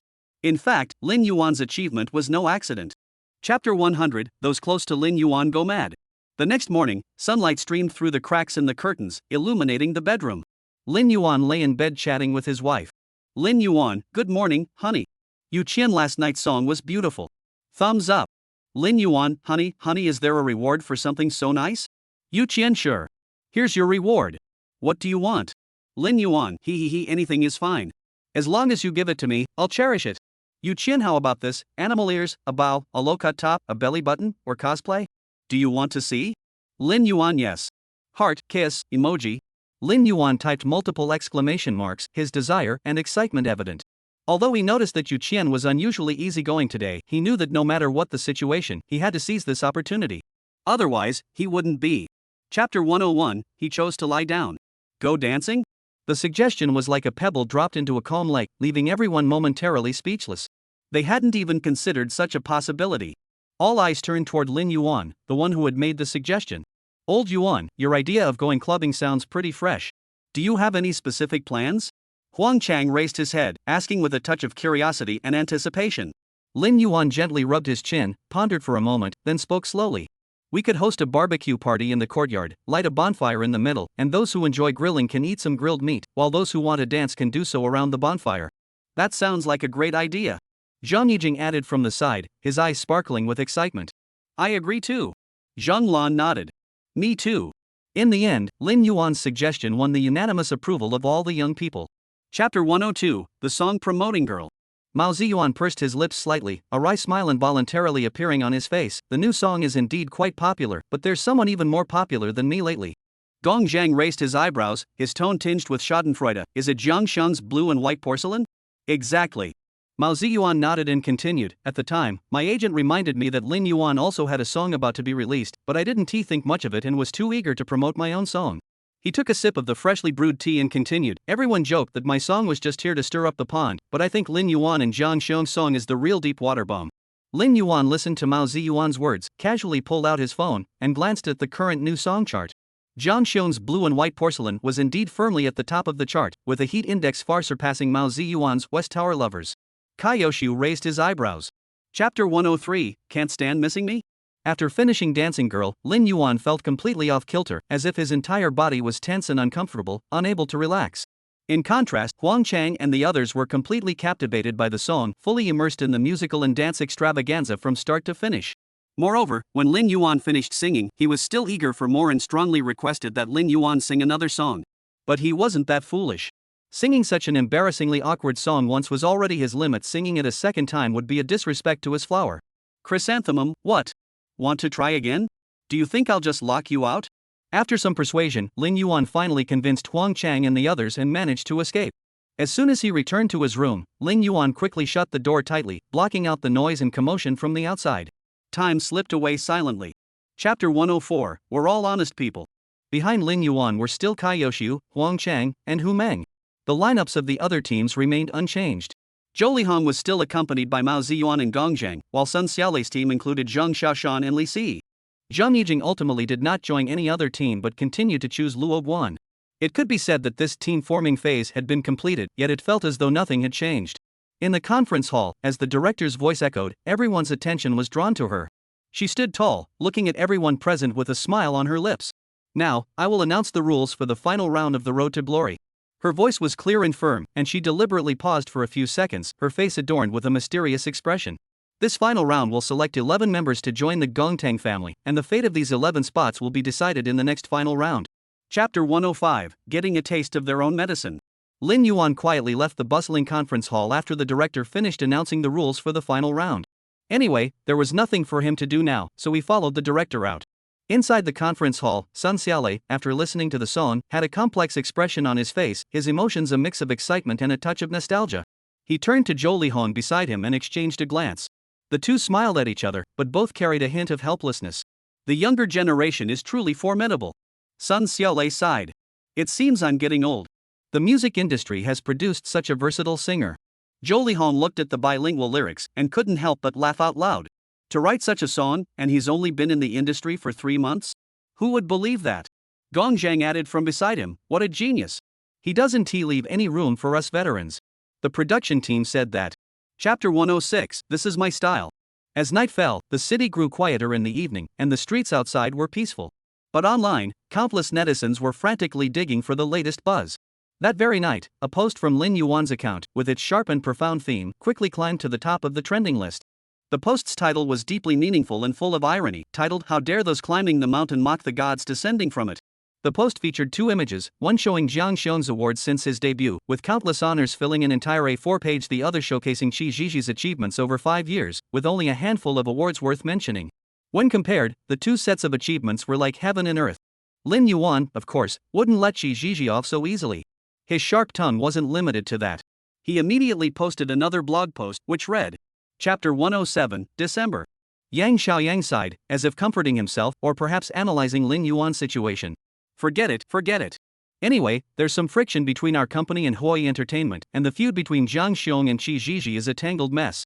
You've gotten yourself mixed up in this mess again, and I'm sure Huai is already planning their countermeasures.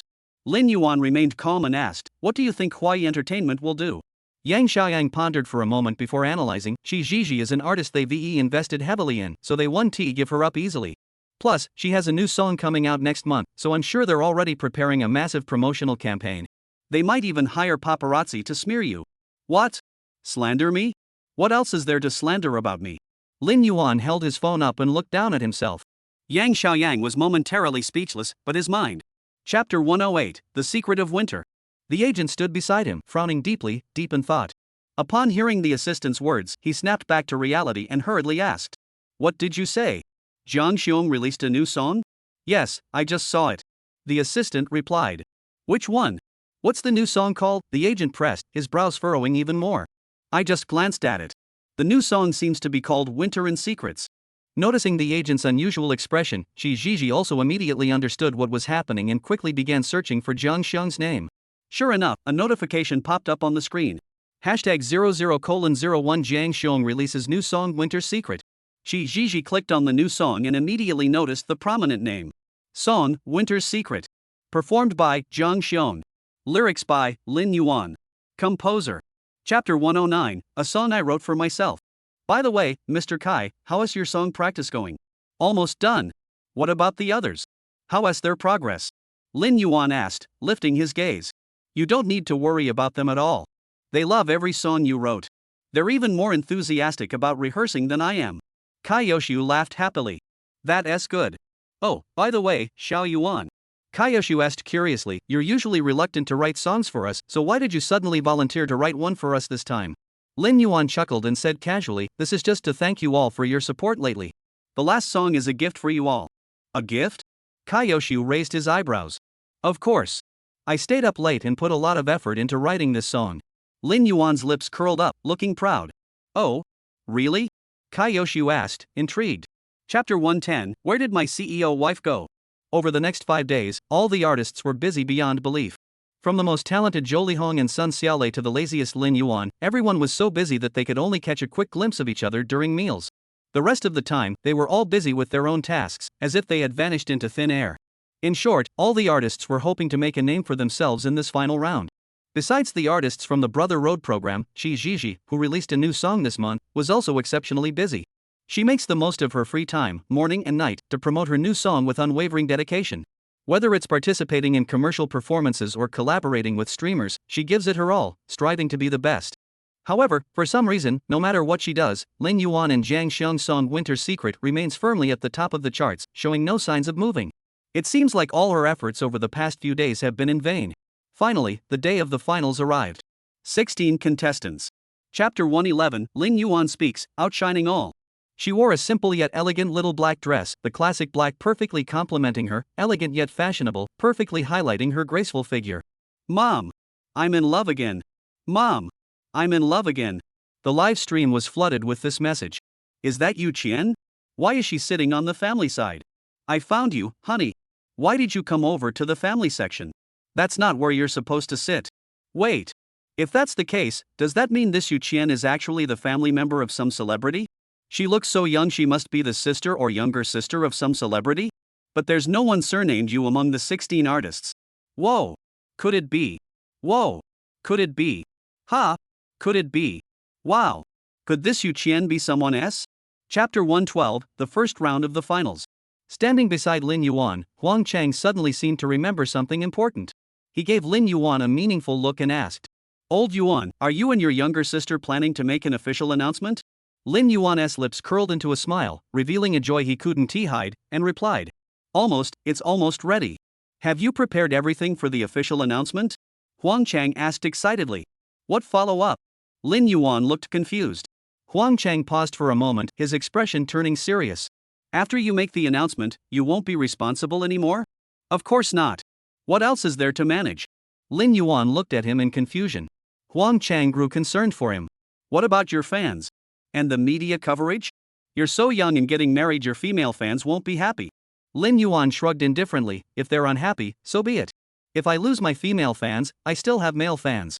If I lose my male fans. Chapter 113, if you're sick, just post it, the sky won't fall.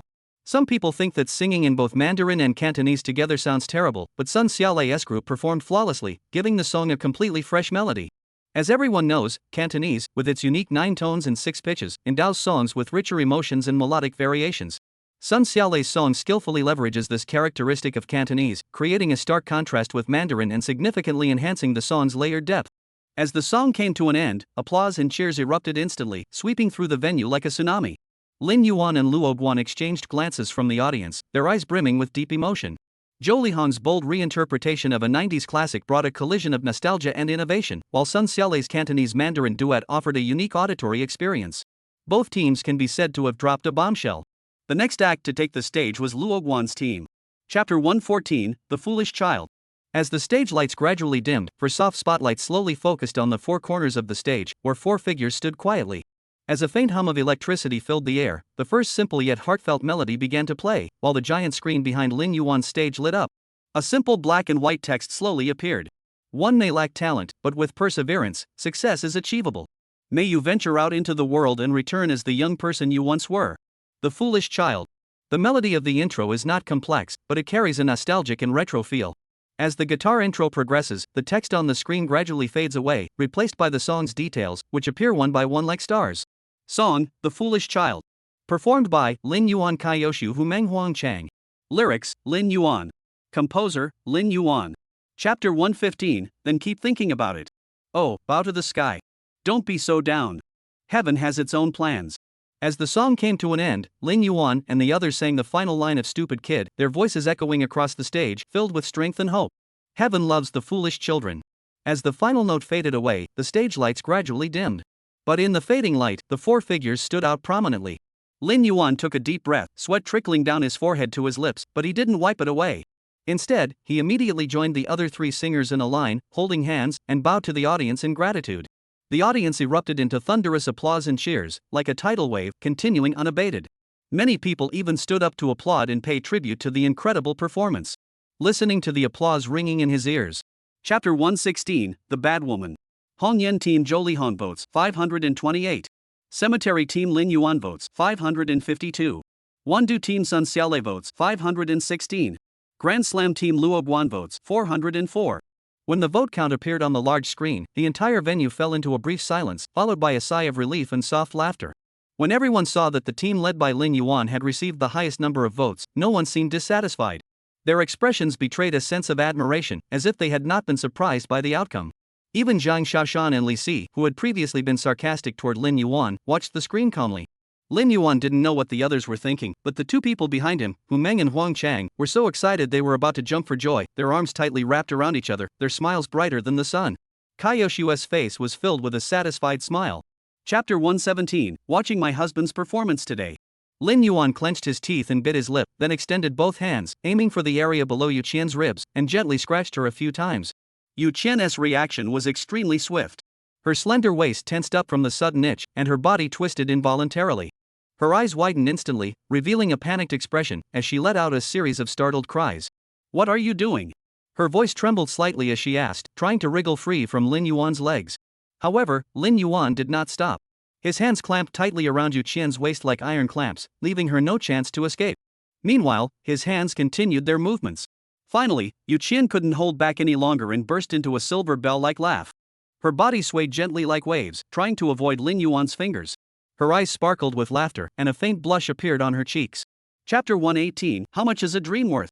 As soon as Luo Guan finished speaking, he turned to Lin Yuan with a hint of curiosity. Xiao Yuan, didn't you enter the entertainment industry because of your dreams? Ha! Lin Yuan froze for a moment, unable to suppress a silent chuckle. They had been together for over 4 months, yet Luo Guan hadn't noticed his money-hungry nature. He remained calm and spoke honestly. Actually, I entered the entertainment industry for the money. What? Not because of your dreams? Luo Guan's face betrayed his disbelief. Lin Yuan scoffed, dreams aren't worth a dime. But that's not the same. Without dreams, what's the point of living? Lin Yuan cut him off and asked, if a person has no dreams, what's the difference between that and being carefree? Luo Guan choked for a moment, then asked confusedly, but isn't money easy to earn? Isn't achieving your dreams? Chapter 119, Oneself. He closed his eyes, immersing himself in the ocean of memories, as the little moments of his journey flooded back like a tide. In the end, the lazy fish couldn't resist the temptation of his wife and money. From the very beginning on the stage, he had repeatedly shattered everyone's expectations of him. 0 losses in team competitions, 0 losses in captain selection matches, and 0 losses in bonus rounds. Lin Yuan had set a record in the 3 seasons of Brother Road, with a perfect record throughout. Yet this record was achieved by a 24-year-old rookie who had only been in the industry for 4 months. This moment was undoubtedly something many people had not anticipated. The stage at that moment. The spotlight is on Lin Yuan, who is wearing a dark suit carefully selected by the company. The suit is impeccably tailored, with smooth and precise lines that perfectly complement his figure. The white shirt contrasts sharply with the dark suit, and the bow tie at the collar is also meticulously Chapter 120b5. Suddenly, Lin Yuan opened his eyes, and a determined and confident glow shone deep within his pupils. He raised the microphone high. Sing a song. Sing a song. Compared to the first climax, the second climax that followed saw Lin Yuan's voice grow even more passionate and emotionally charged, his high notes effortlessly soaring to the B4 note. The stage lights changed rapidly with the rhythm of the music, yellow and white beams crisscrossing in the air, creating a mesmerizing and awe-inspiring visual spectacle. Lin Yuan's breath remained steady as a mountain, his voice pure and penetrating. The song echoed through the air, like the wind on a high plateau, penetrating the hearts of the audience and stirring their deepest emotions. Just as everyone thought the climax of the song was about to end, Lin Yuan's voice instead gradually. Chapter 121, Voting Results. The voting process proceeded smoothly and orderly, but this time it felt unusually lengthy. This was because the production team needed to combine the results of the previous vote with the current ones and re-rank the contestants based on the total number of votes. This time, the number of votes was still 2,000. In the previous team competition, Lin Yuan had received 138 votes, and he was eager to see how many votes he would receive in his solo performance. As time ticked by, the atmosphere on stage grew increasingly tense and charged. Whether the production team was intentionally building suspense or the backstage tallying process was indeed complex and time-consuming, the prolonged wait undoubtedly put significant psychological pressure on everyone. Some sat motionless, their hands unconsciously tapping their knees, their eyes aimlessly wandering across the empty stage. Others repeatedly took deep breaths. Chapter 122, The Champion. At that moment, whether on stage or in the audience, everyone's hearts were hanging in suspense. The fourth place winner is Luo Guan. The director's voice was louder than before, filled with strength and passion, and the audience's reaction was even more intense. Their faces radiated uncontrollable excitement and joy. Especially Luo Guan's die-hard fans, whose eyes began to well up with tears upon hearing his name. As an actor whose vocal skills were not top-notch, Luo Guan had made it this far largely due to his fame. Of course, this wouldn't have been possible without his own hard work. From his performances in the final episodes, it's clear that Luo Guan has given it his all. For Luo Guan himself, achieving such a ranking was already more than he could have hoped for. After all, his performance in the previous team competitions was not ideal, but this time he managed to catch up. Chapter 123, Official Announcement. The atmosphere in the livestream reached a fever pitch after the news of Lin Yuan's victory was announced, with viewers' comments and reactions pouring in. Old Yuan, you actually won? Impressive. The youngest contestant in Brother Road is now also the youngest champion. There's no turning back in life, only Lin Yuan can conquer all. Lin Yuan was just a newcomer 4 months ago. How did he win the championship so young? Family, who understands? Why do I feel a sense of resentment seeing Lin Yuan in first place? I'm not afraid of my brothers suffering, but I'm afraid of them driving a Land Rover. The director continued, we also congratulate Zhou Lihong on becoming the second place winner of the third season of The Scorching Path of the Brother. Zhou Lihong faced the result without a trace of resentment, instead flashing a relieved smile. He stood up, composed and elegant, walked toward Lin Yuan, and patted his shoulder. Chapter 124, The Earth. As soon as he finished speaking, Yu Qian slowly walked up the stage steps. As the camera slowly focused on Yu Qian, she wore a faint smile, like a delicate flower blooming in spring. She wore a simple yet elegant black dress, which made her skin appear as white as snow under the lights, exuding an extraordinary aura. Though her steps were light and slow, they betrayed a sense of calm determination. Yu Qian walked to Lin Yuan's side, and at the same moment, Lin Yuan reached out his hand and gently wrapped it around her waist. The carefree expression on Lin Yuan's face was instantly replaced by tenderness. The two stood side by side on the stage, becoming the focal point of everyone's attention. Lin Yuan gazed deeply at Yu Qian, then turned to the audience. His voice trembled with excitement and pride as he continued. I would like to introduce to everyone, this is my wife of 2 years, Yu Qian. As for those people online, I will take legal action against them. Chapter 125, The Finale. So many unforgettable memories. It's not that unusual. Zhou Lihong's voice was filled with strength and hope. He was already a skilled singer, but at this moment, he poured his emotions into every note. His voice was like a rushing river, penetrating every corner of the venue and inspiring everyone present. On stage, the lights changed in rhythm with the music, pushing the performance to its climax. The vibrant lights complement the singing, creating a visual and auditory feast. Luo Guan then picked up the microphone. How many times have we started anew with hardship? He got through it just the same. His voice was plain and unremarkable, yet it carried a subtle hint of melancholy. His voice was slightly hoarse, as if he were telling a simple story. Luo Guan raised his right hand and waved it rhythmically toward the audience. His movements were natural, further igniting the atmosphere on stage. Chapter 126, As long as there's emotion, anything can be wine. The program's producers, directors, sponsors, and renowned singers like Zhang Jia, as well as the eliminated contestants, all attended the celebratory banquet. Seeing that Lin Yuan arrived a bit late, everyone naturally knew he was there to send his wife home. However, since Lin Yuan had only been there for a few minutes, everyone naturally wouldn't miss this opportunity. At the slightest provocation, they wanted Lin Yuan to punish himself with 3 cups of wine. Lin Yuan looked around and saw that Zhou Lihong and Sun Xiaolei hadn't arrived yet, so he smiled mischievously and said, "I'm only a few minutes late and already have to drink 3 cups. What about when Zhou Gu and Sun Laoshi arrive later? Will I have to drink 5 cups then?" At this, everyone fell silent for a moment. They dared to tease Lin Yuan because he was young and had a carefree personality, getting along well with everyone, so they felt no need to hold back. But if they were to go and joke with Chapter 127, Because of You. Upon hearing Zhou Lihong's words, Lin Yuan suddenly remembered that he had won first place and had a sponsorship contract with Lan Ji.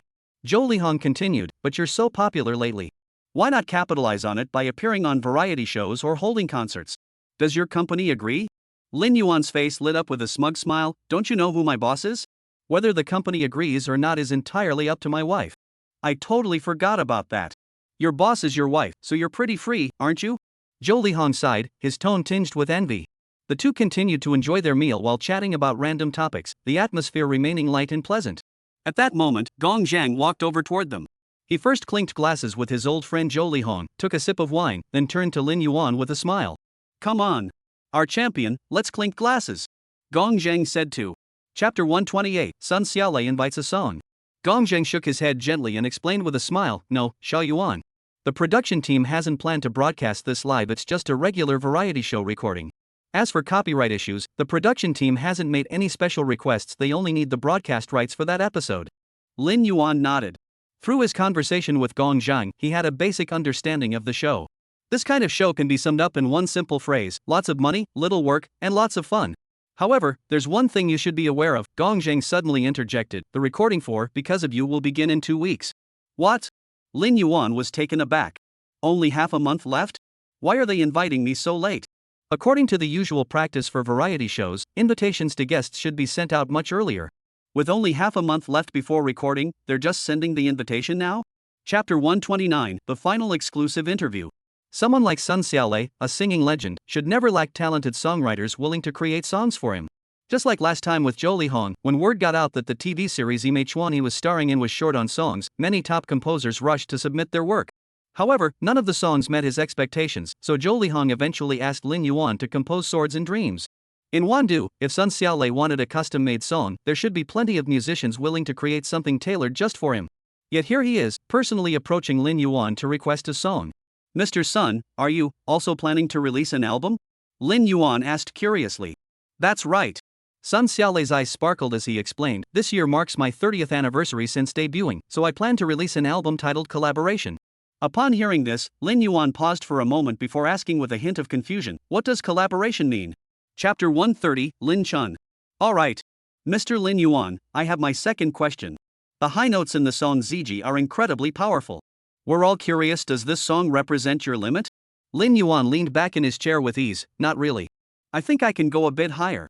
He spoke honestly, without any exaggeration or reservation. In his previous life, Lin Yuan's true ability was average, and he could never have sung Ziji at that level. However, in this life, after reincarnating and taking over this body, he found himself with a natural talent for singing. "This song is challenging for me, but it's not my limit." The director nodded in understanding, glanced at the interview outline, and continued. "The third question is about the song The Foolish Child. When singing this song, you wrote a line, 'May you walk half your life and return still a youth.'" Chapter 131, First Visit to the Company. Lin Chun continued to complain, "Every time you eat, it's always you. All the hard work and suffering are mine. Those pots of peanuts every day are all dried by me. Every time I'm having fun playing mahjong, your mother calls me back to collect the peanuts." Lin Yuan chuckled maliciously, "That must have been tough for you." Lin Chun coughed twice, his tone tinged with a hint of jest, "If you know how hard I work, then hurry up and reward me with some money. Didn't I send you a 666 red envelope last week? Are you really losing that much money lately?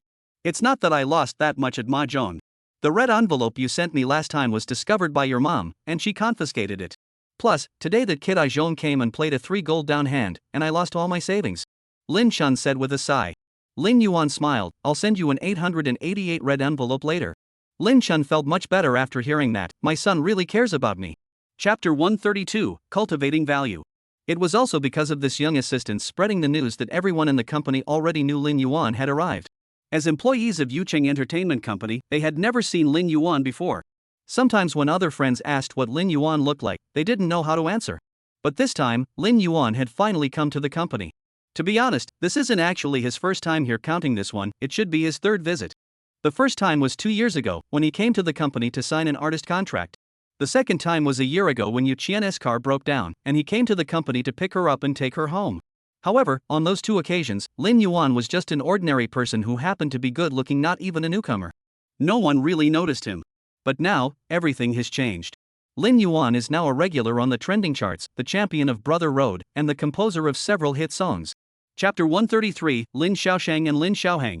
The visitors were all high-ranking executives from Yucheng Entertainment, including the head of the artist department and the head of the composition department. Everyone is an important figure within the company. However, when Yu Qian looked around and noticed that no one was responding, their gazes all unconsciously turned toward Lin Yuan beside her.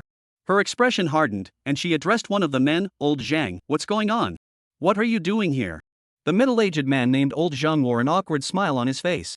He scratched his head sheepishly and said, "We're all here to report to the president. We just happened to meet up." As soon as he finished speaking, the crowd at the door nodded in unison, but their curious gazes never left Lin Yuan. This Old Zhang was the head of the entertainment department, responsible for managing all the company's artists, and Lin Yuan was technically under his jurisdiction. Chapter 134, New Song Chart. Upon hearing Yu Qian's scolding, the 2 couldn't continue to act like chickens. As the older brother, Yu Xiaoshang quietly replied, "Sis. We just haven't seen our brother-in-law in a while and wanted to come take a look at him." Yu Qian surveyed the 2 children in front of her, her tone carrying a hint of unwavering sternness. "When isn't it okay to see your brother-in-law? Shouldn't you be in class right now? Where's your teacher?" "Our teacher is sick and took the day off." This was said by the younger of the 2, Yu Xiaohang, who had a more gentle appearance. "Then you should be practicing your dance properly. In half a year, you'll be participating in idol school. You should feel a sense of urgency." Yu Qian's tone was icy. Yu Xiaoshang and Yu Xiaohang dared not argue back, nodding quickly to acknowledge their mistake. Yu Qian continued lecturing for a while longer. Seeing that their attitudes remained respectful, she continued her speech. Chapter 135, First Stop of the Trip. Qi Zhizhi had once been deeply immersed in self-doubt. She repeatedly wondered if her new song wasn't catchy enough to stand out in the competitive music industry. However, after checking the data, she discovered that the download numbers and paid-to-download ratio for her new song far exceeded the average standards for new releases. This meant the problem wasn't with her, but with the songs that had surpassed hers. They were simply too extraordinary. From the data, these songs had already surpassed the average level of songs. However, if there was one thing these songs had in common, it was that they were all written by the same person, Lin Yuan. Thinking of this, Qi Zhizhi felt a mix of emotions, silently cursing Lin Yuan's name. She now felt both hatred and regret toward this person. She hated him for not leaving her any room to maneuver. She regretted involving Lin Yuan in her conflict with Jiang Xiong. Chapter 136, Teacher Lin Yuan. "You're really funny. Meng Tianjin?" Lin Yuan repeated the name, filled with confusion. He turned to Yang Xiaoyang for an answer. "Does Meng Tianzhen look like this?" Yang Xiaoyang shook his head firmly. "I remember Mr. Meng was very good looking." The Meng Tianjin that Lin Yuan was referring to was also a guest invited by the program this time, only 22 years old, and a second-tier singer-songwriter. Not only was he a skilled singer, but he also had a remarkable talent for songwriting. Before participating in the program, Lin Yuan had researched the backgrounds of all the invited guests and was familiar with their appearances. However, Meng Tianzhang and the woman in front of him simply didn't resemble each other at all. "Oh my. Although I'm very happy that you're complimenting me on my looks, I'm just not wearing any makeup right now." Meng Tianzhen covered her face with both hands, revealing a shy smile. Lin Yuan's lips twitched slightly, still finding it hard to believe what he was seeing, hesitating to believe that the ordinary-looking woman before him was the same person he had seen on TV. Chapter 137, Self-Introduction. After Lin Yuan finished speaking, he bowed elegantly once more. However, the atmosphere on the scene fell into complete silence. The bald director Tu Wei gaped in disbelief, and the other guests also fell silent. Everyone was secretly amazed in their hearts. What kind of god-tier self-introduction was this? Even Gong Zhang, who had grown accustomed to Lin Yuan's unconventional remarks, couldn't help but wear a helpless expression, with what seemed like black lines on his forehead. Put. Suddenly, a soft laugh broke the silence.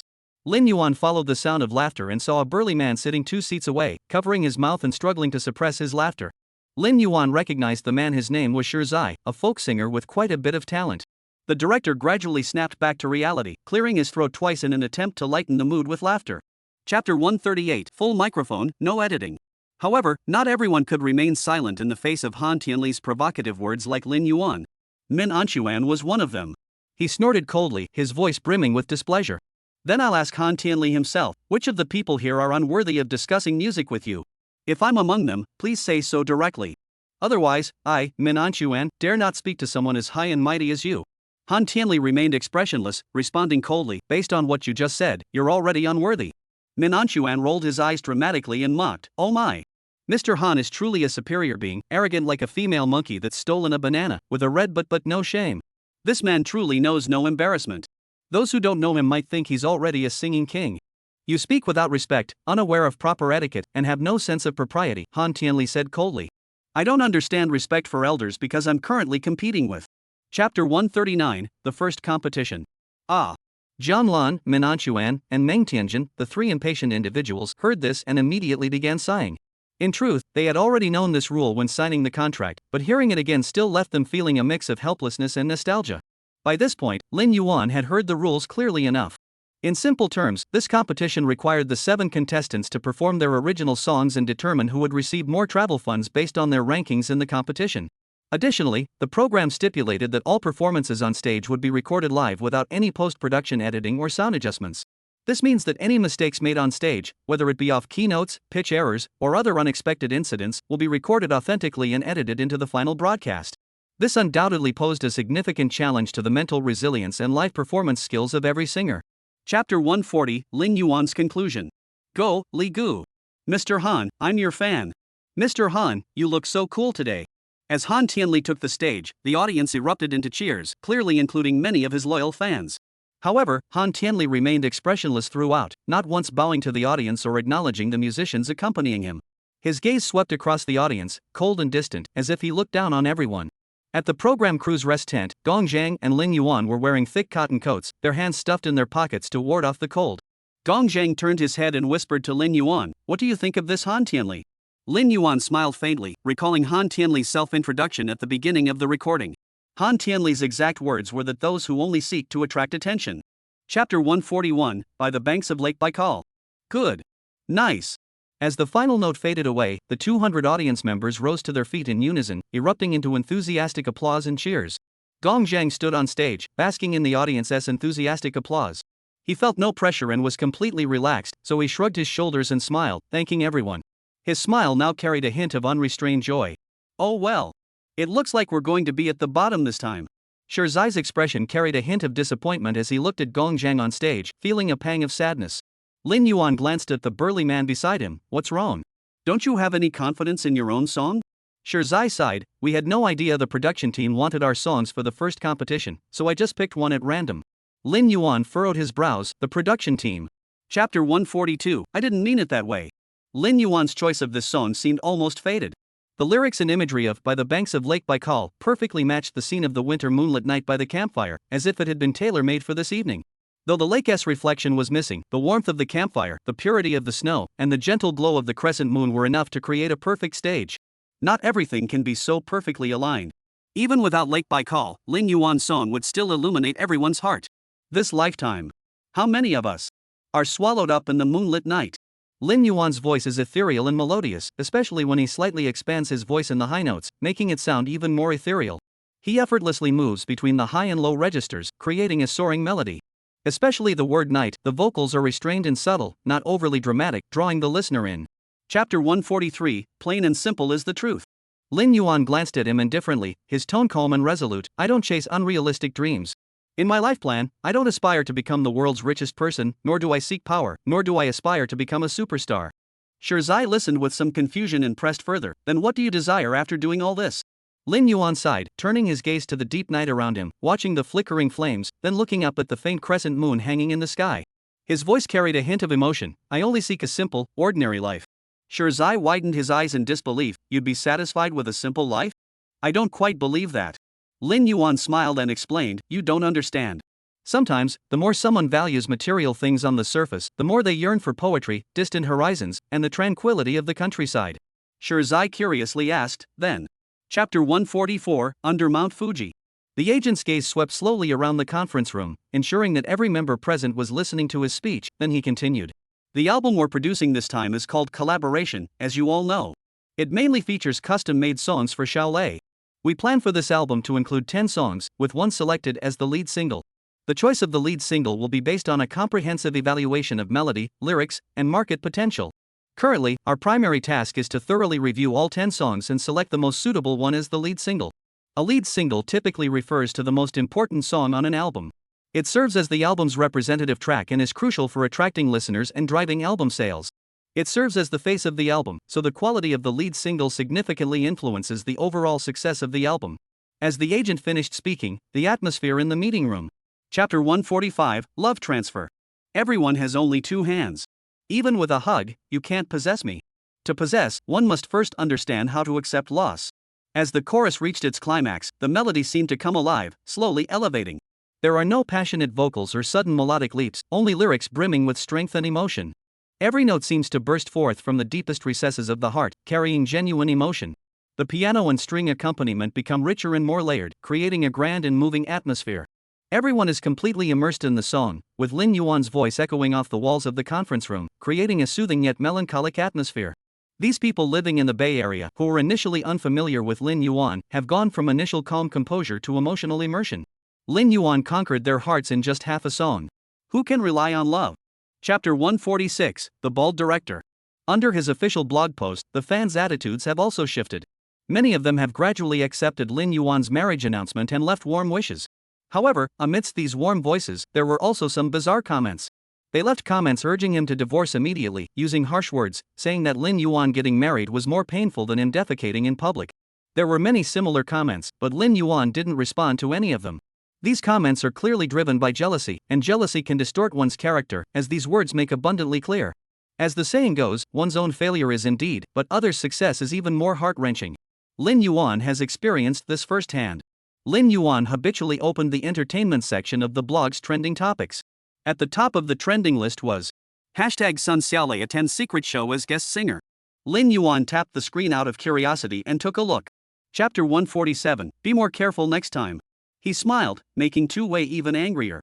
Tu Wei glared at him with eyes wide open, as if two flames were burning, and asked angrily, "Are you mocking me?" "No." Lin Yuan replied quickly. "You definitely are." Tu Wei raised his voice slightly, his gaze fixed intently on Lin Yuan, as if trying to find an answer in his expression. "Alright, fine. I admit it." Lin Yuan conceded. Tu Wei. He had intended to argue with Lin Yuan for a few more minutes to vent his frustration, but he hadn't expected Lin Yuan to admit it so bluntly. This left Tu Wei momentarily speechless, unsure of how to respond. He narrowed his eyes, his expression slightly scrutinizing, and continued, "Are you intentionally mocking my bald head?" "I did laugh, but I didn't mean to." Tu Wei, "Alright. Just be careful next time." This time it was Lin Yuan's turn to be taken aback. Chapter 148, The Bald Man Who Seizes Every Opportunity. They weren't surprised that Lin Yuan had won first place, they were just surprised that he had received such a high number of votes. Han Tianli didn't react much to this either. He just clapped half-heartedly, going through the motions. Lin Yuan maintained a humble smile, but inside he was secretly delighted. Second place, Han Tianli, receives a daily subsidy of 2,000 yuan. The director didn't announce Han Tianli's vote count, causing the crowd's expressions to grow complex, filled with confusion and suspicion. Everyone present was a highly skilled singer, and as songwriters, they could all tell that Gong Zheng's song was clearly more enjoyable than Han Tianli's. Not only were the lyrics more profound, but the melody was also more moving. Yet Han Tianli unexpectedly came in second, which couldn't help but raise doubts among the crowd. The director seemed unwilling to dwell on the expressions of the crowd. He quickly. Chapter 149, Travel. Dun Dun, as an assistant, was slender in build but possessed remarkable strength. When helping Lin Yuan carry his luggage, he effortlessly lifted a 22-inch suitcase into the taxi with one hand, his movements clean and precise. Dahu was built like a tank, with broad shoulders from years of physical labor. Actually, Dahu wasn't originally named that. However, on the show, because his appearance and build resembled a monkey, the nickname Daho gradually became his trademark. Over the next 15 days of the trip, Lin Yuan would be spending his time with these three individuals. With a daily budget of 3,000 yuan for travel expenses, Lin Yuan didn't plan to skimp on accommodation. He decided against staying in cramped, run-down hotels. He had originally planned to stay at the hotel arranged by the production team, but Xiaofang suggested an alternative. She believed that the hotel provided by the production team was in a remote location and far from tourist attractions. Chapter 150, Borrowing Your Inspiration. Dun Dun and Deho also began to grow impatient. Lin Yuan was frantic because he might not finish his new song in time. Dun Dun and Deho, on the other hand, were worried about Lin Yuan not completing his task and feared they might be punished. Before the program crew began filming, the director had clearly instructed Dun Dun and Deho on their task to constantly remind the guests not to forget to compose songs during the trip. In fact, during the first few days of the trip, Dun Dun and Deho had been looking for opportunities to remind Lin Yuan, but he always found excuses to avoid it. As time went on, they too were drawn into the joys of the journey, and before they knew it, the task of reminding Lin Yuan had been completely forgotten. Now, with only 3 days left until the next performance, Lin Yuan must complete his composition within the next 2 days. On the final day, he needs to submit the accompaniment tracks to the production team, and the music accompaniment team also requires an additional day. Chapter 151, Xiaofang's Past. When Lin Yuan was writing songs for Brother Road, he often drew inspiration from others. When netizens mentioned cross-dressing, Lin Yuan thought of Shi. When Kaiyoshu mentioned calligraphy, he drew inspiration from Jay Chou's Lan Ting Su. Sometimes, a casual remark from someone else could become the inspiration for his songwriting. As soon as Lin Yuan finished speaking, Dun Dun and Deho's expressions turned serious. After all, they were on the same page as Lin Yuan. As long as he could write the songs, they wouldn't have to worry about being criticized by the production team. Mr. Lin Yuan, if you need any inspiration, just let us know, and we'll definitely cooperate. Deho nodded earnestly, his tone firm. Exactly. Dun Dun straightened his back, looking serious. Whatever we can do, we'll do our best to cooperate. Lin Yuan looked at their serious expressions, as if they were about to go into battle. Chapter 152, Xiaofang's Past Part 2. After spending some time together, Xiaofang had become quite close with Lin Yuan and the others, and they had formed a good friendship. Among close friends, there was no need to hide certain things. Moreover, this matter had been weighing heavily on her heart for a long time and truly needed an outlet, someone to listen to her vent her pent-up emotions. Xiaofang picked up a winter peach from the table, took a gentle bite, and the sweet taste seemed to give her the courage to speak. She began to speak calmly.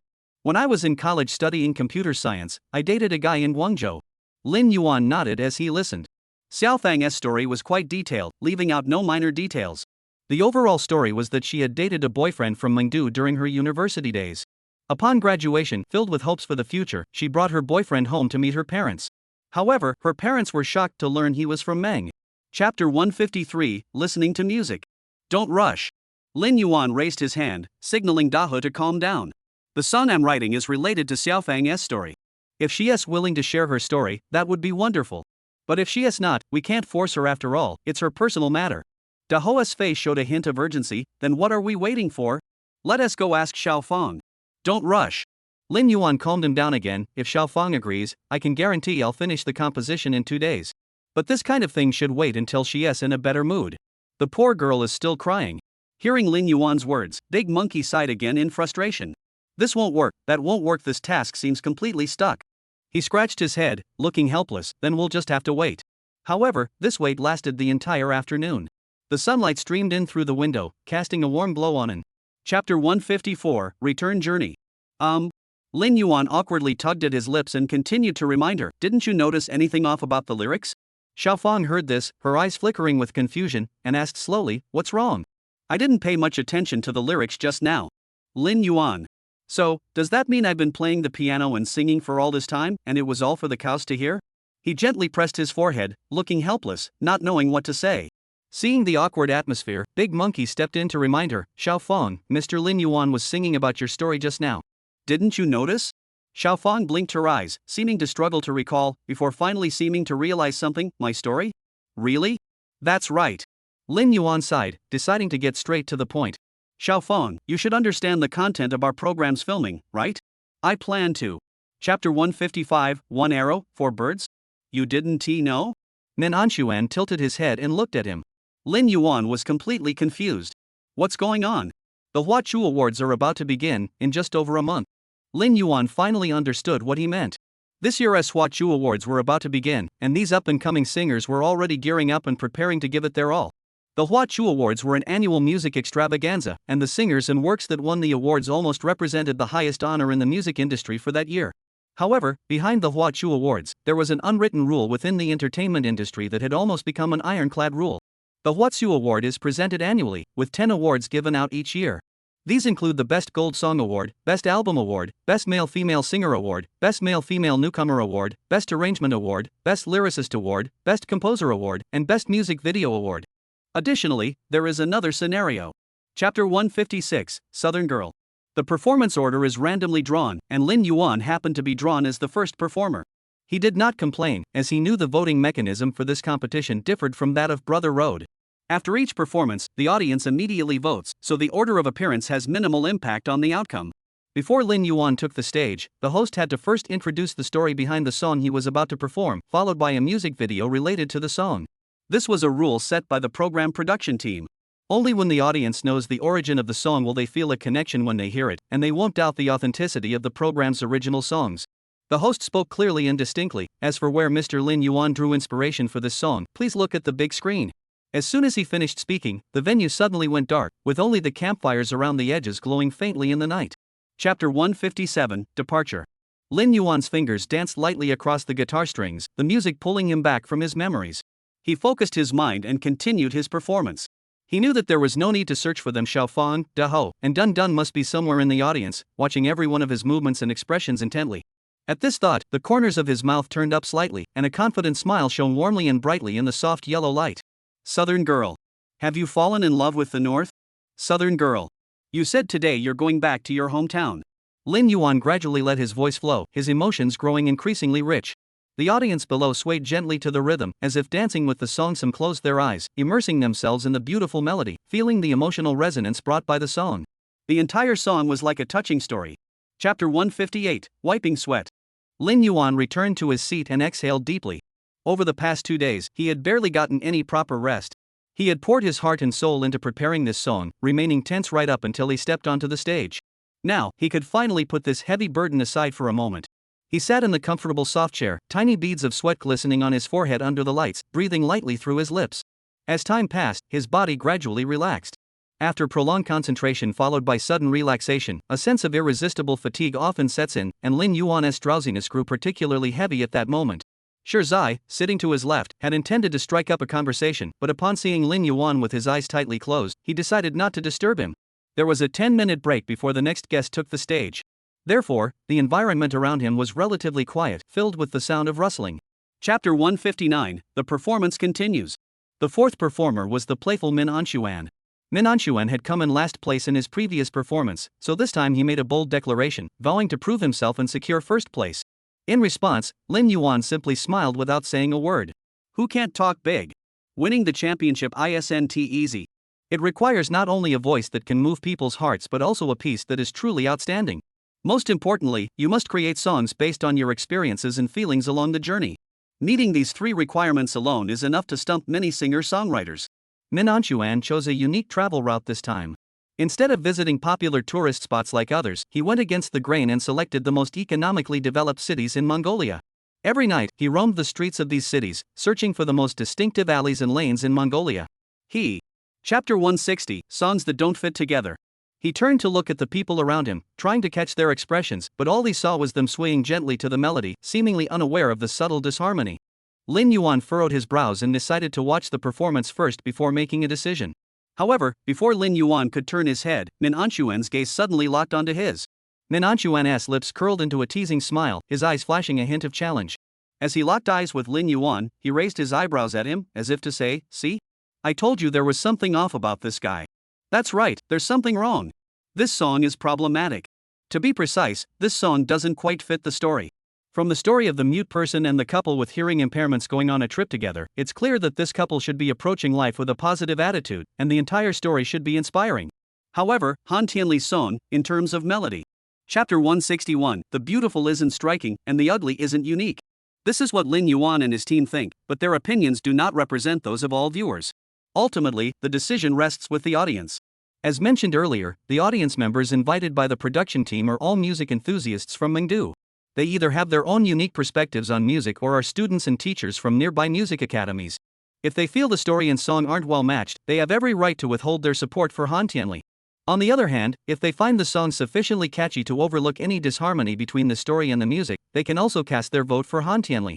About half an hour later, all the audience members had cast their votes and began leaving the venue one by one. Only the 7 guests and the director and his crew remained. Director Tu Wei held a megaphone and spoke loudly. First, I would like to thank the 7 guests for their efforts over the past 2 weeks. Chapter 162, Returning Home. The next day, Lin Yuan set off on his journey back to Mindu from Mengdu. After several hours of flying and 5 hours of driving, he finally returned home. The sky had turned gray, and Lin Yuan felt the fatigue of the journey, his back aching. He pressed the doorbell, and the door slowly opened. A chubby little boy with a round face appeared before him, accompanied by a lively little dog named Song. Xiao Zhang, what are you doing here? Uncle, I've been here for several days already. I came all the way to play with you, and you're not even home. Yuan Zhang pouted, looking a bit upset. But aren't you supposed to be in class? Lin Yuan asked as he walked into the house, kicking away the excited little dog, then began to take off his coat. The climate in Mindu was far less cold than in Mingdu, so wearing just a long robe was sufficient at home. Yuan Zhang obediently took Lin Yuan's coat and said with a pout, "I." Chapter 163, Heavy Love. Lin Yuan's eyelids twitched involuntarily, and Yu Qian's lips twitched slightly. Mom! You're really telling lies with a straight face. Yuan Zhang nodded, still eager to eat. However, as he ate, he suddenly asked Lin Yuan an unexpected question. Uncle, do all adults get married? Of course. Everyone gets married when they grow up. Lin Yuan replied. Will I get married too?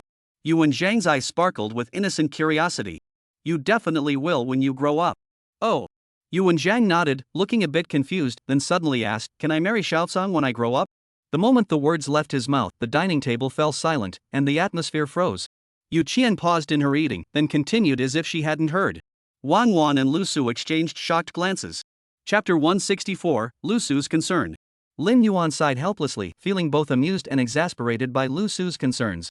He understood what Lu Su was implying. After being married for several years, couples might lose interest in their sexual relationship due to daily pressures, emotional changes, increased familiarity, or psychological factors, leading to a decrease in the frequency of their sexual encounters. However, for Lin Yuan, he and Yu Qian didn't have this issue. He sighed, Mom. Don't worry so much. Yu Qian and I are doing just fine. That's good. Lu Su sighed in relief but didn't forget to remind Lin Yuan, even if you two start to grow apart in the future, you mustn't treat Xiao Qian badly. Make time to spend with her when you can. Even if you're a celebrity, don't always be out working, take her out to have fun when you have the chance. I know, Lin Yuan replied helplessly. Lu Su suddenly remembered something. Oh, by the way. Have you thought about what to bring home for the new year? Chapter 165, A Lush Green Surprise. Huang Chang said he wasn't comfortable at Crown and wants to switch companies to clear his head. Yu Qian laughed. Lin Yuan. Just because he wants to clear his head, he's switching companies? That's way too impulsive. Isn't that just childish behavior? He furrowed his brows, thinking to himself, I need to find time to have a serious talk with Huang Chang. Speaking of which, isn't the Whatsu Award about to start? Does our company have a chance of winning? Lin Yuan changed the subject. Yu Qian remained silent for a moment before replying casually, Mao Ziyuan probably doesn't have much of a chance. Given the current buzz, Zhang Xiong has a better shot. What are your plans? Han Tianli has a new song coming out soon. Lin Yuan continued, according to the release date, it should be out in a week, right on February 1st. Yu Qian said dejectedly, we can only try to spread resources to boost Zhang Xiong's popularity. Otherwise, you'll have to help him write another song to give it a final push. Chapter 166, The Official Invitation to the Hua Chu Awards. While out shopping, Lin Yuan noticed that almost every shop on either side of the street was playing By the Banks of Lake Baikal. The song had clearly won the hearts of countless people. He also learned from Yang Xiaoyang that an increasing number of celebrities were reaching out to him for song collaborations, including cross-industry actors and veteran musicians in the music industry, all hoping to connect with him through Yang Xiaoyang to explore potential partnerships. Moreover, many senior figures were offering extremely high terms, comparable to those of the songwriter god. However, Lin Yuan has been too lazy lately and really doesn't feel like moving. Plus, he doesn't know any of these people, so he has no interest in pursuing it. Moreover, no matter how high their demands are, they can't compare to the terms Zhang Xiong offered him. Zhang Xiong has explicitly stated that any songs Lin Yuan creates for him will be split 90-10. Generally speaking, a song consists of 4 parts, singing, lyrics, composition, and arrangement, and the profits from these 4 parts are typically split evenly. Chapter 167, Double Garden. Lin Yuan was puzzled. Don't they even check the holiday schedule for the Hua Chu Award ceremony? Is it really that close to the Spring Festival Gala? Yu Qian explained, this has already been planned. In the past, the Hua Chu Award ceremony was actually held on New Year's Eve. However, due to feedback from many people, the Hua Chu Award has been moved to the 5th day of the first lunar month. Lin Yuan rolled his eyes, clearly dissatisfied with the timing of the Hua Chu Award. Why choose such a timing? Why be so close to the new year? Even during the new year, they can't stay still, and to make matters worse, he can't even refuse. Lin Yuan listed the upcoming events one by one. Why does it feel like so many events are so close together lately? First, there's the Spring Festival, then the Hua Chu Awards, followed by the recording of the singer, and next year there's also the 25th anniversary gala for Wan Du's return to China. Lin Yuan finished speaking and scratched his head in frustration, and the reward for winning first place on Brother Road was a blue-colored item. Chapter 168, 2-year anniversary celebration. The two of them sat quietly on the star-lit beach, enjoying the food, feeling the gentle breeze, and listening to the waves sing. Yu Qian wiped her mouth after finishing her meal and looked at Lin Yuan. Lin Yuan felt something and immediately looked up at her. Their eyes met, and Lin Yuan immediately understood her intention, signaling the waiter. After about 2 minutes, the waiter pushed a cart over, laden with several exquisite desserts. As a dessert lover, how could Yu Qian resist dessert when dining out? As usual, the moment the cake was brought over, her gaze would have been drawn to it. However, this time, her attention was captured by 2 small boxes beside the cake. She raised her eyebrows curiously, her eyes sparkling. What are these? Lin Yuan's lips curved into a smile. Why don't you open them and see? Yu Qian narrowed her eyes. Chapter 169, I Just Love You. Using the copyright of a song as equity investment, whether Lin Yuan made a profit or a loss is hard to say. In the music industry, the popularity of a song is fleeting. How high the wind of this song could blow Shuangya Yuan to new heights was anyone's guess. Lin Yuan agreed at the time because it was just before their second wedding anniversary, and the founder of Shuangya Yuan was a fan of his, so he went ahead with it. As for the 1% stake, if Shuangya Yuan thrives in the future, it would undoubtedly be a wise investment even if things don't go as planned. Lin Yuan doesn't care, as he's already achieved his goal. On stage, including Lin Yuan, there were 4 people, while the only audience member below the stage was Yu Qian. Perhaps there were others, restaurant staff or strangers quietly enjoying the performance from the corners. But none of that mattered. What mattered was that Yu Qian knew this song was for. Chapter 170, Not Enough. When Song Long was admitted to university, his parents divorced. He chose not to live with either parent and went to school alone. After graduation, he started with a small shop using national startup funds, gradually expanding his business. Once he had enough money, he used it all to acquire this place. He was a bold and strategic gambler. As Xuanyao Garden grew, he never forgot to give back to his parents. The so-called family members within the garden are actually the people from both sides of his family who have their families.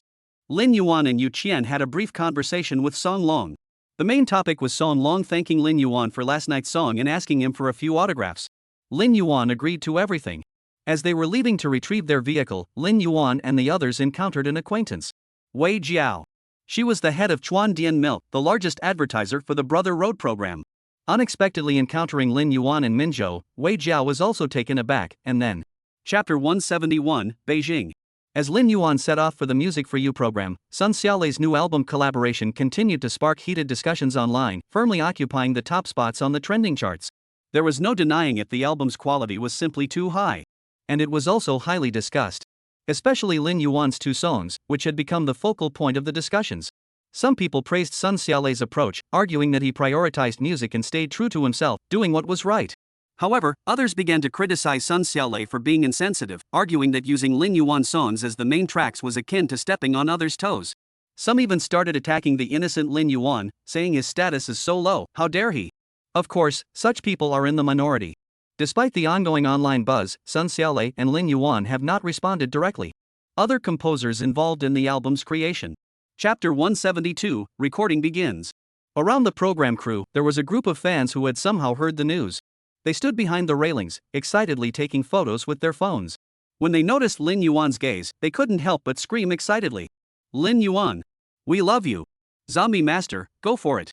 Of course, it wasn't just Lin Yuan. Fans of Han Tianli, Gong Zhang, and others were equally enthusiastic, with screams and cheers echoing through the air. Fortunately, they were far enough away from Lin Yuan and his group, and their screams were quickly drowned out by the director's voice amplified through a loudspeaker.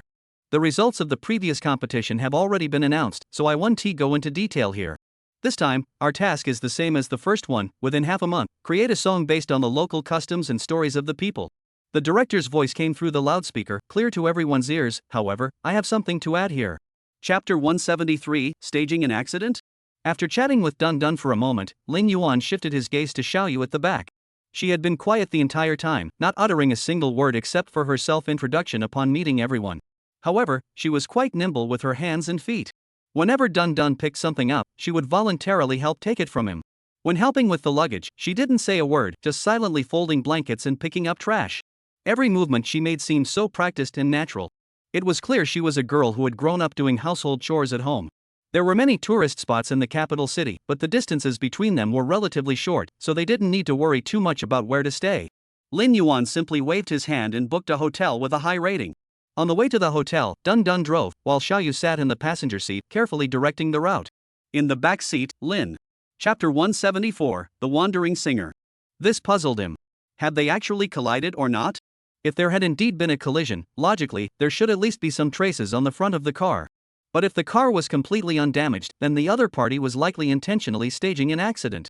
However, judging from the scene and the other party's expression, it didn't seem like a staged accident either. Lin Yuan's thoughts became a bit chaotic, but he quickly regained his composure. Regardless of whether there was a collision or not, taking the injured person to the hospital was the right thing to do. Just as he was about to ask Daho to help take the injured person to the hospital, a man walked over from under a large tree by the roadside, his voice hoarse. "Brother! Take the person to the hospital first." The man was roughly the same height as Lin Yuan, with a gaunt face. Though his hair and beard were disheveled, they were styled in a distinctive manner, giving him an unconventional appearance. What caught everyone's attention most was the large guitar he was carrying on his back. The guitar's appearance was. Chapter 175, Wei Zhao's Visit. Over the next few days, the four of them began their tour of the capital city. As the capital of Huaxia, the capital city naturally boasts a long history and rich cultural heritage, with most of its attractions appearing grand in scale. Imperial city architecture, defensive structures, and cultural landmarks. These sites were all visited by Lin Yuan over the course of 5 days. Although it was sometimes boring, Lin Yuan undoubtedly gained a deeper understanding of China's history and culture, broadening his horizons. What do you think? Are there any other sights to see? Lin Yuan lounged on the sofa, his voice tinged with laziness as he asked Xiaoyu. After 5 days of getting to know her, he had a pretty good sense of Xiaoyu's temperament. She approached everything with calm composure. At first, Lin Yuan thought Xiaoyu didn't talk much because she was shy, but as time went on, he realized that Xiaoyu was simply.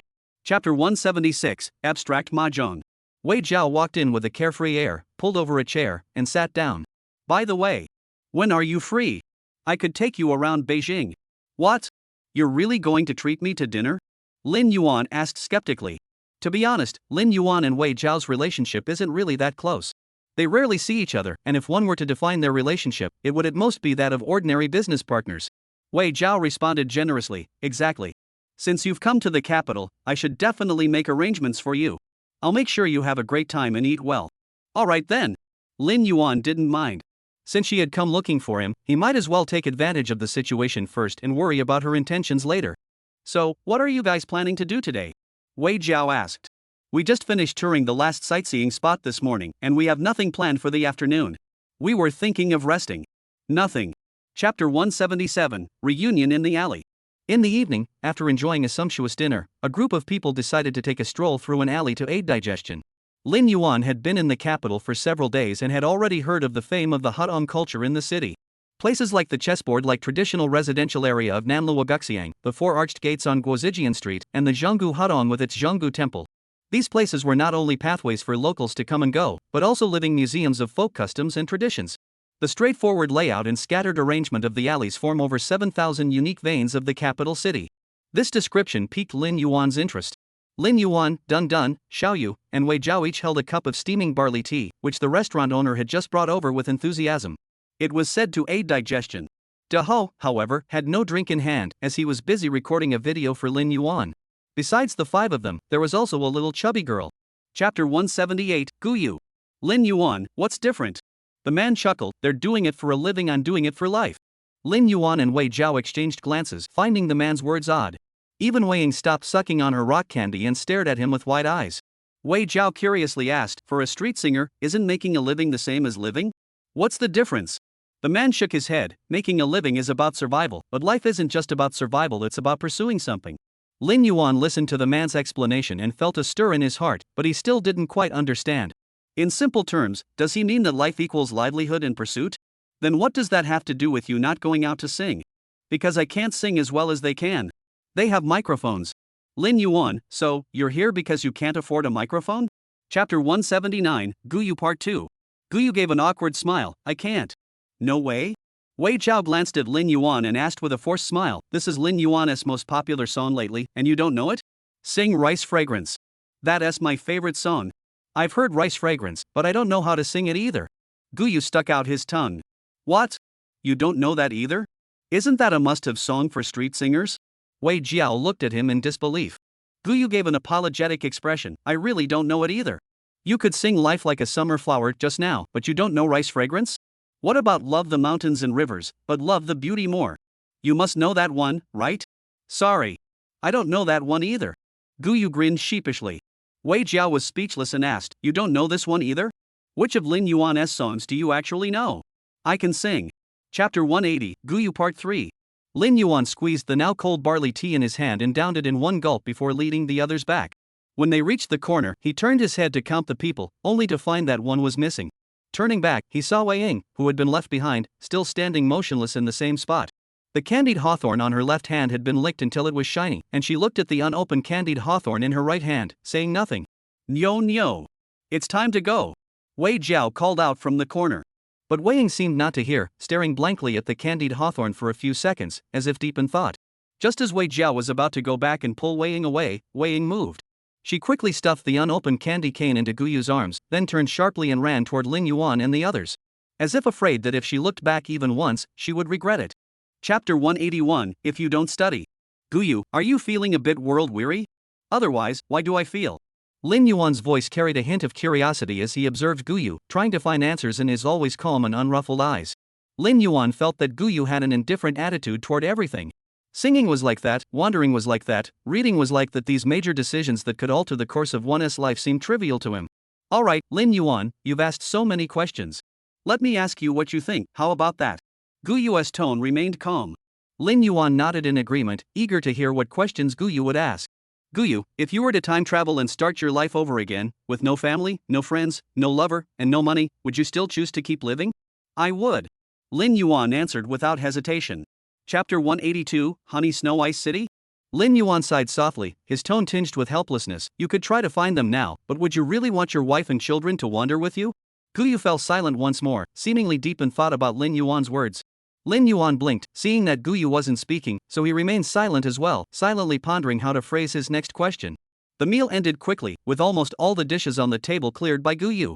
As they were about to part ways, Lin Yuan finally spoke up. Guyu, I want to write a song for you. Would you like to hear it? Upon hearing this, the large monkey standing behind Lin Yuan's back perked up, thinking that Lin Yuan had finally remembered about it. Over the past 10 days, he had assumed Lin Yuan had forgotten about the task, but it turned out he had already decided what to sing. Unlike Deho, Guyu wrinkled his nose, seeming to weigh his options. You sing. Chapter 183, The Hua Chu Award Selection. Watching Wei Jiao's departing figure, Lin Yuan couldn't help but admire Wei Jiao's wit. He had originally thought Wei Jiao was just a spoiled, playful young girl, but today's conversation completely overturned his previous impressions. Indeed, children from wealthy families are extraordinary. How could their minds be so sharp and possess such business acumen? Even as a time traveler, Lin Yuan hadn't thought of coming up with something like Miyue Bingchang. At the very moment Lin Yuan and Wei Jiao parted ways, in a meeting room within the Beijing Opera House, several kilometers away.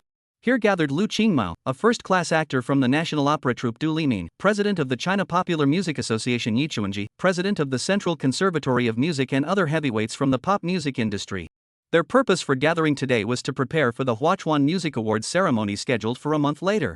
The main focus was on selecting the nominees for the annual Hua Chu Award. Chapter 184, Twilight? That's truly remarkable. Du Limin couldn't help but praise, shouldn't we award him a prize to encourage him? Upon hearing this, Lu Qingmao laughed again, seemingly having anticipated Du Limin's suggestion. He habitually stroked his beard, speaking in a leisurely tone. That's not possible. This young man only debuted last June. Less than a year since his debut? Yi Chuanji's surprise was evident in his words. As a veteran in the music industry, Yi Chuanji typically didn't pay much attention to entertainment news. The only reason they had heard Lin Yuan's songs was because of their exceptional quality. As for who the singer was, they rarely delved into such details. Therefore, they knew virtually nothing about Lin Yuan's background. In the conference room, as soon as Lu Qingmao finished speaking, a chorus of exclamations erupted. Their expressions looked as though they were listening to a Chapter 185, Still That Lin Yuan. In the meeting room, Yi Chuanji and others were seated around a long rectangular table. Each had a cup of hot tea in front of them, steam rising and filling the air with a faint tea aroma. Sunlight streamed through the tall windows, casting dappled patterns on the floor, warm and bright. As the host clicked on the top song of the chart, a gentle piano melody began to flow through the air. Everyone held their cups of tea, listening to the music, and suddenly felt a warm current brush past their ears, flowing into their hearts. The strings carry a hint of subtle sadness, much like the song's title, seeming to silently narrate the tranquility and depth of twilight. Though it was clearly morning, the melody in the music unconsciously reminded everyone of the last rays of sunlight as the sun sets. As the prelude deepened, the sounds of the instruments grew richer, and the addition of the violin made every note seem to paint the sky as it gradually darkened. Chapter 186, Reaction. They had originally thought that someone capable of composing such a melancholic and depressing song as Twilight must be a composer who had experienced a great deal of hardship and had a wealth of life experience. I never expected it to be Lin Yuan, such a young man. They simply couldn't associate such a profound work with a young man of only 24 years old. Facing the still silent crowd, Yi Chuanji sighed again and suggested to the host, "Let us listen to all the songs first before discussing them." The host nodded and immediately played the second song on the chart, Southern Girl. Back to Lin Yuan. Since his meeting with Wei Jiao that day, Lin Yuan had been holed up in his hotel room, fully immersed in arranging the music. Except for necessary mealtimes, he hadn't left the room, and during this period, he had even rented a recording studio. After 2 days and 1 night of relentless work, he finally finished. Chapter 187, Luo Yun. Really? But I didn't hear any notice from the school. Xiao Yu paused for a moment before saying, they probably didn't want too many people showing up. But I'll remind you all, even though the performance starts at 6 tomorrow, the doors to the auditorium will close at 5. Make sure you get there early to secure your spots. Don't tell anyone else, or else you'll miss the show, and I won't be responsible. Why close the doors early? Someone asked in confusion. Xiao Yu patiently explained, because this is different from the usual school-wide events we have. This is a proper variety show, and it will be recorded for the official broadcast. They need to prepare the venue in advance. A boy beside him blurted out, "So you mean we might end up on TV?" His words carried a hint of excitement and uncertainty, his eyes sparkling with anticipation. That's right. Xiao Yu laughed. This. Chapter 188, Argument. Whether they were loyal fans of the show or die-hard supporters of the contestants, everyone rushed to Beijing University. It was these actions that spread the news throughout the entire campus, causing a stir among everyone. To secure seats for the evening show, people had been waiting outside the university's grand hall since early morning. Some people had originally planned to go home for the winter break, but upon hearing the news, they immediately changed their plans, while fans from outside the campus went to great lengths to hear the live music. This led to a problem. The auditorium only had over 1,000 seats, while the number of people eager to enter far exceeded this figure. Fortunately, the event organizers had prepared in advance and decided the seating arrangements through a lottery system. Those who were lucky enough to draw a winning ticket could enter with their seat number, while those who weren't so fortunate had no choice but to try to get someone else to give up their ticket. The number of audience members. Chapter 189, Cultivate Inner Breath, Exhale with Confidence. As the clock struck 6 in the evening, the Grand Hall of Beijing University erupted in cheers, marking the official start of the evening event. The lights flickered, and the entire hall was immersed in an atmosphere of joy and anticipation. Many students who had won tickets noticed that the front rows were occupied by a large group of school officials. The principal, deans of various colleges, and even the party secretary, who rarely made public appearances, were all present. Apart from these individuals, the majority of the audience with voting rights were faculty and students from the university's music department. The rest were some well-known music enthusiasts from the capital city. As the evening began, the hosts of the program appeared on stage and were greeted with enthusiastic applause.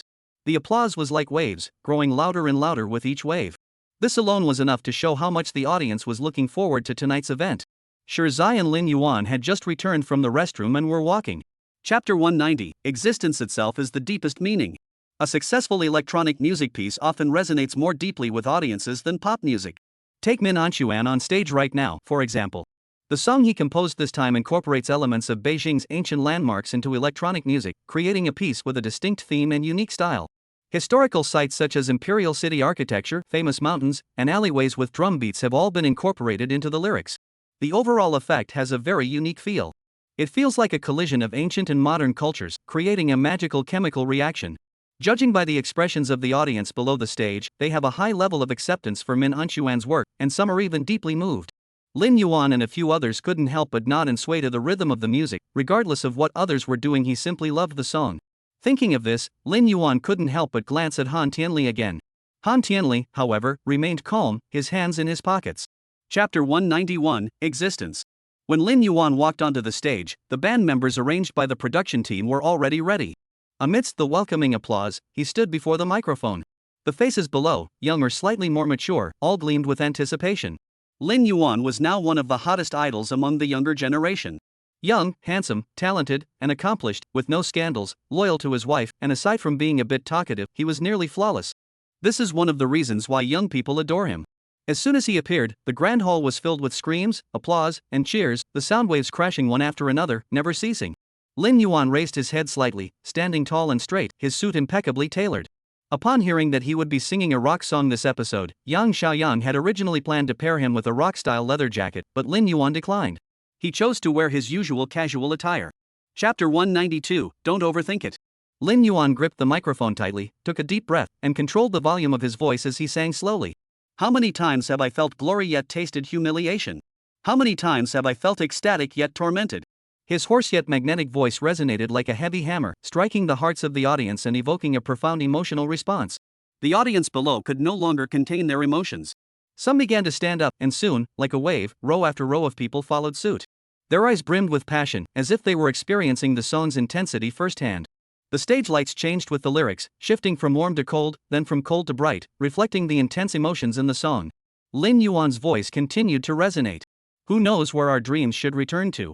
Who understands what dignity has become? The second chorus climax arrives, with the entire band. Chapter 193, Results of the Third Round. Outside the venue, it was Gong Zhang's moment on stage, followed by Shirzai's performance. Both performers delivered a solid performance in this show. Gong Zhang's song for this episode was average and couldn't compare to the high standards of the previous two episodes. Although his vocal techniques and control were spot on, the melody felt a bit formulaic. Shirzai, on the other hand, performed a song themed around the sky of Beijing, with a grand and sweeping atmosphere. However, the overall evaluation was that his singing skills were very high, but the songwriting was average. Lin Yuan found this performance fairly normal. After all, no one can guarantee they can consistently create high-quality songs. The entire evening continued for approximately 3 hours filled with laughter and joy. It wasn't until all the audience members reluctantly left the venue that the director notified all participants to gather. To be honest, Lin Yuan wasn't very worried about singing existence. Chapter 194, The Final Meeting Before Departure. Tu Wei continued to announce, second place goes to Min Anquan with 178 votes. Congratulations! As soon as the words left his mouth, Min Anquan jumped up excitedly. He had originally thought he could at most secure third place, so coming in second was an unexpected surprise for him. Lin Yuan also clapped for him. To be fair, Min Anquan truly deserved the title. Lin Yuan even felt that even if he were to give up his first place spot to Min Anquan, he wouldn't hold a grudge. As an electronic music singer, Min Anquan's courage to boldly showcase himself on this stage is, in itself, something worthy of respect. The acceptance of electronic music among contemporary people is simply too low. Especially tonight, facing so many elderly school leaders, for electronic music to gain their understanding and acceptance, the difficulty and challenge involved are unimaginable. Third place goes to Han Tian with 161 votes. Chapter 195, Gift. Lin Yuan rolled his eyes but sighed helplessly, I don't have enough money on my phone right now. I'll have my agent come over. Guyu finally withdrew his hand from in front of him, but still said resentfully, the night gave you black eyes, yet you used them to roll your eyes. From the moment we met, I've never lied to you, and you actually think I'm trying to scam you out of money. Lin Yuan dialed Yang Xiaoyang's number while half-jokingly responding to Guyu, you make it sound like I've deceived you before. Guyu snorted coldly, clearly not amused by Lin Yuan's joke, you still say you didn't deceive me. Abandoned clearly doesn't mean a bench. Lin Yuan sighed helplessly and scratched his forehead. After hanging up the phone, Lin Yuan pulled out a USB drive from his pocket and handed it to Guyu. What's this? Guyu held the USB drive by its hook, examining it curiously. It contains what I wrote. Chapter 196, Going Home. Lin Yuan had originally planned to handle this matter once he returned to Minzhou, but out of curiosity, he glanced at the message. At a glance, he recognized the photo on the business card as that of Luo Guan. Luo Guan was the artist who had participated in the road with Lin Yuan, nicknamed the National Dad, and was a well-known wealthy figure in the industry. Lin Yuan clicked on the personal business card out of curiosity and a desire to investigate, still speculating that it probably wasn't that coincidental. But the world is indeed full of coincidences. The person Luo Yun had recommended to him was none other than Luo Guan. Lin Yuan was so shocked by this discovery that his eyes widened in disbelief. The temperatures in the capital city in Minzhou were like night and day. The capital city was located in the northern part of Huaxia, where winters were cold and dry. As a result, Lin Yuan usually wore thick down jackets, cotton coats, sweaters, and other warm clothing, and sometimes even gloves, scarves, and hats for extra warmth. Mindu. Chapter 197, The Symphony Incident. After over an hour's drive, Lin Yuan finally arrived at the location of Eugene studio. During the journey, he also took the highway, making it a real adventure. Upon learning of Lin Yuan's arrival, Eugene had already sent him detailed address information in advance. Over the phone, Eugene did not reveal much, only urgently requesting a face-to-face meeting to discuss matters in detail. This left Lin Yuan filled with curiosity. What could be so important that it couldn't be discussed over the phone? Why the need for a personal meeting, and why go to his studio? On the way there, Lin Yuan's curiosity grew stronger and stronger. He kept speculating, but couldn't find an answer. When the car finally pulled into the studio's parking lot, he spotted Eugene's familiar, tall figure. Eugene stood at the entrance of the studio, still as tall and straight as ever, but his expression looked a bit tired. Lin Yuan looked out the car window and could only vaguely make out his expression. After getting out of the car. Chapter 198, Eugene Symphony Orchestra. Lin Yuan listened to the entire origin and course of the incident, then rubbed his temples in frustration. Sure enough, if Eugene had invited him here, it couldn't be anything good. At the same time, he couldn't help but silently criticize the Spring Festival Gala director for resorting to such underhanded tactics. The Eugene Symphony Orchestra consists of string, woodwind, brass, and percussion sections. The woodwind section includes flutes, oboes, and clarinets. The brass section includes horns, trumpets, and trombones. The string section includes violins, violas, and cellos. While it was described as a fusion of Chinese and Western instruments, it was primarily Western instruments, with only 5 traditional Chinese instruments: the gong, drum, eru, pipa, and suona. When Eugene entered with a young man, the members of the orchestra all looked up curiously. At that moment, a woman in her 30s or 40s approached Eugene. She first politely greeted those she didn't recognize. Chapter 199, Conversation. Overall, the piece's rhythm and melody exude a joyful atmosphere, though it feels slightly disorganized. The lack of attention to detail and the lack of coordination among the musicians all detract from the overall presentation of the piece. As the Spring Festival Gala production team put it, the piece has enough of a festive feel, but the arrangement is chaotic, with traditional and Western instruments clashing instead of blending seamlessly. Lin Yuan was well aware that if the fusion of the two instruments failed to enhance the piece, it would be better to focus on the pure expression of each instrument. This was his well-considered evaluation and sincere advice for the piece. Eugene listened quietly to all of Lin Yuan's feedback, then fell silent for a moment, as if deep in thought. Lin Yuan did not interrupt him, giving Eugene enough space to reflect. After a few minutes, Eugene finally spoke up. Do you have any suggestions for the arrangement? Chapter 200, Black Gold. Eugene's voice echoed in the conference room, his words carrying an air of unquestionable authority. Black Gold. I am the conductor of this orchestra, but don't forget that I am also your employer. Is this how you speak to your conductor and employer? Where is your respect? His words struck Black Gold like a heavy hammer. Eugene continued, his tone tinged with coldness. Everything in this orchestra is my property, including that piece. Even if I decide to give it away, you have no right to interfere, let alone object to me hiring someone else to arrange it. Eugene's words left He-jin speechless. Because you, the conductor, was indeed correct.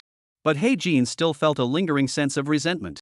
He simply couldn't bear the thought of the piece they had worked on for months being treated like a toy to be handed over to a young upstart for arbitrary rearrangement. What did they think their months of hard work was? Chapter 201, The End of the Song. Lin Yuan stood by the window, gazing at the distant horizon. Yu Qian's voice came through the phone, and he sighed softly. I'm not sure if I can resolve it, but this issue is quite critical. It almost determines whether they can perform on the Spring Festival Gala. Do you need my help? Yu Qian's voice was gentle yet firm. Yes. Lin Yuan nodded, speaking in a serious tone. I really need your help. Tell me what you need. Right now, Eugene is having a meeting with his team, and they might ask me to write a new song, so I need you to encourage me. Give me a kiss. Yu Qian. The phone remained silent for half a minute. Lin Yuan asked pitifully, can't I? Yu Qian on the other end of the phone sighed and rubbed her forehead. Lin Yuan, I'm talking to you about serious business. Lin Yuan replied confidently, this is serious business. You know how I work. Chapter 202, A Difficult Situation. If they were to start practicing, every single minute and second from this moment onward would be precious, and they couldn't afford to waste any more time. In just 4 days, they not only had to make everyone fully familiar with the piece but also build team chemistry. Time was extremely tight, and the task was extremely challenging.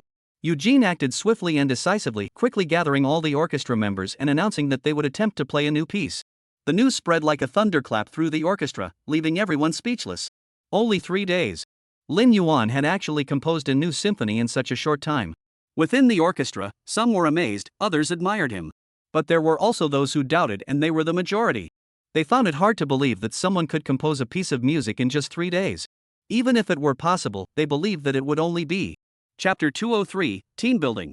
Eugene heard He-jin's words and couldn't help but feel a mix of emotions. He had almost overlooked this important detail. He had invited Lin Yuan over originally to prepare for this year's Spring Festival Gala, but now that Lin Yuan had already composed the piece, someone suggested postponing it to next year. This was clearly a breach of promise. Putting himself in their shoes, Eugene would be angry too. At that moment, the atmosphere in the orchestra grew tense, and some members began to voice their dissatisfaction and helplessness. What should we do? I understand the reasoning, but because of family matters, I really can't leave, a member said anxiously. Yeah, I think you should understand us who have families, another member chimed in. Exactly. I'd be willing to stay here for 4 days, but my family can't do without me for even a day. Everyone spoke one after another, all trying to avoid responsibility. Chapter 204, The Arrival of the Spring Festival Gala Production Team. At the beginning of the rehearsals, it was inevitable that some people would struggle to keep up with the rhythm and pace, or that the timing of their instruments wasn't quite right. Lin Yuan stood aside, adjusting each person's performance and offering suggestions on how to better interpret the piece. As time went on and everyone began to master the basic techniques, they started focusing on aspects like tone control, dynamic control, and coordination and synchronization. Lin Yuan's suggestions were always thoughtful and precise, greatly benefiting the musicians. Eugene also listened attentively, nodding in agreement from time to time. After 4 days of arduous practice, during this period, they were almost completely cut off from the outside world, with over 100 people never leaving the concert hall.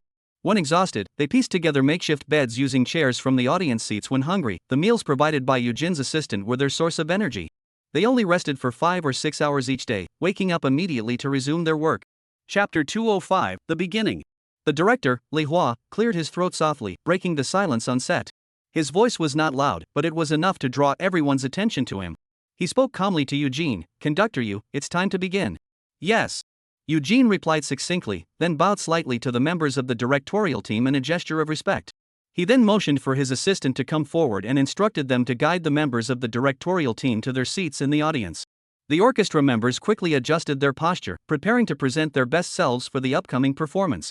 Li Hua and the others followed the assistant's guidance to the audience seats, but there was already someone sitting there. Who is that? Li Hua pointed distantly at Lin Yuan, who was wearing a black mask and hat, and asked the assistant in confusion. The assistant, of course, recognized Lin Yuan, the young teacher, and replied respectfully. Chapter 206, Spring Festival Overture. At that moment, Eugene and the others were also ready. Though the musicians all had dark circles under their eyes, their expressions were serious and excited. Without an announcer, Eugene took on the role himself and announced the performance. Please enjoy the orchestral piece Spring Festival Overture. Eugene's voice echoed across the stage, and he turned around. In the center of the stage, the musicians stood in neat formation, their spirits high, their eyes fixed intently on Eugene. Eugene was also wearing the casual attire from the previous days, walking confidently onto the podium. Following protocol, he first extended sincere greetings to the orchestra members and the audience, including Lin Yuan. He then turned to face the orchestra, his baton tracing an elegant arc through the air. As it descended, the orchestra and percussion erupted in a thunderous roar, awakening everyone present. Chapter 207, Return Home. The final uncertainty of the Spring Festival Gala was thus resolved. The opening performance was entrusted to the Eugene Symphony Orchestra, with the piece Spring Festival Overture. As the production team departed, everyone was still marveling at the performance. The Eugene Symphony Orchestra had truly made a name for itself, not only performing on the Spring Festival Gala stage but also playing such an extraordinary piece. Li Hua and the others could already envision that after appearing on the Spring Festival Gala, this group would be fiercely sought after by opera houses across the country, and might even be invited to perform abroad. However, Li Hua did not forget another key figure. That was the original composer of the piece, Lin Yuan. Lin Yuan's appearance was undoubtedly a stroke of luck for the Eugene Symphony Orchestra. Without him and his passionate and vibrant Spring Festival Overture, they might never have had the chance to stand on the Spring Festival Gala stage with their previous unfinished piece. Chapter 208, Visiting the In-Laws.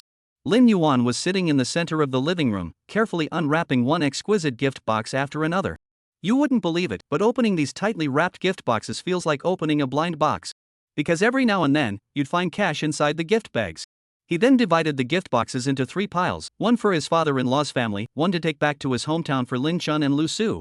The third pile was for friends and relatives. For example, he would need to visit Lu Shi's family for the new year, and these items would come in handy then. The next morning, Lin Yuan drove to his father-in-law's house with Yu Qian, who was too tired to wake up. As Lin Yuan had anticipated, on New Year's Eve this year, only Yu Cheng, Xin Sheng, and Yuan Zhang were at Yu Cheng's home. Eugene was unable to return home due to his appearance on the Spring Festival Gala, and his wife Chen Huixian would certainly go to Beijing to accompany him. Only the 3 of them were left at home. Finally. Chapter 209, Yuan Zhang does his homework. Don't be fooled by the fact that Yu Qian is in charge of the entire company. In reality, she doesn't hold a single share. All the shares of the Yu family are solely controlled by Yu Chang. The reason Yu Qian doesn't have any shares is because she's still young and has only been in the position of president for 2 years. She understands this, but what really bothers her is that Lin Yuan can already get shares. Yu Qian is deeply resentful. Yes, she is resentful. Even though Lin Yuan is her husband, she still feels it's unfair. Because once Lin Yuan gets the shares, their roles will be reversed. He'll become a shareholder and her boss. Given Lin Yuan's temperament, he would definitely flaunt his new status in front of her. Yu Qian bit into her white rice with a complicated expression, staring longingly at Yu Chang, hoping he would give her a reason. But Yu Chang didn't say much, simply making the decision final. Chapter 210, Child, you're unstoppable. Lin Yuan grew interested. Did you bring it out? No. Why? Are you being so stingy? I'm not being stingy, I just don't have that much snot. Lin Yuan. You're unbeatable, kid. Suddenly, he remembered something and reached under the table to grab Yuan Zhang's small hand. Sure enough, the tiny, delicate fingertip was covered in a small clump of black and yellow sticky substance. Lin Yuan felt a wave of nausea, almost vomiting his dinner. He angrily commanded, "Are you dirty? Throw it away." No. Yuan Zhang shook his head vigorously. I've been saving it for a long time. But Lin Yuan couldn't understand how someone as dignified and composed as Eugene could be so careless about her child's upbringing. He looked at the object in Yuan Zhang's hands and shook his head in disbelief. This thing was clearly. Chapter 211, Reunion with Jiang Jia. To avoid being recognized, Lin Yuan had fully disguised himself this time, wearing a hat, sunglasses, and a mask, doing his best to conceal his face. Even Yuan Zhang had put on a small mask, and the two of them blended into the crowd without standing out. Who are you? Lin Yuan? Jiang Jia's tone carried a hint of suspicion. Yes. Lin Yuan pulled down his mask to reveal his face, then quickly pulled it back up. At this time of day, the supermarket was still quite crowded, so it was best to stay vigilant. Jiang Jia looked surprised. He hadn't expected to run into Lin Yuan here. Mr. Jiang, why aren't you wearing a mask? I was in a hurry when I left. Jiang Jia shook his head in frustration and said, but I'm just buying something and we'll be back soon. Lin Yuan nodded and then looked at the little girl behind Jiang Jia. Is that your daughter? Chapter 212, the hands weren't even warm yet. Jiang Jia quickly ran after her, scooped up the little girl, and clearly felt both helpless and angry at his daughter's behavior. Lin Yuan looked at Jiang Jia's angry back in disbelief, then glanced down at Yuan Zhang, who was still in a daze. He pinched Yuan Zhang's little face hard, half jokingly, half seriously. You little rascal, you're even kidnapping other people's little girls? Yuan Zhang pushed Lin Yuan's hand away angrily. I didn't kidnap her. I was just making a deal with her. Lin Yuan scoffed. Then tell me, what kind of deal was it? I gave her the lollipop and she agreed to hold my hand. Yuan Zhang said proudly, lifting his head. So? Then I got the short end of the stick. My hand wasn't even warm yet. Yuan Zhang puffed out his lips, looking like he'd been cheated. Lin Yuan couldn't hold back any longer and burst into laughter. Did you know we didn't even pay for that lollipop? Chapter 213, Daily Life in the Hometown. Taking a sip of the steaming hot chicken soup, Lin Yuan instantly felt all the fatigue from driving disappear. Though emotionally speaking, Lin Chun and Lu Su weren't Lin Yuan's biological parents, after spending several years together, Lin Yuan had completely come to regard the two elderly people as his own parents. He had drunk this kind of chicken soup many times before. And regardless of whether it was influenced by the original owner, he had a particular fondness for Lu Su's cooking. Whether it was the dishes or the rice, he always felt that the food at his own home was the most flavorful. The aroma of the chicken soup filled the house, but Lin Chun, who wasn't getting any, didn't mind at all. For him, having his son and daughter-in-law return home for the new year was enough to make him and Lu Su overjoyed.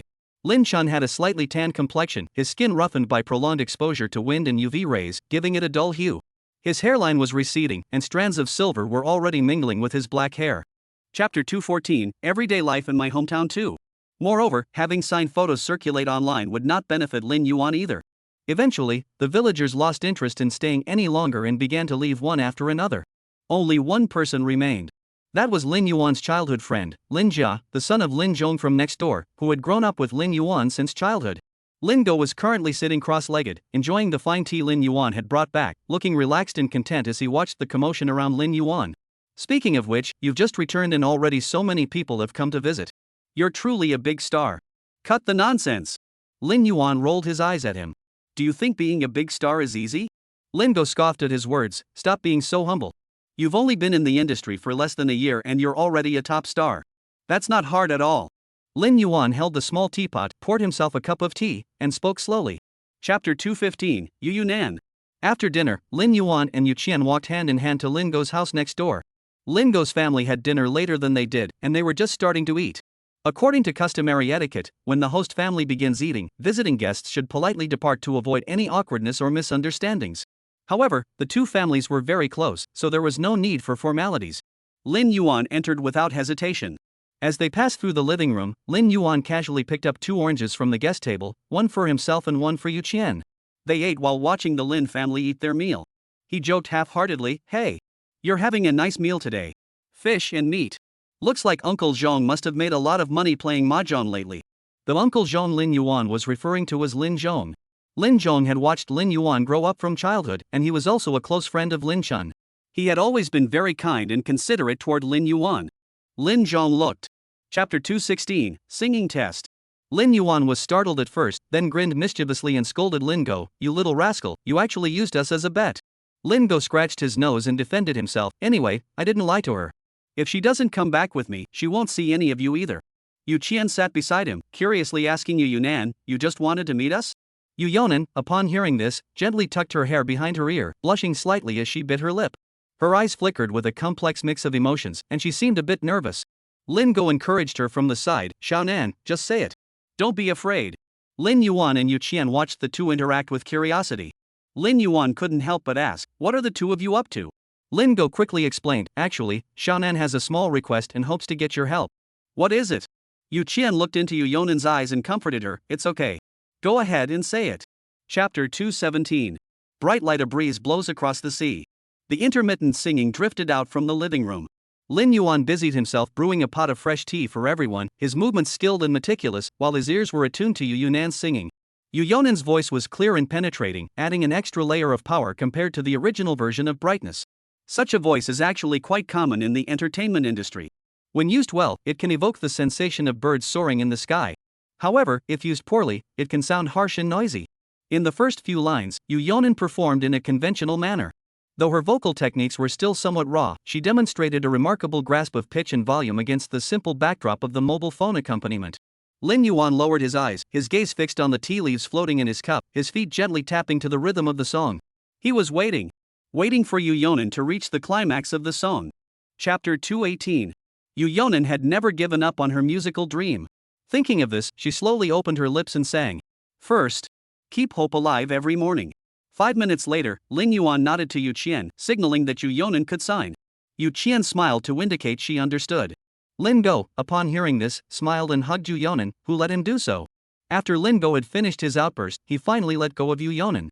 Yu Yonan was so overwhelmed she could barely speak. Her eyes were red, tears welling up, and her gratitude was evident. "Mr. Lin Yuan, Ms. Yu Qian, thank you so much." Lin Yuan took a sip of tea, his tone calm and sincere. "This is all your own talent, I merely stated the facts." "No matter what, I still have to thank you." Lin Yuan waved his hand, "In my opinion." Chapter 219, the stunning opening number of the Spring Festival Gala. On the morning of New Year's Eve, the air in the countryside was filled with the scent of firecrackers, a part of the local custom where every household would pay respects to their local guardian deity on this morning. Lin Yuan woke Yu Qian from her sleep early and went to help. Lin Yuan was already quite familiar with this tradition, having been in this world for several years, and his movements were quite smooth. After finishing breakfast, Yu Qian also joined in to help. Lin Chun and Lu Su watched the young couple's affectionate demeanor, exchanged glances, and their eyes betrayed the unspoken joy and satisfaction they felt. They then smiled silently to each other. As the ancestral worship ceremony came to an end, the family once again plunged into a new round of busyness, beginning preparations for the New Year's Eve family reunion dinner. Cooking in the countryside was more convenient. There were fresh vegetables in the vegetable patch, and meat and seafood could be purchased at the nearby small supermarket, which was just a short walk away. 2. Chapter 220, Spring Festival Overture, Composer. As Eugène's baton traced a graceful arc through the air and came down with a thud, the final note of the symphony faded away into the air.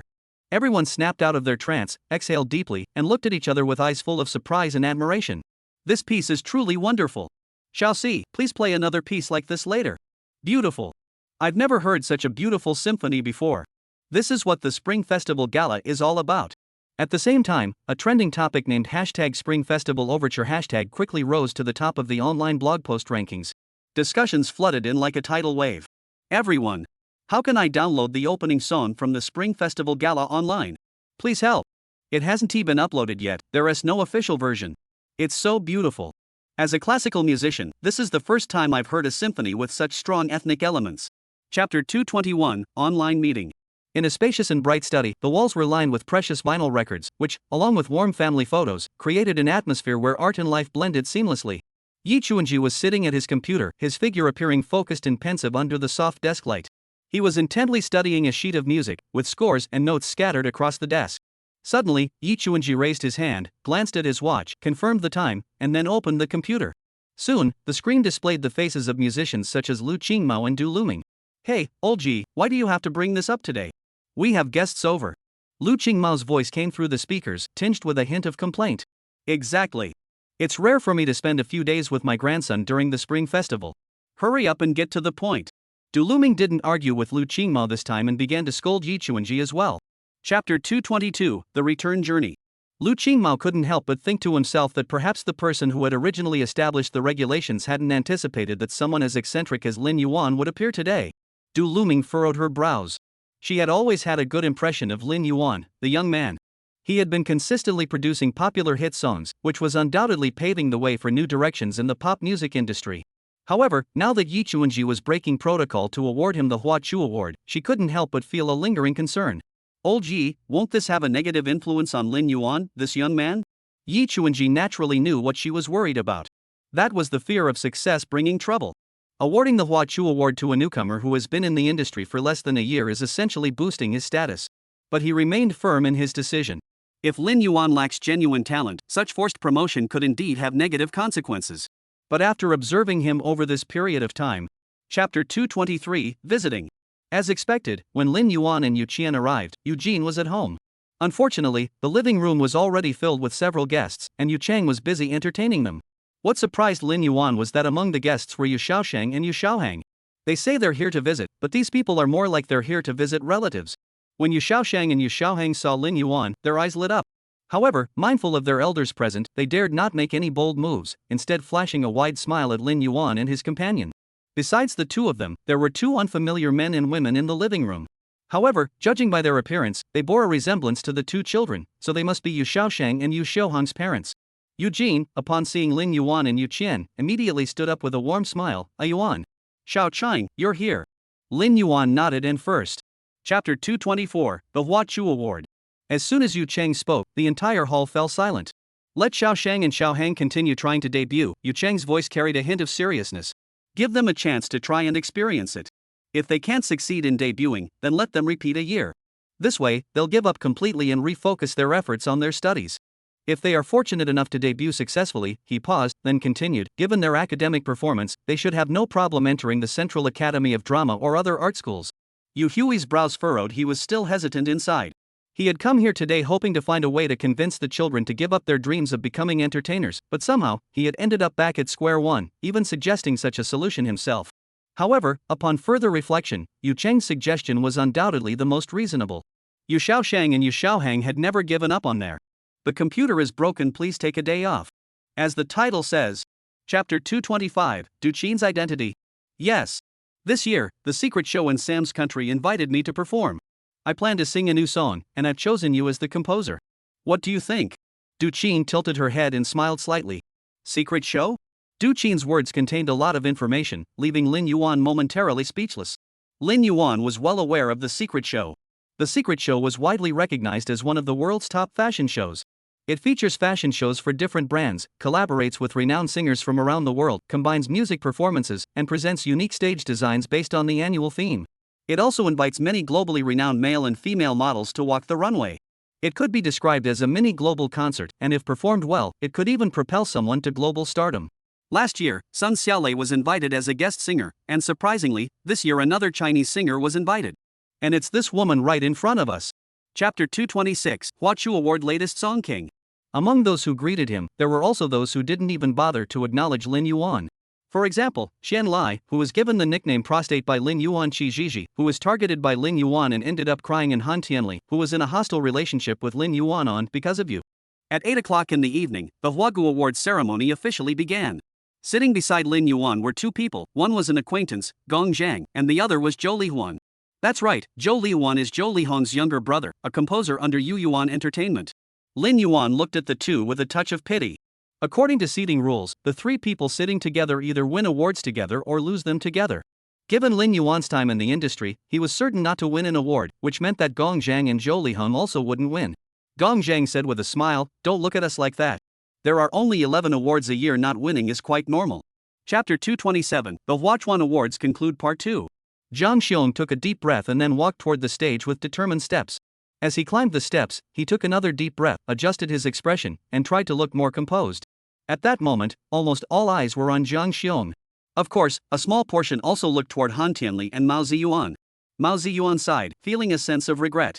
As a top-tier singer, he had struck a deal with Lin Yuan to join Yucheng Entertainment, which also granted him a custom-made album by Lin Yuan. His goal was to become the song king. But it was clear that this investment had failed. It wasn't that the songs Lin Yuan wrote for him were bad. It was because there were even more talented artists this year. He didn't feel much turmoil inside, as the award winner, Zhang Xiong, was from the same company and their relationship remained amicable. There is. Chapter 228, 4th episode recording combined. After the award ceremony ended, just as Lin Yuan was about to follow the crowd and leave, Zhang Jia came looking for him. He first sincerely congratulated him on winning the award, then mentioned the invitation to collaborate on a song. Lin Yuan had already been informed about the ultimate singing battle beforehand, so he had already refused Zhang Jia's invitation during the spring festival. However, Zhang Jia wasn't willing to give up, so he brought it up again today. "Mr. Lin Yuan, I know you're in high demand right now, so feel free to tell me what you need, and I'll do my best to accommodate you. I really hope we can collaborate someday."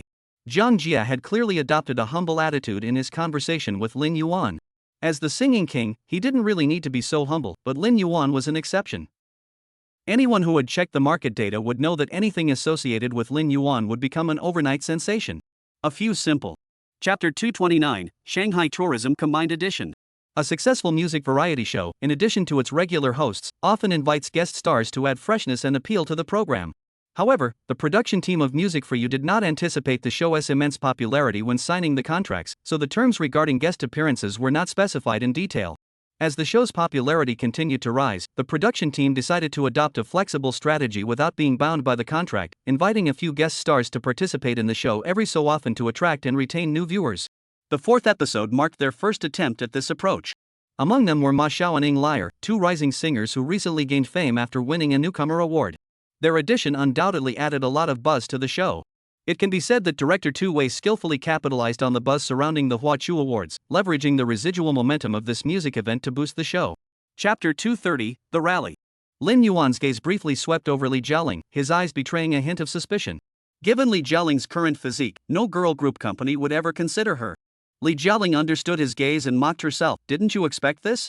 I never thought this day would come either." Lin Yuan wasn't one to rub salt into wounds, but since she had brought it up, he couldn't help but ask. "How did you end up like this?" Li Jialing smiled faintly. "At the time, I was foolish. During university, I lent my ID card to a roommate, who then defrauded me into taking out a loan. This led to depression, and I had to begin treatment." She paused for a moment before continuing. "During treatment, the medication contained hormones, causing my body to gain weight. The company dismissed me due to my appearance, and even my boyfriend of 5 years chose to leave me." Chapter 231, Mr. Chen's Invitation. Many classes chose their songs randomly. Some treated the choir as a personal showcase, while others chose today's popular catchy songs. The school did not intervene, as today was meant for students to release stress. During this time, Lin Yuan heard many of his own songs, including My Sky, Stupid Kid, and The Lan Ting Su. He even heard a group of children singing See You Again together. Mr. Lin Yuan. Suddenly, a bottle of mineral water blocked his view. Lin Yuan looked up to see Ma Xiao. "Mr. Lin Yuan, have a drink of water." "Thank you." Lin Yuan replied with a smile. After watching for so long, he was indeed a bit thirsty. The old man next door noticed that Lin Yuan had a bottle of water in his hand and also felt a bit thirsty, but he didn't dare to ask for it. It was Lin Yuan who noticed. Chapter 232, Hello, Tomorrow. The entire conference lasted 3 hours. It was now past 9 o'clock in the evening.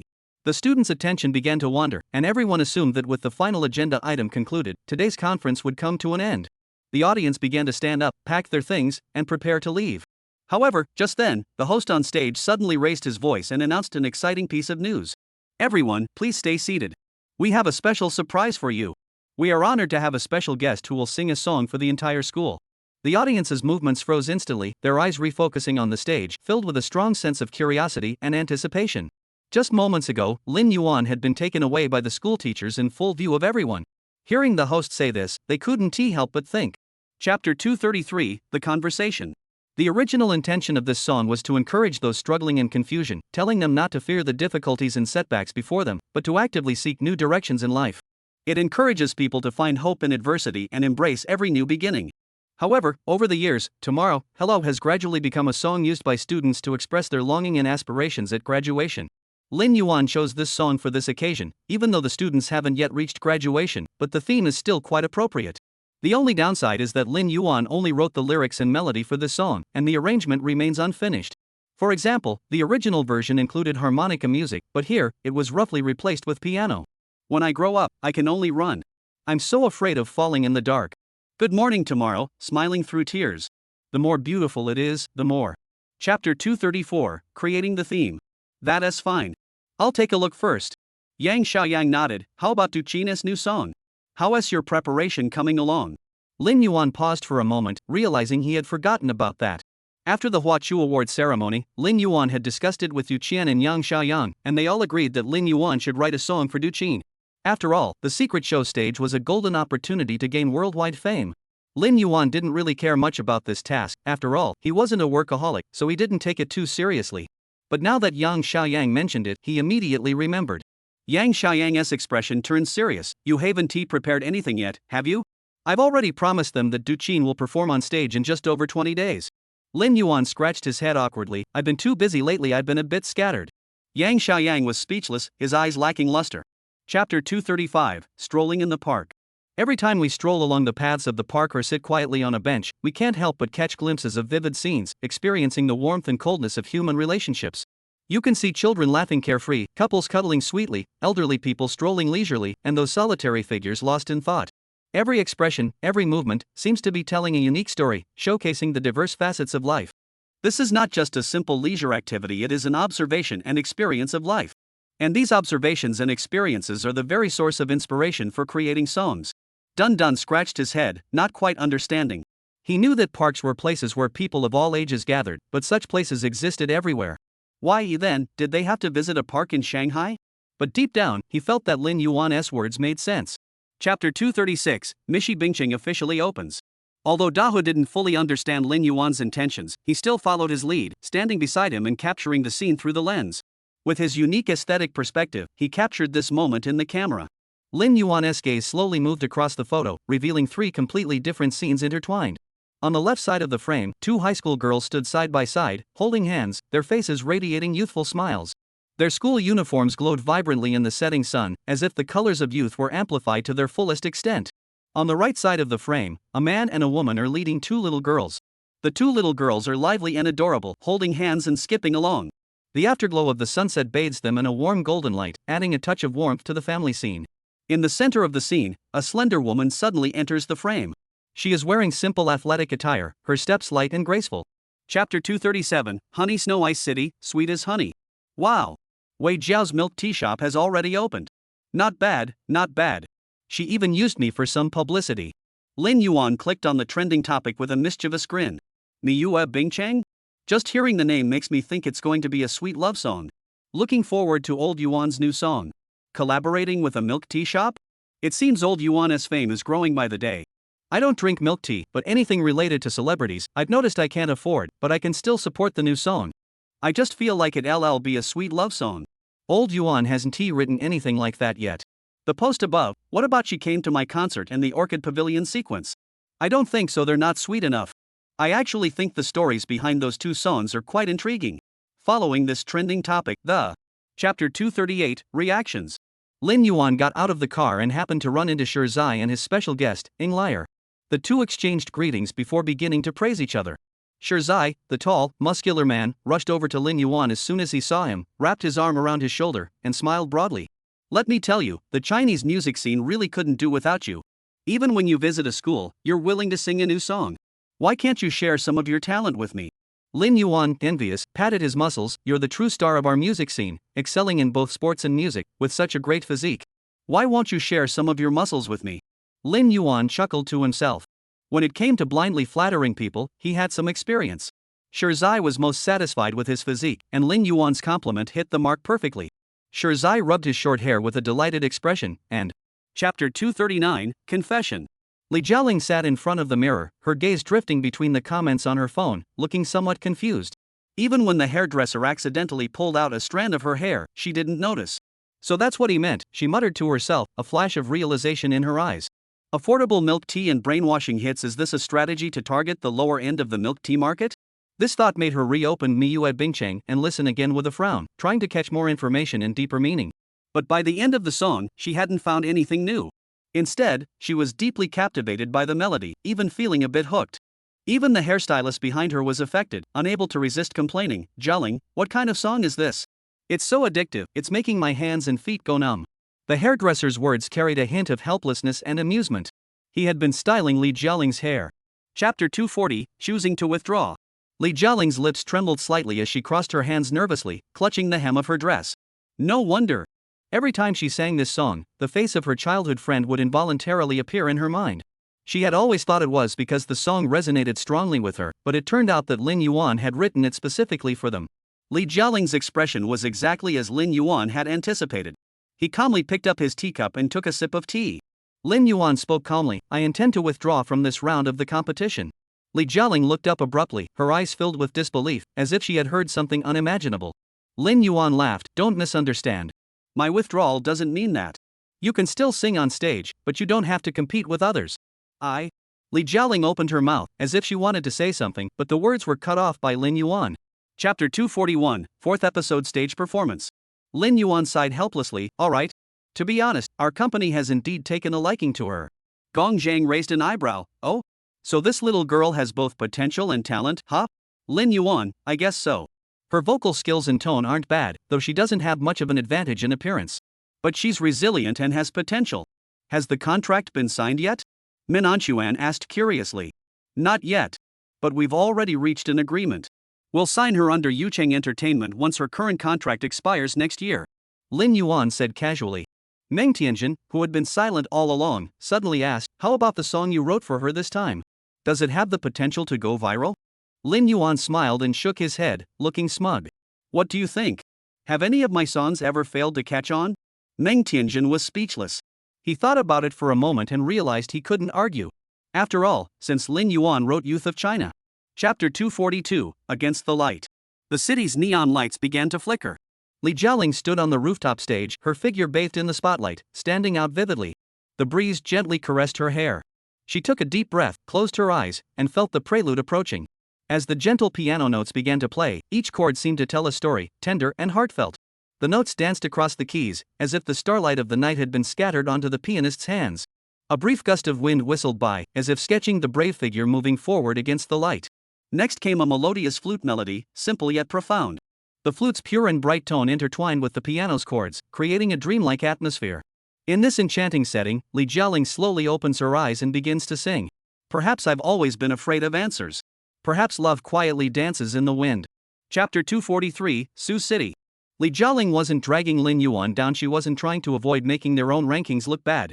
This was entirely to prevent Ma Xiaoying and the others from being humiliated. If this song really competed against them, they wouldn't stand a chance of winning. Although this piece is excellent, they could tell that it was quite challenging to sing. Without strong vocal skills, it would be completely unmanageable. Ing Liar thought so, but in reality, Li Jialing's vocal skills hadn't yet reached that level of strength, they were merely decent. Today's performance was entirely due to her hundreds or even thousands of hours of practice, combined with the emotional outburst in the middle of the song, which elevated the piece to a whole new level. Ing Liar and Ma Xiao were a bit puzzled how come they hadn't noticed Li Jialing before. If she had such a strong live performance, she wouldn't be any worse than the two of them. Could it be that this? Chapter 244, Group Photo 50. As night fell, the streets gradually grew quiet. Da Ho and Lin Yuan walked along the street for a long time, unaware that an hour had already passed. Streetlights cast a soft glow, stretching their shadows long and thin. So Da Ho suggested they take a group photo to commemorate the moment. After taking the photo, they decided to take a detour through the small street and follow the quiet path back to the hotel. However, just as they turned the corner at the three-way intersection, Lin Yuan noticed a man dressed as a cosplay anime character. This man was too conspicuous at this corner, the four of them couldn't help but notice him. His hair was dyed a deep blue, neatly styled back with hair gel. His skin wasn't tea fair, but had a healthy wheat-colored tone. He wore a homemade silver-white robe, though the fabric wasn't too expensive, it was cut fairly well, with simple dragon scale patterns sewn onto it. The most striking feature was the dragon horn headpiece on his head, which trailed along the ground. Chapter 245, Amusement Park. The next morning, Tu-Wei held his familiar megaphone and busily refilmed the scenes for the advertiser. Lin Yuan sat in a corner of the recording site, idly picking at his nails. Good morning, Yuan. Ah. Min Anquan yawned, his eyes still half closed, and walked over to sit beside Lin Yuan. Good morning. Lin Yuan smiled in response, his gaze falling on Min Anquan's eyes, noticing the faint dark circles under them. What did you do last night? Min Anquan pulled out a can of milk and a few buns from his loose pocket and handed them to Lin Yuan. Have you had breakfast yet? I already did. Lin Yuan answered, his gaze once again falling on Min Anquan's slightly tired face, and continued to ask, what exactly did you do last night? Min Anquan sighed and spoke frankly, I had a meeting with the company's senior management last night. They asked us to write a few new songs. We're here. Chapter 246, The Clown. Bought some mineral water to quench our thirst and a cup of hot coffee. The streets were filled with people walking in groups. Lin Yuan wrapped himself up tightly and walked alone, standing out prominently on the street. But Lin Yuan didn't mind. Instead, he sipped his coffee while observing the tourists around him with interest. Although his mind was filled with countless cultural songs from his past life, writing songs was not something that could be done on a whim. The most important thing was inspiration. And inspiration ultimately came from life. Up ahead, 2 foreign tourists were resting and drinking water. To the right front, there were only 2 passengers on the carousel, a man and a woman, smiling freely, clearly a couple.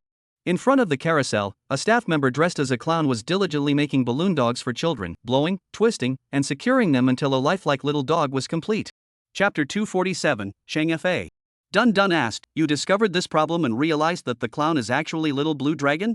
Lin Yuan laughed out loud, yes. I never expected it to be so coincidental. At first, I wasn't sure, but when I noticed the clown's expression seemed a bit unnatural, I finally understood.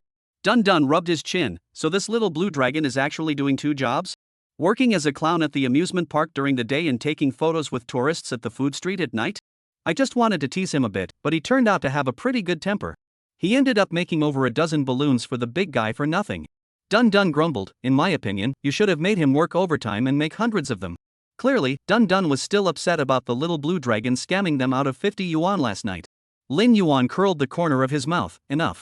I just had him make a dozen or so little trinkets. It's just a bit of fun. Don't think too much of it. 10. Chapter 248, Secret Show. Sitting in the cramped and messy home, Chang Fa's mood was unusually heavy. Under the dim light, his gaze fell on his deformed fingers, filled with confusion and helplessness about the future. The day of the accident, his parents' anxious faces and worried expressions kept flashing through his mind. They were not only worried about his injuries but also feared he might lose his job. After all, Chang Fa's job was coding, and without his little finger, they didn't know if it would affect his work. Chang Fa kept saying it was okay, but on the first day back at work after the surgery, he received a notice of termination from the company. The company's reason was that he had been with the company for too long, hindering the progress of projects, and given his physical condition, they were concerned about his ability to continue working. Although Chang Fa received some compensation, it was insignificant compared to a stable job. Chapter 249, Livestream. Yang Xiaoyang noticed Lin Yuan's expression change and explained, Duqina's status is actually quite normal. Although she is a goddess to many people in their 80s and 90s, her marriage had a huge impact on her career. Plus, she is not very famous overseas. She has just got a pretty face, so being able to appear on Secret Show is already quite lucky. After finishing, he emphasized, to be honest, I still don't understand how Duqin managed to get on Secret Show. Yang Xiaoyang opened his phone and cast the live stream onto the hotel TV. The live stream hadn't started yet, and the screen was showing some interview segments. The camera switched between different people, including models about to take the stage, Secret Show fashion designers, and singers preparing to perform. Most of the interviews were with models, as there were a large number of models set to appear over 80 across 5 segments. The interview content. Chapter 250, Red High Heels. Lin Yuan pinched the bridge of his nose and gave a brief evaluation, very strong. Although the melody and style of this song may not be to everyone's taste, there's no denying that this singer is exceptionally talented. His breath control is very steady, his rhythm is strong, and his stage presence is also quite impressive. As soon as he finished speaking, Lin Yuan sighed softly again, the song I gave to Duqin might not have enough rhythm. Seeing such a stage performance, I'm actually a bit worried. Time passed unnoticed, and after about 5 minutes, the large screen switched to another singer's performance. It was a young woman dressed in a revealing outfit. She had long, golden curly hair and wore a red, form-fitting dress with a bold and sexy neckline that revealed her elegant collarbone and part of her chest. That wasn't the most shocking part. What was even more daring was that the skirt only reached her thighs, almost as short as a boy's shorts. Chapter 251, The Curtain Falls. Duchin being invited to the secret show was already a surprising turn of events, but what was even more shocking was that she didn't choose to collaborate with any of the renowned music masters in the country, but instead opted for Lin Yuan, who had only been in the industry for less than a year. This was undoubtedly a bold gamble. It's not that Lin Yuan's songs are bad, on the contrary, many of his works are now considered unattainable masterpieces within the industry. However, given his short time in the industry, the consistency of his work remains to be seen. Many people in Duchin's position might have opted to collaborate with established lyricists and composers who have already established themselves in the domestic music scene, rather than placing all their bets on Lin Yuan. Nevertheless, Duchin demonstrated remarkable courage and decisiveness by entrusting the responsibility of this musical extravaganza directly to Lin Yuan. On the stage, the drumbeats and the prelude were perfectly timed, neither. Chapter 252, Rain on the Food Street. After Yang Xiaoyan left, the night grew darker, and the clouds on the horizon grew thicker, as if they might collapse at any moment. Lin Yuan sat alone by the window, gazing out at the scene outside. The air was filled with a damp and oppressive humidity, making even breathing feel heavy. It's about to rain. The matter with Duchin had been temporarily resolved, and his current priority was still songwriting. Lately, he had been chatting with Yu Qian and had begun to understand the current state of the singer. Almost all entertainment companies had entered the fray, and this season of The Singer was sure to be a fierce battle centered around new songs. However, singing new songs is a double-edged sword. If performed well and with creativity, it can leave a deep impression on the audience. But new songs are hard to connect with emotionally and lack the familiarity needed to resonate with the audience. Additionally, new songs, due to their lack of recognition and established evaluation criteria, may. Chapter 253, Cheng Fei's Drunken State. This street has always been steeped in a strong classical atmosphere, and under the gentle rain, it feels even more charming. However, the ugly, mismatched umbrella only ruins the vibe. Just snap a couple of photos, I'm not going on a blind date, Lin Yuan said indifferently. No way. Da Ho firmly refused. These photos absolutely cannot exist on my memory card, and I definitely won't post them on my blog. Lin Yuan sighed, then you can't expect me to throw away the umbrella and stand in the rain for you to take photos. Upon hearing this, Da Ho's eyes lit up. That's a great idea. Guna! Lin Yuan blurted out a curse. The rain fell gently on the ground, making a crisp sound. Da Ho lowered his head, while Lin Yuan muttered under his breath. After arguing until the end, they came to the conclusion that they would go buy an umbrella that didn't stand out and then take a photo. Chapter 254, After Drinking. Cheng Fei vaguely remembered that after learning he had been fired last night, he felt deeply depressed, drank to drown his sorrows, and was eventually helped into the hotel by two people. Although he could recall the general sequence of events, the details of his conversation with the two men were as if they had been erased from his memory, leaving only vague fragments. Time passed slowly, and Cheng Fei gradually regained his memory. An hour later, the door was gently pushed open. A handsome man walked in. Cheng Fei looked up, puzzled. Who are you? I'm Lin Yuan. I was the one who brought you back last night. Lin Yuan said, bringing the hotel breakfast with him. Don't worry about talking yet, just eat breakfast first. Lin Yuan, Yang Xiaoyang, Dalo, and Dun Dun were the four who usually woke up earliest and went to bed earliest, with Lin Yuan being the earliest of them all. After enjoying his breakfast downstairs, he suddenly remembered that he had brought Cheng Fei back last night and assumed he must be about to. Chapter 255, Cheng Fei's Story. Cheng Fei's gaze shifted to the window. The early morning sunlight filtered through the curtains, streaming into the room and causing him to squint involuntarily. Why did he choose to work as a clown at the amusement park? The question seemed distant now. Over a year had passed since those days, and even he had grown fuzzy about it. At the time, it might have been nothing more than a whim. He remembered that it was after being laid off from a large company, facing rejection everywhere, and eventually giving up his job as a programmer, he had turned to this physically demanding work. At that time, he was physically and mentally exhausted, just wanting to find a place to rest. Coincidentally, he saw the clown staff at the amusement park wearing yellow hats. With his exaggerated makeup, he seemed to effortlessly make a group of children laugh without needing to make complex expressions. Like a pigeon whose body was bound but whose soul was free. On a whim, he. Chapter 256, A Can of Beer. The morning sun streamed through the hotel corridor windows, casting a warm glow on the soft carpet. After Cheng Fei left his room, the three of them saw no reason to stay any longer. They strolled slowly down the corridor, occasionally exchanging a few words. Yuan. Where are we planning to go today? Dun Dun spoke up, his tone tinged with anticipation. Daho wrinkled his nose. It's too late to find a tour guide now. It's already past 10 o'clock. The tour guide must be frantically looking for us. We clearly agreed to start exploring the neighboring city at 8 this morning. Lin Yuan slapped his forehead, suddenly remembering that there was a plan for today, but he had forgotten the time while chatting with Cheng Fei. His expression grew awkward. Yuan, why don't we just take the day off today? Dun Dun rubbed his stomach and suggested, we can think about what to eat for lunch. The hotel's breakfast. Chapter 257, Blue Ji Headquarters. Lanji is a high-end automobile brand directly operated by Huaxia First Automobile Works. Since its establishment, it has been the official vehicle for major national celebrations in Huaxia. You should be familiar with this, right? Yang Xiaoyang explained patiently. Lin Yuan nodded, I know that. Yang Xiaoyang straightened up and continued, do you know who the previous brand ambassadors for Blue Ji were? Lin Yuan frowned, I don't know about that. I'm not really interested in Blue Flag, so I haven't bothered to look into it. Blue Flag has always been one of the top domestic automobile brands in China. The brand has almost exclusively hired actors of the caliber of Academy Award winners, and they're all seasoned veterans. Lin Yuan seemed to realize something. Are you saying that they've never hired any music stars before? Not even a music legend? Exactly.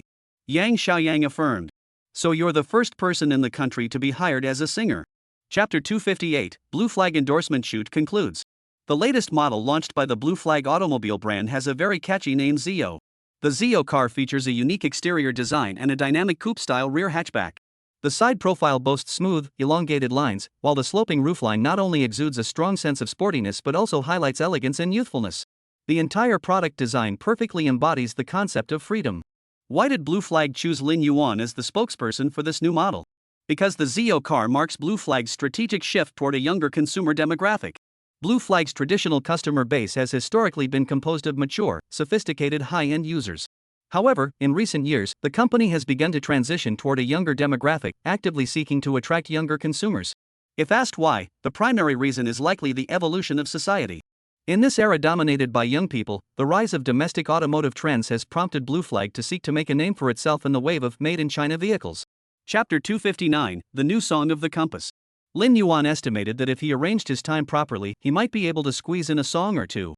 So Lin Yuan gritted his teeth and replied to Sinan, alright. After sending the message, Lin Yuan quickly turned off the screen and roughly stuffed his phone into his pocket, as if afraid that another second would make him change his mind. In reality, even if Lin Yuan wanted to regret it now, it was already too late. Because shortly after he replied to Sinan had already seen the message. It seemed like he had been waiting for Lin Yuan's reply the whole time. Second brother. Sinan's voice betrayed a hint of unusual excitement, though he kept his face stiff, trying to maintain his usual seriousness. However, the slight tremor in his expression gave away his true feelings. What's wrong? Brother? Hearing Sinan's calls, Sibei hurried downstairs from the upper floor, his slippers clattering on the stairs. Chapter 260, Afternoon Tea Gossip Time.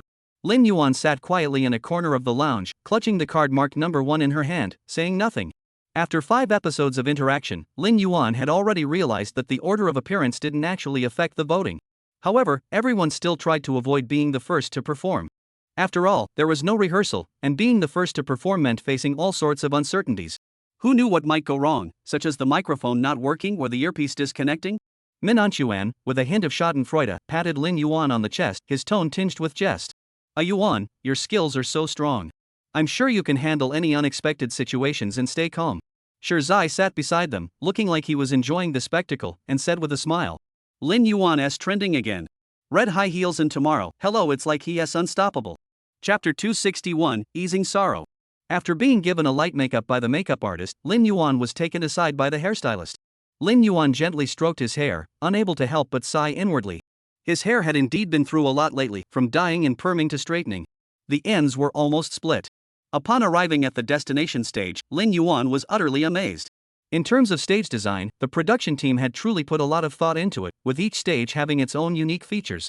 The first was a primitive-style bonfire stage, the second was in the Grand Hall of the University in Beijing, the third was an open-air rooftop stage in Shanghai.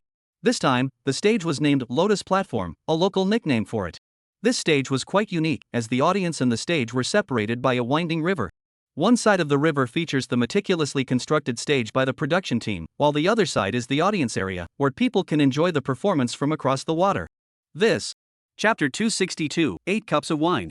After 3 rounds of wine, you're in the corner. Singing stubbornly of bitter songs. Listen to it being drowned out by the chaos. You pick up the wine cup and say to yourself. Lin Yuan alternated between closing his eyes in deep emotion and gazing intently into the distance.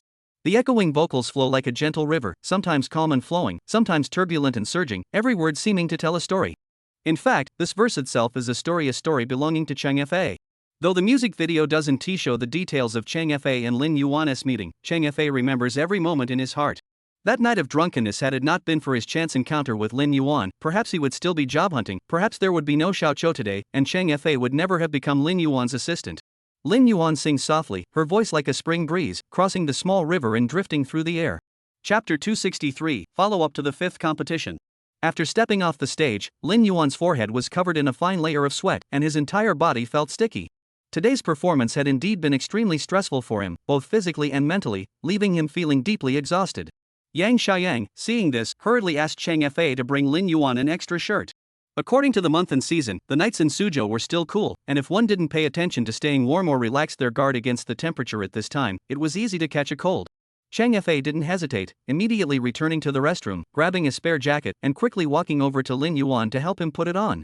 As he did so, he expressed his heartfelt gratitude to Lin Yuan. "Mr. Lin Yuan, thank you." Lin Yuan felt the weight on his shoulders and turned to look at Chang Fa. He paused for a moment, then his face showed a look of hesitation, as if he were thinking.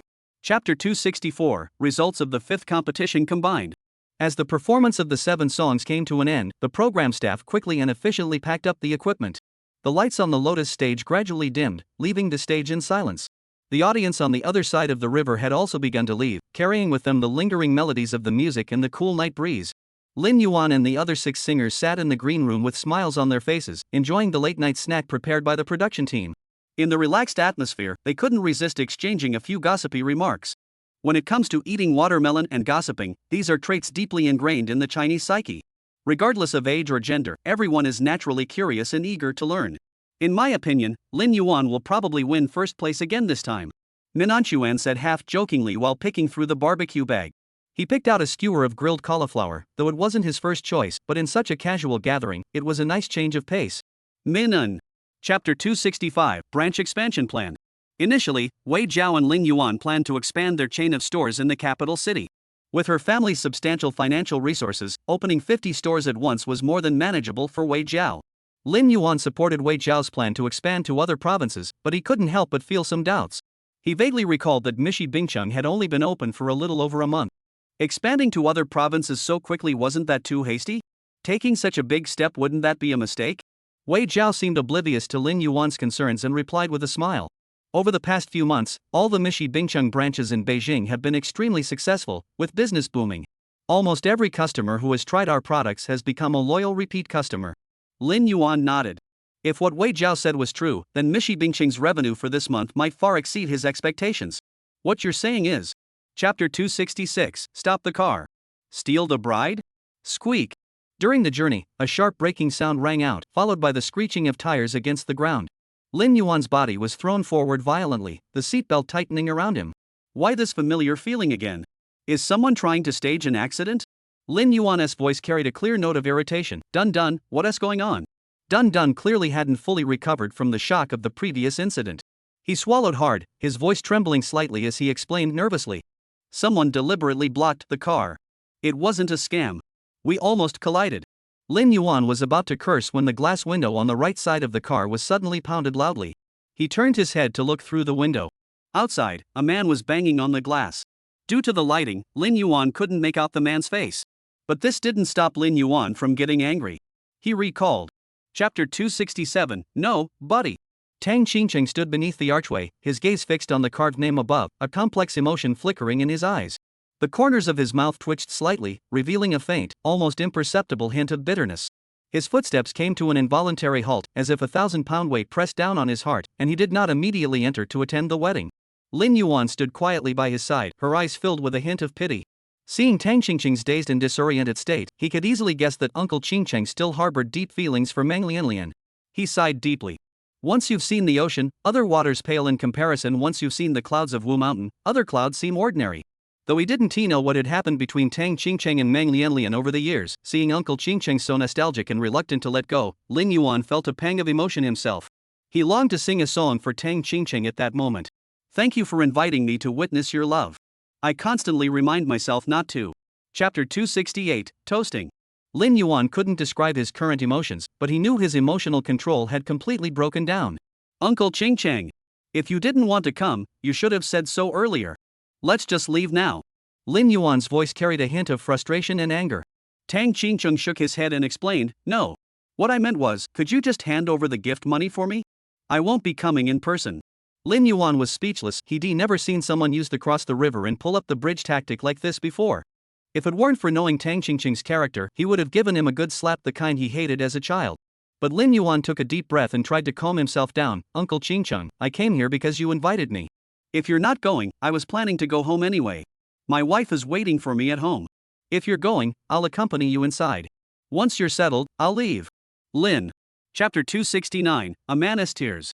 Toasting Tang Qingqing was much simpler, especially since Hao Ren knew about Tang Qingqing's relationship with Meng Lianlian. The three of them toasted quickly, as if they were trying to avoid something. Congratulations on your marriage. Tang Qingqing stood up in a panic, holding a glass of wine in his hand, which was filled with lei bai. He gently clinked glasses with Meng Lianlian. The crisp clinking sound of the glasses echoed. The sound was like a farewell to his lost youth. Tang Qingqing looked at the perfectly matched couple, his face forced into a smile. The way he downed the wine in one gulp revealed an indescribable bitterness. That expression, if not for the bubbles in his glass, would have almost made Lin Yuan believe he was drinking baijiu again. Thank you, A Chang.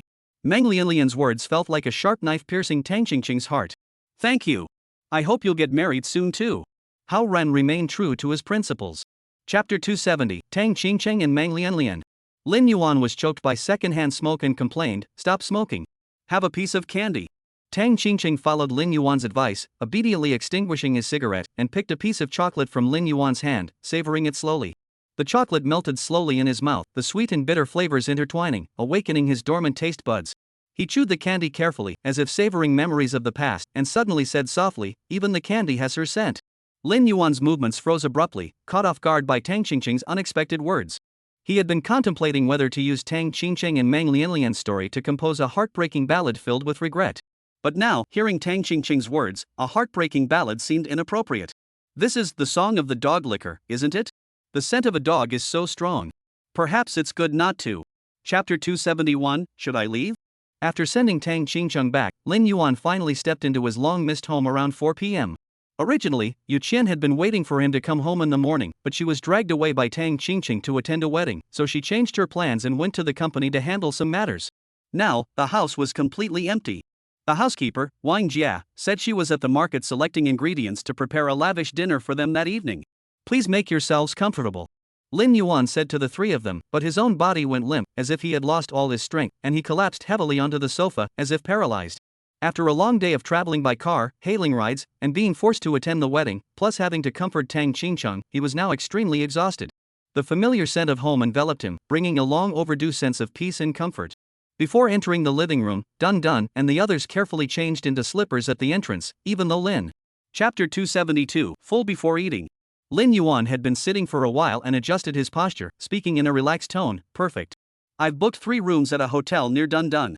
You 3 can each take a room, and you can arrange the rest on your own." Daho wrinkled his nose, about to say something, when the smart voice from the living room door sounded. Door unlocked. Followed by a click, and the door opened. It was the maid, Wang Wan. As soon as she entered, she saw the strangers and froze for a moment, her heart racing, thinking someone had broken in. But when she saw Lin Yuan, she relaxed. She was holding 2 large bags of groceries and smiled, saying, "Ah, Yuan. You're back." "Yes.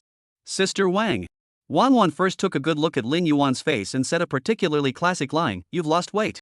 Lin Yuan was used to it and replied, "Yeah, so Wang Jia, what about tonight?" Chapter 273, Recording of the 7th episode of The Singer. Lin Yuan studied Yu Qian's face. Her pensive expression piqued his curiosity, so he asked softly, "After hearing Uncle Qingqing's story, you don't feel the least bit surprised?" Yu Qian's eyes betrayed a hint of calmness. She raised her gaze slightly and said in a peaceful tone, "Everyone has their own love stories. We have ours. Why should we be surprised by others' stories? They aren't us, and we can't become them." Lin Yuan was taken aback by her words. His gaze lingered on her cool expression for a moment.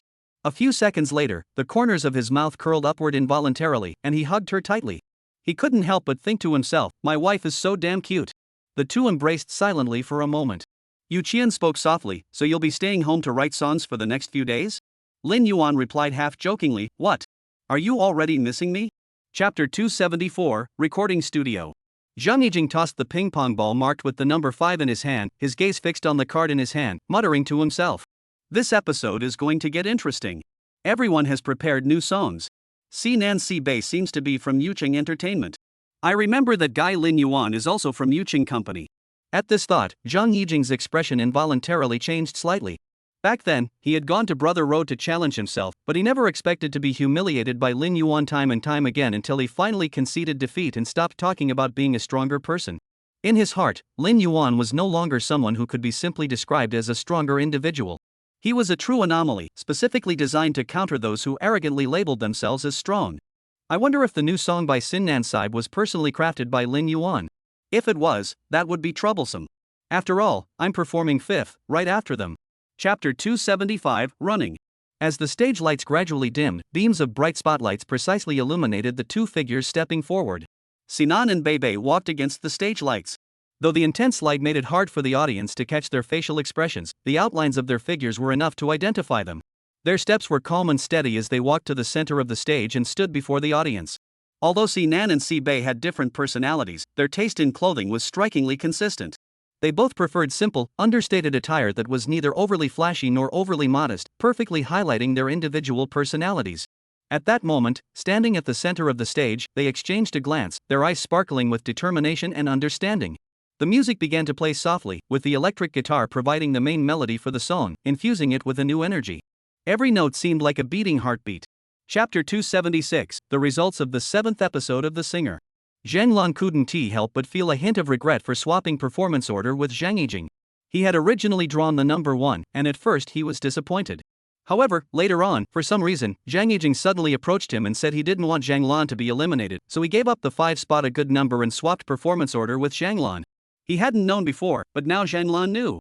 He had clearly done it to avoid clashing with Lin Yuan's new song. Zhang Yijing, you bastard. On stage, the performance by Sin Nan and Saib was nearing its end. Sinan's voice gradually faded, singing with deep emotion, "We want to roam the world." Bei immediately followed up, "See miracles right before our eyes." Sinan continued, "Waiting for the sunset to paint the sky red." Bei, shoulder to shoulder, "We make our wishes." As Bei finished his final line, the last note faded away. Chapter 277, Are they floating, or can I not hold the knife anymore? Yu Qian's voice carried a hint of fatigue, but she still clearly recounted today's meeting. Today's meeting was mainly focused on this matter. Your song has gained a lot of fame, and many people within the company believe this is an excellent opportunity for you to break into the global music scene. However, others argue that now is not the right time. As a result, there was a heated debate during this morning's meeting. Lin Yuan tugged at the corner of his mouth, "The people in the company care more about me than I do. I didn't even know about this. Even if I have the ability to become a world-class singer, so what? Am I supposed to go abroad to hold concerts? Have they even considered whether I would agree?"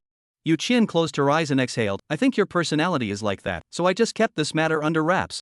Lin Yuan continued to gently massage Yu Qian's temples with his fingers while asking, "What about this afternoon? You said you had a meeting with someone to discuss a deal." Chapter 278, Borrowing Money. As the recording of the 8th episode of The Singer approached, with only 5 days remaining, Lin Yuan finally completed the second new song for Sinan Bei. Sinan Bei received the song and immediately began intensifying their practice. In between their busy schedules, they also took the time to mail Lin Yuan tickets for the show. Bei, Mr. Lin Yuan, I heard you're at the company lately, so I sent you tickets for the next episode of The Singer. If you're interested, you can come by and check it out.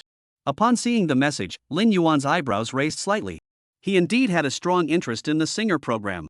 If he had no other plans on the day of the recording, he truly intended to go to the venue to experience it firsthand. So he gladly accepted the invitation.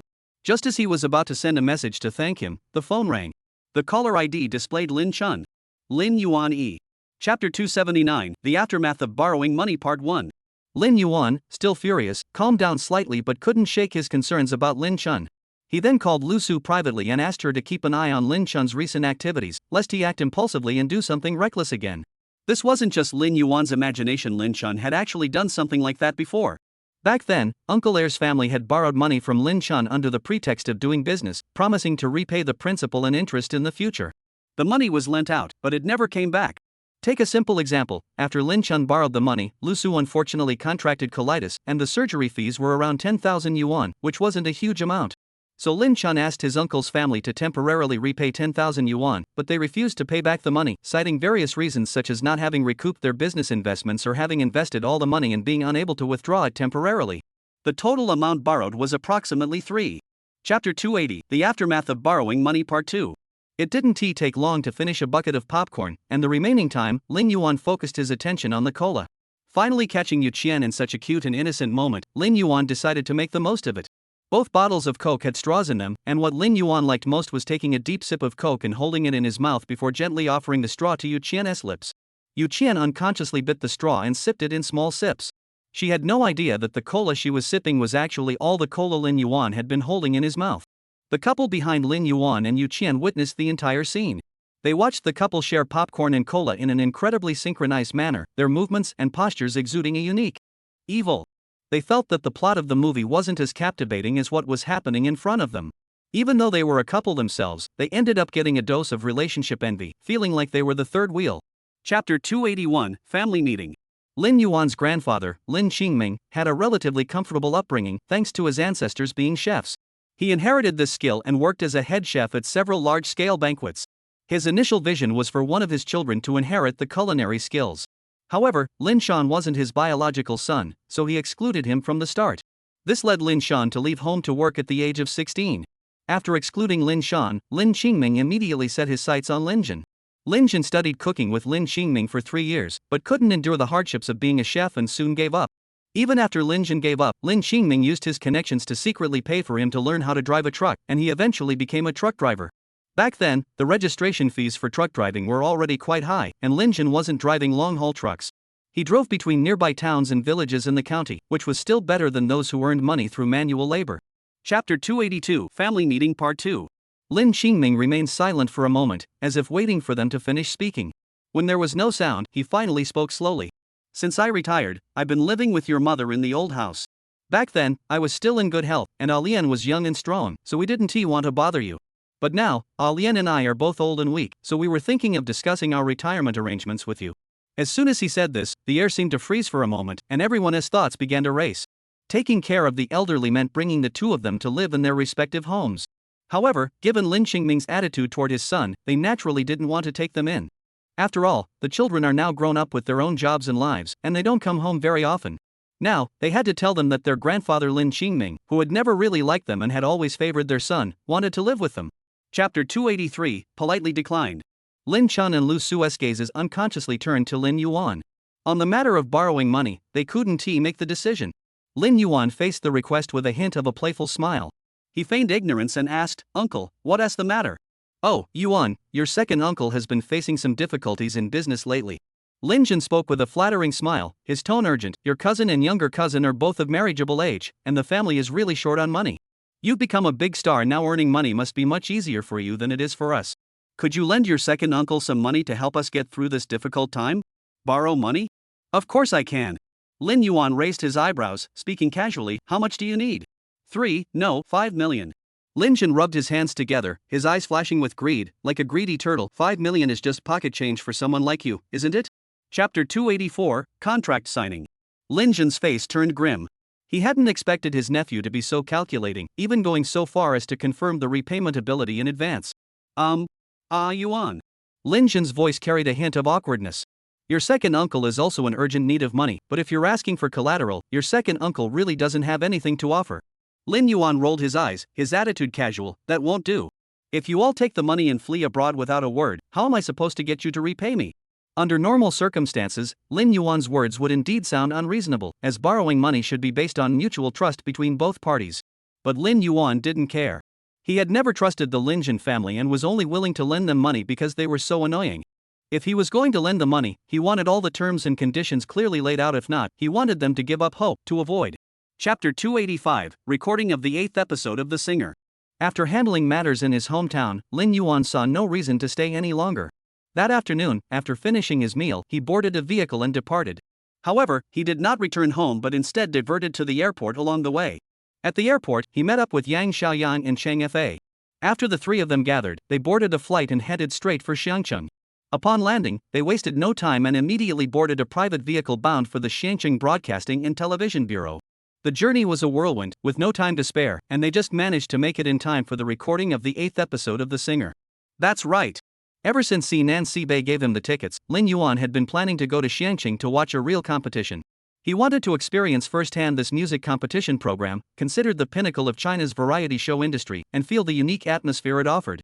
Going home to handle the loan was an unexpected turn of events. He had thought he wouldn't be able to watch it this time. Chapter 286, A Lifetime with You. Against the light, Lin Yuan couldn't make out the singer's face, but from the outlines of the two figures, he recognized the first pair to take the stage as Si Nan and Si Bei. The audience behind him had already risen to their feet, unable to contain their excitement, cheering and shouting non-stop. The noise was particularly exaggerated, with some even whistling. Lin Yuan couldn't tell if these people were genuinely excited or actors hired by the production team. Si Nan and Si Bei stepped onto the stage from the dimly lit backstage. Lin Yuan noticed that the two were dressed in simple, classic white shirts paired with crisp black trousers. Despite their advanced age, the scholarly attire made them appear much younger. Their steps were composed, and their silhouettes cast long shadows on the stage. The audience's cheers grew even more enthusiastic. The two bowed slightly, revealing humble smiles, before sitting elegantly on two high-backed chairs. At that very moment. Chapter 287, Laughter Embraces. As the second performer, Qi Zhizhi stood backstage, her heart pounding like a drum. The folk song Si Nan Si Bei as the opening number was truly heartfelt, which undoubtedly put immense pressure on her. But what must come will come, and what must be faced must be faced. Moreover, the company had invested a great deal of promotional resources for her participation in The Singer.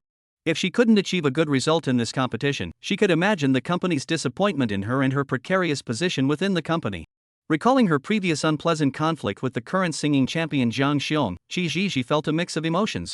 That time, she had failed completely, shaking her position within the company. If she failed again this time, she would become nothing more than a pawn in the company's game that was the harsh reality of the entertainment industry. Meanwhile, in the audience, Lin Yuan looked unusually relaxed, leaning back in his chair with his hand. Chapter 288, Solo Interview and Street Interviews. If Qi Zhizhi could perform this song well, she definitely had the potential to achieve a good result in tonight's competition, with a strong chance of making it into the top few.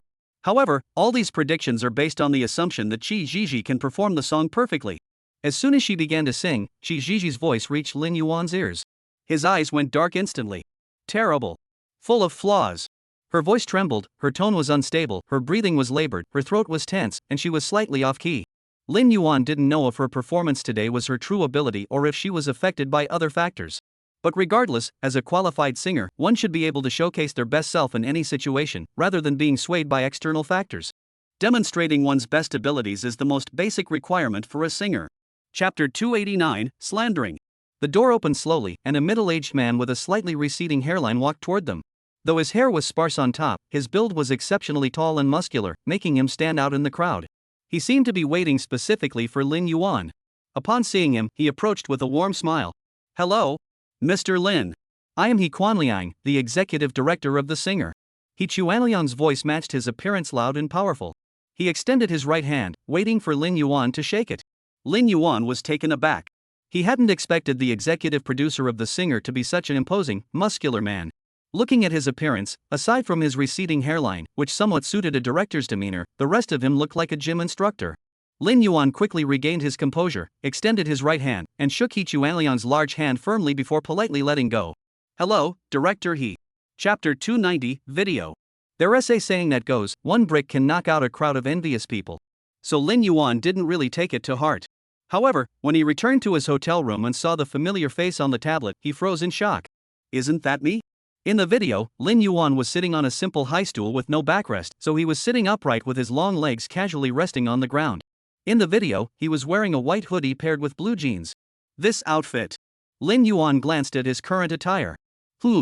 It's familiar. He's still wearing it now.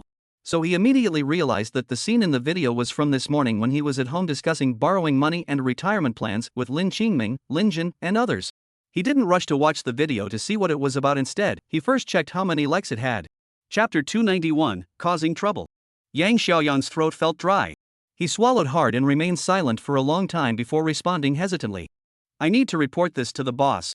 Yang Xiaoyang actually didn't agree with this approach, as spreading and sensationalizing scandals in this manner was akin to harming oneself 800-fold and others 1,000-fold. But upon further consideration, he realized that the boss was already allied with Lin Yuan, so she would likely support Lin Yuan's decision. Thus, Yang Xiaoyang adjusted his tone and continued, "If the boss agrees, we'll need to discuss the specific details with the company's internal team. I don't care about reputation. I have one request." Lin Yuan gave a cold smile. "Make sure Lin Huang is punished severely." "Alright, I'll go contact the company's internal staff right away." Yang Xiaoyang sighed, nodded, and finally dragged Cheng Fei, who was still in a daze, out of the room. The two left. Chapter 292, Wife, you smell so good. Yu Qian immediately saw the confusion in Lin Yuan's heart. She sighed softly and explained to him. This show is only recorded once. You should know about joyful tenfold music, right? Upon hearing this, Lin Yuan nodded in understanding. Happiness Tenfold Joy is a weekly variety show featuring fun and entertaining performances, broadcast every Saturday on Xiangqing Satellite TV. The show features innovative and diverse segments combined with creative content that is both educational and entertaining, showcasing the talents of celebrities in a unique way. At first glance, the show might seem a bit confusing, but its format was almost identical to a guest interview game show he was familiar with from his previous life. That was Happy Camp. No wonder Mao Ziyuan was willing to participate in Joyful Tenfold Delight, as the show is deeply loved by the public, boasts high ratings, and has significant influence. High exposure, high industry status. Chapter 293, Time to Reel It In. Huang Chang said this, and Lin Yuan also remembered. He seemed to, perhaps, maybe. He really had promised to write a song for Huang Chang, hadn't he?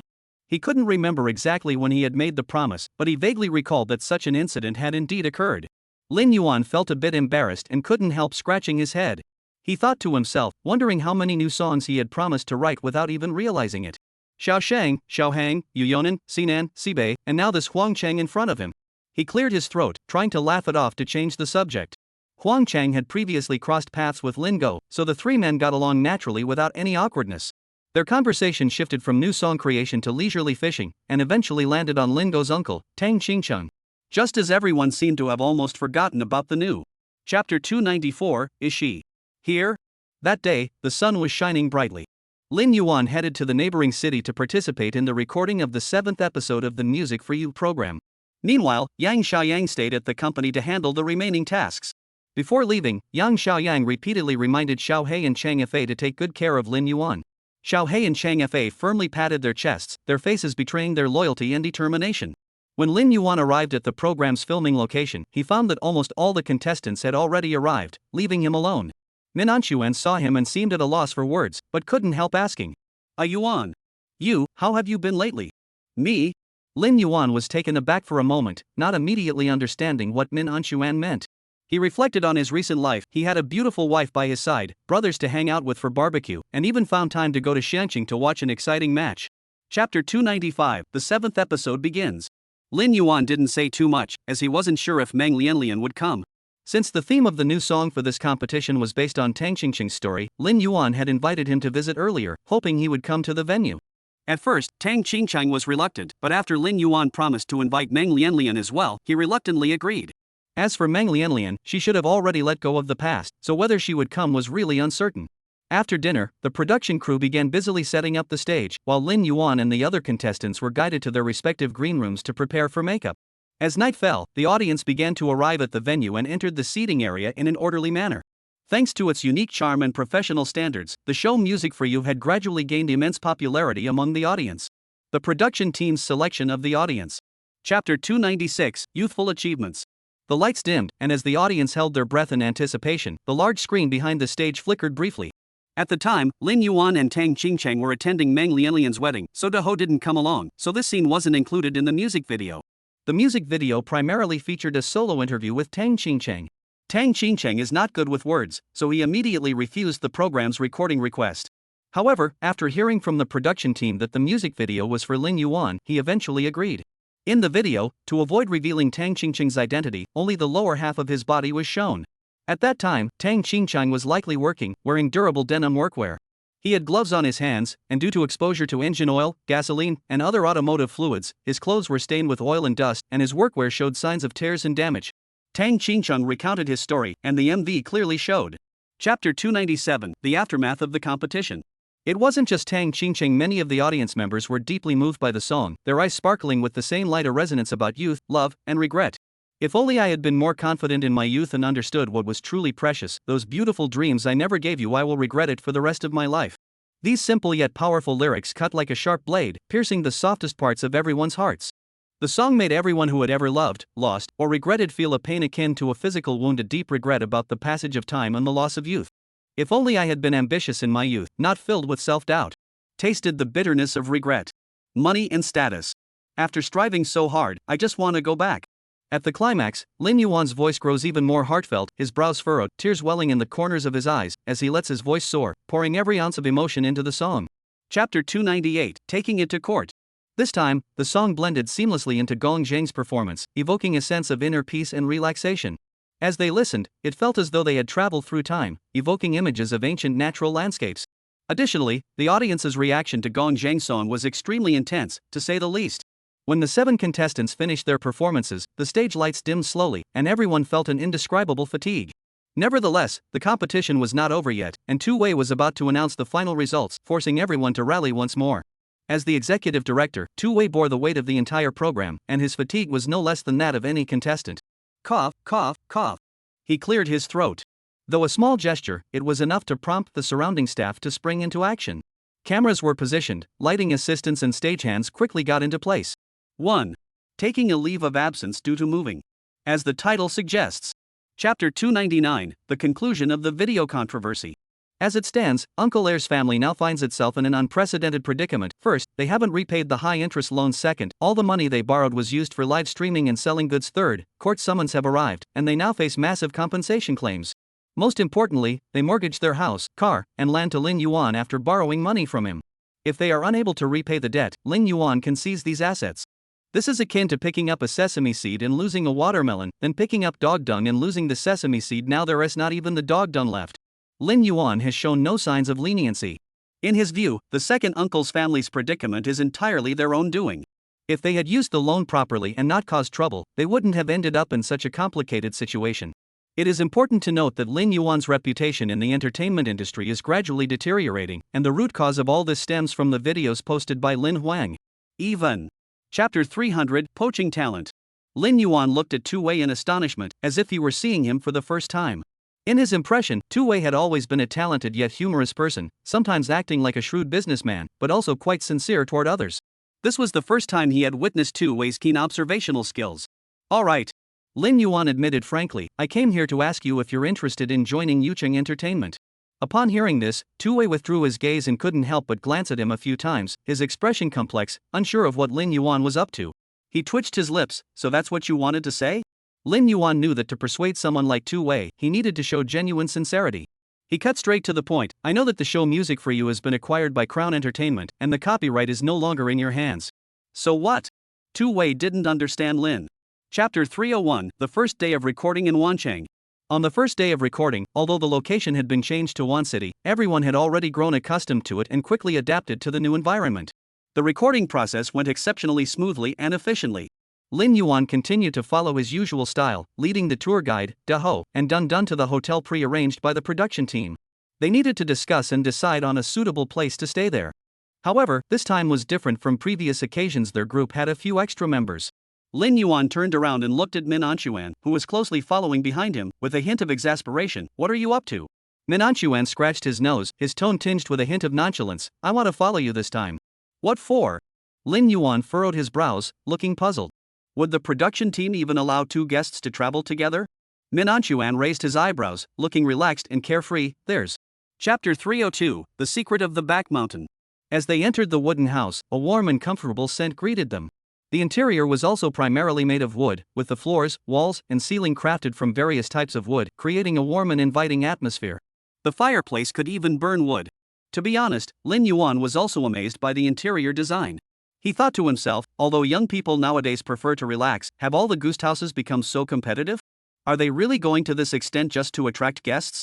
A group of people walked up to the front desk, where the owner was wearing headphones, humming a tune while wiping bottles. Lin Yuan approached him. The owner noticed the 8 guests arriving and quickly took off his headphones, greeting them enthusiastically. May I assist you with anything? Lin Yuan smiled and shook his head, asking, actually, we were wondering if you could recommend any good restaurants nearby? Chapter 303, Visiting the Guest House. The shop owner looked at Lin Yuan's stunned expression and couldn't help but laugh. Actually, we don't tell outsiders because there was once a couple of tourists who went exploring in the back mountain at night and accidentally saw a row of tombstones, which scared them so much they broke their legs. The shop owner's smile carried a hint of embarrassment as he continued. So, the village chief decided to protect the reputation of the cultural village and instructed us and owners to warn guests not to go to the back mountain. Lin Yuan couldn't help but complain. Then you might as well not warn them at all. Telling them just makes them more curious. The shop owner chuckled, but if we don't warn you, we're afraid you might accidentally go there and get scared. That may be true, but why did they build a cemetery on the back mountain of the cultural village? Actually, The shop owner hesitated for a moment before speaking slowly. Almost all the people buried on the back mountain are our village's ancestors. This has been the case for a very long time. Chapter 304, An Extraordinary Figure. Lin Yuan also unexpectedly discovered a tree about 5 or 6 meters tall. The bark was deep gray or gray-brown, the trunk tapering gradually from the base upward, the leaves long elliptical in shape with small serrations along the edges, and the veins clearly visible. A few pale yellow and green flowers dotted the tree, clustered at the tips of the branches, emitting a faint, delicate fragrance. Although there were a few unripe green fruits hanging on the jujube tree, Lin Yuan judged that it was indeed a jujube tree. The fruit's yellow-green color, which hadn't fully ripened, was likely because the shop owner wasn't very skilled at caring for plants. Currently in early summer, the jujube tree has only a few unripe green fruits, clearly not yet mature. Though the fruits are inedible, the jujube tree itself is quite ornamental, lush and green, and emitting a pleasant fragrance. Lin Yuan imagined that if he were to brew a pot of tea here in the morning, it would be a pleasant experience. Back in the guesthouse lobby, Dahu and the others had already woken up and were taking a second day off to move. As the title suggests, today's move is complete, and I won't be taking any more days off. Chapter 305, Deep Affection for the Old Sword. After strolling down this street brimming with local charm, Lin Yuan found his enthusiasm wasn't as high as he'd expected. The street food was delicious, but for Lin Yuan, it was just food. Once he was full, his interest began to wane. Min Anshuan was different. He was naturally playful and curious about everything new. He loved to tinker with anything he saw, like a husky with boundless energy. Lin Yuan turned to the two guides and asked, "We finished exploring here. What's the plan for the afternoon?" The two guides looked a bit awkward. They had assumed this street alone would be enough to keep tourists entertained for the entire day. After all, this was one of the most distinctive local attractions in Wancheng, not only vast in area but also rich in cultural exhibitions, with a wide variety of exhibits on display. The production team had suggested they choose some scenic spots or cultural sites with interesting stories to visit, so that the recorded program would not only be more. Chapter 306, Wu Ma Shi. Lin Yuan felt a bit awkward and smacked his lips a few times. He had never done that before, as he didn't possess the same improvisational skills as Min Anshuan. His songwriting was based on memories from his previous life, so he typically started by determining the song's theme, then continuously reminisced until the lyrics, melody, and arrangement could be perfectly recreated. Haven't you thought of a new song theme yet? We've heard quite a few stories along the way. Min Anshuan sighed, I'm not very interested in these cultural stories. I actually prefer the guest house we're staying in. I initially wanted to write about the scenery of the cultural village, but I couldn't come up with the right words. Lin Yuan scratched his head. He felt the same way. He really liked the cultural village. Staying there, he always felt a sense of relaxation that was hard to put into words, and the scenery was also nice, much better than the scenery in Lin Yuan's hometown village. Looking back, because of you. Chapter 307, the story of Wu Ma Shi. From now on, all chapters will be combined, so I won't separate them anymore. Wu Ma Shi's lips curved into a faint smile, his voice calm and serene. You don't need to be so cautious. I've long since grown accustomed to this topic. As he talked more with Lin Yuan, Wu Ma Shi unconsciously opened up his heart, and his actions and expressions became much more natural, at least not as restrained as before. Lin Yuan asked curiously, what about your father? That man? Wu Ma Shi's tone betrayed a hint of indifference. I don't know where he is. He's probably still alive. Lin Yuan opened his mouth but couldn't think of a response. Still alive, what does that mean? It seems like Wu Ma Shi doesn't have much of a relationship with his father. The more Lin Yuan talked with Wu Ma Shi, the more curious he became. So, did you take over this guest house last year? Wu Ma Shi lowered his head, his voice low. Yes. I never thought I'd end up running a guest house in my lifetime. Chapter 308, Blueji's Further Cooperation. Back in his room, Lin Yuan was about to turn on his computer to start working when his phone suddenly rang. The screen displayed Lin Chun's name, not a regular voice call, but a video call. Lin Yuan raised his eyebrows slightly, a hint of confusion flashing through his mind. At this time, Lin Chun would not normally call him, let alone make a video call. He felt a pang of curiosity. Since the call had come through, it was likely that something unexpected had happened and Lin Yuan was needed. Lin Yuan had a few guesses in mind and gently tapped the answer button. The screen confirmed his suspicions. There was more than just Lin Chun on the video call. Lin Yuan's expression grew slightly colder, and his tone carried a hint of indifference. What is it? Lin Chun felt a bit uneasy at his son's expression, though he knew Lin Yuan's true intentions weren't directed at him. He hesitated, speaking softly, Yuan. Your grandfather. Chapter 309, When? Bei tossed a ping-pong ball back and forth, his movements smooth and effortless. With a hint of curiosity and anticipation, he asked Sinan, Big brother, do you think the challengers this time will be really strong? Our song is so energetic, if the challengers aren't strong enough, it'll be pretty boring. Sinan stood tall, his expression calm. Mind your own business. The climax of the new song is your lead vocals with me providing backup. Make sure you stay composed when you go on stage. Oh. Sibei frowned slightly, looking like a scolded child. Sinan couldn't stand his careless attitude and couldn't help but assert his older brother's authority, his tone tinged with sternness. We've all made it this far thanks to Lin Yuan's songs. He's willing to give us his songs, so we must repay him with results. Even though we're in the same company, Lin Yuan isn't dependent on us. You're married now, you should understand these things. Chapter 310, The Challenger Singer Qian Lai. I still can't be separated from you. I can't be separated from you. Your smile. You're the greatest love of my life. This song, When, is performed by Powertrain and written by Qiang Yao, serving as the theme song for the first season of The Return of the Pearl Princess. This song truly brought Powertrain into the spotlight nationwide. Their distinctive, slightly hoarse voices were perfectly suited for this track. When Lin Yuan was considering new songs for Sinan Sibei, this song When was definitely on the list. Its melody and lyrics perfectly complement the vocal qualities and singing styles of Sinan and Sibei. If Running relied on Sibei's ability to deliver the passion, the success of A Lifetime with You depended on Sinan's heartfelt performance. Both songs could win over the audience through the soloist's performance. Chapter 311, The Invitation for Joyful Tenfold Music. Over the next 2 days, Lin Yuan fully immersed himself in the process, spending nearly 2 days and 1 night to complete the new song. Upon hearing the news, Min Anquan, driven by curiosity, rushed over to offer his advice. Composing the lyrics, music, and arrangement in such a short time must have resulted in a song of questionable quality. However, when he finally listened to the demo of the new song, he fell silent. The beautiful melody and exquisite lyrics left him feeling as though he had been transported to another time. A sense of disorientation welled up within him, and the pride and confidence he had once felt seemed to vanish in an instant. Is this the genius of a prodigy? In less than 2 days, he had created a masterpiece that he might never be able to match. Was this the gap between him and Lin Yuan? Meanwhile, Yang Xiaoyan was in the midst of Chapter 312 Theme Song. In today's entertainment industry, when it comes to the two most influential hosts, Wu Jia and Dai Dai are unmatched. They not only enjoy a high reputation domestically but are also the cream of the crop in the television hosting industry. Wu Jia is beloved by audiences for his warm personality, quick wit, and ability to energize the onstage atmosphere. The variety show he hosts, Joyful Tenfold Delight, is a nationally popular program that captivates audiences with its unique sense of humor and precise pacing. Dai Dai's hosting style is humorous, witty, and full of surprises, always managing to delight audiences in unexpected ways. The show she hosts, Hello, I'm Here, is also a highly popular variety show, though it is not affiliated with Xiangqing. It enjoys immense popularity in Wan City. These two hosts not only have years of hosting experience but also possess exceptional on-stage control and adaptability, having built a strong connection with the audience. Chapter 313. Let's welcome the rising star of the music industry, the new recipient of the Huagu Award for Best Composer Lin Yuan. Wu Jia's voice echoed across the stage, filled with passion and anticipation. As his words fell, the audience seemed to have been pressed by the same switch, standing up in unison and greeting Lin Yuan's appearance with enthusiastic applause and eager gazes.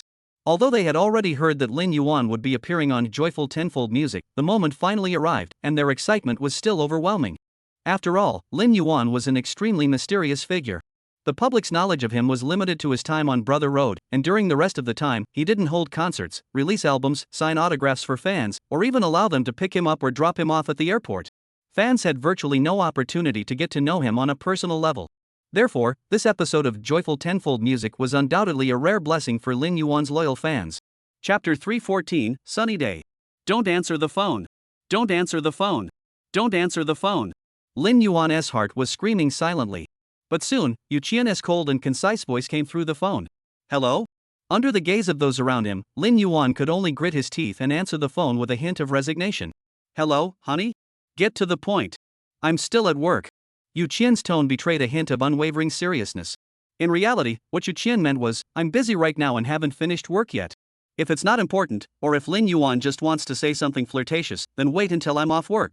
However, everyone present couldn't help but feel a subtle tingle upon hearing this.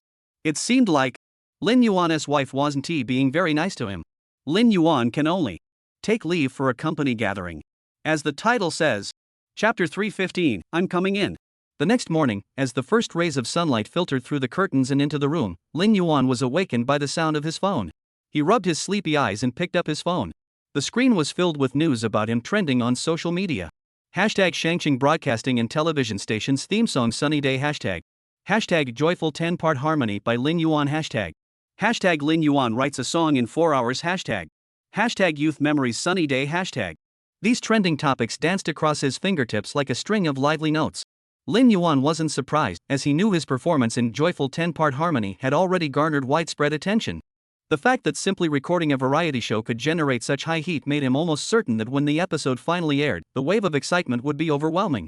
In the days that followed, Lin Yuan chose to immerse himself in the tranquility of the hotel, reflecting on everything he had experienced. Chapter 316, Ji Hong Yuan and Wei Jiao. The next morning, Lin Yuan woke up to the gentle touch of the first rays of sunlight, looking refreshed and energetic, as if the previous night's turmoil had not affected him at all. He first went to seek some affection from Yu Qian. Yu Qian, half asleep, mumbled a get lost to Lin Yuan. He didn't take it to heart and quickly left the bedroom. Lin Yuan had always enjoyed waking up early, so by the time Wang Wan hadn't arrived yet, he was already in the kitchen. Today, he planned to make breakfast himself. By the time Wang Wan arrived, Lin Yuan had already prepared a bowl of millet porridge and 2 delicate side dishes. He glanced at the time and went to the bedroom to wake up Yu Qian. Yu Qian was a person who placed great importance on punctuality. She would rather sacrifice some rest time than risk being late for work. Therefore, Lin Yuan respected her wishes and woke her up on time. Otherwise, she might end up sleeping. Chapter 317, Afternoon Tea Time. Then what happened? Lin Yuan raised his eyebrows slightly and continued to ask, did you start liking tea after that? On the contrary. Minanchuan rolled her eyes, her tone firm. I started hating tea even more. Lin Yuan's lips twitched involuntarily. He asked in confusion, then what did you mean by choosing this topic? Minanchuan patiently explained, I just feel that the ambience of drinking tea is different from drinking coffee, the target audience is different, the culture they understand is different, and the things they see are different. Oh, I see.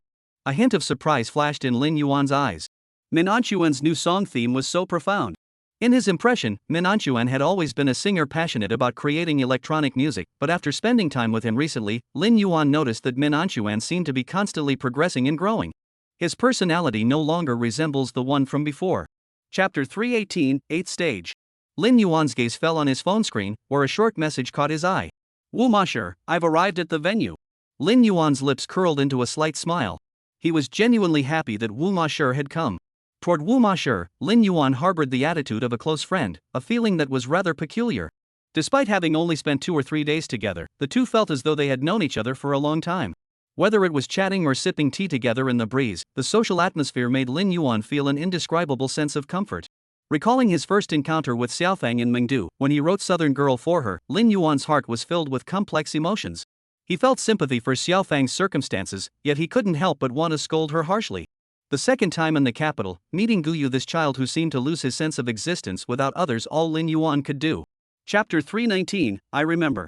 As Minanchuan's figure disappeared from the stage, the applause from the audience gradually died down, and it was time for Han Tianli to take the stage.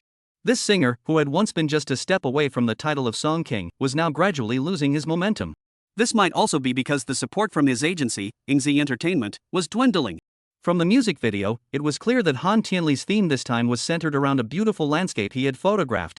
To showcase it to everyone, the music video even featured a close-up of the photo. In the scene, the afterglow of the setting sun bathed the earth in a golden hue. An elderly couple holds hands, their steps slow but steady as they head toward their home. Their faces are filled with happy smiles, and a gentle breeze blows their white hair, creating a warm and cozy atmosphere. The scenery is breathtaking, and the memories are warm. This scene is undoubtedly touching. Lin Yuan also felt moved. Chapter 320, Carrying Lin Yuanjian in a Small Group. Until I heard a voice, I knew it was you. But how do you remember me? I brought news from another world, but how can I tell you? Destined to meet while forgetting each other. As the haunting melody of the blues harmonica rose slowly, its warm tones and nostalgic feel instantly filled the entire space, touching the heartstrings of everyone present. The sound of the harmonica was like a warm conversation between old friends, or a tender embrace between loved ones, offering gentle comfort. In a previous life, I Remember was a song written and performed by Zhao Lei. The inspiration for the song came from a novel about loss and time travel, and it was written as a song for his mother. The lyrics begin with his mother's story, recounting the tale of a dear friend. At the time, when Lin Yuan was chatting with Wu Ma Shi, he never even considered writing a song for him. It wasn't until he casually asked Wu Ma Shi what he would do if he were in another timeline.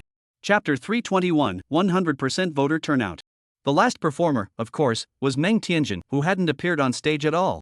The theme she brought this time had a touch of fantasy. According to the music video, she was on a sunny afternoon with the sky as clear as washed silk, seeing a few white clouds drifting across the sky like a dream. She sat on the lush green grass, gazing up at the fluffy clouds, and felt an inexplicable urge to write a song for that sky and those clouds. The song follows the current popular music structure, with a smooth melody and a relaxed rhythm, giving a soothing and relaxing feel. As for the lyrics, Lin Yuan didn't quite understand them. The lyrics seemed to describe her searching for answers among the clouds, yet they also felt like a nostalgic recollection of a beautiful past.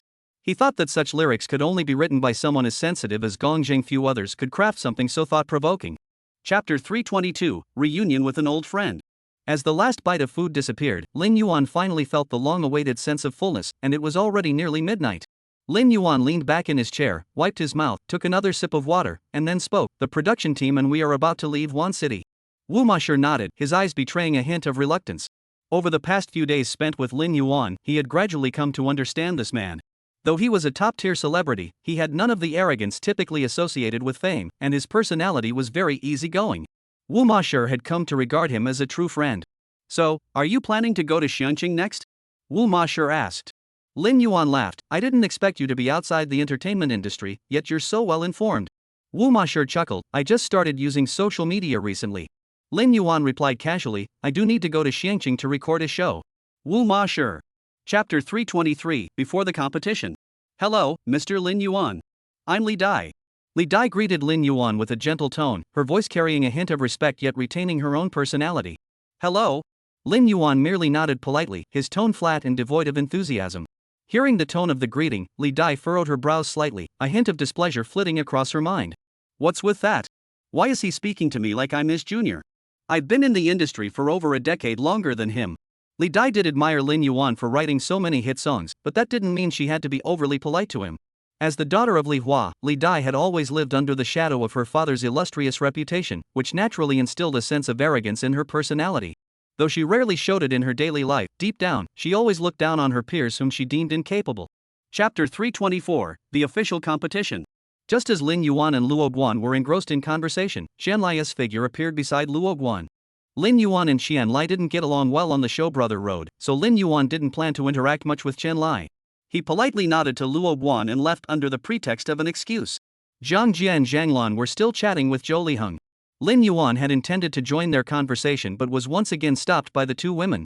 The two women in front of him were none other than Qi Zhizhi and her backup singer, Mo Shuer. Mo Shuer knew that whatever issues Qi Zhizhi and Lin Yuan had between them were their own business. In her view, maintaining a good relationship with Lin Yuan is essential. After all, in today's music industry, everyone knows that the songs he composes always become hits, and his talent and influence are not to be underestimated. Even if Lin Yuan never writes a song for her, she would never want to offend such a musical genius. Chapter 325, The Official Competition Part 2. The theme of their duet was love. Though the age difference between the two might seem a bit mismatched, their voices blended together seamlessly, creating an inexplicable harmony. Zhou Liheng clearly poured a great deal of effort into writing this song, with every note and melody meticulously crafted. Li Dai was no less impressive, handling the high notes and tail notes with greater skill than ever before. If Li Dai's previous performances could be described as mature and stable, then today, her performance undoubtedly added a touch of professionalism. To use the terminology of the card game landlord, if her previous stage presence was like a small ghost or a big ghost, then today, her presence is like a powerful bomb. Thinking of this, Lin Yuan couldn't help but feel a sense of schadenfreude toward Xian Lai and Luo Guan's future performances. Their abilities have always been inferior to Li Dai and Zhou Liheng, and facing such a stunning. Chapter 326, Old Boys. Zhang Lan's voice was ethereal and crystal clear, as if it could pierce through the barriers of time, while Zhang Jie's voice was deep and weathered, like the sand and gravel that had settled in his throat over the years. Zhang Lan was young and vibrant, her voice like clouds drifting in the blue sky, light and free.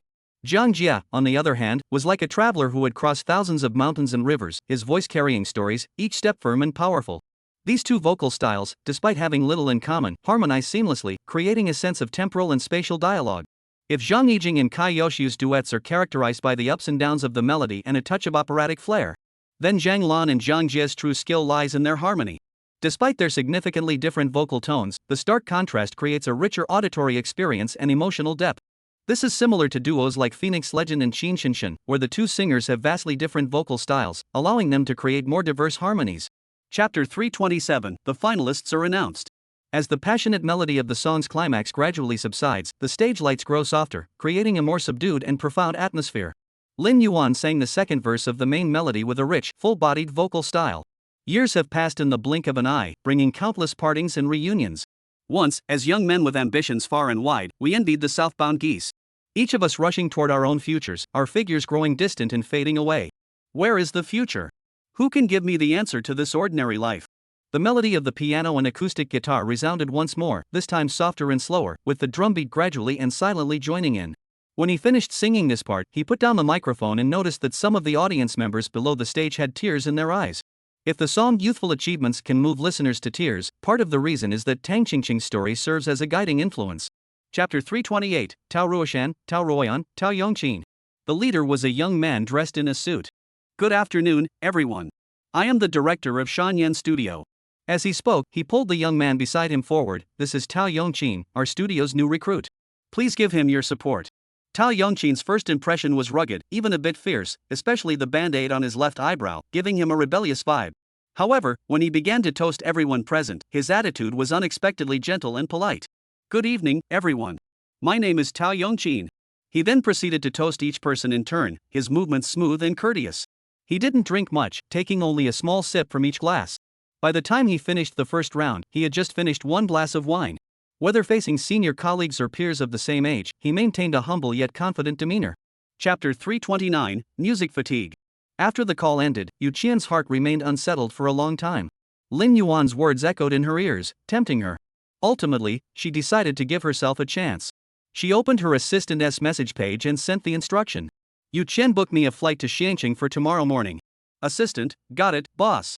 Do you need someone to accompany you? Yu Qian, no need. I want to go alone this time. The next morning, Lin Yuan woke up early as usual. Lin Yuan's biological clock was already quite early, but even Yang Xiaoyang, who was known for his love of work, didn't wake up this early every morning. However, today, the Si Nan and Si Bei brothers were even earlier than him. When Lin Yuan entered the hotel restaurant to enjoy his breakfast, they had already finished eating, each holding a cup of yogurt, and were on their way back when they bumped into Lin Yuan. Chapter 330, The Singer Grand Finale. In the audience, Yu Qian sat quietly, her gaze gentle and profound, silently watching Lin Yuan. Seeing his focused and serious expression, a faint smile curved the corners of her lips. She couldn't recall exactly when it had happened, but the man who once relied on her had now become capable of standing on his own. In the entertainment industry, he had achieved remarkable success and had become a highly acclaimed singer. And now, he had even begun guiding other singers on how to better express their music. Let us go. After exchanging those words with Sinan Sibei, Lin Yuan was ready to leave. After all, he had already brought up the real issue, and whether Sinan Sibei could truly follow through was up to them. He planned to take Yu Qian out for a meal. Yu Qian nodded and gently wrapped her arm around Lin Yuan's elbow. Let us take advantage of the fact that the match hasn't started yet and... Chapter 331, The Official Match. Next, Wu Jia and Dai Dai began introducing the prominent guests in the audience one by one. To make the process more lively and interesting, they constantly stirred up the atmosphere on site. Wu Jia's voice was full of energy. Next, let's give a warm round of applause for this distinguished guest, Mr. Lin Yuan. Dai Dai took the cue and joked, everyone else is here to watch the competition, but Mr. Lin Yuan is here to show off his love and spread some serious couple goals. The moment those words were spoken, the atmosphere in the venue erupted, with laughter and applause growing even more intense. The production team cleverly cut to a scene of Yu Qian and Lin Yuan on screen to play off Dai Dai's joke, which immediately sparked another round of cheers and laughter from the audience. Everyone noticed this moment and also got to see for themselves what the entertainment company president's wife, who was rumored to be secretly married to Lin Yuan, actually looked like. Chapter 332, Father. As the final note echoed through the air, Li Dai's performance came to a perfect close. Everyone present was deeply moved by her voice, including Lin Yuan, who joined the others in applauding enthusiastically. Zhou Lihong seemed to still be lost in the melody, his eyes slightly dazed. Lin Yuan looked at him with a playful smile and asked, "What? You haven't heard this song your brother wrote either?" Zhou Lihong snapped out of his reverie and nodded without hesitation, "I haven't heard it before. This is the first time I've ever heard this type of song." The song seamlessly blended the passion of rock with the elegance of traditional Chinese music, with traditional instruments used to great effect, leaving the audience refreshed and impressed. As he spoke, he also asked Lin Yuan a question, "Now that you've heard Entering Dreams, do you think the Sinan Bei brothers have a chance?" In Zhou Lihong's own opinion, this song, Entering Dreams, was undoubtedly. Chapter 333, Resonance. I wish we could be like before. Hold your warm hand. But you're not by my side.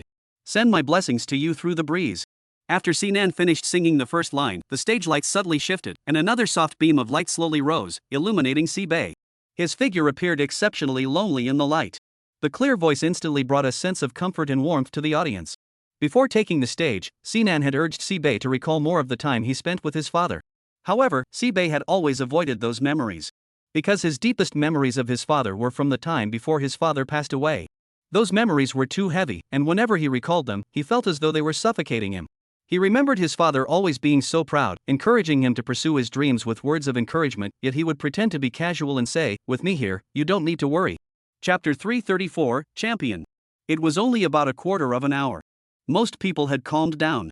Those who needed to wipe away tears did so, those who needed to use the restroom went, and those who needed to touch up their makeup did so. Those who shouldn't be showing off their love continued to do so. Lin Yuan took a tissue from his pocket, gently pressing it against the corner of Yu Qian's eye to ensure her eyeshadow didn't smudge. But Yu Qian felt it was too much trouble, so she took the tissue and wiped her tears away decisively. Zhou Lihong, who hadn't brought his wife, was left alone to wipe his tears. He had initially thought it was no big deal to wipe his own tears, but when he saw the warm interaction between Lin Yuan and his wife, he suddenly felt pitiful in comparison. At that moment, Zhou Lihong deeply missed his wife and wished he had brought her along. Backstage, staff members were frantically counting the votes. Actually, the vote counts were directly displayed on the system. Chapter 335, Quota. Anyone in the know could tell that the two brothers had bowed specifically in the direction where Lin Yuan was standing.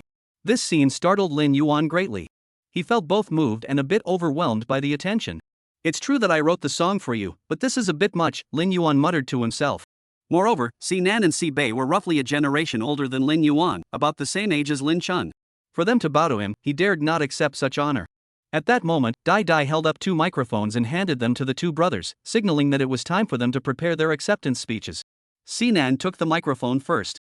This mature and steady man's voice began to tremble slightly at this moment. He said, "First, I want to say that we never imagined this day would come. This trophy is too heavy for us, it's so heavy that we can hardly believe we can lift it." Si Bei continued, "Yes, this trophy." Chapter 336, Classic Album. Given Si Nan and Si Bei's current abilities, making it to the stage of Singer's Peak Battle was indeed a bit unrealistic. They'd probably be overwhelmed by the big names. To put it bluntly, if they were to go up there, they might only be slightly better than those third-rate singers, managing to last an extra round or two. Of course, if Lin Yuan were to assist them, that would be a different story. But Lin Yuan isn't going to act like a nanny, custom-making songs for them every time and then patiently explaining the performance style of each song. If that were the case, it would be like an adult chewing food and feeding it to a baby. Not only would the singer's pride not allow it, but Lin Yuan would also feel utterly exhausted. Therefore, a deal is undoubtedly a wise choice. However, there are probably few who are willing to buy it. Those singers who are both talented and famous, and meet the program's requirements for star status, will naturally receive invitations from the program. Why would they need to buy it separately? Chapter 337, The Fate of the Spots. As expected, the top 10 trending topics on the next day's blog posts were completely dominated by news related to the singer. Hashtag the singer finale. Hashtag Sinan side duo wins championship. Hashtag whoever gets Lin Yuan wins the championship. Hashtag father reveals the true emotions of an ordinary Chinese father. Hashtag the story behind Sinan Si Bei and father. Hashtag Lin Yuan's final big winner. Hashtag Lin Yuan secures half of the tracks on the collector's edition album. Hashtag champion special reward, a spot in the singing god competition. Hashtag The overwhelming amount of trending news has left many netizens feeling overwhelmed and struggling to process it all. What? How could so many things happen in just one night? How did Lin Yuan become the big winner? The list of contestants for December's Singing God has already been leaked? Oh, so it's about the contestant spots. Chapter 338, Song Ownership. Lin Yuan pondered for a moment. The main songs from Sword Immortal, The Legend of the Three Heroes, are 4 in total. The opening theme song, Love Through Eternity. The ending theme song, Forget Time. The insert songs are Preferential Love and This Life, No Regrets. Of course, the soundtrack for a TV series is much more extensive than this, but Lin Yuan's memory of the other insert songs has grown fuzzy, and he can't recall any of them, so he had to let it go. He had promised Huang Chang that he would reserve a song for him. Forget Time is an excellent choice. This lyrical ballad is rich in visual imagery and requires a singer with a delicate and gentle voice, which Huang Chang's voice perfectly embodies. Preference is a calm and melodious song with a powerful burst of energy. Zhang Yunjing's voice is quite unique, blending the deep tones of a man with the clear, high notes of a woman, allowing her to perform this song to perfection. In Lin Yuan's recognition. Chapter 339, Edo. As she grows up, Xiao Jia gradually becomes an independent individual who can support herself and no longer needs her parents' financial support. When it comes to marriage, her parents cannot force her to make a choice. They cannot simply push her into marriage against her will. Amidst the gossip in the village, Xiao Jia's parents chose to endure silently. Xiao Jia remained unmarried, believing she had won the battle against her parents. However, after listening to the heartfelt song Father, she began to understand her father's deep and complex intentions. In their generation, their thoughts were not complicated, and their wishes were simple. They simply wanted their children to have a stable foundation. They did their best to provide their children with a better life using what they believed was the best way. Though their methods might have been too direct, even extreme at times, as their daughter, Xiaojia, should never. Chapter 340, Going to the Hospital. In the senior high school classroom of Idu's second middle school, the tense atmosphere was almost palpable. Guyu was not the only repeat student in the classroom, his desk partner was also one of them. Guyu's desk partner was not the type to be passionate about books. Even under his parents' strong urging to return to school, he maintained a half-hearted attitude. Unlike his deskmate, Guyu genuinely wanted to study hard and get into a good university. Since he had already promised Lin Yuan, he would do his utmost to achieve this goal. Senior year was filled with tears and sweat, both physically and mentally, with each day ending in extreme exhaustion. In such moments, Guyu always recalled the song Lin Yuan had given him. Your face from the past, floating in the breeze, has been blown into the sky. I live alone in this bustling city. Chapter 341, Grandfather and Grandson. After the doctor completed the diagnosis, the program crew rushed to the scene. The director, assistant, staff members, and the medical team accompanying the production crew all arrived one after another. Yang Xiaoyang and Xiaohei, upon hearing the news, naturally came over as well. Lin Yuan felt a bit embarrassed seeing so many people. After all of this was caused by his own mistake. After examining him, the doctor confirmed that his foot was only slightly sprained and had not injured the bone.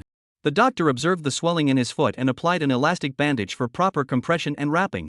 However, the doctor advised Lin Yuan to rest for at least 2 weeks. Upon hearing the diagnosis, everyone sighed in relief. Rest alone, without the need for medication or surgery, meant the situation was not serious. As for resting for half a month, the production team agreed without hesitation. Chapter 342, The Moment She Started Crying. In the days that followed, every time Lin Yuan went out for a walk, he would encounter the grandfather and granddaughter. In the same location, playing the same melody, accompanied by the same night sky. Despite this, Lin Yuan and they had never exchanged a single word. He did not approach them to greet them, and the grandfather and granddaughter never asked him anything either. For several days in a row, the 5 of them seemed to have reached an unspoken agreement. The stubborn guitarist continued to play Love the Mountains and Rivers, but loved the beauty more endlessly, while the loyal listener always appeared by the river at the right moment. The 5th day of recording the 9th episode. The sun had completely set, leaving only a faint glow on the horizon. Dahua pushed the wheelchair as usual, while Dundun prepared everything Lin Yuan needed, such as extra clothes, masks, and a phone. Lin Yuan saw that they were ready and said. Chapter 343, Pig's Hoof. Property management staff drove the vehicle, rushing anxiously through the streets. Another property management staff member sat in the back seat, steadying Wang Binggua's body to prevent him from being jostled by the car's movements. Wang Yichuan was also squeezed into the back seat. His gaze never left Wang Binggua's pale face. The old man's brows were furrowed tightly, clearly enduring immense discomfort. Wang Yichuan's heart was in knots. He felt helpless and panicked, as he had never seen his grandfather so weak before. Just yesterday, he had been able to play an entire piece with vigor. He didn't know what to do, so he kept repeating grandfather over and over again. It seemed that only by doing so could he find a shred of comfort in his heart and a glimmer of hope in the chaos. Yichuan! Yichuan! Wang Binggua endured the excruciating pain in his body, his voice weak and trembling as he called out Wang Yichuan's name. Chapter 344, Wang Binggua's Past. Grandpa! Look quick, it's your 3 fans. Wang Yichuan sat on a stone bench, his gaze fixed on Wang Binggua, a playful smile curling at the corners of his mouth. Clearly, he had already noticed the figures of Lin Yuan and the others. It was odd, really. Yesterday, he had followed Wang Binggua's advice and gone to the small riverbank to look for the 3 of them, but after waiting for hours, no one showed up. Instead, he found the 3 of them on the hospital rooftop. Wang Binggua, upon hearing this, turned his head curiously. A flash of recognition and joy crossed his eyes. Weren't those the 3 young people who often came to the riverbank to listen to him play the guitar? Wang Binggua felt a stir in his heart and immediately told Wang Yichuan to call them over for a chat. They hadn't spoken a word to each other by the river before, but since they had run into each other again, he felt like chatting. Meeting is fate. Though this connection had formed in a hospital. Wang Yichuan nodded, stood up, and slowly walked toward Lin Yuan-san. Chapter 345, Spring. Liver cancer. Wang Binggua spoke calmly, as if discussing a trivial matter. He seemed unconcerned by the taboo term. However, these words sounded like thunder to Lin Yuan-san and the others. In today's society, any disease associated with the word cancer is enough to strike fear into the hearts of most people. Yet Wang Binggua's attitude remained unusually calm. Noticing the sudden change in Lin Yuan and the others' expressions, Wang Binggua gave a faint smile, as if to comfort them, or perhaps mock himself. Actually, this liver cancer isn't too advanced yet. It hasn't reached the late stages. The doctor said that if the surgery is done properly, there's still a chance for a cure. These words caused Deho and Dun Dun to relax slightly, and their brows eased a bit. However, Lin Yuan's mood remained heavy. He knew about cancer. Chapter 346, Revealing the True Face. Yu Qian's question had kept Lin Yuan thinking all day. Originally, due to his foot injury, he had planned to take it easy during this episode, but Yu Qian's words had once again stirred his heart. Through his brief conversation with Wang Binghua, Lin Yuan knew that this old man was an extremely proud person, so much so that even his own descendants couldn't persuade him to undergo surgery. So, how could Lin Yuan, who had only met Wang Binghua a few times, possibly persuade him? Music, without a doubt, is a powerful medium of communication. However, creating music that touches the heart is no easy feat, let alone composing a song that resonates with others. Even though Lin Yuan had many melodies from his past life in his mind, finding the one that could touch Wang Binghua was an even greater challenge. Lin Yuan could only select a suitable song from the limited interactions he had with Wang Binghua. He vaguely recalled that Wang Binghua had mentioned something in the morning. Chapter 347, One More Option. Wang Binghua awkwardly laughed a few times and hurriedly waved his hands, saying, "It's nothing, nothing. You young people in the entertainment industry must have gone through a lot of ups and downs. I completely understand, completely understand." His tone still sounded a bit unnatural. Wang Yichuan knew why his grandfather was speaking that way. Because Wang Binghua genuinely believed that Lin Yuan and the others had come because they admired his guitar playing skills. Perhaps they weren't fans, but at least they recognized his musical talent. However, the reality was that Lin Yuan was not only a celebrity but also an artist who had created such a famous song. Celebrities have heard all kinds of music, how could they possibly be interested in an old man's simple guitar playing? Wang Binghua felt ashamed all over. Lin Yuan didn't beat around the bush. He said directly, "Old man, I actually came here to invite you to watch my competition." The competition is in 1. Chapter 348, Apology. Lin Yuan curiously asked, how do they plan to promote it? Are they going to collaborate with domestic celebrities or partner with a company? Minanchuan took a leisurely sip of coffee, patted his satisfied belly, and spoke slowly. I heard that the 4 girls plan to first find a well-known musician in China to create custom songs for them. Then, they intend to participate in that amateur competition called The Voice of China. Upon hearing this, Lin Yuan couldn't help but stop what he was doing. The Voice of China isn't the competition Yu Yonan was planning to enter? And this Peninsula Island girl group actually plans to join this amateur competition. They've already built up a certain level of fame in Sam Nation, which undoubtedly means they're extremely talented. If they're entering an amateur competition like this, isn't that like giving the amateurs a handicap? He couldn't help but feel. Chapter 349, Springtime. The TV screen was still mostly black, as if it had been turned off. Occasionally, a few dim yellow lights swept across the stage, gradually revealing its outline in the haze. Finally, the clock's hands pointed to 8 o'clock, and the TV screen suddenly burst into light. The stage lights gradually brightened, casting a brilliant glow into every corner. The first thing to catch the audience's eye was a simple yet elegant plaque, engraved with the 3 characters Laughing Forest Pavilion in gilded characters, shimmering with brilliance. Below the plaque, a pair of crimson lanterns swayed gently in the breeze, adding a festive touch to the atmosphere. On the large screen behind the stage, a beautiful ink painting unfolds slowly, depicting pine, bamboo, and plum blossoms standing tall and proud, symbolizing the noble qualities of literati and scholars. This harmoniously complements the plaque, exuding a unique charm. Last time, Tu-Wei looked for a place specializing in stand-up comedy dance. Chapter 350, The First Habit. Please bury me in this spring. In this spring. Finally, as Lin Yuan let out his last hoarse shout on stage, the guitar strings resonated like his inner voice, echoing through the air before slowly fading into silence. The stage lights suddenly dimmed, leaving only a few soft spotlights gently illuminating his sweat-drenched face. His silhouette, bathed in the interplay of light and shadow, appeared even more lonely and distinct. Wang Binghua sat in front of the television, staring intently at the image of Lin Yuan on the screen. His gaze was vacant, revealing a story buried deep within him that only he could understand. As the song came to an end, the entire audience erupted into applause, standing up and cheering. But Wang Binghua was lost in deep thought amidst the chaos. His gaze drifted involuntarily toward the old guitar hanging on the wall beside the hospital bed. That guitar. Chapter 351. Tu-Wei frowned and objected, "That's not possible. If my show loses the competitive thrill, what's the appeal? What's left to watch?" The staff member shrugged, "But there's nothing you can do about it. In terms of creativity, who can match Lin Yuan? He can effortlessly tackle even the most challenging songs on The Singer. Does he even have any rivals? Perhaps only by participating in a show like The Singing God could we see some different changes." Tu-Wei pouted reluctantly and asked, "So according to you, my show will just let Lin Yuan dominate alone?" The staff member took it in stride and replied, "What's so bad about that? As long as the show has buzz, it's fine. Plus, a contestant like Mr. Lin Yuan is the easiest to handle. Who wouldn't love a contestant who's popular, talented, and low maintenance? Two-way listened, though he still felt.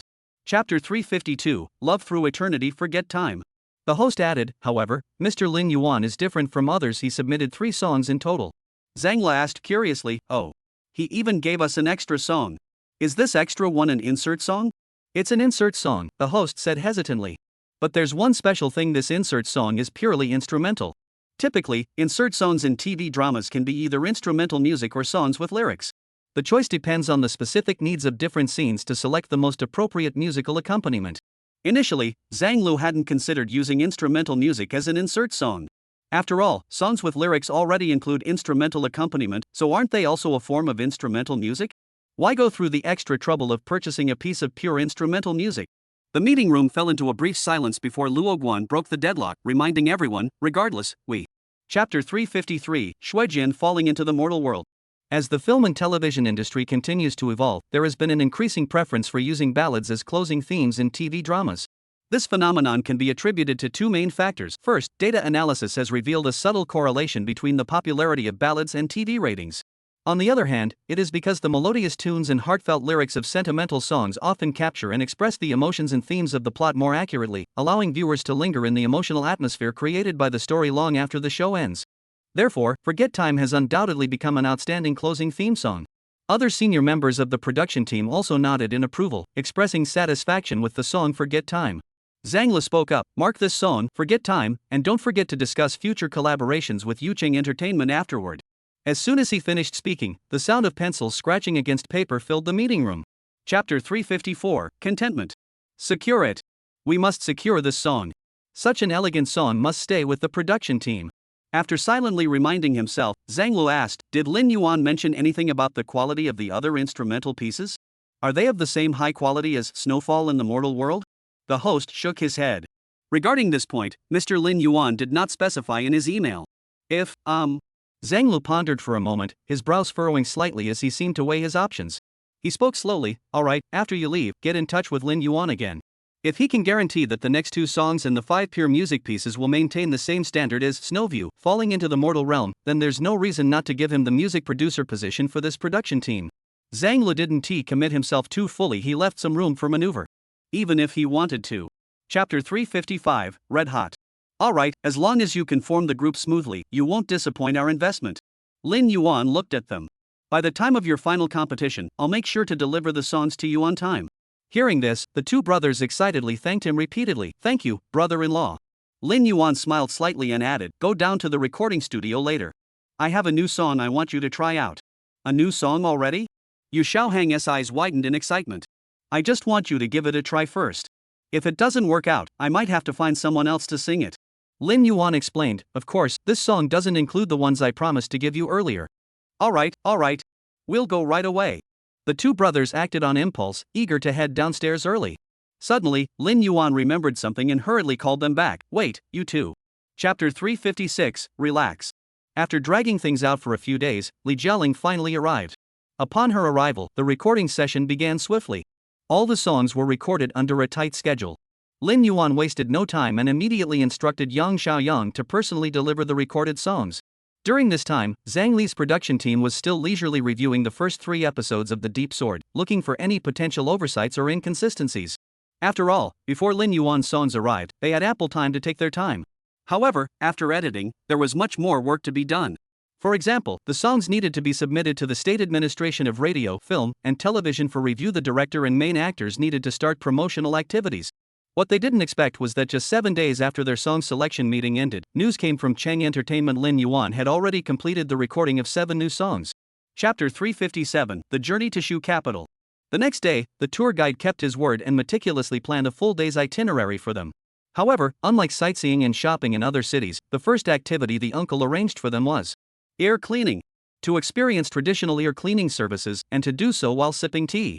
Morning light filtered through the gaps in the walnut trees lining Chengdu's ancient alleys, casting dappled patterns on the ground. The uncle led Lin Yuan and the others into this alley brimming with historical charm.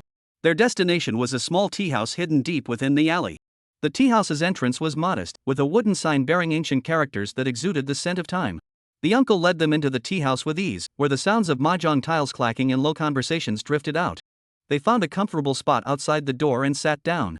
The uncle, well versed in the routine, called out to the server, "Bring us a pot of tea." Chapter 358, Celebration Gala. The music scene is about to host a major event. According to the Chinese music industry's schedule, the 25th anniversary celebration gala for the return of the Bay Area to China is about to begin. The gala is scheduled to take place in about 2 weeks, coinciding with Lin Yuan's day off after the 10th episode of Music Because of You. Since the beginning of the year, preparations for the gala have been underway in full swing, attracting significant attention. In the early stages of preparation, the organizing committee invited Sun Xiaolei, a renowned singer in the Chinese music industry, to attend as a representative and discuss the preliminary guest list for the gala. The list naturally included some of the most influential names in the entertainment industry. Back then, Lin Yuan had just won the championship of Brother Road, gaining some fame, but it wasn't enough to secure an invitation. From this perspective, those who will take the stage at the 25th anniversary celebration gala of Wan Dao's return to China must be those who have made a name for themselves in various fields. Chapter 359, 5.8 billion. 12 days had passed. During this time, Lin Yuan followed the tour guide uncle through the streets and alleys of Shu City day after day. Gradually, he felt his mind and body growing lightheaded. If he were to use a popular online phrase, he felt like he was almost being assimilated by the city. Every morning when he woke up, his mind was no longer filled with thoughts of work. Instead, he thought about what tea to drink today, whether the elderly gentleman downstairs was playing mahjong, and what kind of broth to choose for tonight's hot pot. One day, he was so excited that he even forgot to wear a mask when he went out. Fortunately, as his assistant, Dun Dun had plenty of spares. However, even with that, the news that Lin Yuan was spotted in Chengdu still got out. This was all thanks to the program crew's meticulous planning and Dun Dun and Daho's vigilance, otherwise, his address would have been exposed. Such a minor mishap.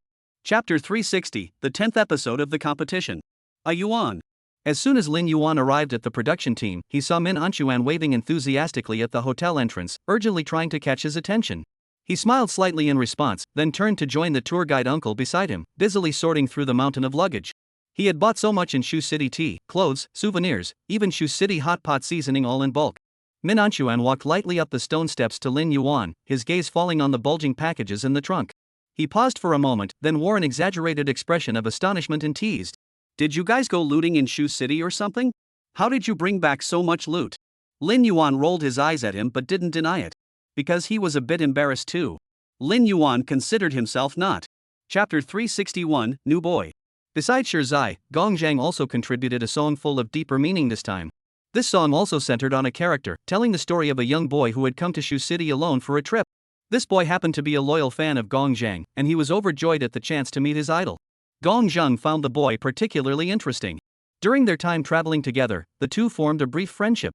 However, Gong Zhang later learned that the boy had originally planned to come to Shu City with his girlfriend of 5 years, but they broke up just before their departure.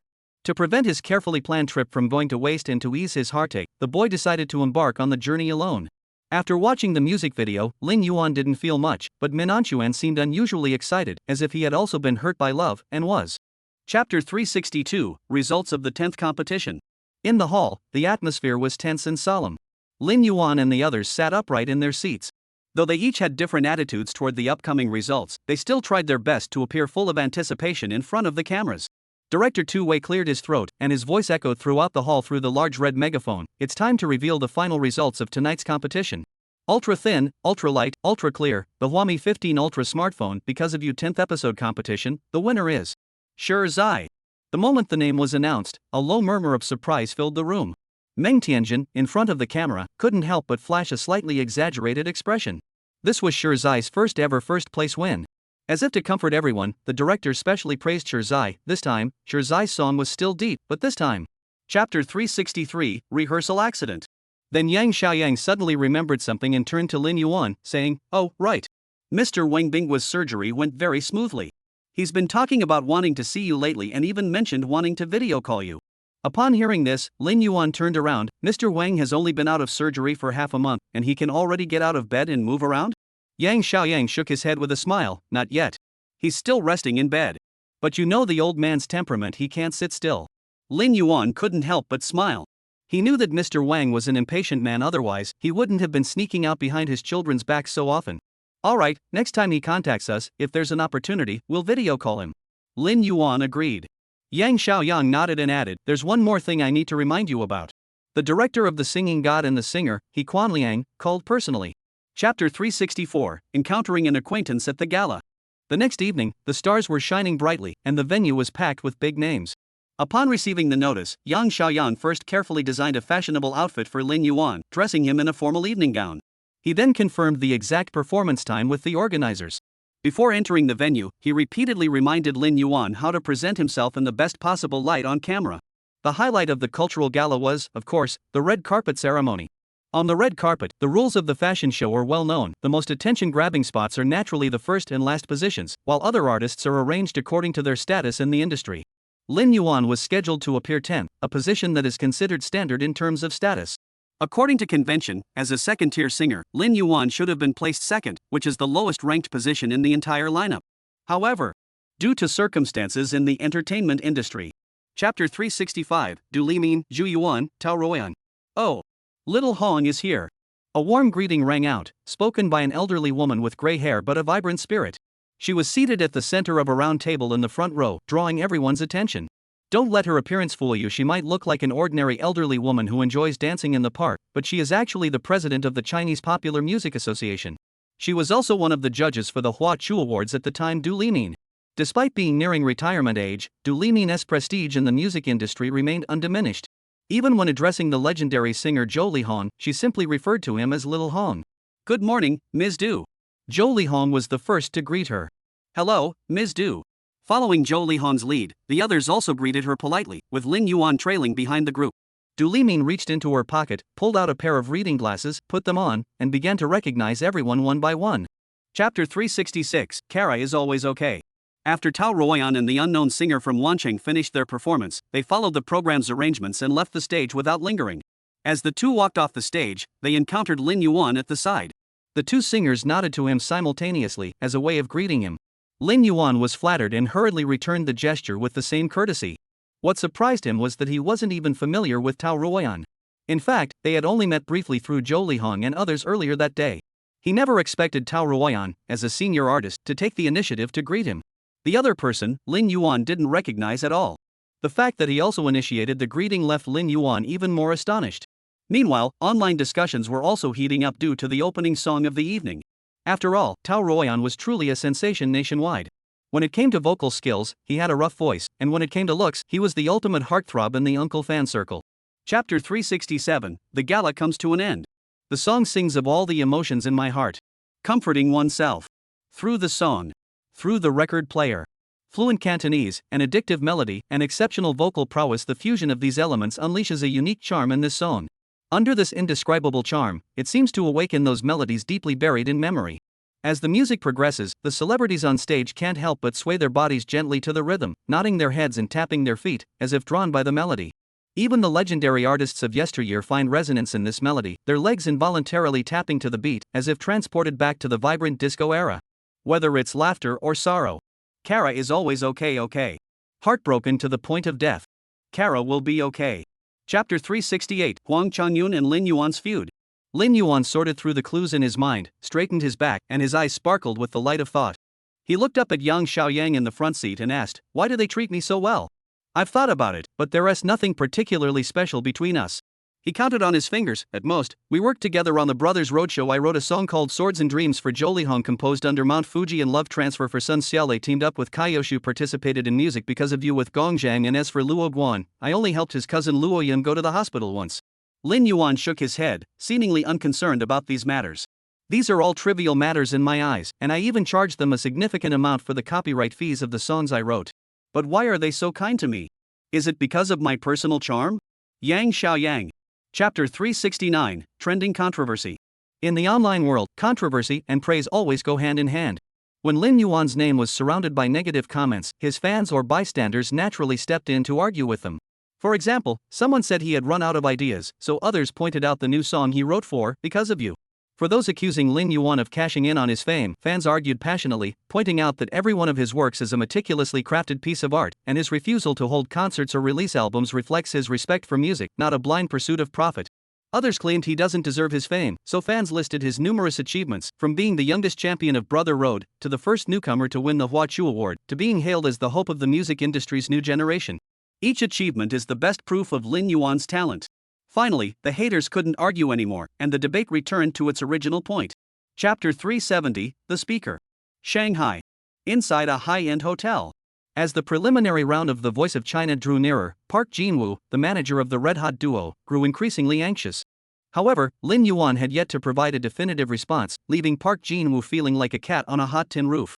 The new song hadn't been delivered yet, and even if it had, the four girls of Red Hot would need time to prepare for choreography, vocal practice, and other tasks.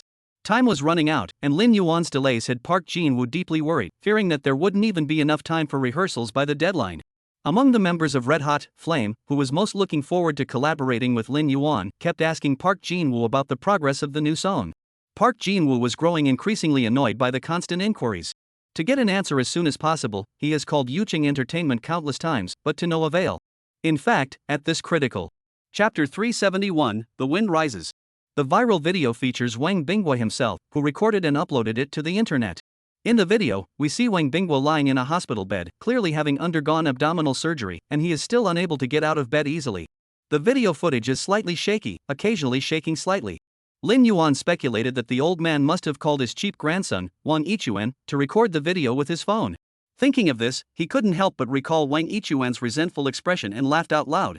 The entire video has no cuts, showing only Wang Bingboi lying on the hospital bed, narrating his life in a low voice. He recounted his life from his youthful days to his current elderly years, filled with ups and downs. Lin Yuan had actually heard such words several times before. He had once heard Wang Bingboi tell the story himself. Chapter 372, Shark. The song The Wind is Rising is one of the few precious treasures Lin Yuan possesses. He truly loved this song. He still remembered when he first arrived here and learned how to record music. The Wind is Rising was the first song he recorded.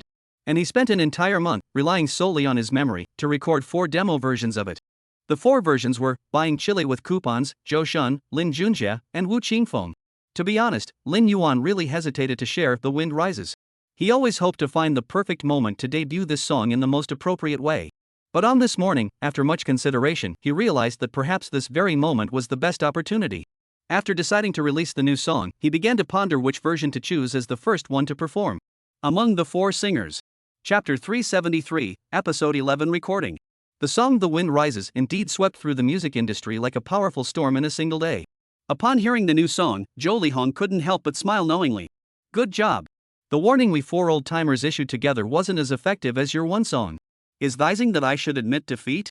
But he had to admit that The Wind is Rising was indeed a pleasant song. When judging whether a song is good, 3 key elements are usually considered: lyrics, melody, and sensory appeal. While the lyrics of The Wind is Rising are beautiful, they don't match the depth of traditional Chinese-style songs. In terms of lyrics, the only thing that stands out is that they evoke vivid imagery. Some songs have lyrics that are vague and abstract, appearing sophisticated on the surface, but the general public can't make out what they're actually about. However, The Wind Rises is different. Its lyrics are poetic, and every word in phrase. Chapter 374, Wang Yanyan, Zhou Fumei, and Hui Qiaqiao. Lin Yuan gently reached out and casually picked up a vibrant red thread from the table. Meng Tianjin, standing nearby, hesitated cautiously and tugged at it twice, but the 7 red threads in the hands of the guest on the other side remained motionless. Lin Yuan watched Meng Tianjin's actions and smiled, asking, "What's wrong? Are you trying to team up with your brother?" Meng Tianjin didn't respond immediately, his gaze still fixed on the red threads, studying them intently without turning his head. "My brother, though he has good singing skills, is quite introverted and not very good at communicating," Meng Tianjin finally spoke up. "So I think it's better for him to stay by my side." Lin Yuan smiled softly after hearing this and said, "Don't forget, he's an adult now. He should know how to take care of himself. Are you planning to keep taking care of him like this in the entertainment industry? We'll discuss that later. Anyway, he's with me now." Chapter 375, A Man Remains a Boy Until He Dies. After ending the call with Yang Xiaoyang, Lin Yuan stayed quietly in the house to rest and conserve energy for the next day's journey. The next day finally marked the official start of the trip. As expected, breakfast was a bowl of congee. It was called boatman's congee, one of Guangzhou's traditional specialty dishes. Lin Yuan examined the contents of his bowl: fresh shrimp, fish slices, beef, pork stomach, squid, and sea cucumber, various meats intertwined. Lin Yuan was still a bit skeptical. Could such a mix of meats really taste good? However, to his surprise, it was indeed delicious. The rice grains were soft and sticky yet elastic, and the broth was rich and aromatic. He immediately finished a large bowl. After finishing his meal, he looked around at the others. Daho and Dun Dun, the 2 rugged men, were also raving about the boat noodle soup they had never tasted before. However, the 3 young girls had a different expression, their faces pale, and the porridge before them. Chapter 376, Little did we know it was ordinary. A boy of about 5 or 6 years old was holding a toy model of a dump truck, stumbling and tripping as he ran toward the working excavator. His eyes sparkled with excitement, perhaps because he was unaware of the danger ahead, or in his innocent world, the massive excavator was just another large toy. The little boy charged toward the roaring, busy excavator like a sudden gust of wind, fearless and unstoppable. This scene caused everyone present to feel their hearts race. He was so small, if the excavator operator wasn't careful, a moment's inattention could send him flying. Though everyone loved to watch the commotion, they knew this was a precious life at stake. Immediately, a crowd rushed forward to stop him. Fortunately, the little boy's mother arrived just in time. Her brows were furrowed, and her face showed. Chapter 377, Wang Yanyan's Thoughts. Jofume's gaze fell on the lyrics in her hands, and she softly sang a few lines. Then she stopped singing, furrowed her brows slightly, and looked at Lin Yuan thoughtfully, asking curiously, "Does this lyric have any other meaning?" Lin Yuan was savoring the sweet soy milk. Upon hearing the question, he set down his cup and replied calmly, "The theme I wanted to convey is already written in the song title and lyrics. It shouldn't be too hard to understand, right?" "Indeed. The lyrics are quite straightforward," Zhou Fuming praised with a nod, then asked, "So, is this song based on a story or a person?" Lin Yuan shrugged. It was inspired by that scene from the other day. "That scene?" Zhou Fuming blinked her bright eyes in confusion. "Are you referring to the accident that happened a few days ago?" Lin Yuan nodded calmly, confirming her guess. "That's right." Chapter 378, the 11th episode of Gossip Chat. Lin Yuan lowered his eyelids, pondered for a moment, then spoke slowly, "Wang Yanyan, you really don't need to pay too much attention to others' opinions." Upon hearing this, Wang Yanyan lifted her head to look at Lin Yuan. Lin Yuan continued, "When you're torn between choosing your own path in life or inheriting the family business, the truth is, you already have the answer within you. The problem is, you've never truly looked deep into your own heart. If you insist on me giving you an answer asking me whether you're suited for a career in music, then all I can say is, it depends on how much you love singing." After speaking, Lin Yuan walked away without looking back. Wang Yanyan's gaze grew distant. She opened her mouth as if to say something, but in the end, she remained silent, watching Lin Yuan's departing figure before closing her lips. This time, Lin Yuan had truly left. Wang Yanyan didn't call out to him either. On the road. Chapter 379, De Rue Gur. This stage was different from the usual ones. The production team had boldly set it up outdoors. Although staff members would be stationed around the audience, they couldn't block the sound or the visuals. This means that the performance isn't just for the specially invited audience, passers-by also get to enjoy it. However, the real reason the production team dared to set up an outdoor stage is that none of the performers on stage are actual celebrities, so they aren't worried about any unexpected incidents. The only thing to watch out for is confidentiality. Although bystanders are at a certain distance from the stage, they can still hear the singing and see the stage visuals, and the production team cannot control bystanders from recording videos. The recording and the actual broadcast are scheduled half a month apart. To ensure the program airs smoothly after 2 weeks, the production team must strictly prevent any video leaks during this period. Unplanned leave. Over the next 2 weeks, the author will be away on a business trip and may need to take leave at irregular intervals. We kindly ask for your understanding. Chapter 380, You Were Once a Youth. As the enthusiastic cheers gradually died down, the stage lights slowly focused on the 3 young girls. They sat elegantly on 3 high stools at the center of the stage, bathed in warm, soft light that highlighted their delicate features. In the silence of that moment, the gentle strumming of a guitar began to play. The intro, with its unique emotions and atmosphere, its simple yet heartfelt melody, gently guides the audience into the song's theme. Meanwhile, the large screen behind them lights up, displaying information about the song. Song, You Were Once a Youth. Performed by De Rue Gur. Lyrics by Lin Yuan. Music, Lin Yuan. Arranged by Lin Yuan. It can be said that both the audience on site and passers-by from afar were filled with anticipation and curiosity about this song. After all, the video just played. Chapter 381, Dividing the Shares. Wang Yanyan had clearly changed into a more relaxed outfit, and her cheeks still bore the faint blush of excitement from her performance. She hesitated for a moment, then smiled, her eyes sparkling. "I'm really happy. Although I performed in front of guests at family dinners before, those were usually formal piano recitals. This is the first time I've sung in front of so many people, and I was really nervous. My heart was racing like it was going to jump out of my chest. But deep down, I know there's more excitement and joy." Lin Yuan had never seen Wang Yanyan look like this before, so childlike, as if she had finally gotten the toy she had been longing for. He blinked and asked, "So, have you found the answer you've been searching for?" This time, Wang Yanyan didn't hesitate at all. She nodded firmly, "Yes, I've found it." Chapter 382, the 12th episode recording. Yu Cheng seemed unconcerned about Yu Qian's worries. He calmly tapped the table and made the decision. "All right, the main reason we came here today was to clarify this matter in person. Afterward, I'll have the company's lawyer prepare the contract, and you just need to sign it." Yu Cheng had always been a man of his word. Once he had spoken, there was no room for negotiation. Lin Yuan was quite pleased. However, a faint trace of worry still lingered between Yu Qian's brows. Lin Shan had noticed the serious expressions on everyone's faces earlier and dared not interrupt. Now that the matter had been settled, the atmosphere in the living room had noticeably relaxed. He then began making arrangements for dinner. Since everything has been decided, let's get ready to eat. Today is also Ai Yuan's birthday, so we've bought a lot of food and even prepared a cake. Chapter 383, New Song Released. After some twists and turns, Wang Yuxing led Lin Yuan and the others to the front of a uniquely styled building. The design of this teaching building seamlessly blends simplicity and modernity, with smooth lines that resemble frozen music.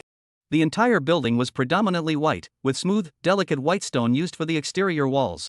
In the sunlight, it shimmered with a soft glow, exuding an indescribable artistic aura. Wang Yuxing proudly introduced, "This is our music department's college. Whether it's daily rehearsals or various performance activities, this is where our choir primarily holds its activities." Lin Yuan nodded and followed Wang Yuxing into the building. The choir doesn't have a reserved practice room today, so there might be other students using it inside. But that's okay, as visitors, we can still go in and take a look around. Wang Yuxing spoke as he pushed open the wide door in front of him. Chapter 384, The First Album. However, when the choir students carefully studied the sheet music and lyrics and tried singing a few lines themselves, everyone fell into deep thought. If this song were sung by a soloist, it might be simpler, but as a choir, achieving harmony through multiple voices requires extremely high levels of coordination and uniform vocal tones. The interlude and vocal range adjustments in this song were extremely complex, and achieving a uniform and synchronized effect was extremely challenging. Lin Yuanka paid no heed to everyone's current feelings, as he needed to prepare another song besides this one for the choir. Although Tu Wei mentioned that there were no specific theme requirements for the solo song, being asked to choose one on the spot was no easy task. He first opened his phone and looked through his music library. His only thought was he couldn't bear to part with any of them. In the music library, Jay Cho has the most songs, and JJ has quite a few as well. They're all his favorites, and you can pick any one of them. Chapter 385, The First Song. Lin Yuan patiently guided them time and again, teaching them how to control volume, adjust their breathing, and make their voices sound more harmonious. He singled out a few students who were performing relatively poorly and gave them individual tutoring, providing extra attention. These students were at least sophomores, only 2 or 3 years younger than Lin Yuan, and looked just as young as him. However, in front of Lin Yuan, they dared not utter a single word of objection. Because when Lin Yuan got serious, he exuded a unique aura that made them feel like they were facing an elder at home. Whenever Lin Yuan furrowed his brows, they would immediately reflect on whether their previous performance had been incorrect. When he nodded, they felt genuinely delighted, as if they had been acknowledged. Yang Xiaoyang stood by, observing Lin Yuan's training of these students. After some time, he went out with Dun Dun and Deho to perform for the Chapter 386, Medley. If it were an ordinary 10-minute song, it might indeed feel monotonous and boring, but with a medley, the situation is completely different. Medley music seamlessly connects the best parts of different songs to create a fresh and unique piece. Its charm lies in the continuity and diversity of melodies. While enjoying the music, listeners don't overly focus on the lyrics' meanings. Moreover, each segment of the medley is entirely new, constantly providing listeners with a sense of freshness. As a result, 10 minutes don't feel long, and listeners don't get bored. Yang Xiaoyang listened in, while finding the idea creative, remained concerned. However, this means you must finalize the concept for all the songs in advance before creating the medley. With only 9 days left, will you have enough time? Lin Yuan smiled confidently. Chapter 387, The Last Time We Gossiped.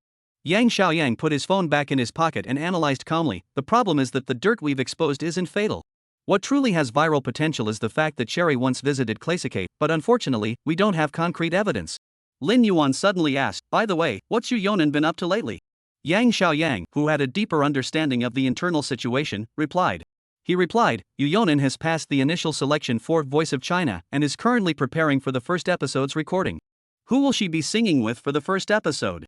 I remember that the first episode of this show allows contestants to choose a celebrity to duet with. The most unique feature of the Voice of China program is that amateurs and celebrities sing duets, with the two pairs competing against each other. The winners advance to the next round. In subsequent rounds, each amateur contestant can perform as a solo artist. Chapter 388, The Announcement of the First Album. Since they were all students, Lin Yuan felt he should give them some consideration. He smiled slightly and said, "Don't be nervous when you go on stage tonight. Just treat it like a regular practice. Even if you make a mistake, it's okay, I've got your back." "Got it," everyone responded in unison. After giving his instructions, Lin Yuan left. Meanwhile, members of other choirs watched the students from Wandao University with envious glances. They naturally knew who Lin Yuan was. To be honest, they had joined the program hoping to collaborate with Lin Yuan. But there was only one Lin Yuan, and they could only sigh with regret. At 7 o'clock that evening, as night fell, the stadium's gates opened like the mouths of giant beasts, welcoming the steady stream of 10,000 spectators. Soon, the stadium was packed to capacity, with the sound of voices filling the air. Lin Yuan stood backstage, his gaze sweeping through the crowd, and to his surprise. Chapter 389, Can't Say Goodbye. As Jianglan's performance came to an end, Zai, Han Tianli, Meng Tianjin, and Gong Zheng took the stage one after another. Zai composed a slow-tempo folk song with classical elements seamlessly integrated into the melody. Whether it was the harmonies or the lead vocals, every fragmented segment was seamlessly connected. Han Tianli, upon seeing this, realized he wasn't skilled at writing choral pieces either. He could only use a slow-tempo pop song as a substitute. Meng Tianjin was also not skilled at composing choral pieces, but she knew how to play to her strengths and avoid her weaknesses. Since she was unfamiliar with classical music, she focused her efforts on ethnic music. If you're not skilled in ethnic music, change your approach and study opera. And finally, if she couldn't master opera either, she sought guidance from composers who frequently wrote for choirs, learning how they created avant-garde harmonies and complex structures. As it turned out, Meng Tianjin's series of attempts were quite successful. Chapter 390, A New Request. I can't bear to see you turn your back on me. If you must leave, there is no need for lingering affection. Like waves rising and falling, how could there be no longing? We're both too heartbroken to say goodbye. The choir students on stage were keeping the beat for Lin Yuan. But for some reason, the more they clapped, the more the rhythm grew chaotic. Though they had rehearsed countless times with Lin Yuan at school, standing on this dazzling stage before so many audience members, their emotions began to fluctuate, and tears flowed uncontrollably down their cheeks. They tried to control their emotions, but they couldn't. Emotions spread across the stage. The girls kept clapping while quietly wiping away their tears, while the boys clenched their teeth, their eyes glistening with tears. They stared at Lin Yuan's determined figure ahead, their eyes meeting those of the over 10,000 audience members in the venue. Chapter 391, Manhwa's First Step. Lin Yuan hurriedly covered Wu Jia's mouth, looked around nervously to make sure no one had noticed, then whispered, "There's a special situation on my end, which is why I'm doing this. This information is only known to my team, no one else should find out. You must not tell anyone." Seeing Wu Jia nod, Lin Yuan finally relaxed and let go of his hand. "But this is too risky. Aren't you worried that the song won't be finished in time for the upload?" Wu Jia's expression still showed disapproval. Lin Yuan gave an awkward laugh and shook his head slightly. "While our decision was indeed impulsive, what brings me the most comfort is that they have complete confidence in me." Wu Jia listened to Lin Yuan's words and couldn't help but sigh deeply, his eyes filled with complex emotions. "You young people. I'm starting to understand you less and less." Chapter 392, Han Tianli's Rewriting the Lyrics. Manhwa truly surprised everyone. This song could be said to have shattered many people's preconceived notions about electronic music. It turns out that electronic music isn't so bad after all. It's not DJ, nor is it tacky. Rather, it is an art form brimming with endless possibilities and innovative spirit. It transcends the boundaries of traditional music, blending modern technology with human emotions to create a unique auditory experience. Manhwa's move was undoubtedly a success. He can't change everyone's perception of electronic music, but he's already planted new seeds in the minds of some people. Wu Jia is still lost in the previous track, Floating Clouds. Despite his advanced age, he maintains a youthful mindset, always keeping pace with the younger generation and embracing the culture they love. And electronic music is one of them. Chapter 393, White Vest Gong Zheng. Lin Yuan honestly admitted that Han Tianli had indeed done a great job reworking the song. From every adjustment to the notes and every refinement to the melody, it was clear that he had put a lot of effort into it. However, Lin Yuan still couldn't find anything to be satisfied with. Faced with an unchangeable fact, he gritted his teeth, turned away, and snorted coldly, unwilling to see Han Tianli's joyful expression. This bastard, stealing someone else's work. Damn it! After the performance, Han Tianli walked off the stage and couldn't help but glance at Lin Yuan again. His eyes carried a hint of provocation. However, Lin Yuan had already turned away and naturally didn't notice this exchange. In truth, Han Tianli's actions were a sign of his approval for Lin Yuan's song and a recognition of his talent. Otherwise, he wouldn't have bought the copyright to the song. This was essentially a public announcement to everyone else. Chapter 394, The King of Love Songs. Manhwa complained to Lin Yuan with a touch of jealousy, "That guy really outdid Zhang Gu. I never thought someone his age could still have a second spring." Lin Yuan blinked and observed Gong Zheng. Though middle-aged, Gong Zheng didn't look old, especially when standing with his musicians he seemed 10 years younger. Moreover, Gong Zheng was the type of mature, refined gentleman who was actually quite popular among young girls. Add to that the muscular contours revealed when he took off his jacket, which added a touch of masculine charm. It's no wonder the girls were so excited. In contrast, Min Anchuan, though born into wealth, had poor taste in clothing and an average appearance. He spends his days at home playing electronic music, which is essentially the same as being a homebody, and his physique is the typical skinny type. When compared to him, Min Anchuan really is. Chapter 395, an unprecedented 32 songs. He noticed that many young men's eyes were sparkling with excitement. The young girls who had been calling him husband just moments ago were now completely immersed in the sweetness of the songs, their eyes brimming with excitement, no less than the boys. No wonder, Lin Yuan's few songs were simple, but to him, they were incredibly precious. As an experienced singer, he could discern the unique qualities of each song from multiple dimensions, including melody, lyrics, and emotion. Each of these songs was a one-of-a-kind treasure, melodious yet never repetitive, rich in emotion and uniquely distinctive. Gong Zheng thought to himself that if he were 20 years younger, he might have screamed uncontrollably at the sight of this. The one who loves you most is me. How could you bear to make me sad? I've given so much to you. Chapter 396, Special Composition Rights. Wu Jia and Lin Yuan had been on stage for about 5 or 6 minutes. During this time, the two did their best to keep the conversation flowing smoothly. Finally, Tua's voice came through the earpiece. Mr. Wu Jia, please adjust your position. The competition results are in. This statement brought a sense of relief to both Wu Jia and Lin Yuan. They simply didn't know what else to say. As for the competition results, Lin Yuan wasn't particularly concerned.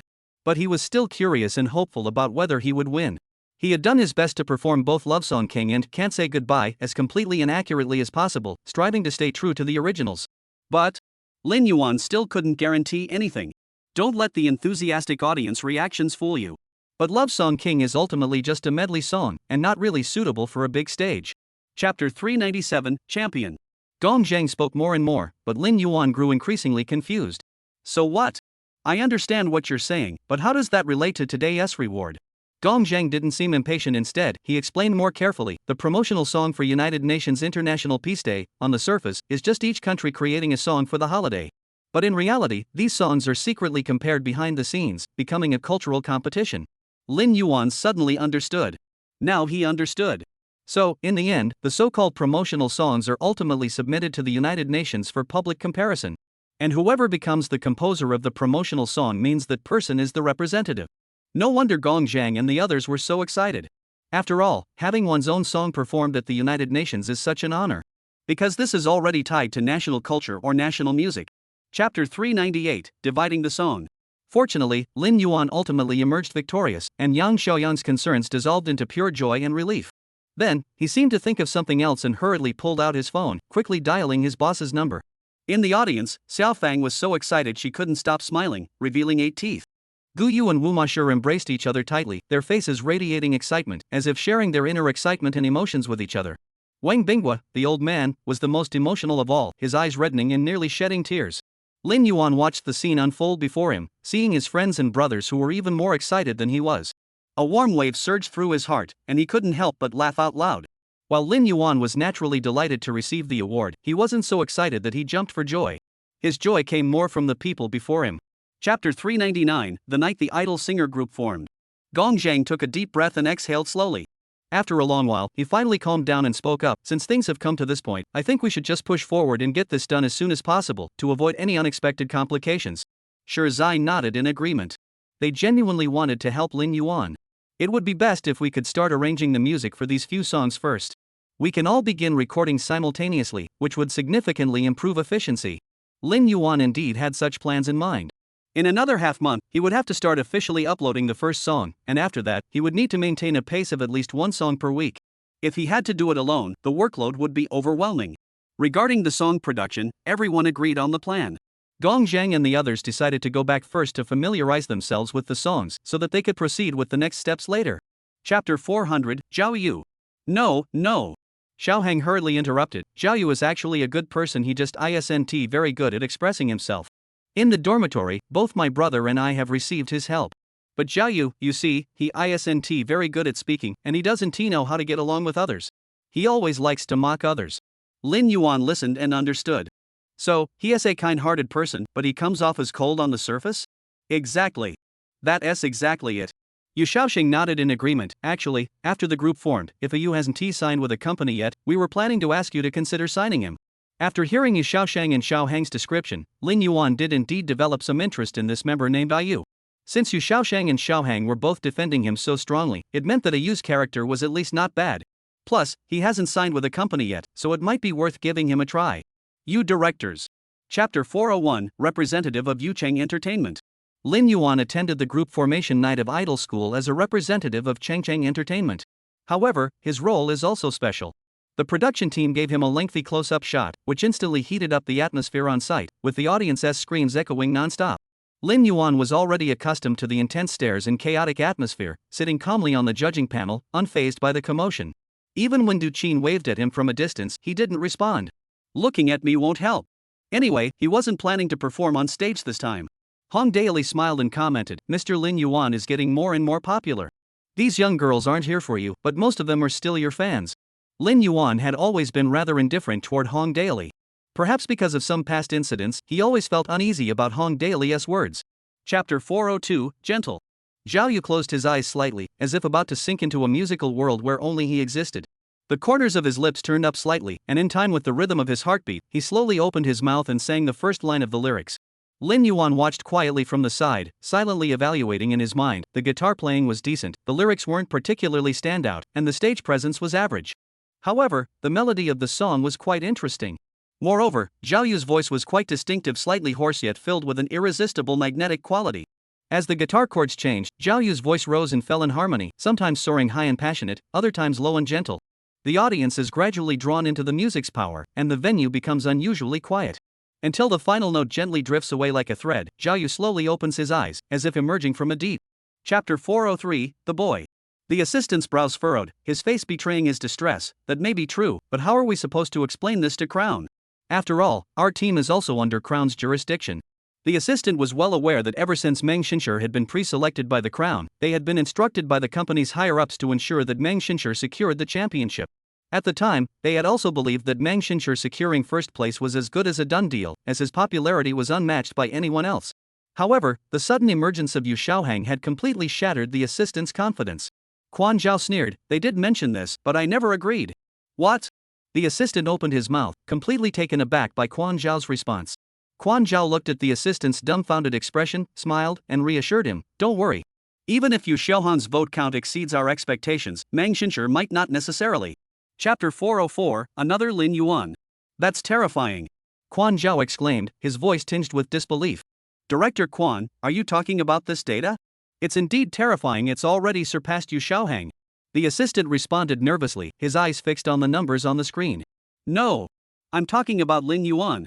The assistant was momentarily speechless, clearly not expecting Quan Zhao's focus to be here. Quan Zhao's gaze drifted away for a moment before he slowly said, I've known about Lin Yuan before. He's extremely talented, and his songs have an extraordinary charm. But today, being able to witness his work firsthand and hear it with my own ears, I'm still utterly amazed. Isn't that common knowledge? The assistant replied with a hint of exasperation. Tell me, what has Lin Yuan gone through to be able to write every song with such depth and emotional resonance? I'm truly curious. Quan Zhao's tone was filled with curiosity. Chapter 405, Time to Act. Meng Xinshur remained calm and composed, as if what he had just accomplished was nothing extraordinary. Lin Yuan, to be honest, was a bit envious. This young man truly possesses an astonishing talent. If we could bring him into the company, he would definitely bring in some good returns in the future. Lin Yuan thought to himself, a hint of regret flashing in his eyes. Unfortunately, he couldn't help but glance at the Crown Entertainment representative Hong Daly sitting next to him. He had already stood up in excitement. His hands were red from clapping, and he didn't even notice. Ah! How could Crown Entertainment beat us to it? On stage, the four mentors had already begun to critique Mr. Meng's performance. And all they had to say were kind words, with praise flowing freely from their lips. Lin Yuan listened, his lips twitching slightly. Though he felt resentful, he had to admit that Meng Xinshur. Chapter 406, Wu Jia's script. Yu Xiaoshang and Yu Xiaohang stood by quietly, not daring to speak, afraid of disturbing Lin Yuan's thoughts. And Lin Yuan was indeed thinking. It wasn't that Zhao Yu's demands were too high considering that all the profits from the next 3 years would go to the company, this condition was still within an acceptable range. What truly made Lin Yuan hesitate was that Zhao Yu was an original singer. This was something he couldn't teach. He was quite sensitive to music and had a certain sense of musical aesthetics. But to be honest, his own original songwriting skills were only average, let alone teaching others how to compose music. He could be assigned to the company's composition department, but that would be a waste of his potential. So, the most important thing for now is to listen to Zhao Yu's previous compositions and then make further plans. Alright. Let us do that. Send me your songs, and I'll give them a listen. Alright. Zhao Yu agreed readily. Chapter 407, Data. In a spacious conference room, at the head of a long conference table, Huang Changyun sat in the main seat, his face as cold as ice, his eyes revealing ferocity and restlessness. The atmosphere in the conference room was heavy and tense, as if the air had frozen. The team members were all silent. Speak. Bang! A loud crash broke the silence. Huang Changyun suddenly stood up, kicked the chair beside him aside, and swung his arms wildly, slamming the documents in his hands onto the table. The documents scattered in all directions due to the force of the impact, papers fluttering through the air like leaves torn apart by a storm. So you're telling me, you have no solution and can only stand by and watch Lin Yuan start selling his album next week? Ever since he found out a week ago that Lin Yuan's album release date clashed with his own, he had been in a constant state of unease. He truly despised Lin Yuan, hated his music, and did not approve of him as a person. But, Chapter 408, A Peculiar Family. Yu Qian explained, he mentioned that his family will also be coming tomorrow. Such a big entourage? It seems he's really from the Zhao family of Zhongcheng? I suspect that's the case. Maybe his family doesn't trust him joining our company, so they want to come and check things out themselves. Lin Yuan couldn't help but roll his eyes upon hearing this. Bringing his parents alone? He's still just a kid. Yu Qian stood up, gently smoothed out the wrinkles on her collar, and asked Lin Yuan, what do you plan to have him do after you sign him? Lin Yuan let go of his hands, rested them behind his head, and leaned back in his chair leisurely. No specific plans. Just have him focus on writing songs. I've heard his work, and it feels pretty creative. He might just come up with a hit song. Don't you plan to have him participate in any variety shows? I'm not sure about that. We'll see what he thinks. Yu Qian glanced at him, as if she wanted to say. Chapter 409, Drifting. I once couldn't resist the vastness of the world. And I was lost in its dreams. I couldn't tell what was real or fake, I didn't struggle, and I wasn't afraid of being laughed at. Xiao Jia hummed a tune as he lowered the roll-up door of the store. It was already midnight, 12:30. The street was deserted, with hardly a soul in sight. I'll head to the snack street later to buy some midnight snacks and treat myself. Xiao Jia said this, then looked up at the store's signboard. The 4 characters Miyue Bingchang were clearly displayed on it. The Mishi Bingchang brand is currently all the rage in the market, and she had followed the trend by partnering to open a franchise. Back when Mishi Bingchang first entered the market in Mindu, she had confidently believed it wouldn't affect her business. But in the end, she was proven wrong. The mass-market milk tea craze had finally caught up with her. Upon Chapter 410, the first day of the new album. September 10th. This was a very special day. Not only was it the release date of Lin Yuan's first album, but it also marked the 1-year anniversary of his debut. Major websites and platforms generously offered him free advertising space, and praise and tags poured in like snowflakes, covering everything in sight.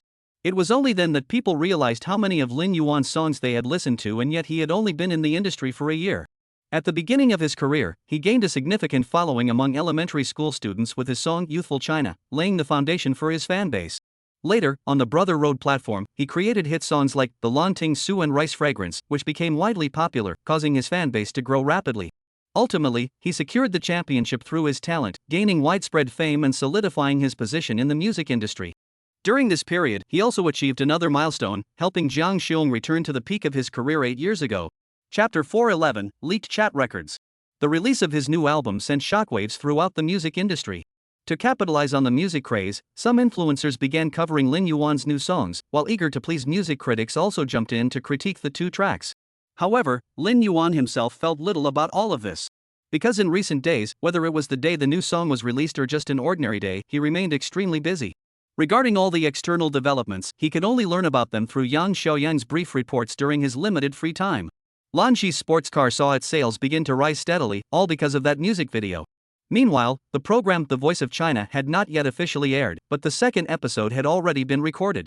Meanwhile, some scandals involving the Red Hot group began to surface online. Among them, there were reports about the 3 members of the group. Chapter 412, Returning to the Capital. Lin Yuan suggested again, we could say that I actually wrote these songs long ago but kept it a secret. The publicity team wasn't aware of the truth, and the fired employee harbored resentment, leading to this misunderstanding. Yang Xiaoyang pondered for a moment before speaking slowly, this approach does have some feasibility, but we need more concrete and clear evidence to support our claims. Lin Yuan couldn't help but roll his eyes, feeling impatient. This plan won't work, that plan won't work, what exactly does he want me to do? What was supposed to be a perfect day off had been ruined by a piece of gossip. Just a few more hours, and this perfect day would be over. But Yang Xiaoyang insisted on dragging him to a meeting. Sigh. Lin Yuan sighed helplessly and proposed anew. Chapter 413, Encounter in the Capital. The next day, Lin Yuan took Yang Xiaoyan, Chang Fa, and Xiaohe to the capital city. Lin Yuan was no stranger to this city, it was his second visit. He recalled his first visit here, which was during the music because of you tour. At that time, he met Chang Fa. He also met Luo Yun, the younger brother of Luo Guan, who had fainted while going to work. Thinking about it now, he really did feel a bit nostalgic. He decided to find some time to visit Luo Yun at Beijing University. Upon arriving at the airport, Du Luming had already arranged a driver and an assistant for him. On the way to the city, the assistant briefed him on the itinerary for the next few days. In short, the Music Association would hold consecutive meetings over the next few days. The attendees were all artists of national caliber from various regions. Among them were Lu Qingmao, a first-class actor from the National Opera Company, and Du, the chairman of the China Popular Music Association. Chapter 414, The First Day of the Meeting.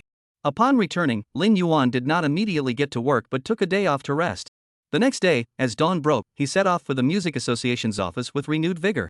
As soon as he reached the entrance, Lin Yuan noticed that the atmosphere today was different. Flags were flying everywhere, and bright red cloths adorned the scene, making the entire setting exceptionally grand. However, none of this had much to do with Lin Yuan, so he merely glanced at it briefly before moving on. As he approached the studio door, he unexpectedly ran into Shen Ming. Shen Ming momentarily thought he had mistaken him for someone else, furrowing his brows as he scrutinized Lin Yuan and asked in confusion, "Are you Lin Yuan?" Lin Yuan smiled politely and replied, "It's me, Mr. Shen." Shen Ming's brows furrowed even more. "What are you doing here?" "I was invited by Chairman Du Luming to come here to find suitable singers." Shen Ming was a bit puzzled. Chapter 415, Tomorrow will be better as desired. Lu Qingmao laughed heartily, "That's right. Ha ha ha." Yi Chuanji also smiled and agreed, "Alright, it's getting late. We should be going. There are people waiting for us." Lu Qingmao seemed to remember something and hurriedly said, Right. We old friends plan to have dinner together later, but since you're young, you might feel uncomfortable eating with us, so we won't invite you." "Alright." Lin Yuan Gong bowed respectfully in response. Yi Chuanji continued, "We'll all be here for the next few days. If you need any help or want to meet someone, feel free to come find me or old Lu." Before leaving, Lu Qingmao encouraged him, "We're really looking forward to your work. Do your best and keep it up." Watching the two depart, Lin Yuan took a deep breath and felt a mix of emotions. The changes this year had been so sudden that he felt completely caught off guard. Chapter 416, The Third Day of the Meeting. The third day of the meeting. Morning.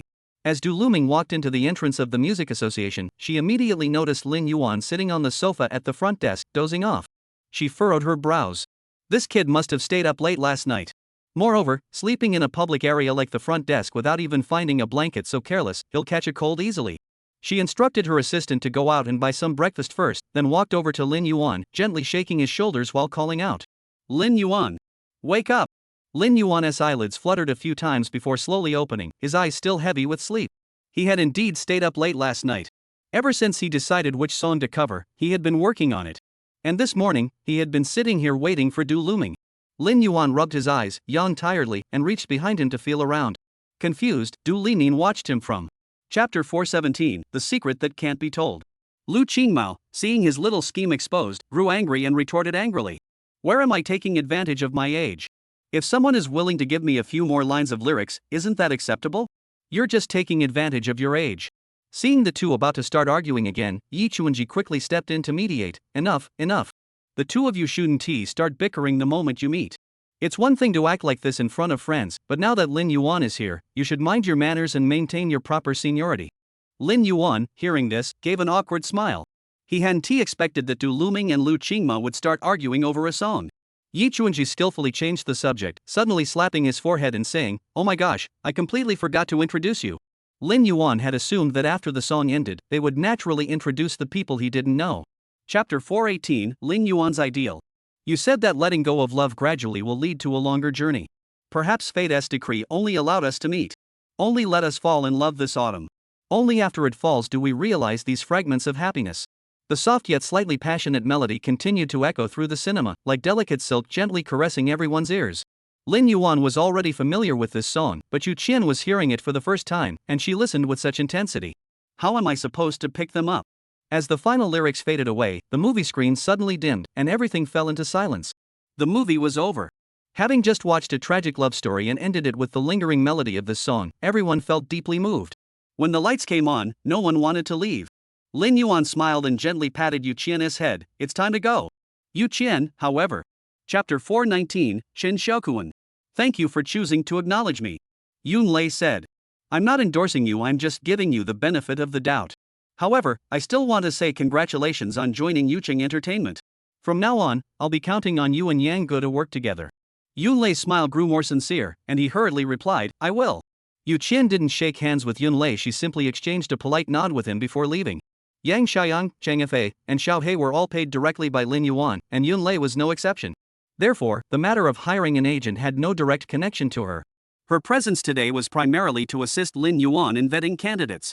Finally, Yang Xiaoyang and Yun Lei stood facing each other with smiles, extending their hands and shaking them firmly. Yang Xiaoyang said, let's work together from now on. I'll make sure Yuan gives you a high salary. Yun Lei, thank you, brother Yang. Lin. Chapter 420, head to the capital for the ceremony. Yun Lei continued to explain, we recommended The People in the Rainbow because the TV series itself already has a massive fan base, which will be highly beneficial for your future development in the film and television soundtrack OST industry. As for Shattered Stars, it's mainly because the director wants to sign you to compose all the songs for every season. The number of songs we're expecting to collaborate on is quite substantial, which is also a very advantageous opportunity for you. Lin Yuan wrinkled his nose. He simply couldn't muster much interest in the multi-season collaboration project for Shattered Stars. In his view, creating a single song was already a time-consuming and labor-intensive task, and continuously composing songs for multiple seasons sounded like an endless cycle. Who knows how many episodes they'll shoot? Are you going to make me copy 100 songs for 100 episodes? He was more interested in People in the Rainbow. Chapter 421, as desired. Lin Yuan noticed that the entire song was accompanied solely by a piano and a violin. But paired with Gao Hongwei's unique vocal tone, it offers a truly sophisticated listening experience. This song, The Night Under the Starbed, though labeled as a pop song, is actually closer to traditional folk-style pop music, blended with modern musical elements, forming a unique new art music style. Lin Yuan listened intently, unable to suppress his admiration. Truly the work of a seasoned artist. Compared to these artists, the songs on the new song charts are just amateurish. No wonder singers in the music industry hold these veteran artists in such high regard. Because they might only need to make a slight effort, and everyone else would be left in the dust. Du Limin listened to Lin Yuan's excited exclamations and found it quite amusing. Those who have been in the music industry for years have seen it all. Regarding taking a leave of absence. As the title says, Chapter 422, the ceremony is underway. The mountains and rivers are safe, and life goes on as usual. But you gaze upon it as you wished. Children, sleep soundly in your dreams. Just as you deeply love them. Suddenly, Du Luming's voice grew more passionate, her emotions reaching their peak. She slowly opened her eyes, her gaze filled with even deeper emotion. Below the stage, Xin Ming seemed to be awakened by the song. He too slowly opened his eyes, his gaze fixed firmly on Du Luming on stage. His expression remained serious, but amidst the seriousness, there was a hint of unnoticeable emotion. He recalled last year. He had been a judge on the Spring Festival Gala, where he had commented on a song written by Lin Yuan. At the time, Shen Ming had thought that Lin Yuan was indeed a talented songwriter, with a lot of creativity, and Spring Festival Overture was truly impressive. He was sure that one day, Lin Yuan would achieve great things. Now, in this very setting, it was indeed Shen. Chapter 423, Tomorrow Will Be Better. As the melody flowed, the sound rose like a tide. The stage lights slowly dimmed, becoming soft and dim, as if to better highlight the depth of the vocals. Everyone swayed gently to the music, almost completely immersed in the world of the song. Gong Lingling truly lives up to her reputation as a composer with spirituality. Her reputation is well deserved. She boldly incorporated electronic sound effects into this song, even in the presence of many music industry authorities. The venue fell into a complete silence, so quiet that even the sound of breathing seemed unnecessary, with only the vocals and the melody of the music echoing through the air. When the song reached its climax, the sound reached an exhilarating peak. If Shen Ming's songs always maintain a stable and pleasant quality, he knows how to uncover and maximize the potential of every singer. Then Gong Lingling is undoubtedly the kind of artist who can bring. Chapter 424, by June, the chairman wants to see you. The next day. The sky was just beginning to lighten. However, the internet was already ablaze with rumors leaked by a marketing account. It was unclear who had leaked the information, but rumors were spreading that 2 songs composed by Lin Yuan were set to be performed at this year's United Nations General Assembly. This explosive news instantly ignited the emotions of the uninformed public. As Lin Yuan's fans, they naturally knew that he had been given the opportunity to compose the theme song for this year's United Nations World Peace Day. However, this was merely a qualification to compose the music. Few would have expected Lin Yuan to secure the actual performance rights. For a celebrity, simply being involved in such an event is already a tremendous honor. The last, and first, person to secure the composition rights was Zhang Jia. But even Zhang Jia couldn't secure the final performance rights. So what about Lin Yuan? Chapter 425, Diverging Desires. Lin Yuan and Yunlei followed closely behind the elderly woman, their footsteps light as they climbed the stairs. During this time, Yunlei's gaze kept darting around the room, curiously and cautiously examining every detail inside. So this is Mr. Bai's home. It doesn't look that special, just like an ordinary family's layout, Yunlei thought to himself. As Lin Yuan stepped onto the second floor, he immediately spotted the figure standing at the long wooden table, gesturing confidently. Bai Jun seemed to have heard their footsteps long ago. He turned around calmly, paused with his brush in hand, and then continued writing. "You're here?" His voice was calm yet firm. Bai Jun picked up the piece he had just finished, turned to face Lin Yuan and Yunlei, and spoke with a hint of anticipation. "I've just finished a new piece. Why don't you take a look and let me know what you think?" Lin Yuan had been about to greet him, but was suddenly stopped by his words. Chapter 426, Semifinals. In the suburbs of Shanghai. Inside a luxurious villa, the morning sunlight streamed through the floor-to-ceiling windows, casting a warm glow on the elegantly set dining table. Chen Xiaokuan sat at the table, enjoying his breakfast leisurely. His gaze inadvertently fell on his assistant across from him, and he casually asked, "How's the progress going?" The assistant replied seriously, "Everything is proceeding according to plan." Many netizens online are now beginning to think that Lin Yuan is overestimating himself for daring to aspire to the United Nations performance rights. Even some bystanders who previously held neutral views toward him are starting to form a more negative impression of him.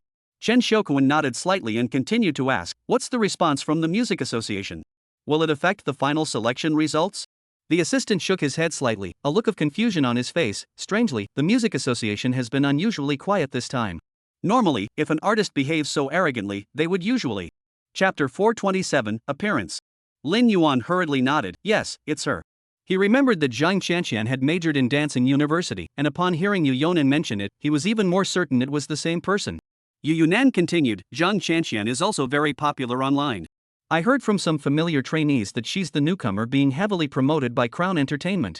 Though her singing skills are lacking, her stage presence is incredibly strong. I'm even envious of her." Lin Yuan nodded.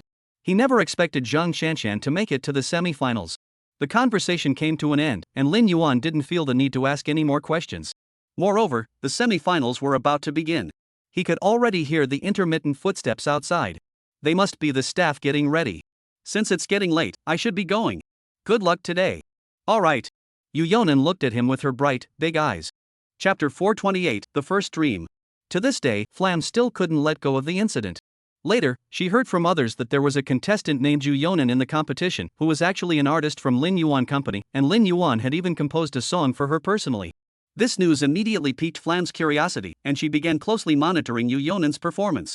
After observing her for some time, Flame concluded that Yu Yonan indeed had some talent, but in her opinion, she was nothing special and couldn't compared to any of them. Therefore, Flam became even more convinced that Lin Yuan lacked discernment. She discussed this with the other three members, and they all agreed that Lin Yuan didn't know how to appreciate true talent. Flam had originally planned to completely defeat Yu Yonan on stage and humiliate Lin Yuan.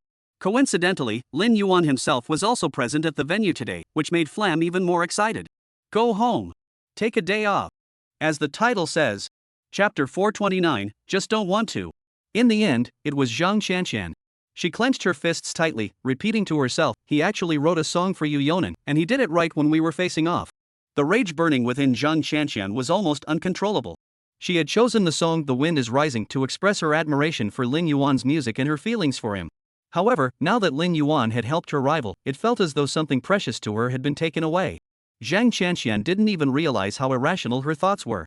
Yu Yonan was already an artist under Lin Yuan's company, so it was only natural for Lin Yuan to help him. Moreover, Lin Yuan and Zhang Qianqian had a history of unpleasant interactions, so he wouldn't favor her. But Zhang Qianqian couldn't think clearly.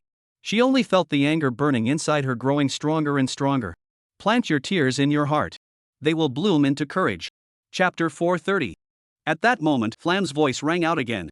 This time, her tone was more intense than ever before, almost to the point of anger. Park Jin-woo gently pushed his glasses up his nose, his gaze as sharp as a sword, and conveyed Flam's question to Lin Yuan. "Flam is asking if this means you discriminate against singers from different regions?" "I certainly don't." "Then is this attitude what you consider to be the professional conduct expected of a Chinese musician?" Park Jin-woo pressed further. "Professional conduct?" Lin Yuan glanced at the five people standing opposite him, a sneer curling his lips. A group of foreigners who love plastic surgery insult the nation with their words. Likely frequent places like Kleischiket and are only here to make money in China. They have the nerve to talk to him about professional conduct? It was almost laughable. Chapter 431, Yu Yonan's Choice. Wow! This place is huge. Lin followed closely behind Lin Yuan, his eyes cautiously scanning everything around him, his heart filled with awe. He found it hard to believe that his own Nan was actually performing on such a dazzling stage. Lin Yuan glanced sideways at him, a teasing smile playing at the corners of his mouth. What's wrong? Did you suddenly realize the gap between you and Yu Yonan and feel you're not good enough for her? Lin Go immediately straightened his posture, as if trying to encourage himself. I've been working hard to improve myself. And I believe Nan isn't the type to be easily swayed by others. Lin Yuan sighed softly, a complex mix of emotions welling up inside him. He patted Lin Go on the shoulder.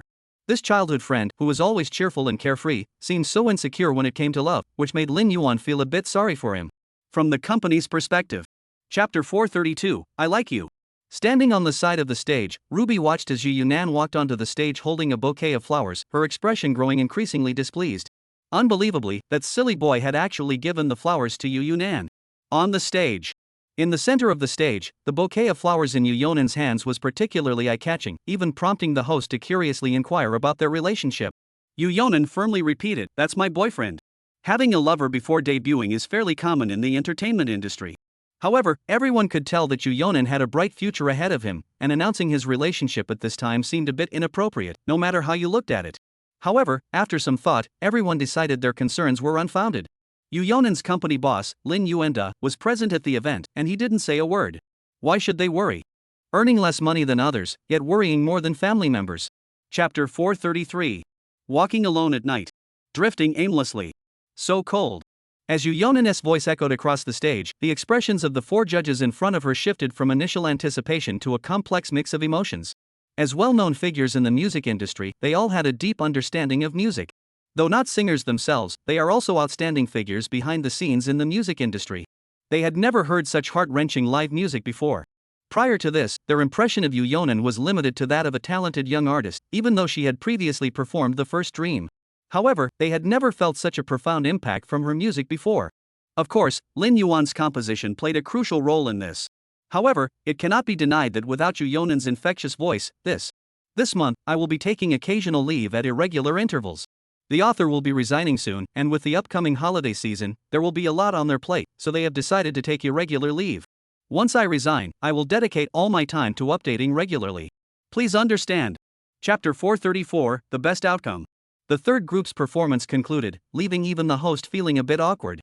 Even someone as experienced as him had rarely seen such a stage.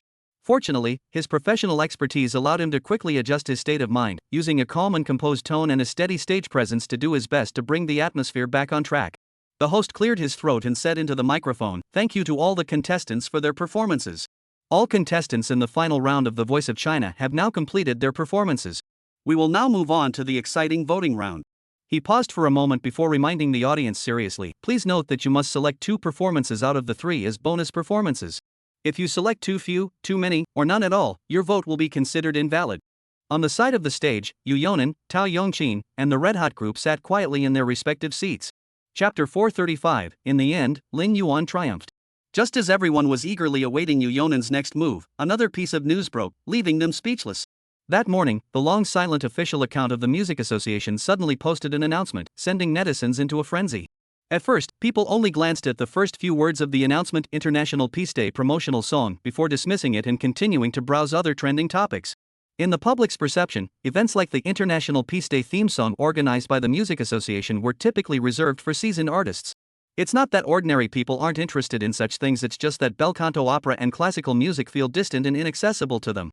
Such events are typically seen as gatherings for music industry elites, and while ordinary people hold these artists in high regard, they rarely feel the same level of excitement as they do toward entertainment news.